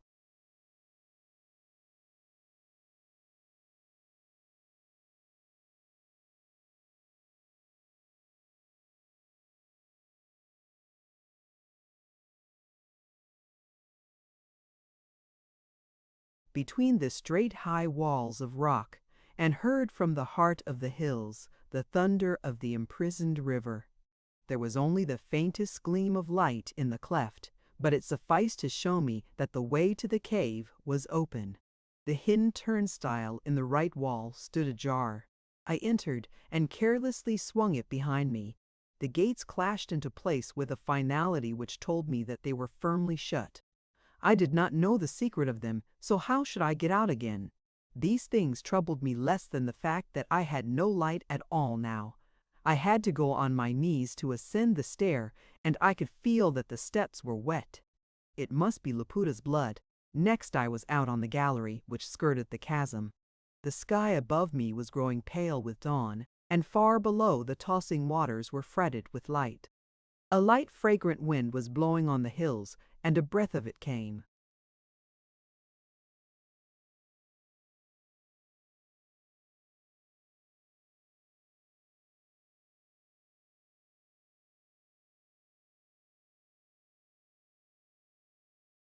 Down the funnel.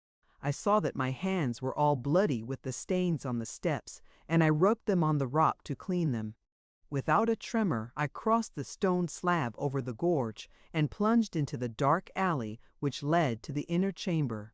As before, there was a light in front of me, but this time it was a pinpoint and not the glare of many torches. I felt my way carefully by the walls of the passage, though I did not really fear anything. It was by the stopping of these lateral walls that I knew I was in the cave, for the place had only one single speck of light. The falling wall of water stood out gray-green and ghostly on the left, and I noticed that higher up it was lit, as if from the open air. There must be a great funnel in the hillside in that direction. I walked a few paces, and then I made out that the spark in front was a lantern. My eyes were getting used to the half-light, and I saw what was beside the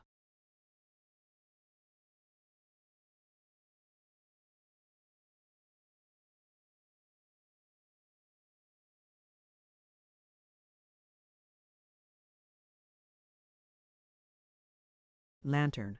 Laputa knelt on the ashes of the fire which the keeper had kindled 3 days before.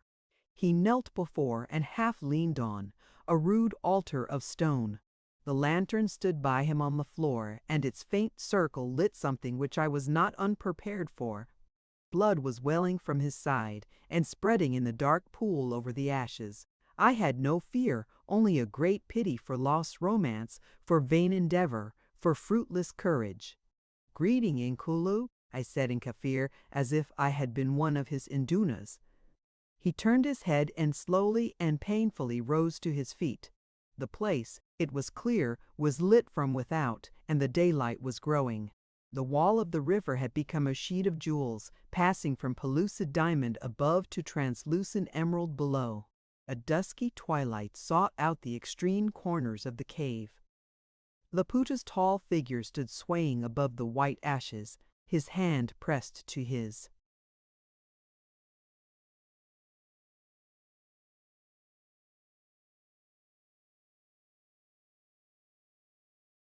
Sighed. "Who is it?" he said, looking at me with blind eyes.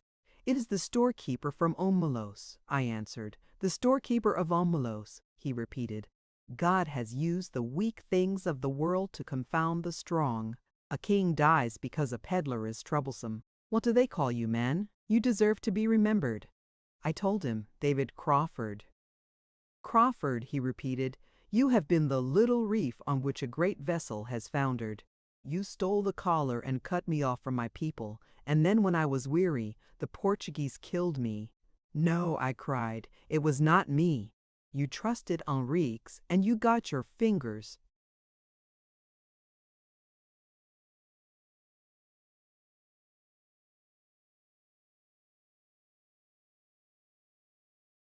on his neck too late. Don't say I didn't warn you. You warned me, and I will repay you. I will make you rich, Crawford. You are a traitor and want money. I am a king and want a throne. But I am dying, and there will be no more kings in Africa. The mention of riches did not throw me as I had expected, but the last words awakened a wild regret. I was hypnotized by the man. To see him going out was like seeing the fall of a great mountain. He stretched himself, gasping, and in the growing light I could see how broken he was. His cheeks were falling in, and his somber eyes had shrunk back in their sockets. He seemed an old, worn man, standing there among the ashes, while the blood, which he made no effort to staunch, trickled down his side till it dripped on the floor. He had ceased to be the Kaffir king or the Christian minister, or indeed any one of his former parts. Death was stripping him to his elements, and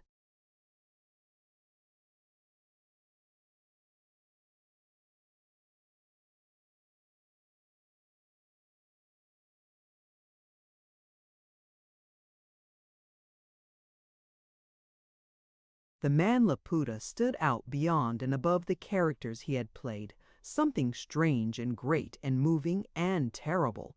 "We met for the first time 3 days ago," he said, "and now you will be the last to see the Nkulu." "Umbelos was not our first meeting," said I.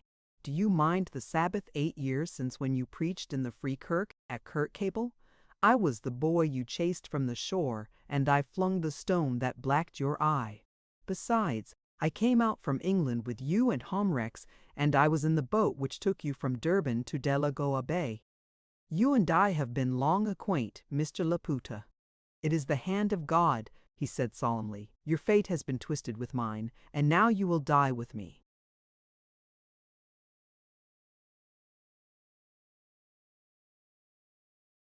I did not understand this talk about dying.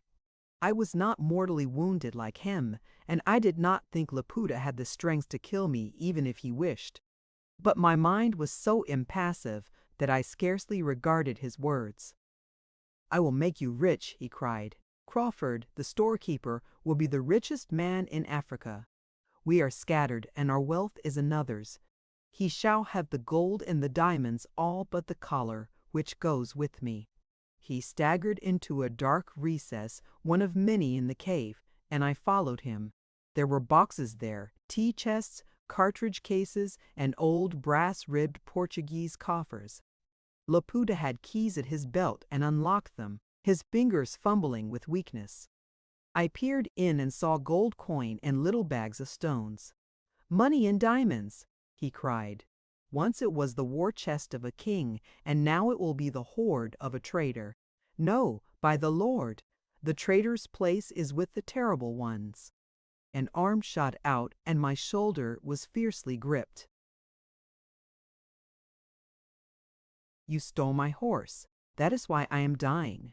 But for you, I and my army would be over the Olifants. I am going to kill you, Crawford," and his fingers closed into my shoulder blades. Still, I was unperturbed. "No, you are not. You cannot. You have tried to, and failed. So did Henriques, and he is lying dead outside. I am in God's keeping and cannot die before my time." I do not know if he heard me, but at any rate the murderous fit passed. His hand fell to his side, and his great figure tottered out into the cave. He seemed to be making for the river, but he turned and went through the door I had entered by. I heard him slipping in the passage, and then there was a minute of silence. Suddenly there came a grinding sound, followed by the kind of muffled splash which a stone makes when it falls into a deep well. I thought Laputa had fallen into the chasm, but when I reached the door his swaying figure was coming out.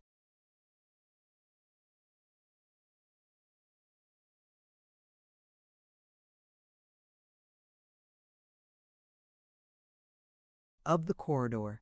Then I knew what he had done. He had used the remnant of his giant strength to break down the bridge of stone across the gorge, and so cut off my retreat. I really did not care. Even if I had got over the bridge, I should probably have been foiled by the shut turnstile. I had quite forgotten the meaning of fear of death. I found myself giving my arm to the man who had tried to destroy me. "I have laid up for you treasure in heaven," he said. "Your earthly treasure is in the boxes, but soon you will be seeking incorruptible jewels in the deep, deep water. It is cool and quiet down there, and you forget the hunger and pain." The man was getting very near his end. The madness of despair came back to him, and he flung himself among the ashes. "We are going to die together, Crawford," he said. "God has twined our threads, and there will be only one cutting. Tell me what has become of my army." "Arkell has guns on the Walpurg," I said. "They must submit or perish. I have other armies. No, no, they are nothing. They will all wander and blunder and fight and be beaten. There is no leader anywhere, and I am dying." There was no gainsaying the signs of death. I asked him if he would like water, but he made no answer. His eyes were fixed on vacancy, and I thought I could realize something of the bitterness of that great regret. For myself, I was as cold as a stone. I had no exultation of triumph, still less any fear of my own fate. I stood silent, the half-remorseful spectator of a fall, like the fall of Lucifer. I would have taught the world wisdom. The Puta was speaking English, and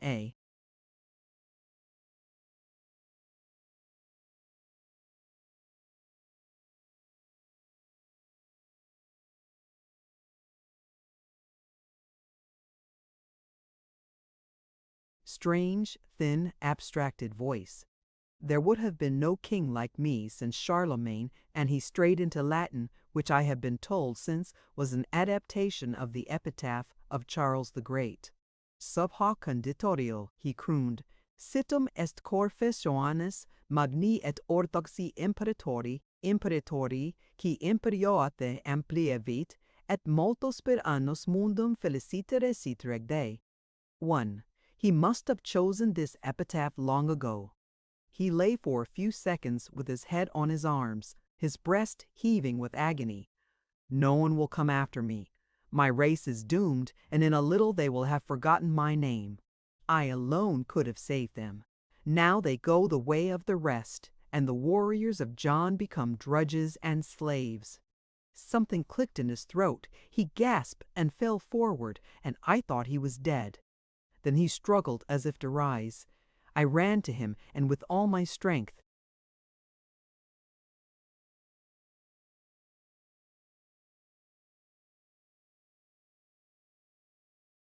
aided him to his feet. "Unarm, Eros," he cried. "The long day's task is done." With the strange power of a dying man he tore off his leopard skin and belt, till he stood stark as on the night when he had been crowned. From his pouch he took the Prester's collar. Then he staggered to the brink of the chasm where the wall of green water dropped into the dark depth below.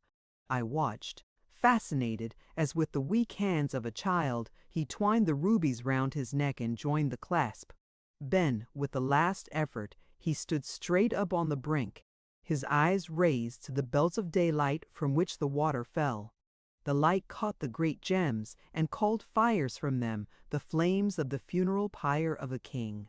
Once more his voice, restored for a moment to its old vigor, rang out through the cave above the din of the cascade. His words were those which the keeper,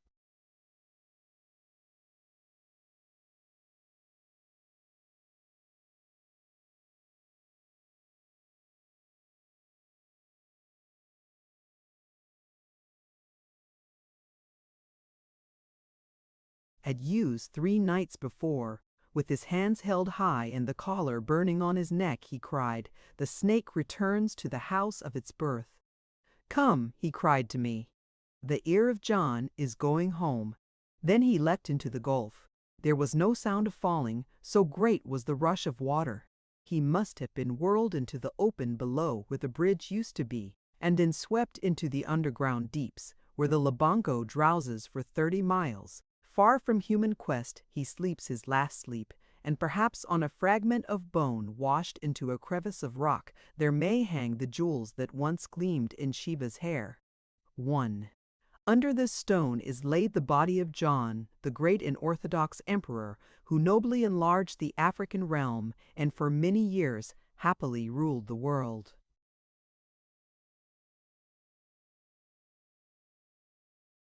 Chapter 21. Ikelimbi, the Crags that Sing Time. I remember that I looked over the brink into the yeasty abyss, with a mind hovering between perplexity and tears. I wanted to sit down and cry. Why, I did not know, except that some great thing had happened. My brain was quite clear as to my own position. I was shut in this place with no chance of escape and with no food. In a little I must die of starvation or go mad and throw myself after Laputa. And yet I did not care a rush. My nerves had been tried too greatly in the past week. Now I was comatose and beyond hoping or fearing. I sat for a long time watching the light play on the fretted sheet of water and wondering where Laputa's body had gone. I shivered and wished he had not left me alone, for the darkness would come in time and I had no matches. After a little, I got tired of doing nothing and went groping among the treasure chests. 1 or 2 were full of coined British sovereigns, Kruger sovereigns, Napoleons, Spanish and Portuguese gold pieces, and many older coins ranging back to the Middle Ages and even to the ancients. In one handful there was a splendid gold.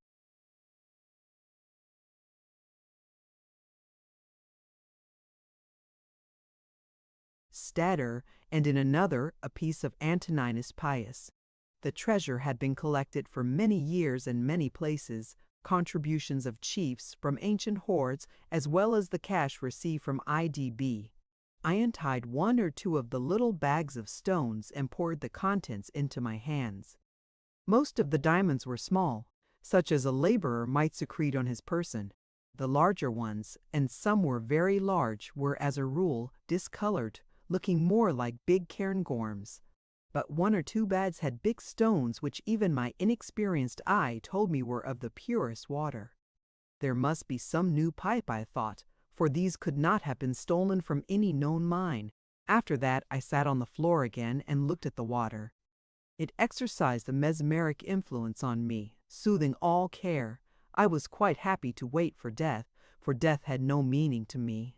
My hate and fury were both lulled into a trance, since the passive is the next stage to the overwrought.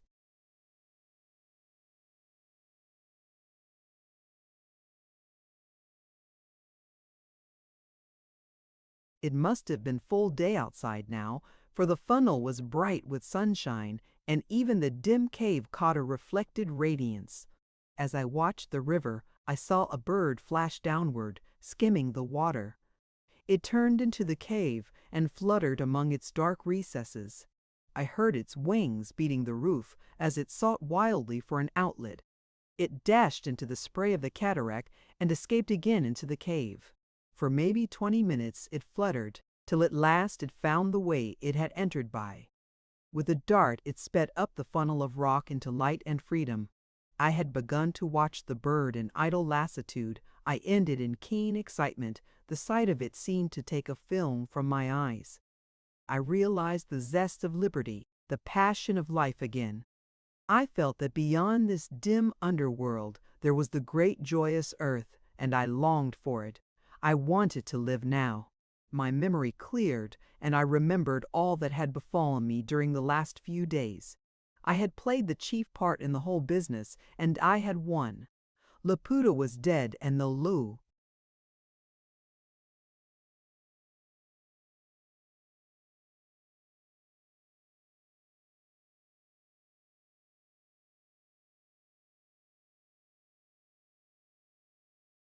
Treasure was mine, while Arkell was crushing the rising at his ease. I had only to be free again to be famous and rich. My hopes had returned, but with them came my fears. What if I could not escape? I must perish miserably by degrees, shut in the heart of a hill, though my friends were out for rescue. In place of my former lethargy, I was now in a fever of unrest. My first care was to explore the way I had come. I ran down the passage to the chasm which the slab of stone had spanned. I had been right in my guess, for the thing was gone. Laputa was in truth a Titan, who in the article of death could break down a bridge which would have taken any 3 men an hour to shift. The gorge was about 7 yards wide, too far to risk a jump, and the cliff fell sheer and smooth to the imprisoned waters 200 feet below. There was no chance of circuiting it, for the wall was as smooth as if it had been chiseled. The hand of man had been at work to make the sanctuary inviolable.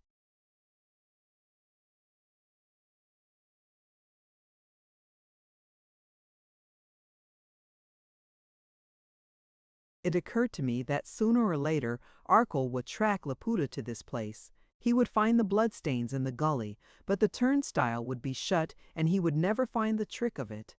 Nor could he have any Kaffirs with him who knew the secret of the place of the snake.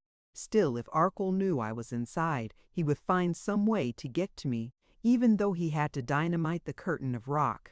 I shouted, but my voice seemed to be drowned in the roar of the water. It made but a fresh chord in the wild orchestra, and I gave up hopes in that direction. Very dolefully I returned to the cave. I was about to share the experience of all treasure hunters to be left with jewels galore and not a bite to sustain life. The thing was too commonplace to be endured. I grew angry and declined so obvious a fate. Exalm plan maak, I told myself in the old Dutchman's words. I had come through worse dangers, and a way I should find. To starve in the cave was no ending for David Crawford. Far better to join Laputa in the depths, and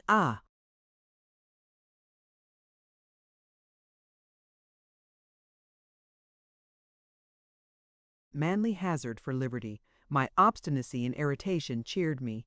What had become of the lackluster young fool who had mooned here a few minutes back?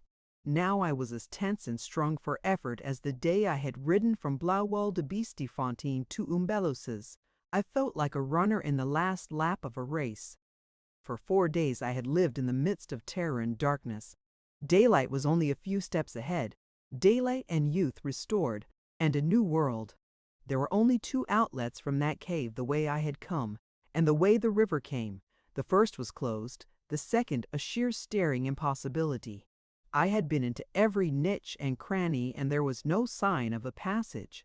I sat down on the floor and looked at the wall of water. It fell, as I have already explained, in a solid sheet which made up the whole of the wall of the cave, higher than the roof of the cave. I could not see what happened, except that it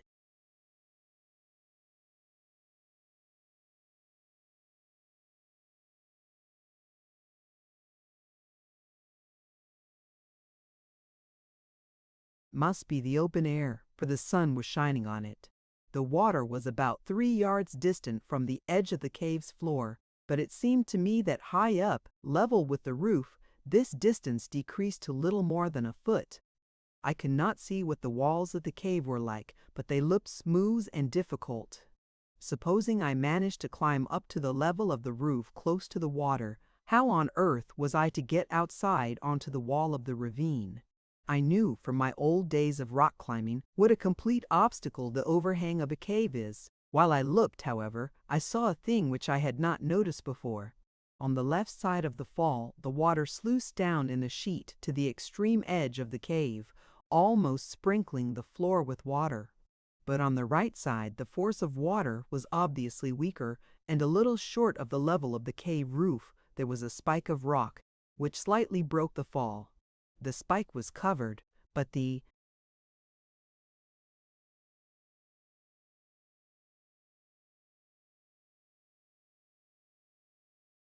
covering was shallow, for the current flowed from it in a rose-shaped spray. If a man could get to that spike and could get a foot on it without being swept down, it might be possible, just possible, to do something with the wall of the chasm above the cave. Of course, I knew nothing about the nature of that wall. It might be as smooth as a polished pillar. The result of these cogitations was that I decided to prospect the right wall of the cave close to the waterfall. But first I went rummaging in the back part to see if I could find anything to assist me. In one corner there was a rude cupboard with some stone and metal vessels. Here, too, were the few domestic utensils of the dead keeper. In another were several locked coffers on which I could make no impression. There were the treasure chests, too, but they held nothing save treasure, and gold and diamonds were no manner of use to me. Other odds and ends I found: spears, a few skins, and a broken and notched axe. I took the axe in case there might be cutting to do.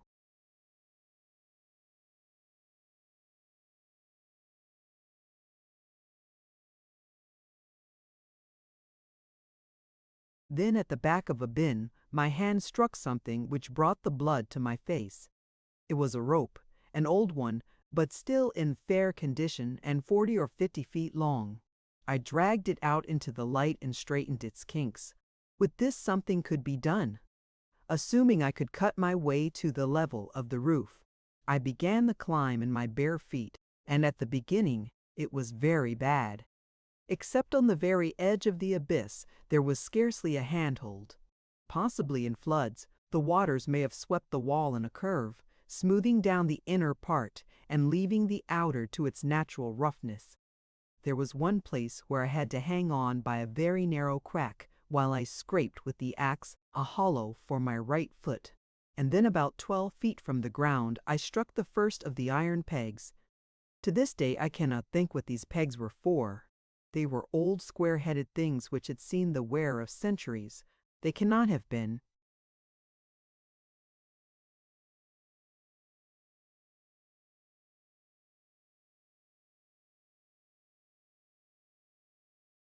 meant to assist a climber, for the dwellers of the cave had clearly never contemplated this means of egress. Perhaps they had been used for some kind of ceremonial curtain in a dim past. They were rusty and frail, and one of them came away in my hand. But for all that they marvelously assisted my ascent. I had been climbing slowly, doggedly, and carefully, my mind wholly occupied with the task, and almost before I knew I found my head close under the roof of the cave. It was necessary now to move towards the river, and the task seemed impossible. I could see no footholds, save 2 frail pegs, and in the corner between the wall and the roof was a rough arch too wide for my body to jam itself in. Just below the level of the roof, say 2 feet, I saw the submerged spike of rock. The waters raged around it and could not have been more than an inch deep on the top. If I could only get my foot on that, I believed I could avoid being swept down and stand up and reach for the wall above the cave.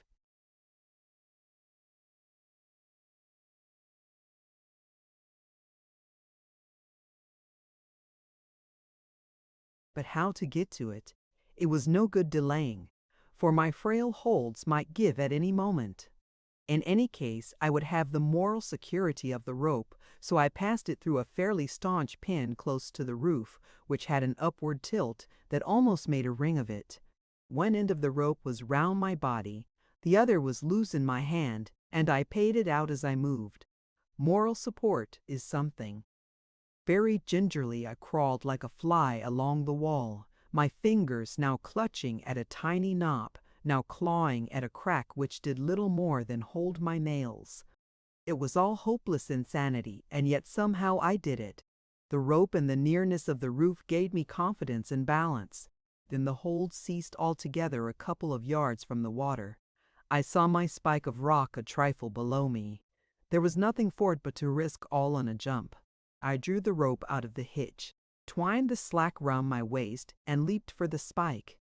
It was like throwing oneself on a line of spears. The solid wall of water hurled me back and down, but as I fell my arms closed on the spike. There I hung while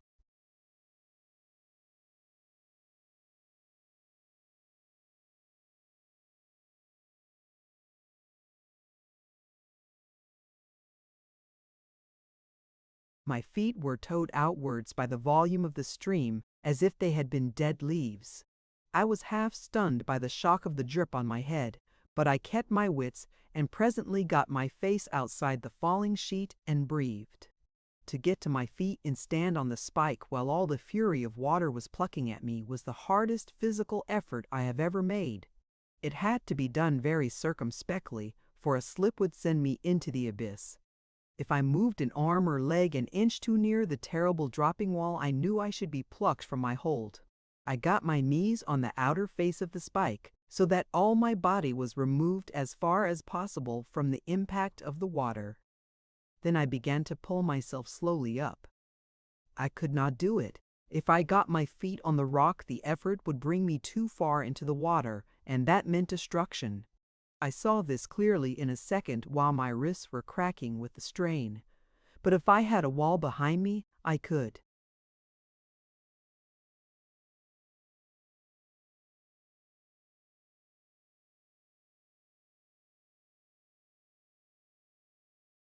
Reach back with one hand and get what we call in Scotland a stealth. I knew there was a wall, but how far I could not judge.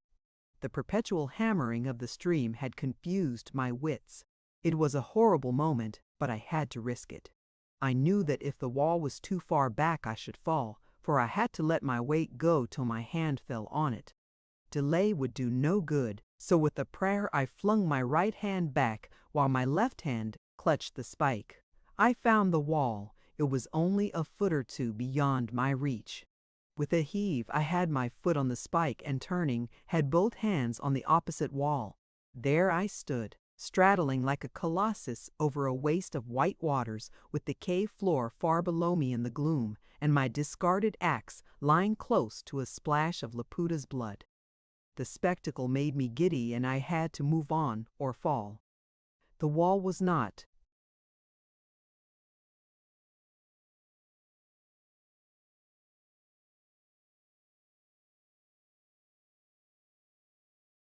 quite perpendicular, but as far as I could see a slope of about 60 degrees.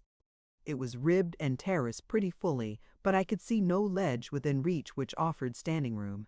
Once more I tried the moral support of the rope, and as well as I could dropped a noose on the spike which might hold me if I fell. Then I boldly embarked on a hand traverse, pulling myself along a little ledge till I was right in the angle of the fall. Here, happily, the water was shallower and less violent, and with my legs up to the knees in foam, I managed to scramble into a kind of corner. Now at last I was on the wall of the gully and above the cave. I had achieved, by amazing luck, one of the most difficult of all mountaineering operations.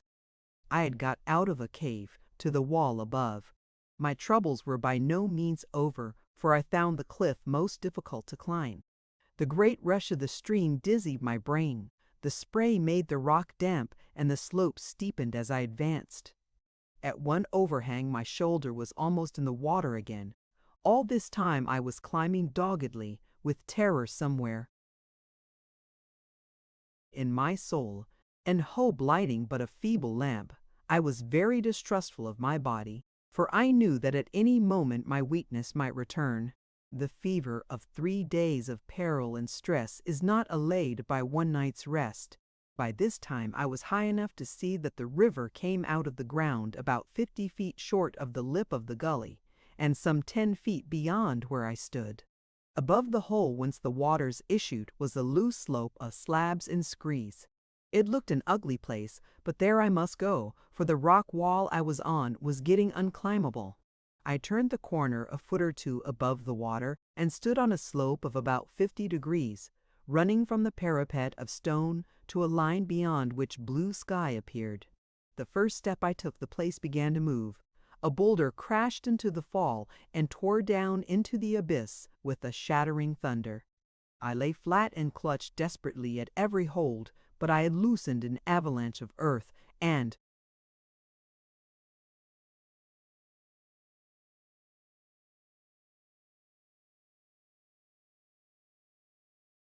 not till my feet were sprayed by the water did I get a grip of firm rock and check my descent. All this frightened me horribly, with the kind of despairing angry fear which I had suffered at Bruderstrom when I dreamed that the treasure was lost. I could not bear the notion of death when I had won so far. After that I advanced, not by steps, but by inches. I felt more poised and pinnacled in the void than when I had stood on the spike of rock, for I had a substantial hold neither for foot nor hand. It seemed weeks before I made any progress away from the lip of the water-hole. I dared not look down, but kept my eyes on the slope before me, searching for any patch of ground which promised stability. Once I found a scrog of juniper with firm roots, and this gave me a great lift.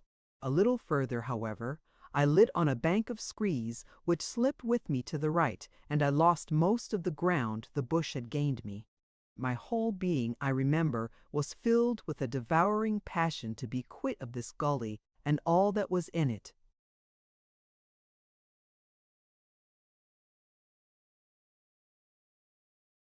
Then, not suddenly as in romances, but after hard striving and hope long deferred, I found myself on a firm outcrop of weathered stone. In 3 strides I was on the edge of the plateau. Then I began to run, and at the same time to lose the power of running. I cast one look behind me, and saw a deep cleft of darkness out of which I had climbed. Down in the cave it had seemed light enough, but in the clear sunshine of the top, the gorge looked a very pit of shade. For the first and last time in my life, I had vertigo. Fear of falling back and a mad craze to do it made me acutely sick. I managed to stumble a few steps forward on the mountain turf and then flung myself on my face. When I raised my head, I was amazed to find it still early morning. The dew was yet on the grass, and the sun was not far up the sky. I had thought that my entry into the cave, my time in it, and my escape had taken many hours, whereas at the most they had occupied 2. It was little more than dawn, such a dawn as walks only on the hilltops. Before me was the shallow vale with its bracken and sweet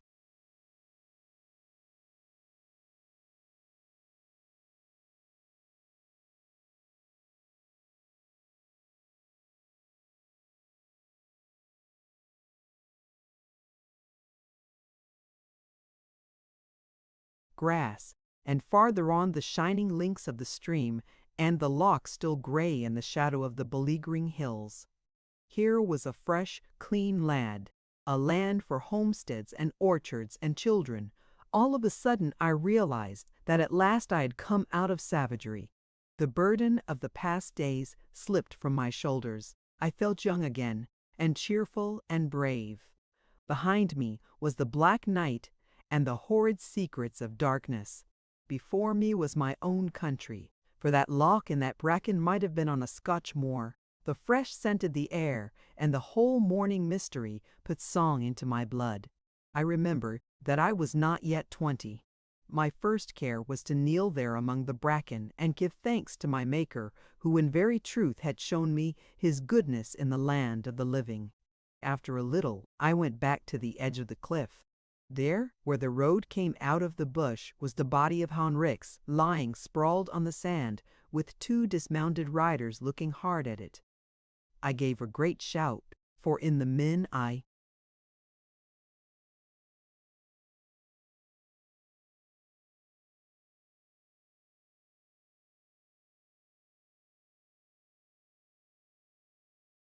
recognized Aitken and the schoolmaster Wardlaw. Chapter 22. A Great Peril and a Great Salvation. I must now take up some of the ragged ends which I have left behind me. It is not my task, as I have said, to write the history of the Great Rising. That has been done by abler men, who were at the center of the business and had some knowledge of strategy and tactics, whereas I was only a raw lad who was privileged by fate to see the start. If I could, I would fain make an epic of it, and show how the plains found at all points the plateau guarded, how wits overcame numbers, and at every pass which the natives tried, the great gun spoke and the tide rolled back. Yet I fear it would be an epic without a hero. There was no leader left when Laputa had gone. There were months of guerrilla fighting and then months of reprisals, when chief after chief was hunted down and brought to trial. Then the amnesty came, and a clean sheet, and white Africa drew breath again with certain grave reflections left in her head. On the whole, I am not sorry that the history is no business of mine. Romance died with the heir of John, and the crusade became a sorry mutiny. I can fancy how differently Laputa,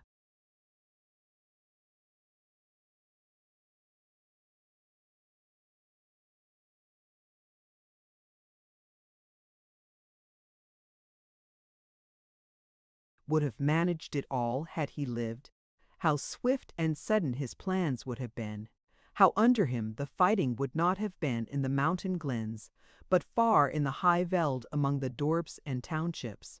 With the Inkulu alive, we warred against odds. With the Inkulu dead, the balance sank heavily in our favor. I leave to others the marches and strategy of the thing, and hasten to clear up the obscure parts in my own fortunes. Arcole received my message from Omeloses by Colin, or rather Wardlaw received it and sent it on to the post on the burg where the leader had gone. Close on its heels came the message from Onrex by a Shangan in his pay. It must have been sent off before the Rortagoose got to the Ruerand, from which it would appear that he had his own men in the bush near the store, and that I was lucky to get off as I did. Arcole might have disregarded Honrex's news as a trap if it had come alone, but my corroboration impressed and perplexed him. He began to credit the Portugoose with treachery, but he had no inclination to act.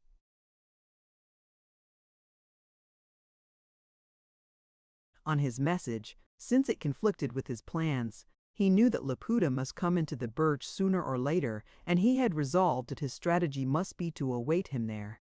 But there was the question of my life. He had every reason to believe that I was in the greatest danger, and he felt a certain responsibility for my fate. With the few men at his disposal, he could not hope to hold up the great Kaffir army, but there was a chance that he might by a bold stand effect my rescue. Henriquez had told him of the vow, and had told him that Laputa would ride in the center of the force. A body of men well posted at Dupree's Drift might split the army at the crossing, and under cover of the fire I might swim the river and join my friends. Still relying on the vow, it might be possible for well-mounted men to evade capture. Accordingly, he called for volunteers and sent off one of his Kaffirs to warn me of his design. He led his men in person, and of his doings the reader already knows the tale. But though the crossing was flung into confusion and the rear of the army was compelled to follow the northerly bank of the Leitaba, there was no sign of me anywhere. Arcole searched the river banks and crossed the drift to where the old keeper was lying dead. He then concluded that I had been murdered early in the march, and his Kaffir, who might have given him news of me, was carried up the stream in the tide of the disorderly army. Therefore he and his men rode back with all haste to the Berwal by way of Main Drift, and reached Brudershung before Laputa had crossed the highway. My information about Inanda's Kraal decided Arcole's next move. Like me, he remembered Byers's performance and resolved to repeat it. He had no hope of catching Laputa, but he thought that he might hold up the bulk of his force if he got guns on the ridge above the kraal. A message had already been sent for guns, and the first to arrive got to Bruderstrom about the hour when I was being taken by Machudi's men in the kloof. The ceremony of the purification prevented Laputa from keeping a good lookout, and the result was that a way was made for the guns on the northwestern corner of the rampart of rock. It was the way which Byers had taken, and indeed the enterprise was directed by one of Byers's old commandants. All that day the work continued, while Laputa and I were traveling to Machudi's. Then came the evening when I staggered into camp and told my news. Arcole, who alone knew how vital Laputa was to the success of the insurrection, immediately decided to suspend all other operations and devote himself to shepherding the leader away from his army. How the scheme succeeded and what befell Laputa the reader has already been told. Aitken and Wardlaw, when I descended from the cliffs, took me straight to Blauwildebeestefontein. I was like a man who is recovering from bad fever, cured but weak and foolish, and it was a slow journey which I made to Umavoses, riding on Aitken's pony. At Umaloses we found a picket who had captured the schimmel by the roadside. That wise beast, when I turned him loose at the entrance to the cave, had trotted quietly back the way he had come. At Umbalos Aitken left me, and next day, with Wardlaw as companion, I rode up the glen of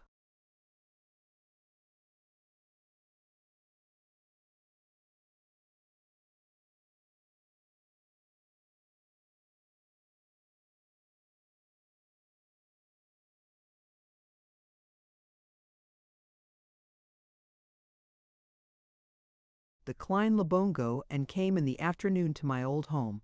The store was empty, for Jap some days before had gone off post-haste to Petersdorp. But there was Zita cleaning up the place as if war had never been heard of. I slept the night there, and in the morning found myself so much recovered that I was eager to get away. I wanted to see Arkell about many things, but mainly about the treasure in the cave. It was an easy journey to Bruderstrom through the meadows of the plateau. The farmers' commandos had been recalled, but the ashes of their campfires were still gray among the bracken. I fell in with a police patrol and was taken by them to a spot on the upper Letaba, some miles west of the camp, where we found Arkell at late breakfast. I had resolved to take him into my confidence, so I told him the full tale of my night's adventure. He was very severe with me, I remember, for my daft-like ride, but his severity relaxed before I had done with my story.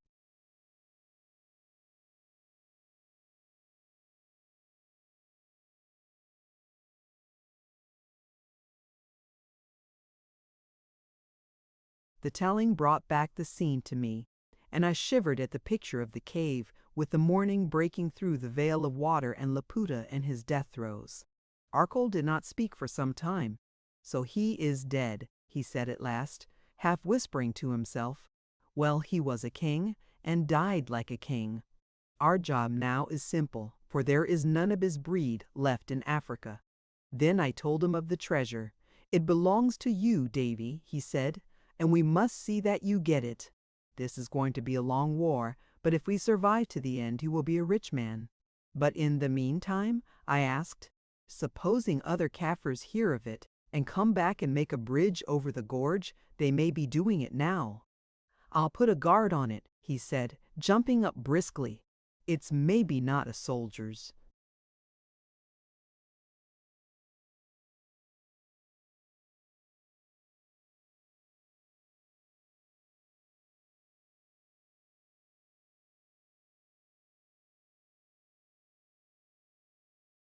"Job, but you saved this country, Davy, and I'm going to make sure that you have your reward." After that I went with Arkell to Inanda's Kraal. I am not going to tell the story of that performance, for it occupies no less than 2 chapters in Mr. Upton's book.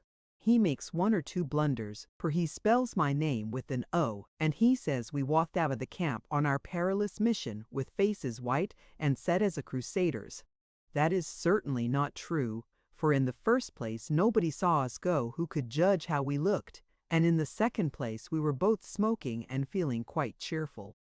At home they made a great fuss about it and started a newspaper cry about the Victoria Cross, but the danger was not so terrible after all, and in any case it was nothing to what I had been through in the past week.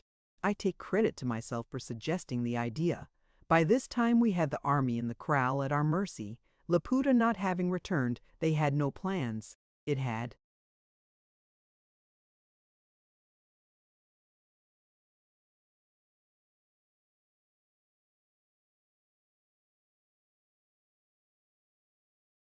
been the original intention to start for the Olifants on the following day, so there was a scanty supply of food. Besides, there were the makings of a pretty quarrel between Umbuni and some of the North Country chiefs, and I verily believe that if we had held them tight there for a week, they would have destroyed each other in faction fights. In any case, in a little they would have grown desperate and tried to rush the approaches on the north and south. Then we must either have used the guns on them, which would have meant a great slaughter, or let them go to do mischief elsewhere. Arkell was a merciful man who had no love for butchery. Besides, he was a statesman with an eye to the future of the country after the war. But it was his duty to isolate Laputa's army, and at all costs, it must be prevented from joining any of the concentrations in the south. Then I proposed to him to do as Rhodes did in the Matapos, and go and talk to them. By this time, I argued, the influence of Laputa must have sunk, and the fervor of the purification be half forgotten. The army had little food and no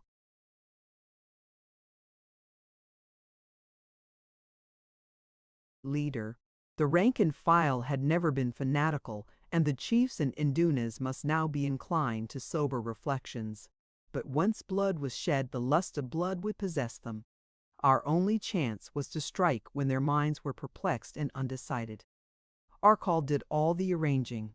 He had a message sent to the chiefs inviting them to an indaba, and presently word was brought back that an indaba was called for the next day at noon. That same night, we heard that Umbuni and about 20 of his men had managed to evade our ring of scouts and got clear away to the south. This was all to our advantage, as it removed from the coming indaba the most irreconcilable of the chiefs. That indaba was a queer business. Arkol and I left our escort at the foot of a ravine and entered the kraal by the same road as I had left it. It was a very bright, hot winter's day, and try as I might, I could not bring myself to think of any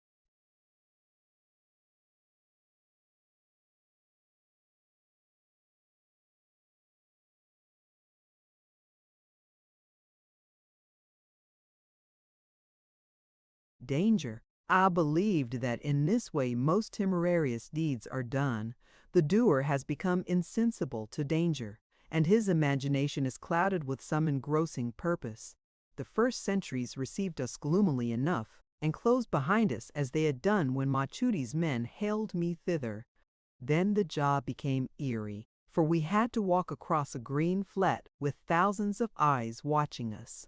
By and by we came to the marula tree opposite the kayas, and there we found a ring of chiefs sitting with cocked rifles on their knees.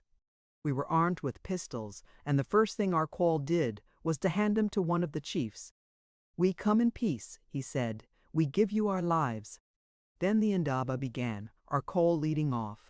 It was a fine speech he made, one of the finest I have ever listened to. He asked them what their grievances were. He told them how mighty was the power of the white man. He promised that what was unjust should be remedied if only they would speak honestly and peacefully.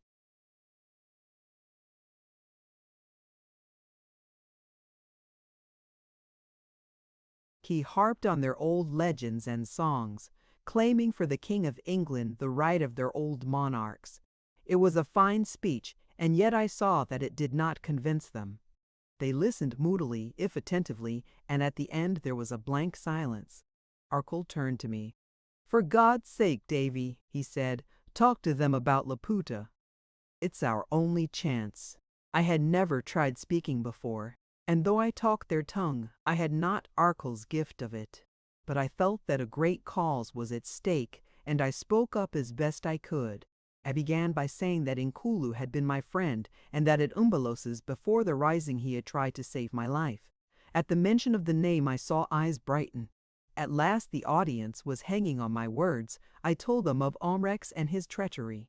I told them frankly and fairly of the doings at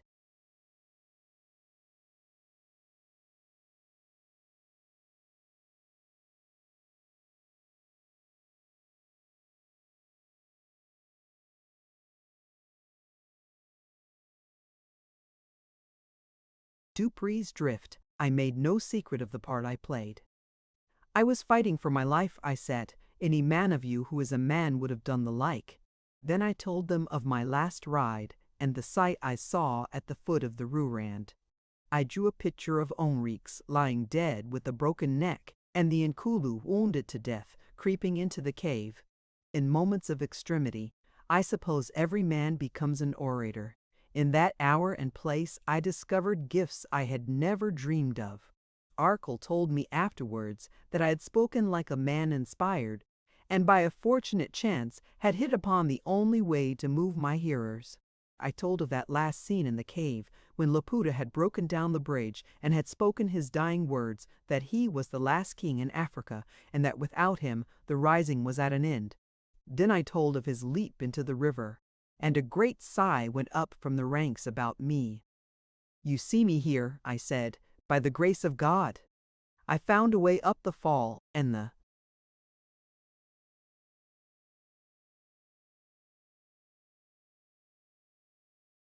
cliffs which no man has ever traveled before or will travel again. Your king is dead.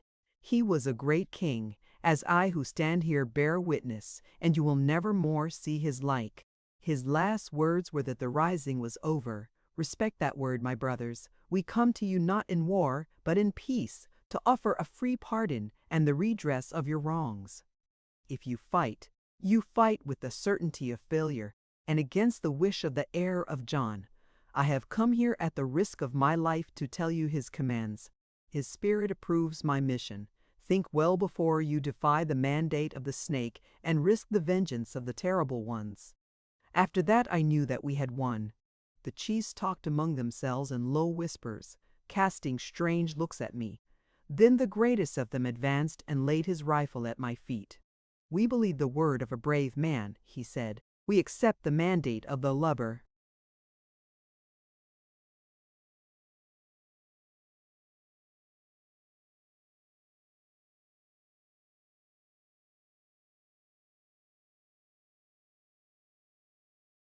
Snake. Arkol now took command. He arranged for the disarmament bit by bit, companies of men being marched off from Inanda's kraal to stations on the plateau where their arms were collected by our troops and food provided for them. For the full history, I refer the reader to Mr. Upton's work. It took many days and taxed all our resources, but by the end of a week we had the whole of Laputa's army in separate stations under guard, disarmed and awaiting repatriation. Then Arkol went south to the war which was to rage around the Swaziland and Zululand borders for many months, while to Aitken and myself was entrusted the work of settlement. We had inadequate troops at our command, and but for our prestige and the weight of Laputa's dead hand, there might any moment have been a tragedy. The task took months, for many of the levies came from the far.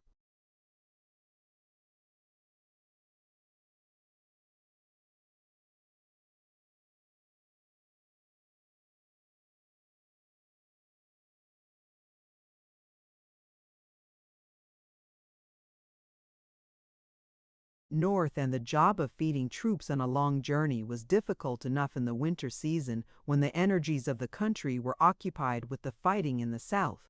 Yet it was an experience for which I shall ever be grateful, for it turned me from a rash boy into a serious man. I knew then the meaning of the white man's duty.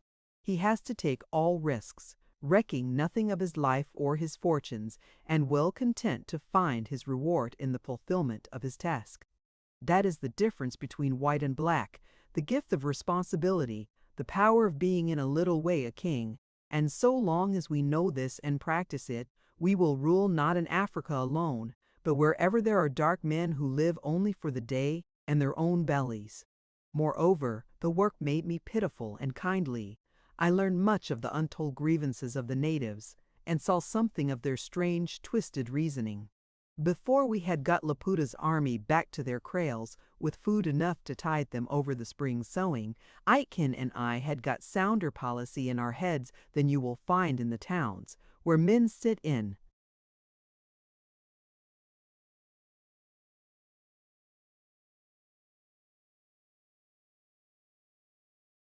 offices and see the world through a mist of papers.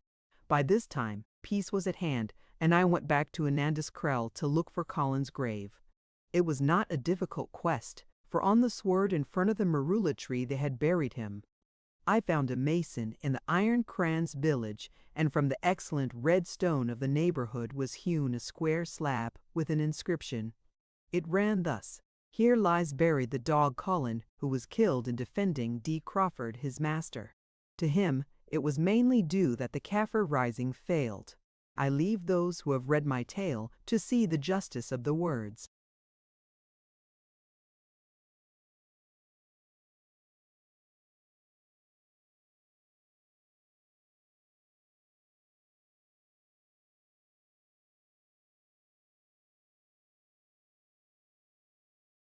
Chapter 23. My uncle's gift is many times multiplied.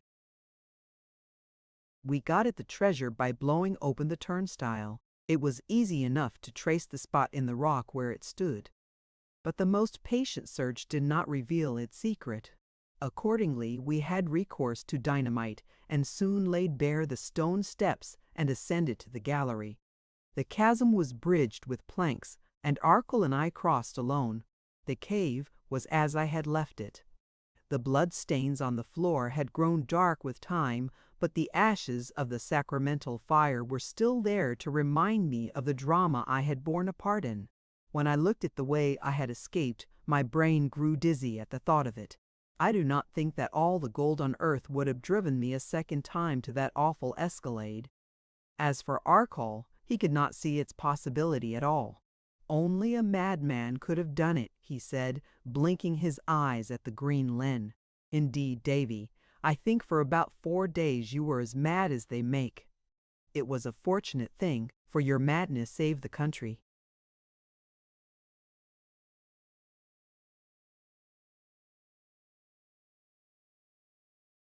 With some labor, we got the treasure down to the path and took it under a strong guard to Peterstorp. The government were busy with the settling up after the war, and it took many weeks to have our business disposed of. At first, things looked badly for me. The Attorney General set up a claim to the whole as spoils of war since, he argued, it was the war chest of the enemy we had conquered. I do not know how the matter would have gone on legal grounds, though I was advised by my lawyers that the claim was a bad one. But the part I had played in the whole business, more especially in the visit to Ananda's kraal, had made me a kind of popular hero, and the government thought better of their first attitude. Besides, Arcall had great influence, and the whole story of my doings, which was told privately by him to some of the members of the government, disposed them to be generous. Accordingly, they agreed to treat the contents of the cave as ordinary treasure trove, of which, by the law, 1/2 went to the discoverer and 1/2 to the crown.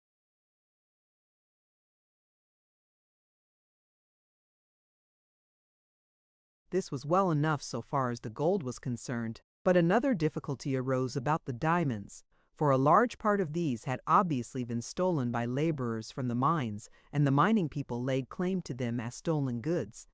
I was advised not to dispute this claim, and consequently we had a great sorting out of the stones in the presence of the experts of the different mines. In the end it turned out that identification was not an easy matter, for the experts quarreled furiously among themselves.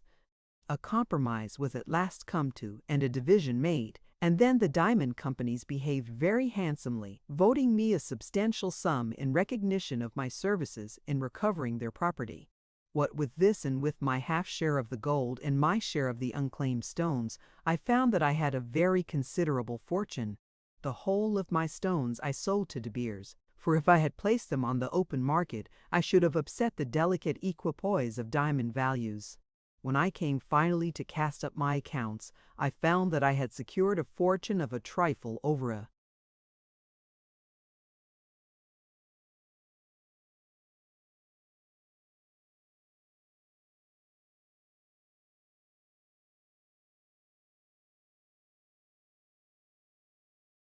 £250,000. The wealth did not dazzle so much as it solemnized me. I had no impulse to spend any part of it in a riot of folly. It had come to me like fairy gold out of the void. It had been bought with men's blood, almost with my own. I wanted to get away to a quiet place and think, for of late my life had been too crowded with drama, and there comes a satiety of action as well as of idleness. Above all things I wanted to get home. They gave me a great send-off and sang songs, and good fellows shook my hand till it ached. The papers were full of me, and there was a banquet and speeches, but I could not relish this glory as I ought, for I was like a boy thrown violently out of his bearings. Not till I was in the train nearing Cape Town did I recover my equanimity. The burden of the past seemed to slip from me suddenly, as on the morning when I had climbed the Lynn. I saw my life all lying before me, and already I had won success. I thought of my return to my own country, my first sight of the grey shores of Fife, my visit to Kirkcaple, my meeting with my mother. I was a rich man now who could choose his career, and my mother need never again want for comfort. My money seemed pleasant to me, for if men won theirs by brains or industry, I had won mine by sterner methods, for I had staked against it my life. I sat alone in the railway carriage and cried with pure thankfulness. These were comforting tears, for they brought me back to my old commonplace self. My last memory of Africa is my meeting with Tam Dyke. I caught sight of him in the streets of Cape Town, and running after him, clapped him on the shoulder. He stared at me as if he had seen a ghost. "Is it yourself, Davy?" he cried. "I never look to see you again in this world. I do nothing but read about you in the papers. What for did you not send for me? Here have I been knocking about inside a ship, and you have been getting famous. They tell me you're a millionaire, too."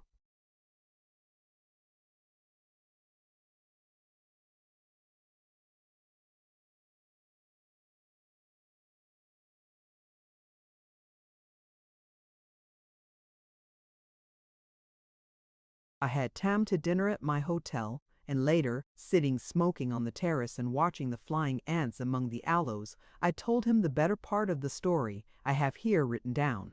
"Man, Davy," he said at the end, "you've had a tremendous time. Here are you not 18 months away from home, and you're going back with a fortune. What will you do with it?" I told him that I proposed to begin with to finish my education at Edinburgh College. At this, he roared with laughter. "That's a dull ending anyway. It's me that should have the money, for I'm full of imagination. You are a prosaic body, Davy." "Maybe I am," I said, "but I am very sure of one thing. If I hadn't been a prosaic body, I wouldn't be sitting here tonight." 2 years later, Aitken found the diamond pipe, which he had always believed.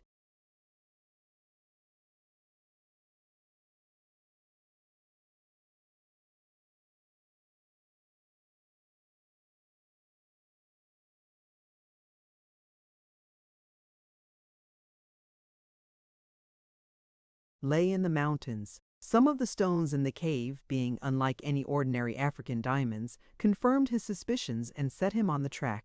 A Kaffir tribe to the northeast of the Rooirand had known of it, but they had never worked it, but only collected the overspill. The closing down of one of the chief existing mines had created a shortage of diamonds in the world's markets, and once again the position was the same as when Kimberley began. Accordingly, he made a great fortune, and today the Aitken proprietary mine is one of the most famous in the country. But Aitken did more than mine diamonds, for he had not forgotten the lesson we had learned together in the work of resettlement. He laid down a big fund for the education and amelioration of the native races, and the first fruit of it was the establishment at Blaauwildebeestefontein itself of a great native training college.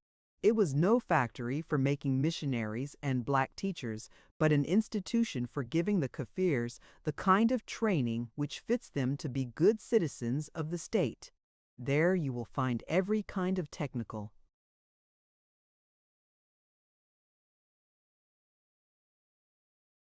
workshop and the finest experimental farms, where the blacks are taught modern agriculture. They have proved themselves apt pupils, and today you will see in the glens of the Bergen and the Plains Kaffir tillage which is as scientific as any in Africa. They have created a huge export trade in tobacco and fruit. The cotton promises well, and there is talk of a new fiber which will do wonders. Also along the river bottoms the India rubber business is prospering. There are playing fields and bats and reading rooms and libraries, just as in a school at home. In front of the great hall of the college a statue stands, the figure of a black man shading his eyes with his hands and looking far over the plains to the Rooirand. On the pedestal it is lettered, Prester John. But the face is the face of Laputa. So the last of the kings of Africa does not lack his monument. Of this institution Mr. Wardlaw is the head. He writes to me weekly, for I am one of the governors as well as an old friend, and from a recent letter I take this passage. I often cast my mind back to the afternoon when you and I sat on the stoop of the schoolhouse and talked of the Kaffirs and our future. I had about a dozen pupils then, and now I have nearly 3,000, and in place of a tin-roofed shanty and a yard, I have a whole countryside. You laughed at me for my keenness, Davy, but I've seen it justified. I was never a man of war like you, and so I had to bide at home while you and your like were straightening out the troubles. But when it was all over, my job began, for I could do what you couldn't do. I was the physician to heal wounds. You mind how nervous I was when I heard the drums beat. I hear them every evening now, for we have made a rule that all the Kaffir farms on the Berg sound a kind of curfew. It reminds me of old times, and tells me that though it is peace nowadays, we mean to keep all the manhood in them that they used to exercise in war. It would do your eyes good to see the garden we have made out of the Klein Labongo Glen. The place is one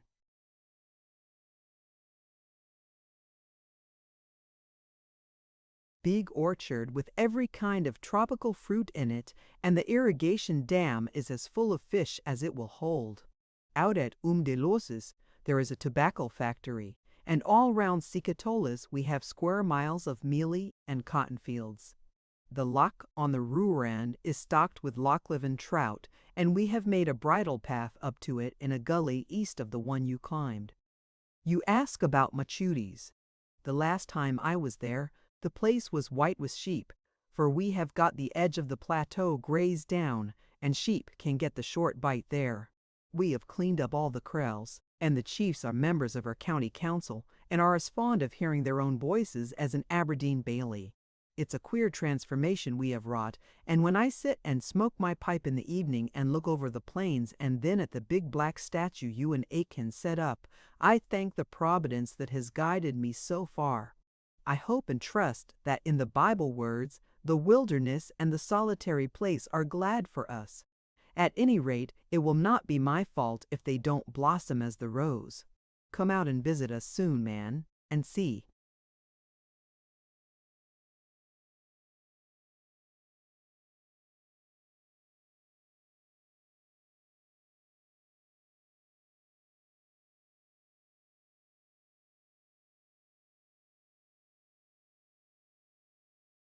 The work you had a hand in starting, I am thinking seriously of taking Wardlaw's advice.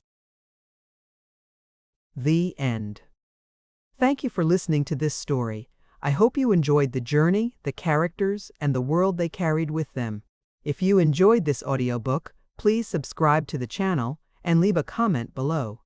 Your support helps keep these stories alive and allows more timeless books to be shared with listeners around the world. Until next time, thank you for listening.